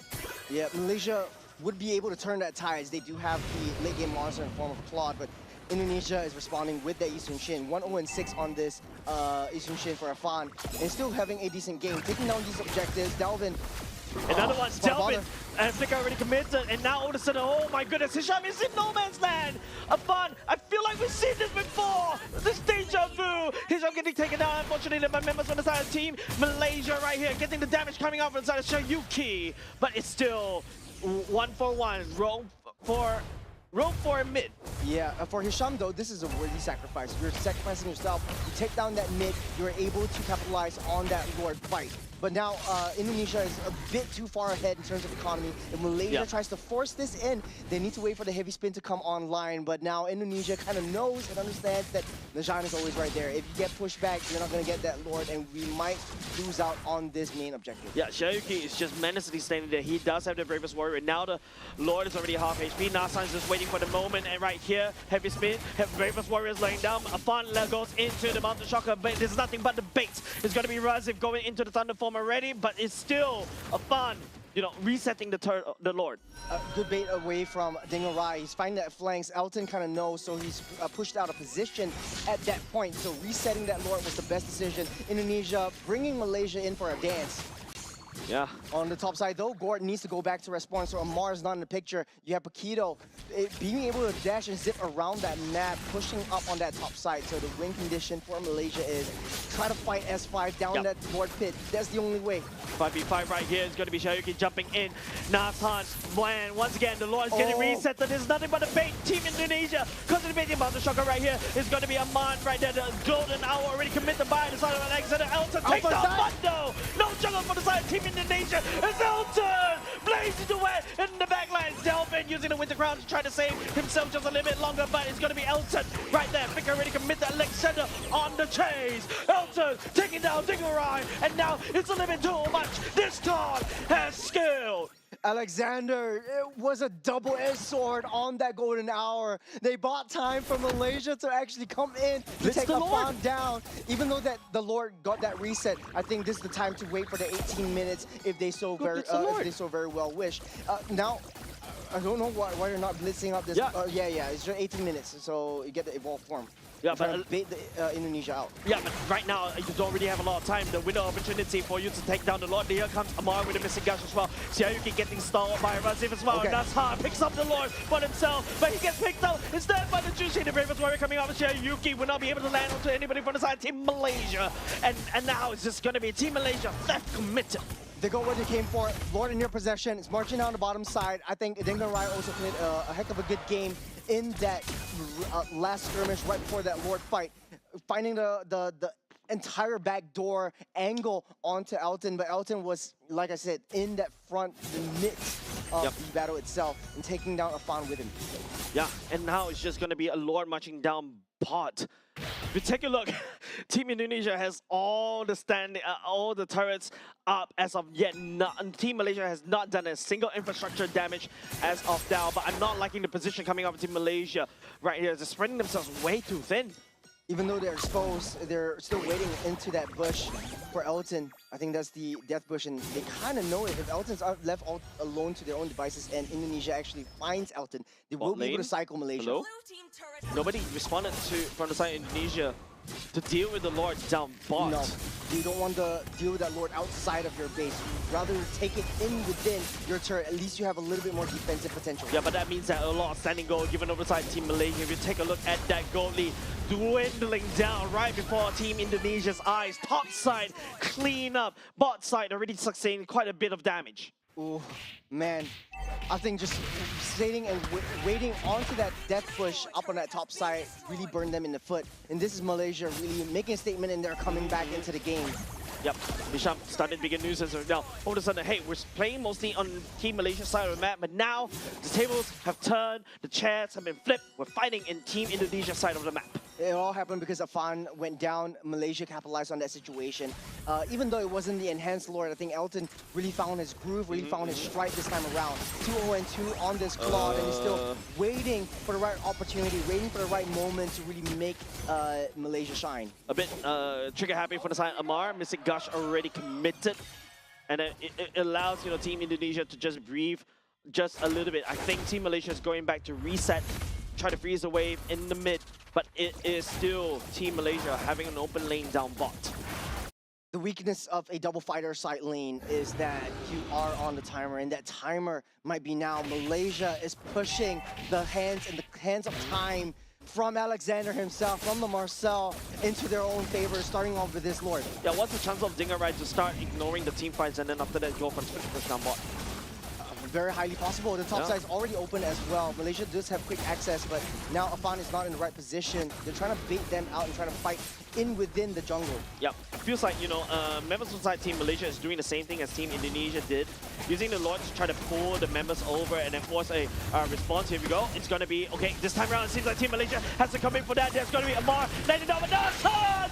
Picking up the Lord for himself! But Elton down low with nature as well. Devin dives with the Crimson Beacon, gets picked up. Elton, Immortalized already picked up. Afan picking up Run Safe as well. He's shoved right there, trying to peel. But the rest of the team, members of the Team Indonesia down low already. Elton still alive. That's the key point that Team Malaysia is holding on to. But they cannot afford costs like these.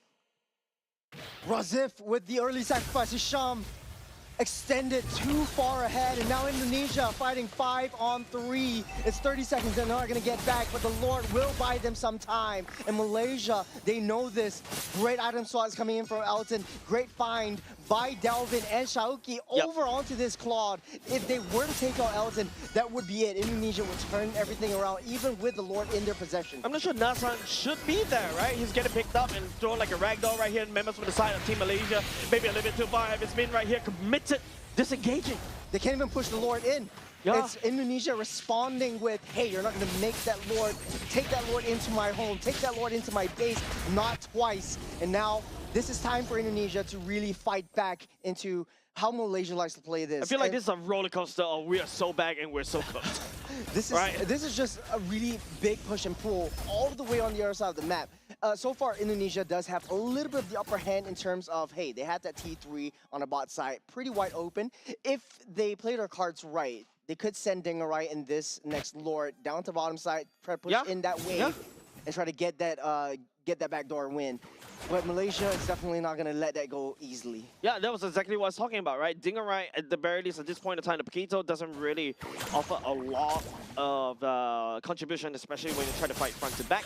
You're more of a flanker. You're more of a split pusher onto the other side. If you find Elton, punch him down, great. But even if you can't, because Elton's being very slippery because of the BMI, maybe start pushing down bot, right? That's an open lane in the favor of Team Indonesia, but it feels like Team Indonesia wasn't able to find that salt onto Team Malaysia's wound. Yeah, it's a utility juice in on the top bottom side as well. Crimson Beacon, Flicker already committed, BMI, even the Mountain Shocker. A lot of resources committed by the side of Team Indonesia. Nasan and Razif also coming in, but he's going to Dingarai! Fighting onto Elton with a nature, and he heals all the way back up. And now Nasan pinning Alexander down the wall. The Golden Hour already committed as well. Elton down low, Dingarai looking for a replay right here, but then Flickers all the way back. And now Cherokee dives all the way in the back. Elton's hitting all the way back up. But Nasan right here, at the same time, just absorbing so much damage. Blazing the way from the side of Elton, and also Amar with the Winter Crown. And members of the side Team Indonesia and Malaysia just rolling it out down at the bot. 3-4-1 in the favor of Team Malaysia. No Paquito, no Eastern Shin. No Lafu, they might be able to push it down mid. It's 60 seconds on the clock that Indonesia's not going to get back. Yeah, they're blitzing it, right? They have to rush this, right? Jusin, technically speaking, is there a chance for him to wave her quickly? No, not a shot unless she sells all defensive items. We saw the item swap into Immortality. They're We getting saw for the it. item swap into the Chasti's Pauldron. They got Elton in the possession. It's a 4v2. Right now, it's just about Delvin whether they could actually wave clear this one. Right now, Malaysia will be able to Elton focusing on the car, but go to that one. They got some time, though. Trying to buy some time. Elton focusing on the car, but the minutes, front side Indonesia marching all the way up, blazing to win. Will they committed by the side team Malaysia as they cycle over and over and over again, but no minions for Team Malaysia. Shoki, 3 seconds coming in. Minions are also marching down in mid-side. You got an Immortality from Elton. It might be over though. Come in there, but no. Remember to the side team Malaysia overstayed the one of another bit of BMI coming in. Elton going down. Oh! Shut down for the side of Elton. 67 seconds on the clock. No shot. Indonesia. We They're are clawing so itself back, but we are so cooked at That's the a same cycle. time. They're pushing it down mid. Afan, they have Afan. They have that damage to break through the defenses of T3 down the mid side. Amar does have to miss the gush. You have the heavy spin by time, but that might not be enough. Focusing on, there's no marksman for the side team Indonesia as well. They don't really have the pushing power, Churros. Top side minions pushing in for Malaysia. They might have a shot though. What is this? This is only just round robins. Bases in shambles. They're going straight for that Lord. Buying time, waiting for the right moment. But Elton's going to come back up in the next 30 seconds. But now it's going to be, don't forget, it's still Nasan on the heavy speed. He's trying to make a beeline right here to Delvin right here using the shower to try to pick up Nasan, trying to slow it down. Amar using the missing gush a little bit too slow. The Lord ultimately forgotten Juros. Look at the minions though. The minions are actually pushing into Malaysia's top favor. side. Next one's coming up on the bottom side. Indonesia's minions are pushing through. Dingorai buying time as well. What is this? It feels like they really play for Nagoya, but it seems like they really want to lock into Nagoya right now. Xiaoyuki, Baker's Warrior already committed. Nasan has to back off. A fun right here. Trying to pull the Lord, but both Indonesia pulled back. Elton's already online. Indonesia knows that they can't fight this. The Claude has come way too far. And now it's back on that reset. Razif is back on lane pushing duties, but it's not too fast. Any pickoff right here, Churros, is going to be the death of that team. This is insane. This is mental if you're both sides. Sky Piercer at 26 minutes, Amar. Hey, you know, every bit of help counts.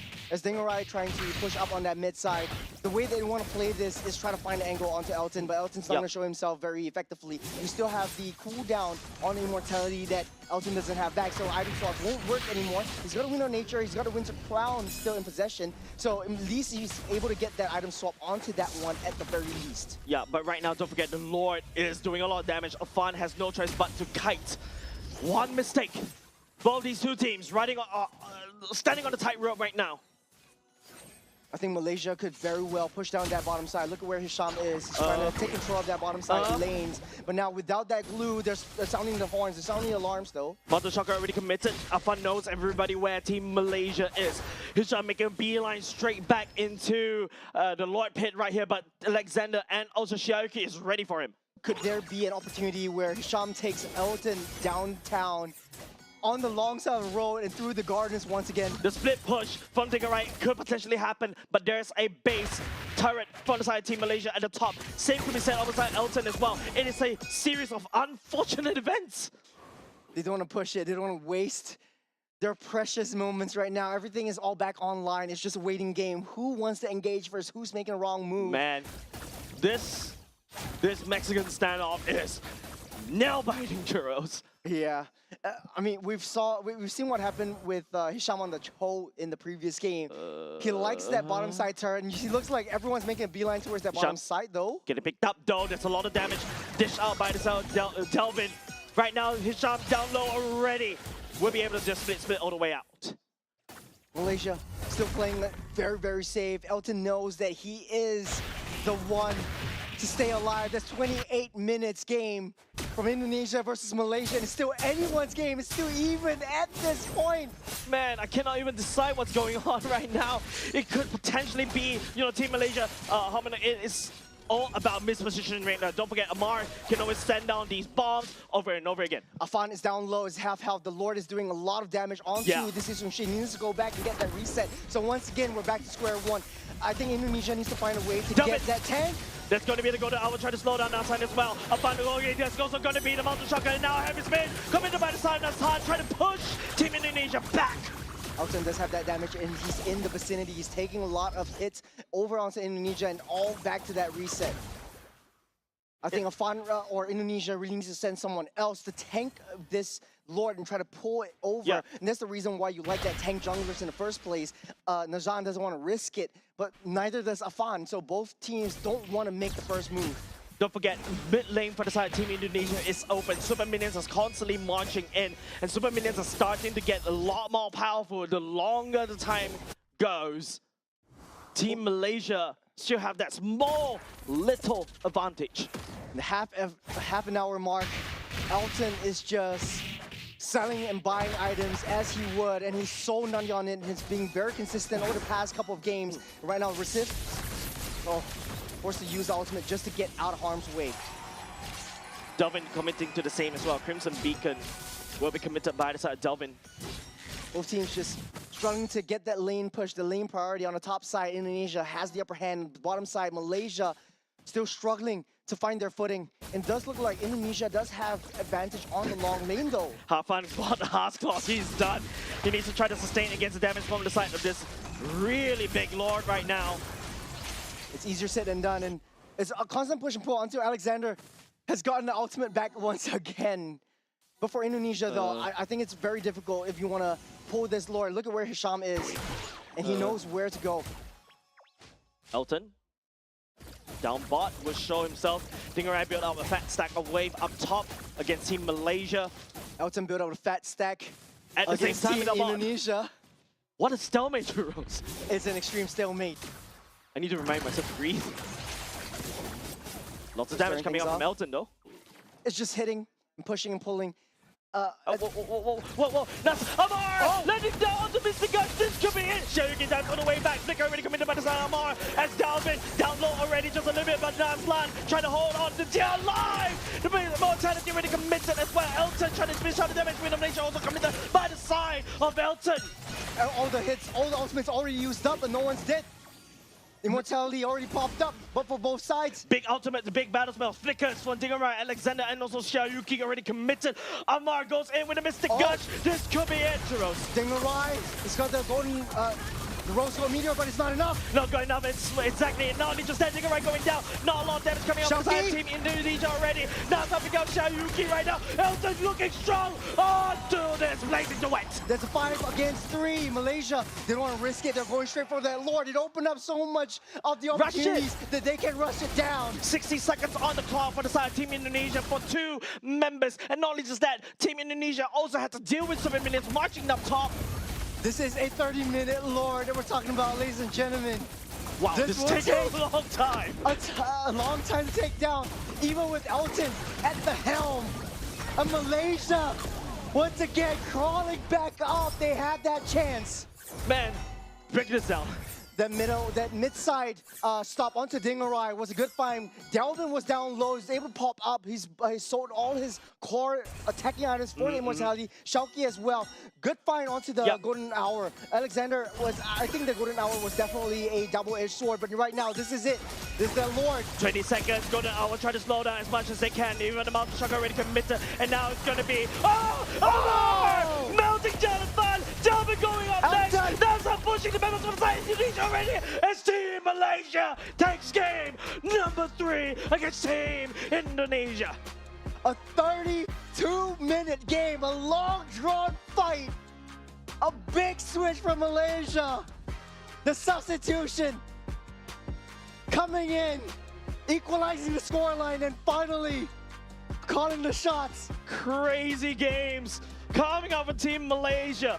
I need to remind myself to breathe. Yeah, it was we all do. Like for the past 2 minutes, it was just pure tension between these two teams. It could flip any time, Churros. Yeah, with that one play, that one shift, that one golden hour, and like I said, it's a double-edged sword. you might be able to protect your teammates, you might be able to set things up. And I hear the crowd, even with the headsets on, they are definitely happy about this. This is basically sibling rivalry between the Southeast Asian teams. You don't really feel it unless you're within the region. But Churros, you gotta agree with me. That was a roller coaster. We are so back. We are so cooked. We are so back. We are so cooked. And also, I don't know. It's both low cortisol and high cortisol gameplay. Yeah, at the late stage of the game, the minions are actually dealing so much, and they have so much health. It takes one claw a minute and a half just to take down one wave. Building the wave up, building a fat stack doesn't really help at all. They do have turrets that they have to deal with as well. Elton was so hard to take down. He's healing everything back up when he's dealing that damage. At the end of the day, though, Hisham was the key that Malaysia needed. The first game was a little bit of a rough start from Malaysia. But at the end of the day, they really showed up. Take a look at the MVP. It was going to Amar. He found the gushes. He found the lasers. And at the end of the game, this was the damage dealt. Almost 200,000 I mean, it is a 31-minute game, Churros. And it's 32 minutes, 15 close. seconds. But it is just extremely exhausting. The amount of, I would say, amount of pressure is just right there. One wrong move, and unfortunate is Team Indonesia that took one extra step out. And probably, Amar lands on a mystic bomb, and then the laser comes down, instantly melts people down. Whew. Beautiful gameplay, though. Beautiful patience from Malaysia as well. I think learning from their mistake in game number 2, there's not to say they made mistakes. Both teams are extremely neck and neck. Very, very stalemate. And the draft was all the way to the T. We wouldn't be in a 33-minute, 15-second position. Pretty much one of the longest games that we had today. By the way, this jokes aside, me and you, when we cast together, it's always either a 3-game series or super long games or both, Jace. We have Mars in Singapore. I swear, we have Mars in Singapore. But dude, this is a gauntlet of game number 3. Both sides just refuses to budge. I know that technically speaking, yes, they do have an Asian Shin on the side of Team Indonesia. The Mountain Shocker should come in clutch, but the Asian Shin does have nothing against what Isham can do. Not Nasan, to a certain extent, Razif. If you notice, especially the latest part of the game, Razif is forced to use a Thunder ultimate to basically... Just for a little bit more damage onto Dalvin and Afan. Yeah, they need to ooze as much damage as possible, and even if you take a look at the damage dealt chart, it is 52. It's like 100k difference in the favor of Team Indonesia, but they lost it.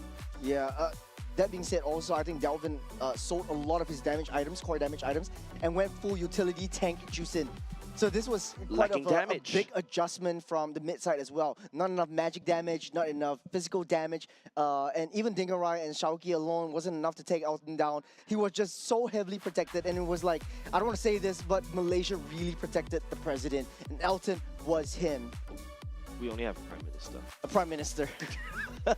Jokes aside, though, this was... I feel like we have said so much about this game that I want to know how this actually shakes up in terms of the standings as well. Yeah, I'm excited about that. We're just going to have to wait for the latest graphic to basically get updated because, man, we are... The roller coaster of emotions in that one game. Game number 3 just reminds me, hey, my heart is still beating because of just a couple of times, especially the later part of the game where there's both these two teams just in the Mexican standoff, right? It's just pure silence and pure tension. Oh man, Hisham again with his signature down towards the garden, over the bush, and taking the highway into that backside. I think that really sealed the deal over the entirety of this game. This was just an incredible series from start to finish. What a storyline, Jace. Man, I mean, Team Malaysia, right? Game number 3. Indonesia still undefeated for 3 games so far in the 3 days that we've been casting in the Asian Game qualifiers. This is their first loss.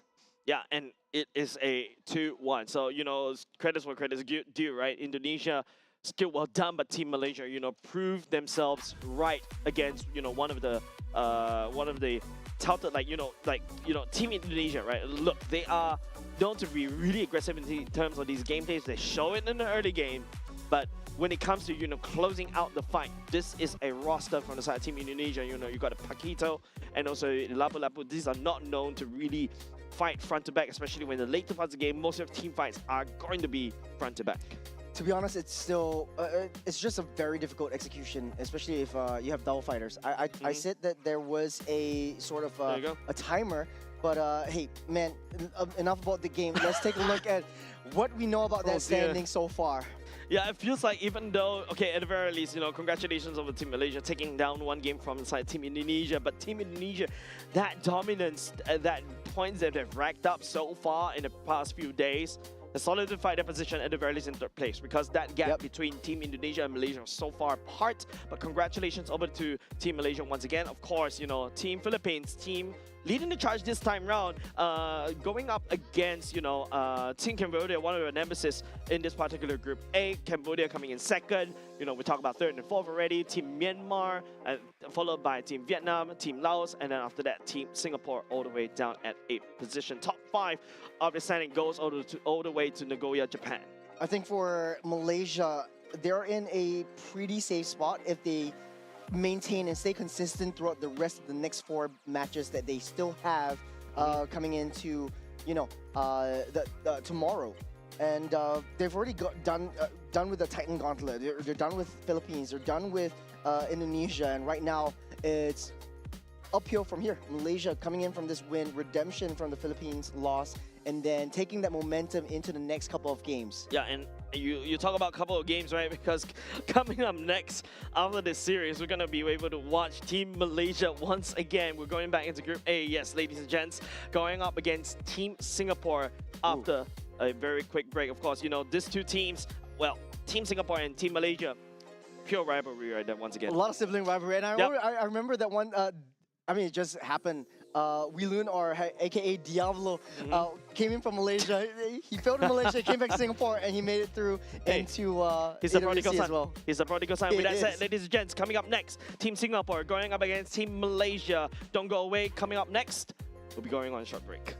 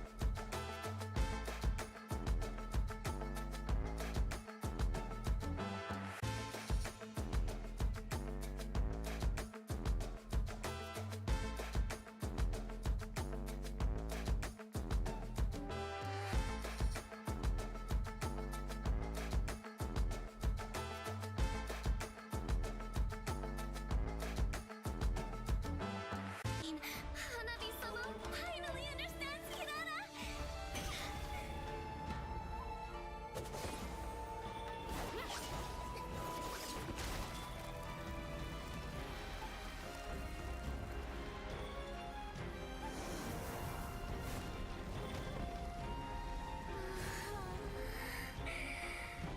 So beautiful.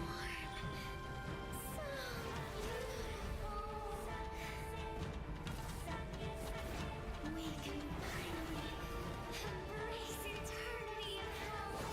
Just the two of us. Allow me to release your eternal bloom.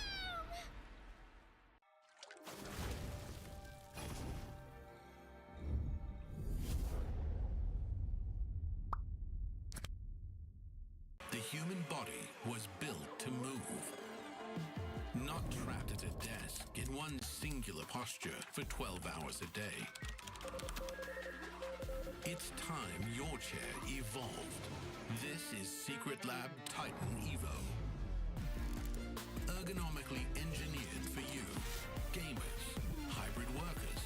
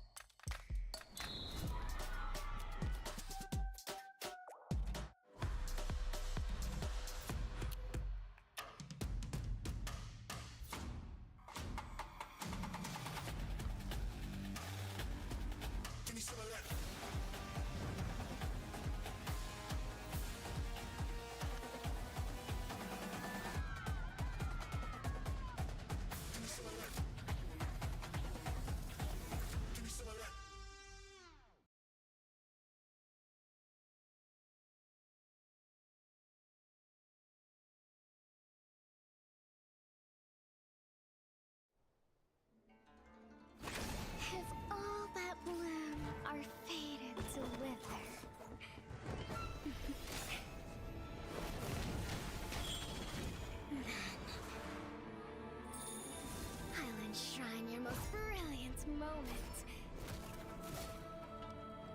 In crimson splendor.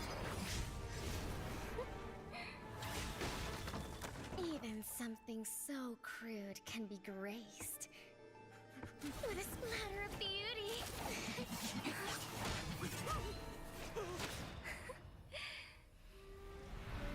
I'll get you out! You finally come to me, Hanabi-sama! This madness ends now! At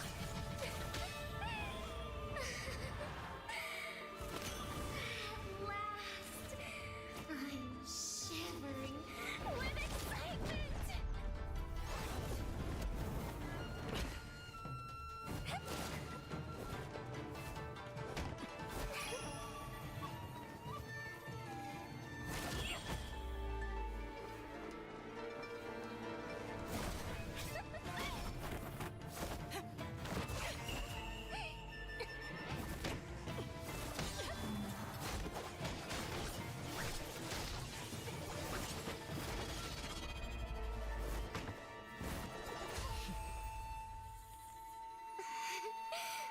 Such killing intent. Does this mean Hanabi-sama finally understands Kirara?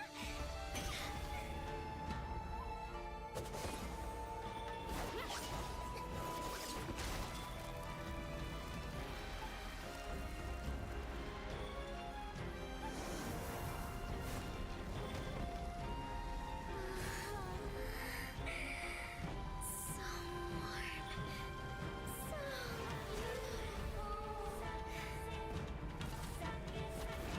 We can finally embrace eternity in hell. Just the two of us. Allow me to release your eternal bloom.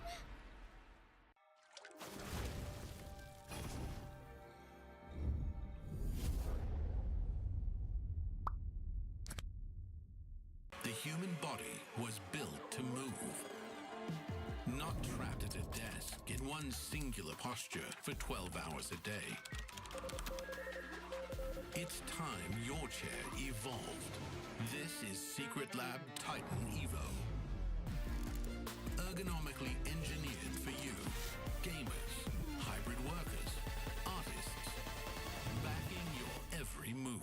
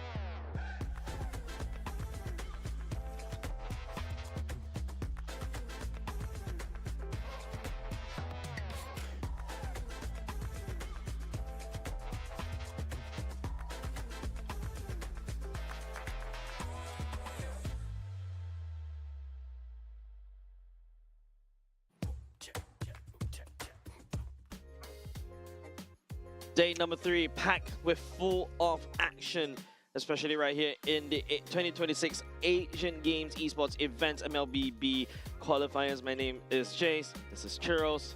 We are in a marathon. We are still your casters for today, at least for the Still. next 2 matches. It has been an absolute gauntlet of a battle, uphill battles for a lot of teams. A lot of expectations were torn apart. But right now, this is going to be the little red dot versus our brethren from across the causeway, Definitely. Malaysia.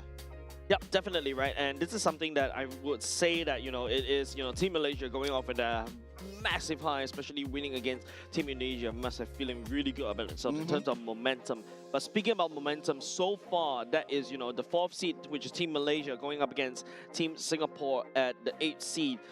Team Singapore not looking very good. Yeah.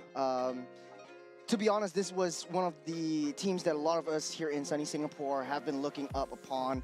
We know them, we love them, we've casted a lot of their games, we've seen their growth, but in their international stage, it was, suffice to say, a little bit disappointing that they was not able to take any one game off. So we're hoping that against our brothers from Malaysia, this would be Singapore's time to shine, at least a single game off of this series. Yeah, I think, beggars can be choosers in the sense. This is Team Singapore that you're seeing on screen. Keith, Bellamy, Royven, Jin Xiang, and also Whelan. It is so weird to call them by their government names, especially when you know their faces. It is extremely funny. I really can't help but laugh and smile from ear to ear. This is just these players. We've seen them grow up. We've seen them playing in the community and here in Singapore, and going up in the international stage, not having a phenomenal performance, to say the least, really shows us how far Singapore has fallen behind the rest of the other regions from around the world as well. But that being said, though, we did have Whelan going into Malaysia, playing for MPL MY, and having a little bit more experience in the Malaysian team. Of course, technically speaking, the players that you see on screen earlier just now, Team Singapore, they are a really ragged mix of some of the local teams here, namely Kingdom, Ignite, and also to a certain extent, I saw Gear earlier just now, but of course, right now, let's take a look. Once again, Team Malaysia coming back in again. Elton, Hisham, Amar, Nashan, and Razif. The Hisham effect is coming into effect for Team Malaysia. That's the secret weapon for Malaysia. When Akif was put in, Malaysia lost its groove. When Hisham came in, he took over the wheel and just drove this team to victory, albeit they had a 33-minute game against Indonesia. Momentum, yes, it's true, they had that win. They are riding forward with it, but it was an extremely tiring matchup for Team Malaysia. Yeah, I think that's also something that I hope, Team Singapore may potentially take advantage of because, imagine being in a roller coaster of a match. You gotta have to reset. Don't forget, this is also a round robin best of 3, right? There's a lot of things that can potentially go wrong in one, but I think right now, I feel like if you're cheering for Team Singapore, I feel it's all about, making sure that at least they perform the best. Go draft the heroes they're really comfortable in, and then after that, try to make the best play out of it. Well, we're not too far apart in terms of how we generally perform against Malaysia, but seeing how far Malaysia has improved against the likes of Indonesia, the likes of Team Philippines, Singapore has their work cut out for them, especially with the execution. We understand that Bellamy is also one of the more sacrificial players. So is Zoran, but he plays it clinically. Like, he sacrifices himself, but he also makes sure that converts into kills. And it's yet to be seen in this international stage how Singapore actually performs against our brothers. Yep, and upcoming matches for the side of Team Singapore as well. They're going up against Team Philippines, of course, and then after that, they also have to go against Team Myanmar as well on the last day. So, I feel like this is kind of the results that, unfortunately, I'm not going to sugarcoat it, Churros. I feel like set in stone. Like, even if you 2-0 Team Philippines, right? Maybe potentially go into maybe just a small little potential, but, the chances are near 0. The chances are especially what we saw from Team Philippines earlier just now. Yeah, chances are slim, and even if they 2-0 their next 3 matches, including the Malaysia, Philippines, and Myanmar team, then that would put them, well, it's up to the hands of Vietnam and Laos as well. If they lose out everything, then Singapore has a chance. But this is extremely, extremely slim. And, you know, this is right here for playing for country pride. Definitely. National pride. I think the more important thing is, like, I hope that, you know, Team Singapore do up a very good show for us at the very least in the AGC. But, you know, Team Malaysia, like what I mentioned earlier just now, riding on the high, riding on the momentum right there.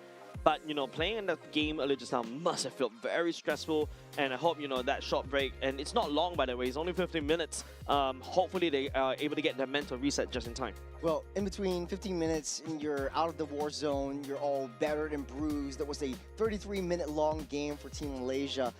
There is some sort of adrenaline that you're actually feeling from that one, and a lot of redemption, like, hey, Malaysia's got this win, let's win it out again 2 times in a row against Team Singapore. Let's show that Malaysia is still one of the better regions out there internationally here in Group A. Yep, I think, I feel like, well, I think we know what our Singaporean players will be picking, right? Yeah. We talk about, we technically identified them to death, right? Especially when we are the one that really covered NPL Singapore this far.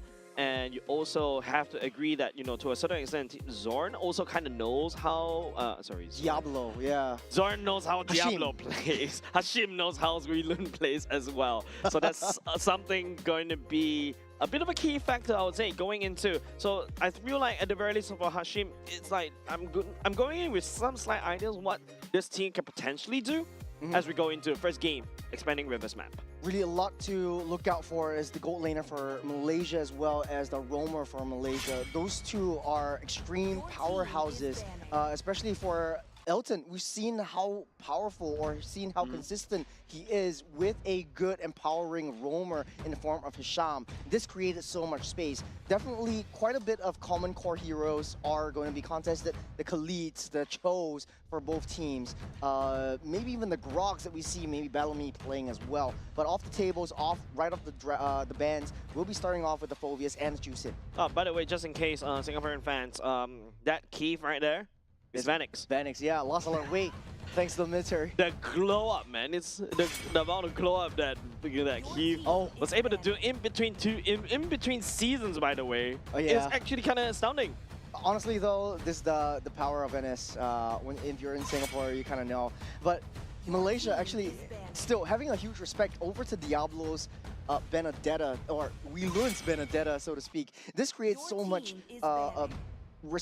intimidation factor for Malaysia if Singapore picks it up. And Zorn is, for one of the person who should know how far Diablo is able to push it through with the Benedetta itself. Paquito banned away right off the bat. Marcel open. Nope, gonna give Elton that Claude. He's been playing that Claude, I would say, good 3 games in a row if you count this one. Well, we need to see how well Vanix or Keith holds himself against Elton. We've seen how Elton performs with the Claude, very mechanically skilled. He is dashing here and there with the BMIs. Keith needs to be able to find a way to deal with that lane pressure that Claude will bring to the table.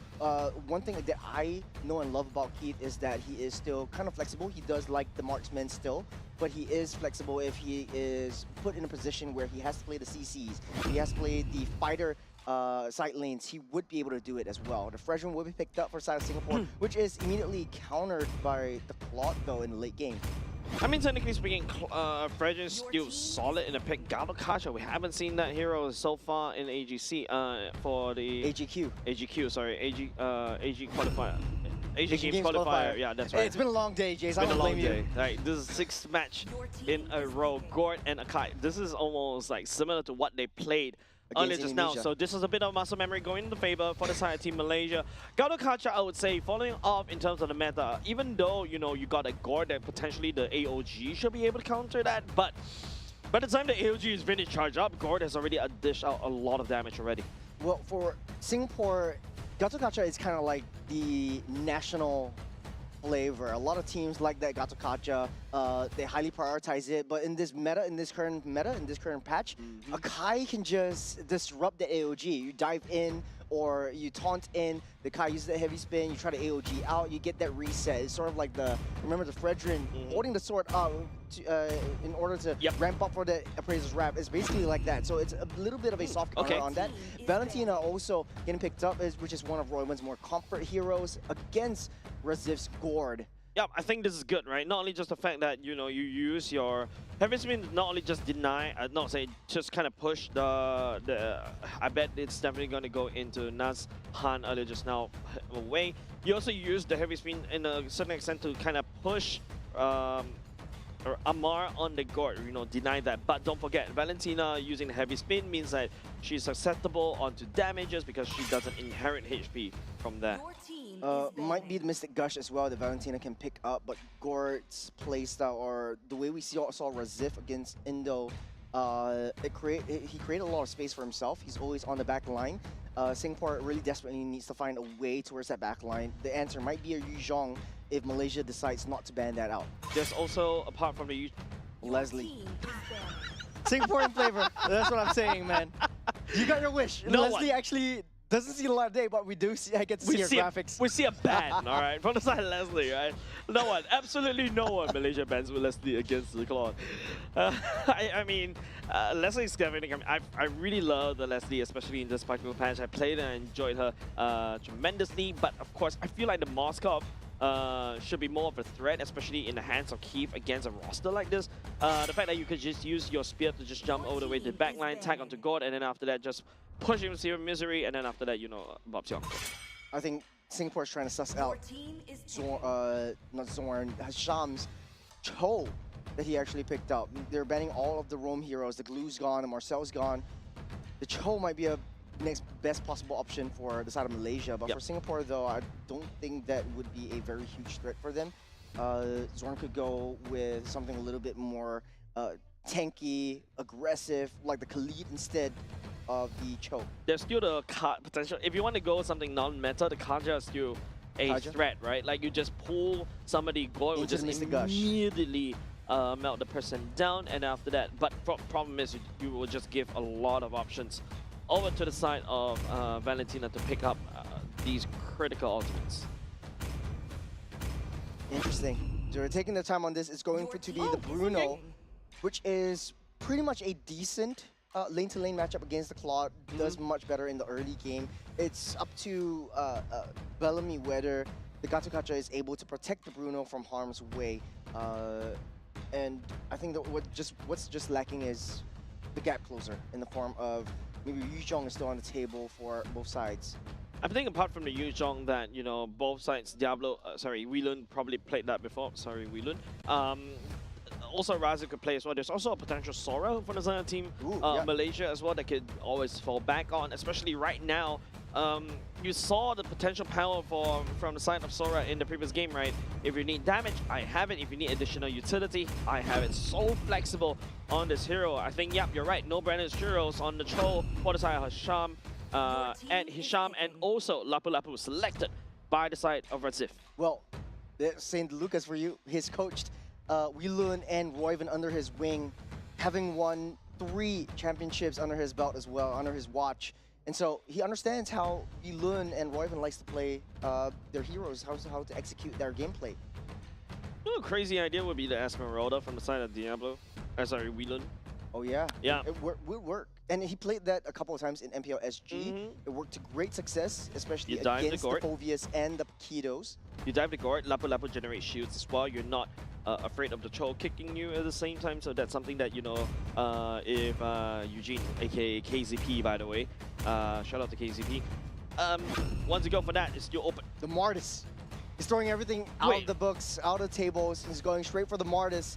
We've seen this a couple seasons before, not in MPL season 11, MPL SG season 11, but this time around, I think it might be able to work. And Weelun is one of those guys that like to play off-meta picks. He's going straight for the damage. He knows that Junxiang's playing the tank jungler, so he needs that backup of that damage coming in. True. I was thinking more of an Esmeralda earlier just now, but Martis, okay. fine. Risky. Risky, I agree. I've seen Wilun played the Martis in the EXP lane before. When he pops off, he looks good. But the second time when he pulls out the Martis in the second game, and then he kind of falls it because the team kind of realizes what the Martis wants to do. Yeah, targets on the heads. And with the S1, S2 combo as well, you have a little bit more CC immunity alongside your ultimate. So I think the Martis, he has his work cut out for him, but hey, don't doubt we learn. This is game number 1, Malaysia versus our versus sunny Singapore. There hasn't been any changes for the past patches for the Martis, right? As we load up into game number 1 between Team Singapore against Team Malaysia. Team Malaysia in the blue, Team Singapore in the red. Both junglers gonna mirror each other, meet all the way down the XP lane. Yep.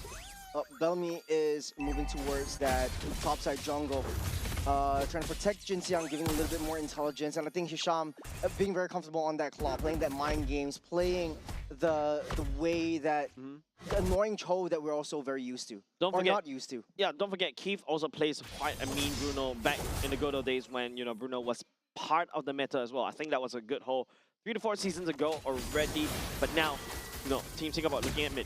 Yeah, we also look at Keith as one of the best, if not the one of the best gold laners in Singapore. So, picking up that Bruno, having that safe lane, we know how Singapore likes to play this round. Once they hit that 5-6 minute mark, you see Bellamy just protecting, body blocking Keith. That has been their modus operandi for many seasons already. Taking a little atomizations, it's still the marksman emblem for the Bruno, and going back to basic with the sustain, with a fighter emblem for the Claude as well. Yeah, we've seen another team that actually brought the Bruno, if I remember correctly, that was Hong Kong, China, right? Correct. Using the Bruno, picking up, instead of marksman emblem, went for the fighter emblem step. Because right now in this day and age, you just need that sustainability to be able to do the damage over time against your utility jungles. Yeah, I was testing things out with a new hero as well, Hirara. A lot of players were thinking, hey, go Assassin Emblem, go to Marksman Emblem, because that was in the previous meta where you need a little bit more attack speed. The Sustained Fighter Emblem is coming on strong as well. Unfortunately, we won't get to see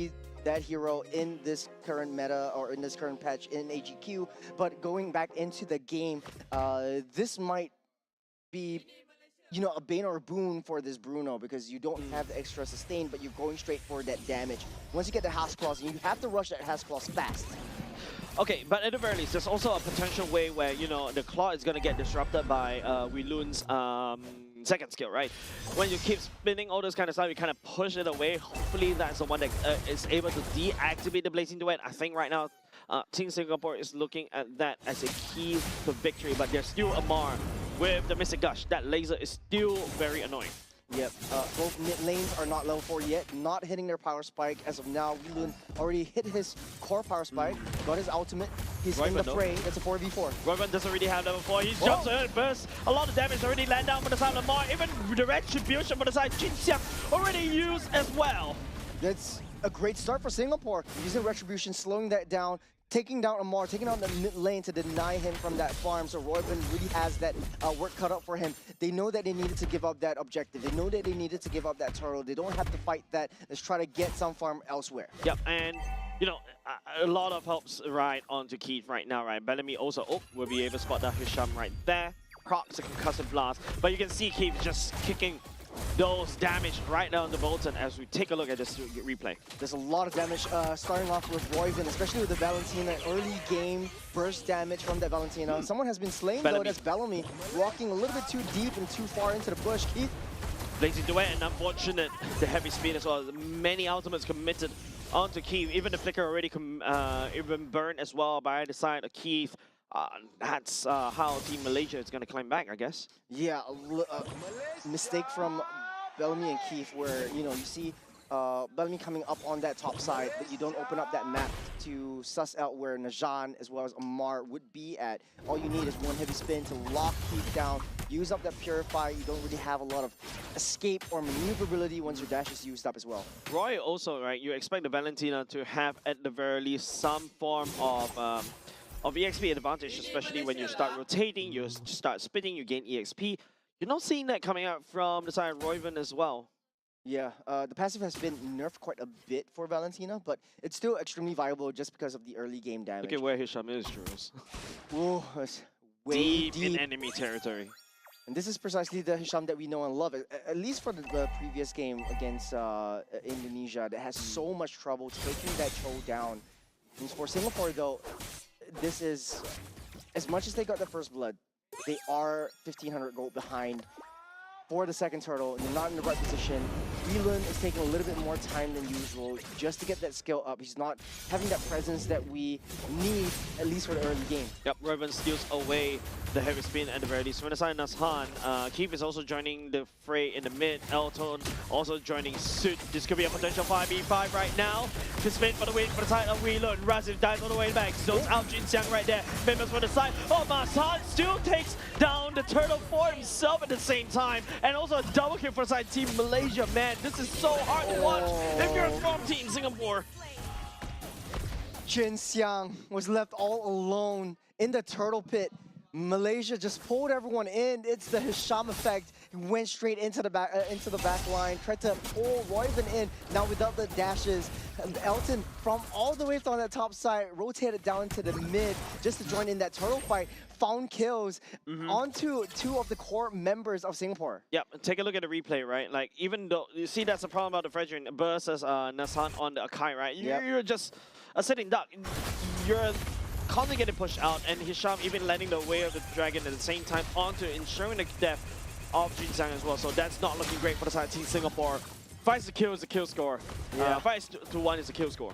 Yeah, the Akai itself is just such an annoyance towards this Fredrin. I think Jin Xiang's just really comfortable with the Fredrin as a tank jungle, but right now Malaysia just ramping up that tempo, keeping up into that aggression. Oh man. Mid lane crack open in 5 minutes. Royven also down low, 50% of his health already gone up. Singapore should look to adjust their strategy and rotate towards that top side, protect Keith a little bit more. And like you said, and I agree with you, Keith would be the saving grace for Singapore if they want to take a game off of Malaysia. Yeah, but the fact is Elton has already scaled, right? Like right now, take a look at the items going into Feroc's side next. That's more than enough. Demon Hunter Sword now, Jin Xiang is not safe at all. He's going to get shredded very easily. And not only just the fact that he's going to get shredded easily, he only just secured his first item. Yep, scales tipping, favoring the side of Malaysia a lot more. And as much as the Mortis is being played right here, doesn't have any presence, at least for the early parts of that game. I understand like how Wheelun likes to operate around this, but Razif is really holding himself well against Wheelun, especially on a lane-to-lane fight. But what Mortis excels in, clearing that wave and starting that rotation into these major team fights, major objectives, down into a turtle pit. Singapore finding a hard time to adjust to this patch. Yeah. Just unfortunately for the side of Team Singapore, they had to watch Team Malaysia take down that turtle for absolutely free. There's no sense of fight coming out of Team Singapore as of now. They're really far behind. Yep. 4K gold lead in the favor of the side of Team Malaysia right now. Yeah, it is difficult to watch. Jin Xiang will hit the call on the taunt. Energy eruption will not land though. Everyone's just dashing out of the way.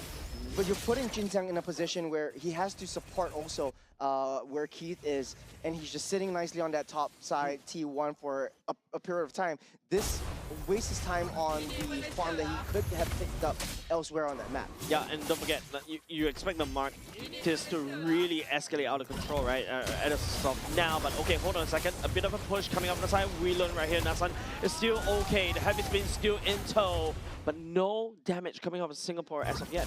Yeah, they're just way too far behind. 4,800 gold lead is the economy gap that Malaysia has built for themselves. Singapore is just playing on the defensive. As passive as they are, they don't want to rush onto anything. They want to play it safe. And it's kind of like, you know, you turtle up until Malaysia makes a mistake, but you can't really count on Malaysia to make any mistakes at all. Yeah, I feel like you have to really try to force it, right? Like, I haven't seen any form of engages coming out from the side of Team Singapore, and mostly Team Malaysia is the one that comments these fights early on. I feel like, you know, giving 2-3 turtles over the side of Team Malaysia already, especially on this scaling comp, is not looking good for the side of Team Singapore.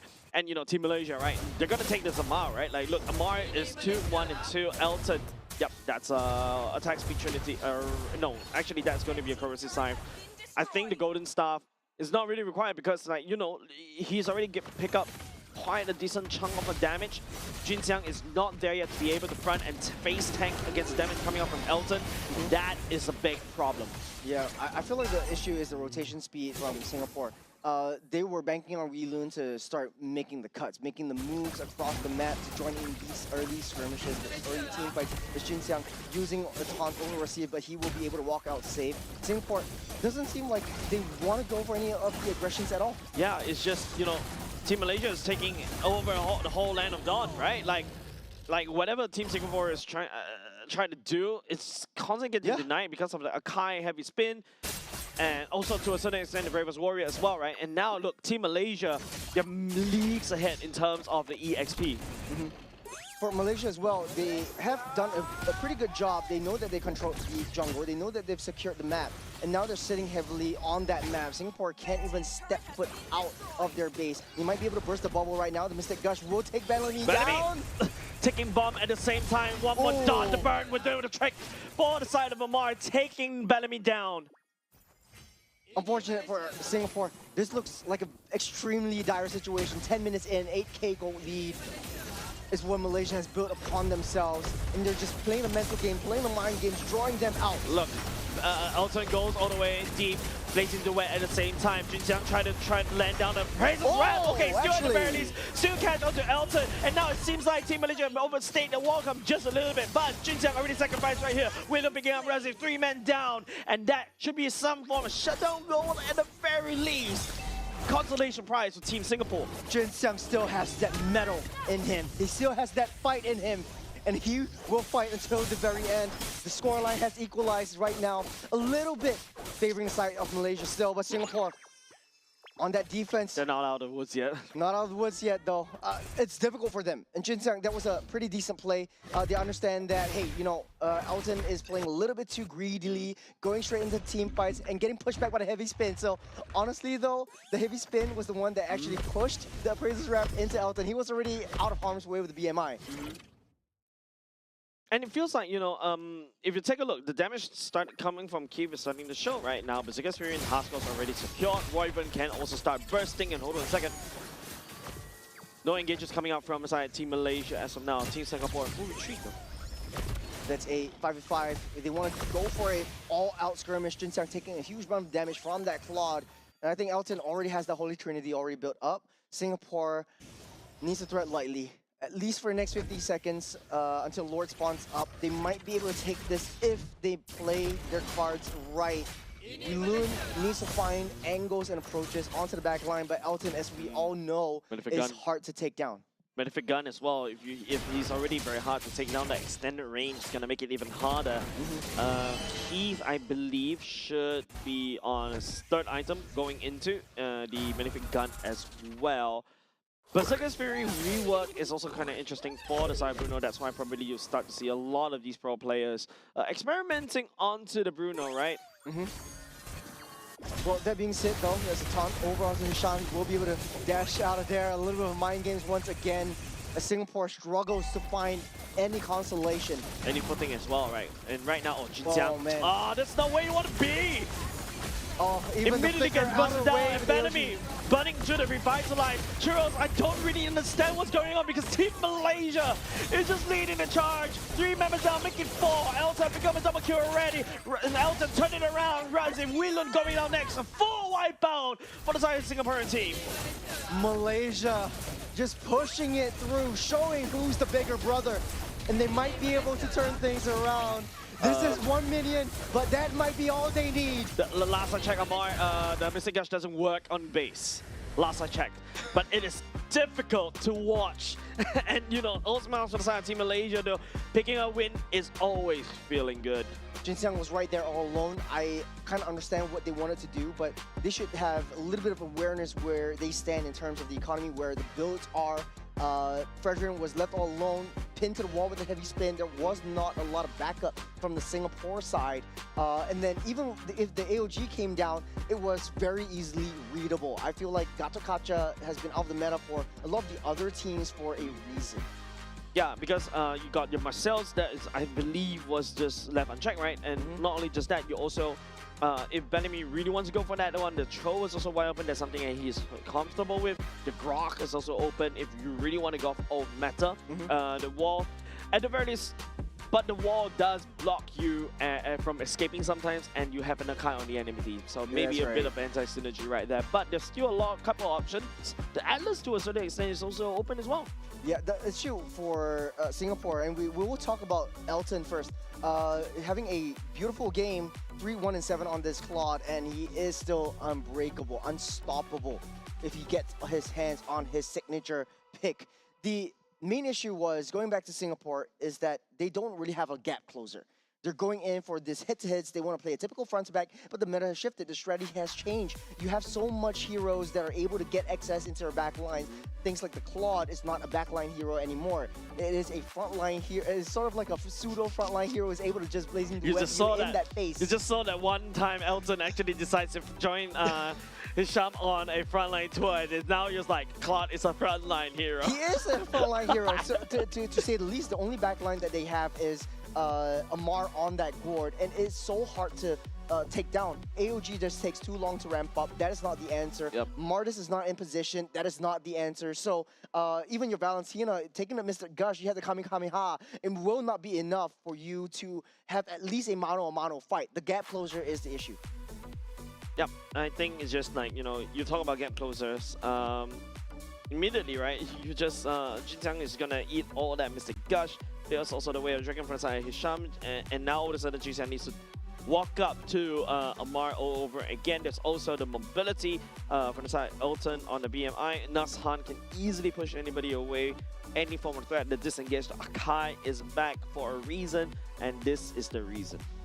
Yeah, zero turret damage. Singapore wasn't even able to push at least one step closer, hitting the base at least once. This is really disappointing, but hey, it's a learning experience for them on the international stage as well. This is maybe one of their first times testing with the new metas. They're still adjusting, albeit struggling with the adjustments that they need to make.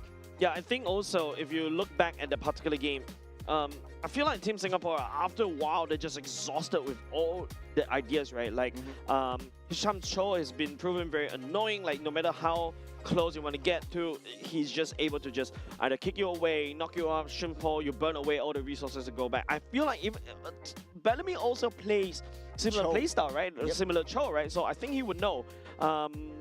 Maybe a Kaja. I don't know. Maybe a Kaja, if you want to go a bit more, less mistake-driven. Just flicker in, get a Divine Judgment. But Divine Judgment being the lockdown, there are so many ways right now in the current meta to get the iframes to get away from a Kaja pool. So it might not be too much of a viable option. And it's just a one-track kind of play style that Kaja has built upon themselves. We could always go back to the Kaja-Kadita combo that Roy and Bellamy has built for themselves here in MPOSG, but that might be too risky, because if you don't really get that momentum and the gap ahead of your opponents, then it will not work in the late game. Yeah, I think it's also the fact that because of how Wyndham plays as well, right? You're kind of funneled into a utility jungle, right? And I feel like the Akai, still a solid pick. It's very annoying to be able to deal with. The Fredrin is got himself pinned to the wall, and the rest of the members from the side Team Malaysia just jump onto Jinjiang. Jinjiang is immediately deleted.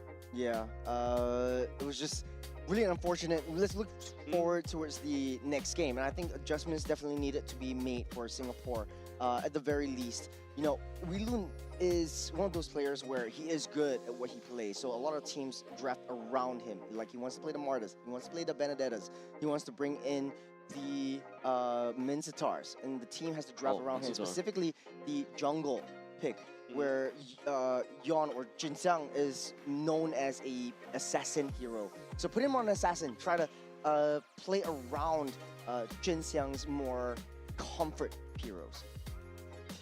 Going into game number 2, this is going to be broken walls, and I don't know, man, Churros. It's... As a Singaporean, or actually, hey, you still have your Malaysian passport. By the way, thank you for doxing me. Thank you for doxing me. But hey, I like the fact that earlier just now, the comments actually called you out, thinking that you're Filipino as well. I know.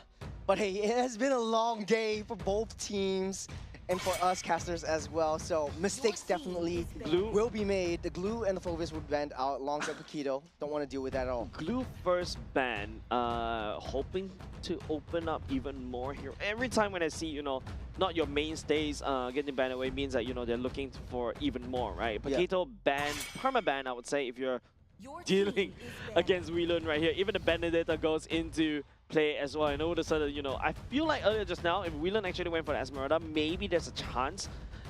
I hope KZP actually drops that for him. Yeah, a lot more adjustments need to be made. Whelan is such a versatile player. He's good at what he does. And in this current meta and this current patch, and especially this current roster, Whelan would excel more in a high damage soaker and sustained fighter instead of a pure damage dealer in the form of a Martis, in the form of a Benedetta, and so on and so forth. Yeah, Khalid is also still better than the God of Contra earlier just now, right? Like, you're able to wave clear your mid, you're also able to threaten with the Raging Sandstorm onto the gourd. I think Faster it feels like a more having rotations. food. It kind of feels also disjointed in a way for Team Singapore. Typically, we see the mid lane duo rotating together, but this time around, it kind of seems like Bellamy has one hit to go up to the top side. Royven's just going down the bottom side and just block and pushing up into the mid again. So it's just a lot of disjointed efforts from Singapore. Yeah, first pick in the hands of Team Singapore right now. Juicing ban, that's usually our side ban. So what do they go for? Marcel? Phobius, Phobius Marcel, Claude? I've seen Claude first yeah. picks. Take it out from Elton. I think that is a huge threat to Singapore. Yep, Elton has been playing Claude for 3 games in a row. I think you just have to shake up the drop just a little bit. Kalea Kalea. first pick. That means you're giving over the Claude once again to Elton. But they're happy about this. They're just laughing at that. They're feeling good. There's that Kai once again. I'm not too surprised if that would be the Marcel, even if they want to shake things up. Nope. Gourd once again. Amar, okay. At the very least, it's still almost. I foresee a potentially similar drop coming out from the side of Team Malaysia again. Since, they don't really need to fix the roster, just go ahead and pick up everything that they picked in game number 1, and technically speaking, game number 3 in the previous series, if Team Singapore decides not to mess up the draft as well. This could very well go for a Valentino once again. I would say Jin Xiang should go straight for an assassin pick. Try to switch things up. Man, they're already way behind, and maybe take this time to experiment what works for this roster. Yeah, double assassin, why not, right? Yeah. Suyo and also a, well, not Vincitar, but like, okay. Unfortunately, Benedetta's already banned away. Okay, it seems like Team So that's the Singapore adjustments, okay. adjusted just a little bit, going for the Baxia Claude instead. Denying the clock away from Elton, so we did see Elton with quite a bit of high-hitting heroes like carries and the Moscows before as well, so that's not too much about an issue. SGP, Singapore should look to try to target ban onto the gold laner for this period, open up a little bit more options for the EXP side. I think that should be the approach for now. Malaysia doesn't want Cho to get banned out. They know that Singapore fears Zorn's Cho or Hashim's Cho, so they just want to take it off the tables first. Yeah, and that's... I don't know, man. I don't know, Churros. You're the Singaporean right here on the desk. No, for now no, I'm just kidding. Don't quote me on that one. Well, as the Malaysian on the desk, I don't know, I feel you're right, because I technically stayed here for like close 10 years already. Watch definitely Whelan grow from, your rookie all the way to now. And also to a certain extent, Jin Xiang, right? Like from a rookie to now. But I feel like, there's no fight left for the side of Team Singapore. Team Malaysia, just snuffing that momentum out right off the bat in game number 1. Yeah. The first 2 games, definitely a slaughterhouse for Singapore. It would be good if they were able to take at least 1 game off of Malaysia. At least 1 game for the nation themselves. But man, oh man, this is extremely hard to watch. And it's pretty slow. They're thinking about this, they're internalizing, they're making the adjustments, but it's all down to the execution. The Kalea first pick, I was really stunned and really surprised upon. Because Haven't seen that in this. in AGQ at the very least. Yeah, Not but- even from the other regions, from the other groups as well. Yeah, I mean, Kalia first pick was kind of like a past meta draft, right? Not just that. It wouldn't be a B1 pick. It would probably be a B3? R2, R3 at the very most. I would say B3 at the very most. But okay, at the very least, right? Team Malaysia and also Team Singapore, they're going to play kind of similar play style, right? Like, you got the Kalia for the pick, you also got the Cho for the pick, right? And now, back to the bans. If you take a look at Team Malaysia, bans away two mid laners, right? The Royce, Lilia, Yeah, Royce, Kimmy. Kimmy, Sora and Arlot ban as well. Team Malaysia opted for the Harith instead. Esmeralda looking juicy? Yeah, 100%. I think they should pick that up. He's played pretty well before in Singapore. And so facing up against the Harith, you have a constant output of shields, especially not only for the Harith, but for the Cho as well.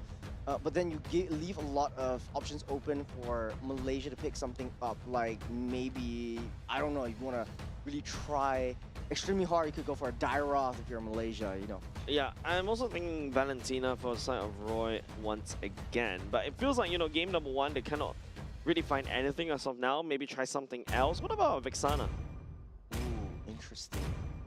Royvin is one of those players that likes the artillery major, so Vexana would definitely not be off the table. Yeah, It's just talk yet. about- Ruby will be locked down right here, so that would be the answer for the Harith and the Cho. And a lot of CCs, definitely annoying to deal with. We've seen how it was played very well in the earlier game today. I can't believe it has been like 7 hours since the Hong Kong-China game. I think a little bit more than 7 hours. That's been like, what? No, I feel like we're already on our 10th hour shift as of now. But of course, shout out to other casters across the different regions as well. Shout out to Lefel, Riz, Ranger Amas, and also the Indonesian casters as well. I think it's KB. Yeah, KB as well. Thank you very much for joining us in helping us to deliver a good show over to your own respective languages. Technically speaking, if you take a look at Team Singapore's roster, I think not the worst I've seen so far.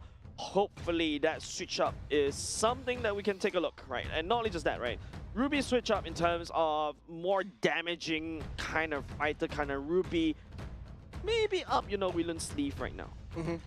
Singapore's roster also shows a lot of rotation from the mid lane trio. At the very least, you have the Wings by Wings. You've got the rolling wheels from the box as well. So hopefully we see a lot more skirmishes, a lot more engages coming in from Singapore. But from Malaysia, though, they only have one target and one target only for the early game. Just take down Roy. Then you don't have a artillery mage to deal with at all. In the late game, just try to disrupt Keith as much as possible. I mean, the Varsa is definitely under threat, right? A Kai Heavy Spin, and not only just that, the Bravest Warrior from the side of the Lapu Lapu. And is a even the massive Mystic, threat. Bombs as well. Yeah, Varsa is still very squishy. So it's about the positioning coming outside of Roy as well. And I like the fact that, hey, I'm still calling Roy Yes. that's his IGN. That's so his IGN, and that that's rolls just off him. the tongue normally for me. Yeah. But, you know, he just put it as Royvin, so saying the whole thing, it is kind of weird, I do agree. But this is game number 2. Ladies and gentlemen, Singapore and Malaysia 1 game away from sealing the deal on this victory. Yep. Sibling rivalry, a bitter rivalry between these two teams. Purify check, it's only just Ilton going into the Purify. Even Amar going into Flicker instead, definitely required, right? You need that Flicker to reposition your Mystic Gush to be able to land down the damage. Flicker ultimate for the side of Rezip is very important as well. So yeah, I feel like that's potentially why at the very least, you know, Bellamy may potentially have a better game this time. Yeah. And single target pick off, the main target that they would want to go for is Elton. We would be able to lure out and bait out the Purify with Weelun in the later stage of the game. In the early game, though, this would be over the side of Amar, and then he's taking the Flicker instead of the Purify, and it would be a little bit easier for Bellamy to get that jump onto the back line to get Amar in. And it's a little bit less of a ramp-up compared to the AOG. Yep. Well, at least any form of pickup is great right now at this point in time. Some traits happening all across the map between Team Singapore and Team Malaysia. At the very least, Keith seems very comfortable going up against Harith down bot. Yep. A decently slower game this time around where both teams are not gonna just make a move as and when they want. Hisham just doing Hisham things and just working his way around and that, giving intelligence, and he's on reconnaissance duty. Singapore really needs to find Lee Lun up to par and getting that rotations down towards that turtle pit ASAP. Yep. Right now, don't forget, Nasan does have the heavy speed. He will commit all to that for now. Also, the Bravest Warrior completed by Razif. Hisham all the way finds the back line. The massive sword slams right onto Roy, and also Jinxian. Nice one coming up on Whelan though, but he's definitely going to be more than that one. Bellamy returns the kill at the same time. The Ruby outputting damage. Whelan picking up and not assisting, picking up for that kill. There's the beauty of that Ruby. At any one point in time, this is just chain stuns. But speaking of chain stuns, just everything that transpired out there was Bellamy jumping straight into Najad, reacted by throwing on the heavy spin, pushing Jin Xiang into Amar's face and taking a full Mystic Gush to the face. We'll be able to see this now. Jin Xiang was way too far ahead of the rest of the team. Hasif and as well as Hisham just doing the Lord's work, just pushing the rest of Singapore at bay and away from where Jin Xiang would potentially need to be. Yeah, well, we're watching that instant replay. Bellamy got taken down. I believe that should be by Nazhan, if I remember correctly. No, it's not Nazhan. No, Amar. Yeah, Amar as well. Another kill. He's got 2 kills for Discord in the early stage of the game. And Amar is still, you know, untouchable at this point. There is a gap closer at this point, which is Bellamy. If you speaking of which, Bellamy Khalil finding onto the damage onto Hisham as well. Just sidestep that feather airstrike. Frontside Roy, and now Whelan spin for the win. Nazhan and also Razif tag team. That's also going to be a hook, but Whelan's taking a lot of damage right here. The sustainability coming on Whelan is keeping it safe for now. Yep, Hisham back on that top side to respond. Heavy spin as well, right onto Amar. Missing gun. We've been here before, Churros. Wait, Jinxiang still able to walk away. Yeah, just in the nick of time. Damage was not enough from Amar, but we've seen how much damage that Amar can do right from the get-go. This is still the 4-minute mark, my friend. And Jace, this is still looking kind of dire. Singapore's still right all over the place. Malaysia's just taking advantage of the situation where Singapore is, hey, I want to fight in the bottom side, I want to fight in the mid side, and I'm leaving Diablo White alone. Okay, seems like everybody, it seems like Nazhan walks in the wrong part of the bush, but Razif, right there, everybody from the side, Team Singapore is so clumped up, makes Razif so easy to go in, and not only just that, Kim joining the fight as well, Blazing Duet will be able to fight 3 members from the side, Team Singapore going down 4, surprise of 2. That's a constellation kill, but at the very end of the day, Malaysia, especially for Razif, found so much of a nice stun up with the Bravest Spider onto 4 members of Singapore. All the key resources already used up. And it seems it's just a brawl. It's just you see someone, you take someone. You try to go for a pick-off whenever you can. Yeah, and you know, Team Malaysia was putting a lot of damage in that mid lane turret as well, taking advantage of the fact that, you know, 3 members from the side Team Singapore went down. Razif is definitely feeling it, man. He's on his Lapu. He's just, everybody from the side Team Singapore is just so clumped up. He's spreading damage all across the board. Yep, there is still a little bit of a difference though. Instead of face up against Keith, that's a kick over to Bellamy. Better airstrike as well. Razif goes in, Bravest Warrior as well, and now he's getting Amar picking up the killing spree onto Bellamy. This is not looking good so far. Keeps still be able to crack the top side turret for now. Nazhan stuck Whelan all the way across the wall as well, and the Mystic Gush Amar last if it's on kill. Nazhan rings the dinner bell and Amar swoops it up. A very difficult position for where Singapore wants to be. Keith keeping busy on that top side, taking a little replay. That was the stun. That is Razif coming in, and Hisham just jumping on top of every single one of the members of Singapore and just punishing them for killing their jungle. That is just a absolute banger, an instinctual play coming in from Malaysia, clumping up together. Singapore, man. Amar is forced to run away for now. Keith is still working on the mid lane turret. To this totally Poissons already used by the side of Jinxiang. Kalia picking off Razif as Elton going to the double ball. Zip is zapping around. Keith still holding on to the Blazing Duet though. Unable to commit for that one. Amar once again. Once I see the heavy spin, you see the Mystic Gush, but Keith finds a shutdown onto Amar. There is a silver lining and his name is Keith, our Lord. are gone. Vanix is coming to play. But then again, it's still an uphill battle. It's still an uphill climb. He's still one item in. He still needs 2 more to be able to come fully online and deal some work. The rest of the members of Singapore really need to play it safe. Malaysia's finding this quick and easy pickoffs that you don't want them to find. There is that shutdown goal that Keith has taken for himself. But take a look at the fights over here. Everyone's just target prioritization on the kill zone. They don't want to step a little bit too close. And Keith just taking that BMI into the face of that Mystic Gush. And they know that Keith is now their savior. And they need to play towards him. And now it's going to be Kalia going in. It's going to be Elton using Prayer Fire. Keith picking up a killing spree already. He starts all the way deep. It's also going to be Jin Xiang picking up onto Hisham as well. A bit of signs of life for the side of Team Singapore though. Oh, that is just signs of life. There is a heartbeat for Singapore. Someone use CPR. This is not a house of cards. This is your house and mine. All right, right now, jumps aside, right? Keep, you know, these pickups is amazing right now in Team Malaysia this time around. Overstated. Welcome to a little bit. Rasif picking up the kill onto the side of Weelun as well. Goes into the Ravens Warrior. Amar, that Mystic Gush is just outputting so much damage. And Jin Xiang has to forfeit the turtle though. The bouncing bombs is just such an annoying threat. That's a very long range stun that Singapore. Okay, they stole away that turtle. Yeah, and that's the bug set, right? Like, just drive by and then steal the, just Reggie steal the turtle away from Nasan, and then after that you proceed it on.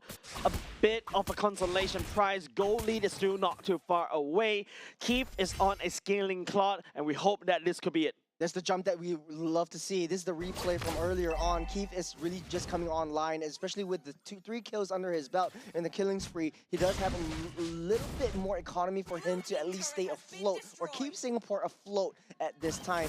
The issue really lies in, hey, if you know that your enemies are coming in, you know your enemies are playing around you on that defense, don't overstay your welcome. This is the crux of Singapore. Yeah, protecting Keith once again, right? He has to protect the president. It's just gameplay as old as time. If you notice, Elton on the other side of the map also shoving up top. Nasan picks up the Chinese Trojan already in preparation of Keith. But apart from Keith that could reliable do the damage, do the Lord's work against Team Malaysia for now. Riven on this far side, I haven't seen a bit of an impact coming up from him as of now. I think also Weelun has been relegated up on that top side to handle the fat wave that's pushing down towards the top. So for Team Singapore, they don't really have a lot of chain CCs, but keep really showing us how this Claude is working, and it's showing that damage. They just need to play it safe and try to go for those pickoffs. You see how far that they have zoned out away from Keith. They need to protect Keith, and so that is the answer. The way that Malaysia would potentially play this is if Hisham is able to get into the face of Keith, try to force the Purify, and then Najan comes in with the heavy spin. I just secured the Holy Crystal, so that's a massive power spike for this Harry as of now. Haven't found any form of kills. Jesus, found onto Amar as well. Immediate pick off onto the Feather Airstrike as well. But Hisham also could do the same. Jump onto Royven immediately again deletes it off. Keep right now in spot of trouble. Also burns on the Purify, trying to lay down onto the damage, but now it's just Natsan on the Sakai. Just heavy spin, 2 members down, just for Amar. That's the punish, but Blazing Duet. Blazing Duet all the way to the back line as well. And Keep this time around may have run out of steam. The BMI unable to return. That's a shutdown. Give it on the side of Team Malaysia. That is smart considering that Razif was the one who popped the Purify, and right now they're still in the midst of fight. They still want to challenge this. Yeah, Weelun still in the fight right here. Jin Xiang can still do quite a decent chunk of damage over and over again, but Team Singapore and also Team Malaysia disengages. Good punish though. Good catch from Bellamy, using the flicker to get over to Amar, but then the punish really came through. They didn't know where Elton and Hisham always coming in from that backdoor play, and Elton had a free reign of that Zaman Force over on the back line, that damage being dealt as well. You can't really deal a lot of damage without Keith, and Keith just on the backside. He knows that he uses his he used his Purify. He's waiting for the Blazing Duet and raising for the right time to really come in to sweep the rest of Malaysia. But at the end of the day, it was just Hisham waiting for the Purify to finish, kicked him in, and just locking him down. Yeah, man, Elton picking up the Holy Crystal immediately picks up 2 kills and 1 assist. That's the damage potential coming off from the Harif once he secures one of his core items. Right now, it's just, you know, Team Singapore, there's a bit of signs of life coming in at the very least, but then Team Malaysia knows how to punish, and Hisham looking for a pickup. Jin Xiang still secures the Lord for now, and it's also going to be Team Singapore finding onto Hisham and busting it down where he stands. This is the Singapore we know and love. They're finding the kills, they're finding the pickoffs. In Malaysia, they're being forced to make mistakes. Hisham wants to go to the back line. He needs to find Royven to disrupt the fair airstrike, and the damage from Roy is coming to fruition. Malaysia, though, still has a little bit of an upper hand in terms of, hey, I have a little bit more of the crowd control potential. Taking a little itemizations, there's a Holy Trinity already built up. The Winter Crown also for Keith. And Bellamy, find the right pickoffs, find the right approach, and sustaining it against the team fight. Singapore does have a lot of burst, though. And don't forget, right, the burst comes into the form, I would say, from the side of Keith, from the side of Roy. Team Malaysia, on the other hand, this is exactly, remember when we went into game number 2, we're looking at Purified Chaos. Reload getting kicked as well, and immediately gets melted down by the side of Ilton. If it's being committed by the side of Nisham as well, pinning Bellamy against the wall. Amar used already Mystic Gush as Elton pick up a double kill already. The Lord still trampling down at the bottom side. A pickoff for a pickoff. Hisham identified that Wheelman is left all alone to his own devices. He's got the flicker. He doesn't really have that much of a crowd control mitigation, and he take advantage of that. Wheelan not having a field day in this game. Yep, not only just that, Divine Glaive built over the side of Elton. If Elton is already doing an insane and unholy amount of damage, he's going to do even more. And now to make things worse, Nazhan already built a Blade Armor to try to counteract against Keith. Taking a look at replays, it kind of seems like, okay, he was trying to suss out for a little bit more information, didn't know where Hisham was. That was a quick and easy work. Bellamy therefore responds to try to pull attention away from that, but got caught himself between a rock and a hard place. It seems like, you know, while we're watching the instant replay, Heavy's being committed by Nazhan as well.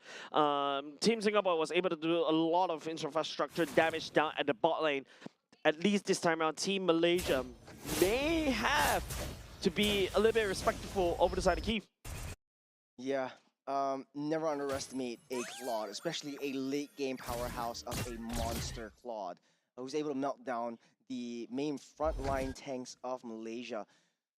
The way that they could potentially play this is try to bait out Wheelun. I feel like Wheelun is always trying to get into the main fights. He does have a little bit more sustain, has less of that defense, and very punishable for Sa Wheelun. I see Team Singapore trying to do something sneaky, but immediately get discovered by the side of Team Malaysia with just one of that Oracle Eye thing. Little tough spot of bother for Singapore right here. They had so much of the upper hand. It's constant push and pull. But Malaysia, they had a heck of a game. They had 3 games prior before this, and they won out that first game just now earlier on. They were happy about this, but this time around, they are struggling. Singapore is forcing mistakes from Malaysia. They're going in too deep. They're trying to find flanks that they cannot make. But right now, Churros, Keith has already secured the Malefic Gun already. Seems like Team Singapore is already on site at the Lord Pit. Nazhan is also there, does have the heavy spin, can use it to pin potentially Jin Xiang all the way down the wall. Jin Xiang doesn't really want to do anything. He's gonna let it go, let the Lord reset, let Team Malaysia try to do something around there. But it seems like, you know, Team Malaysia is not taking this bait. Yeah, Singapore really needs to identify where Hisham is and where Elton is, because that's going to be the main damage coming in from the flanks. We've seen that played out once in this game, and we've seen the power that Hisham has over the shot calling potential, where, you know, if you're wide open, that is it. That's the concealed play. Gets spot out though, BMI. Keith goes all the way back to safety. Clear! We'll be able to find onto Hisham, but Nazhan also pinning the members on the side of Team Singapore down against the wall. And speaking of which, the damage unleashed by the side of Amar. The bomb drop. Keith unable to find an angle to go in for the Blazing Duet as well. But even if he can, it is a little bit too late because Wheelan has went down. Wheelan just playing this game as a sacrificial lamb, always the first to go down, and Malaysia capitalizing on Singapore's mistakes. But that wasn't a mistake. Keith was trying to bait everyone out. He's got BMI ready. He knew that the Cho was right in that bush. He knew that the angle at which Hisham was going to go for him, he BMI out of the way, and so discover him away out of that conceal. And now they're playing a losing battle. It's a 4v5. Yep.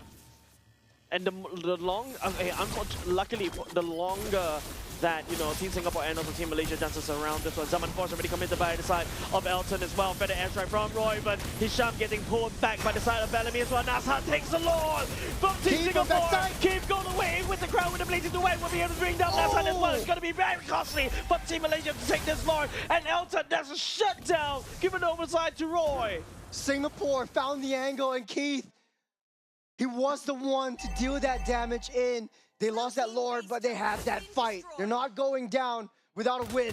Yeah, but top side already cracked open, and also you got, you know, Super Minions marching against Team Singapore up top. You can see Keith is also taking a little bit too long to basically take down this Lord, and this is only just, what, 17 minutes Lord. There's 3 members coming into the fray. There's the Mystic Bomb, just to find a little bit of more information.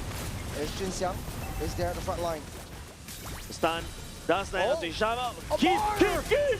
Finding the place to way onto Amar. Lord Felix is here! Oh, On the side of Team Singapore. What a clutch play from Keith. He knows he's got the damage. He knows that win condition. Once you take that Gord out, they don't really have a lot of burst damage coming in from that laser. You have that zoning potential. And now Singapore has threat lightly though. They commit a little bit too much though. And now it's going to be Wheeler. The I'm a better flicker will be able to catch onto Hassan. Hassan going to drag all the way out, maybe into a Team Malaysia, potentially into a fight they don't want to handle. But Team Singapore, this is a good fight. But bottom lane, you got to fix that wave, bro. Good bait onto the heavy spin. Isham trying to find a little bit more annoyance factor down into Singapore's bottom side. And, you know, hey, the waves are already pushing in. Singapore has to respond to that one. Malaysia is crumbling. They weren't expecting Keith to come in with that much more damage. But hey, it's a late game Claude. Man, I mean, good job as of now. At the very least, Team Singapore was able to equalize in terms of economy, and especially when you have a Claw on the other side being equal in economy, and you have a Harry for a gold laner, that's not very good, right? Currently, I would say, you know, Team Malaysia was able to find those pickoffs very easily, but maybe, just maybe, they let the game go a little bit too long, and this time round, you know, the Claw has scaled. Well, for Malaysia, I think they're saying to themselves, hey, we have the whole day to play around. They can pull Team Singapore out of the jungle, find the back doors, find the angles towards Roy, and take that Farsa out before anything else really happens. But Keith is just patiently waiting right there. The way that they would potentially do it is maybe send Hisham to target onto Keith, but the damage is not enough. And Keith has already had that full build. He's got the gun, he's got a Winter Crown, he's holding on to all of these core items. He's dealing that high damage as well. Yep. Still, the waves are not in the favor of Team Singapore, right? Top side is an open base. Yes, there's still a mid lane for the side of Team Singapore to basically work with. The second tier turret is still up. But, you know, there's not a lot of free real estate anymore. Team Singapore is conceding a lot of real estate over to Team Malaysia as they step in to the jungle of the side of Team Singapore, and it's not looking very safe for Team Singapore. Malaysia just needs to keep Amar safe. I feel like he is the main factor for their success. Singapore is rotating upwards. Malaysia kind of understands and identifies where Singapore is on that map. Najan is already in position, but he wants to get that reposition onto the back line. At least they have some form of backdoor entrance. Roy is extremely exposed, especially if you have the traditional front to back lineup. Keith is starting that Lord. He's able to heal everything back up, is saving Young for some health. And I do like the way that Singapore is actually layering in these team fights against Team Malaysia. Top side, for the side of Team Singapore is constantly getting bad. The waves of Super Minions marching against Team Singapore is something that, you know, Team Singapore may be a little bit busy with. Has to go back constantly to fix. You know where Keith is? There's Conceal. Conceal, and not only just that, oh, nice hook coming up from the side of Whelan as well. Better airstrike also committed by the side of Roy, but Roy running out of HP because Razim is just jumping onto him as well. Bellamy goes down for the count. Zaman Force will be used at the choke point for the side of Team Malaysia as well. And now Keith still holding on, but has to do a full retreat. Nice pick off for the side of Team Malaysia. Bellamy honestly bought so much time. He was so tanky. The Mystic Gush didn't do too much. He took a full shot to the face. He took 5 members. He held on to 5 members of Malaysia and gave Singapore time a little bit more time to escape. The pullback again on Wilun. I'm offended. We'll be landing onto Hisham. Hisham still gets on the way. What a good pushback, securing that the Lord once again. Now Malaysia has the upper hand in terms of that push. Singapore does have a little bit more base defense capabilities. Keith has the Blazing Duet, but you don't want to waste the Blazing Duet on the minions themselves.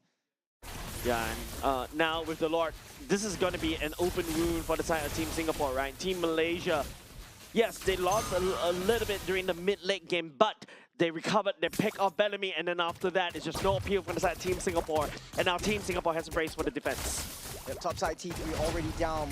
Lord already made their way into the entrance way as Malaysia keeping busy with the T3 mid side.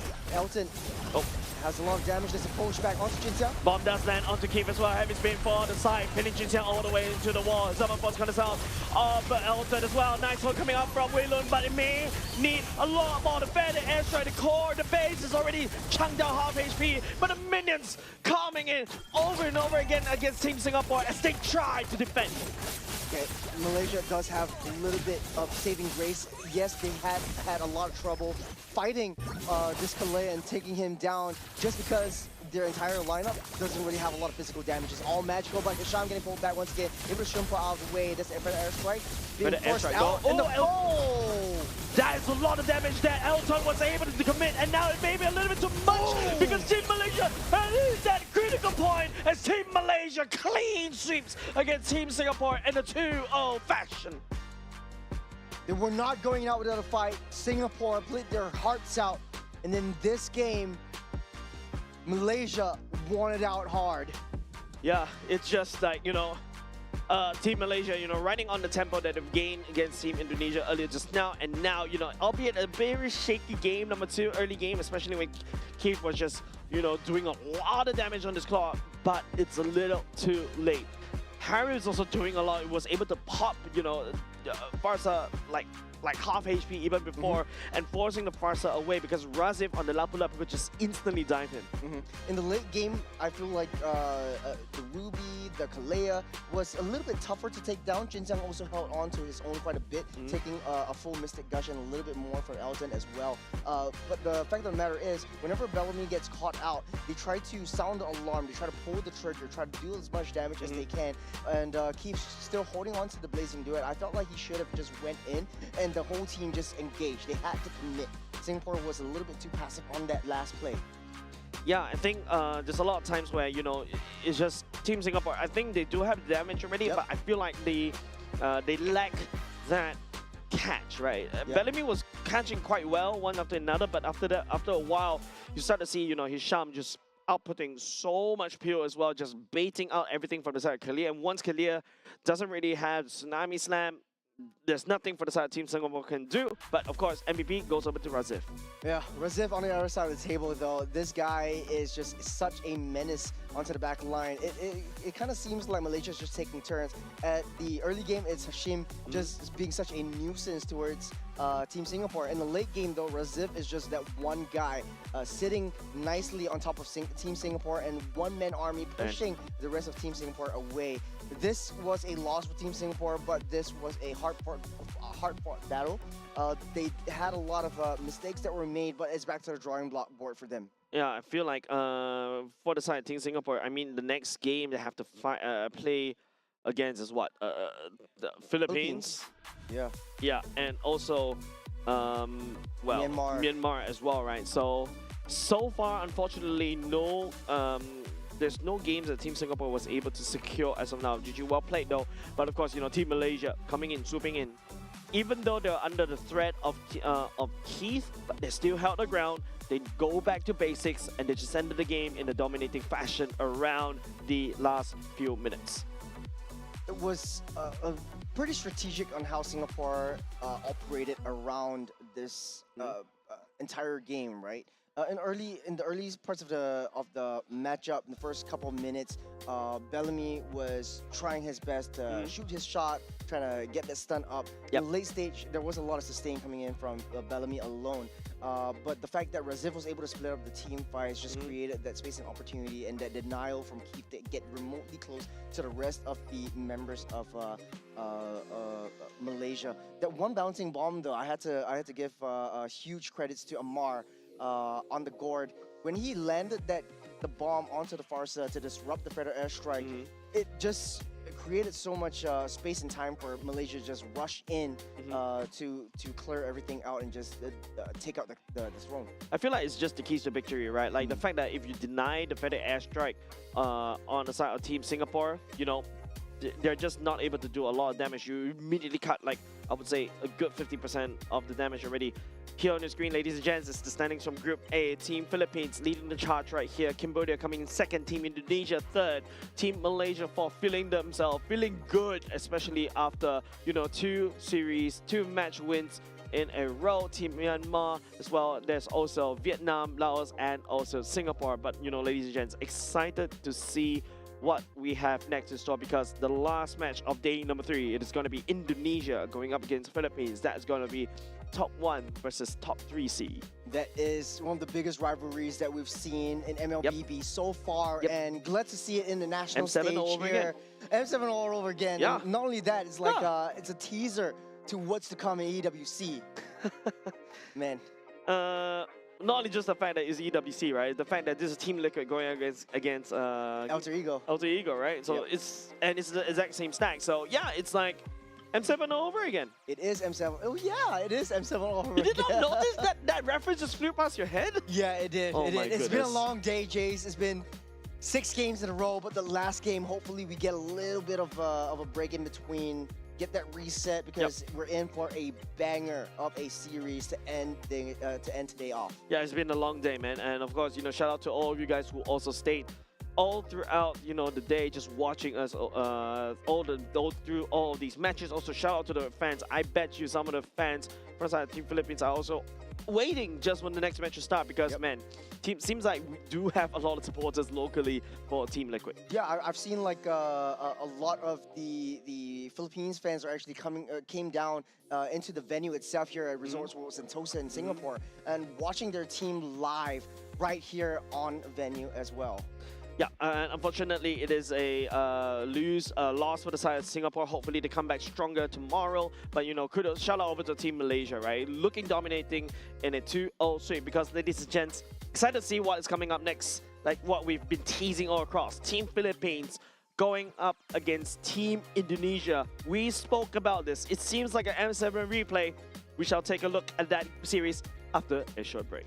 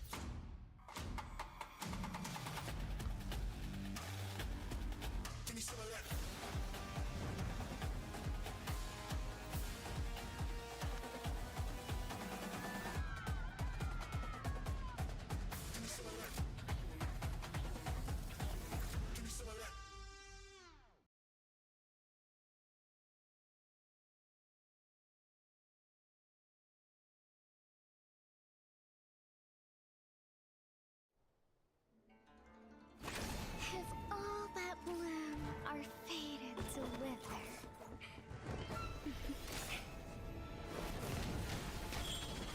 then I'll enshrine your most brilliant moment in crimson splendor. Even something so crude can be graced with a splatter of beauty.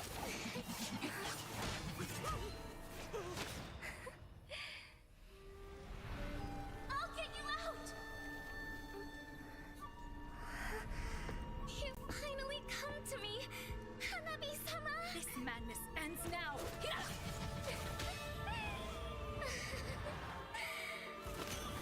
At last, I'm shivering with excitement!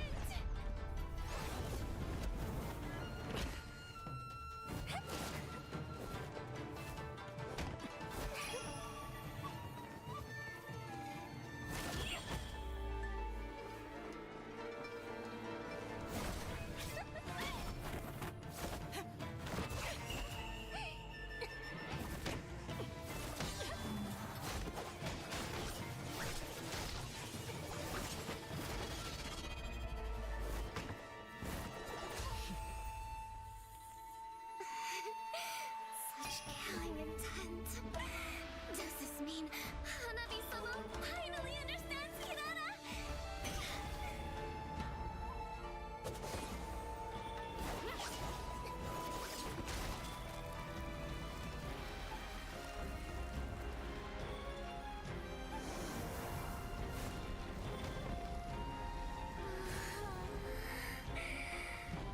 So warm. So beautiful. We can finally embrace eternity in hell. Just the two of us. Allow me to release your eternal bloom.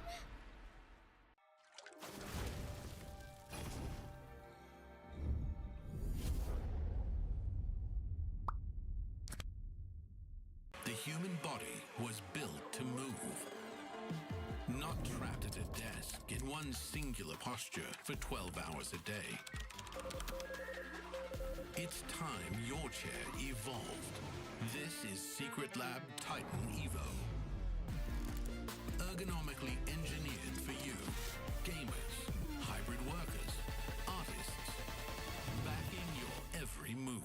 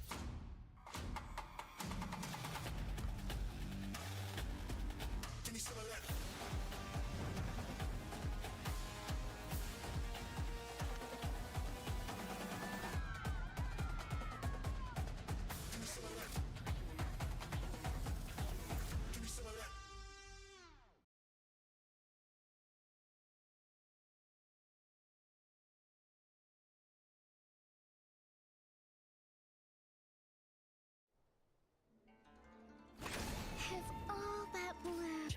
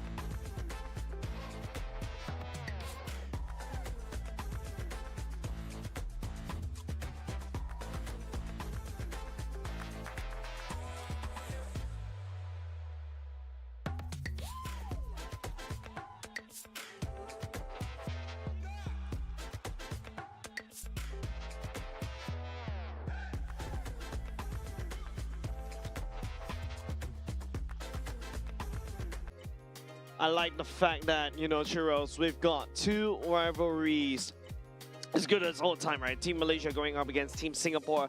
Earlier just now, Team Malaysia, that's the one that got off with 2-0. But upcoming next is also another rivalry. Team Indonesia going up against Team Philippines. Man, it feels like M7 rematch again. 7 games that we've watched today. What better way to end off day 3 of the Asian Game Qualifiers 2026 with For day 3. biggest matchup that we've all been waiting for. It's Indonesia up against Philippines, the Pearl of the Orient Seas, the champion so far. And Indonesia coming in, the land of 1,000 islands. This will be the matchup for the decades. And again, like you said, this is a matchup from all the way, that dates back all the way to M7. Or even if you want to go even longer, yes, that's right. But of course, between M7 to now, that's like 6 months difference. Yeah, plus minus 6 months difference, 6, 7. Then of course, you also got the fact that there's also a lot of meta shifts all across the board. I feel like, if you're on the side of Alter Ego, they are definitely looking to try to prove themselves once again against Team Liquid, right? I feel like right now it's like, yeah, I know it's Team Philippines and Team Indonesia, but now it feels like, once you start seeing and identifying, hey, this is basically the same stack that went up together in the last M7s. Definitely, I feel like the 6 are even higher right here. Yeah, it's the redemption play. It's the revenge match, especially if you're an Indonesian fan out there. We've seen a lot of Indonesian fans in the venue right now here in the Resorts World Sentosa. Give it up for our Indonesian team representatives. This Dingarai, Alexander, Dalvin, Afan, and Shauki. Yeah, definitely need your support right here. Don't forget, they've got a very shaky performance earlier just now going up against Team Malaysia right now. And if if you're a Team Indonesian fan, this is time for you to support them, right? And really boost up the morale, because this is probably also one of going to be their biggest tests as of now, especially going up against the Team Liquid, or, well, I should say Team Philippines right now on your screen. Yeah, that's Viana De La Cruz, Pabico Nepomuceno, and Vinuya coming in and repping the blue Cebol jersey. And man, Philippines, they are the champions for a lot of the national stages. It dates back to the SEA Games, dates back to EWCs, and right now we're crafting the story, the crafting narrative of the perfect golden road as we lead up into the Asian Game main stage in Nagoya, especially, and as well as the EWC coming in soon. Yeah, and Churros, I like the fact that if you're trying to prove that you're not Filipino, that's not the way to go, right? Legit. But I've been practicing backstage. Like, yeah, the fact that I know you look kind of similar to that. That's why I feel like some of the comments like kind of mean to you. Is like thinking that you're Filipino, but you're not. You're true blue Singaporean right here. I'm true blue Singaporean Chinese. So yeah. Hey, man. So pardon him as he accidentally butchers Kautizi's names right there earlier just now. Don't house me for that, Jace. But hey, this is going to be a very interesting series. Definitely. We have watched a couple of games today. We know how Philippines likes to play, what they like to draft. We know how Indonesia likes to play and likes to draft. A lot of the heroes that have been out there has been tested and proven. There's a lot of deny picks. There's a lot of counter actions that's going to be involved. So what's new for these two teams coming in? I feel like the thing that you want to talk about, if you want to talk about new, it's that this is a totally different patch. Of course, it's just it just went live on day number 1. You can start to see some of the teams are already experimenting it, even on this stage. And also, there's also something that you have to take note, right? Is that especially when you're already cemented yourself, I feel like, Team Philippines, Team Computer, and to a certain extent, Team Indonesia, I feel like they've already almost guaranteed a slot all the way to Nagoya. Is this the stage where you show even more heroes? Especially you've got your MSC coming up. Well, if you want to put it like that, maybe put it out in a scrim test, experiment, a little bit of hero plays. Both these two teams, especially for the audience out there, Philippines, first seed in Group A in Southeast Asian stage, Indonesia in the third seed in the Southeast Asian stage. Both of them have won every single game, lost one. Philippines has lost one game off of Cambodia, whereas Indonesia has lost a game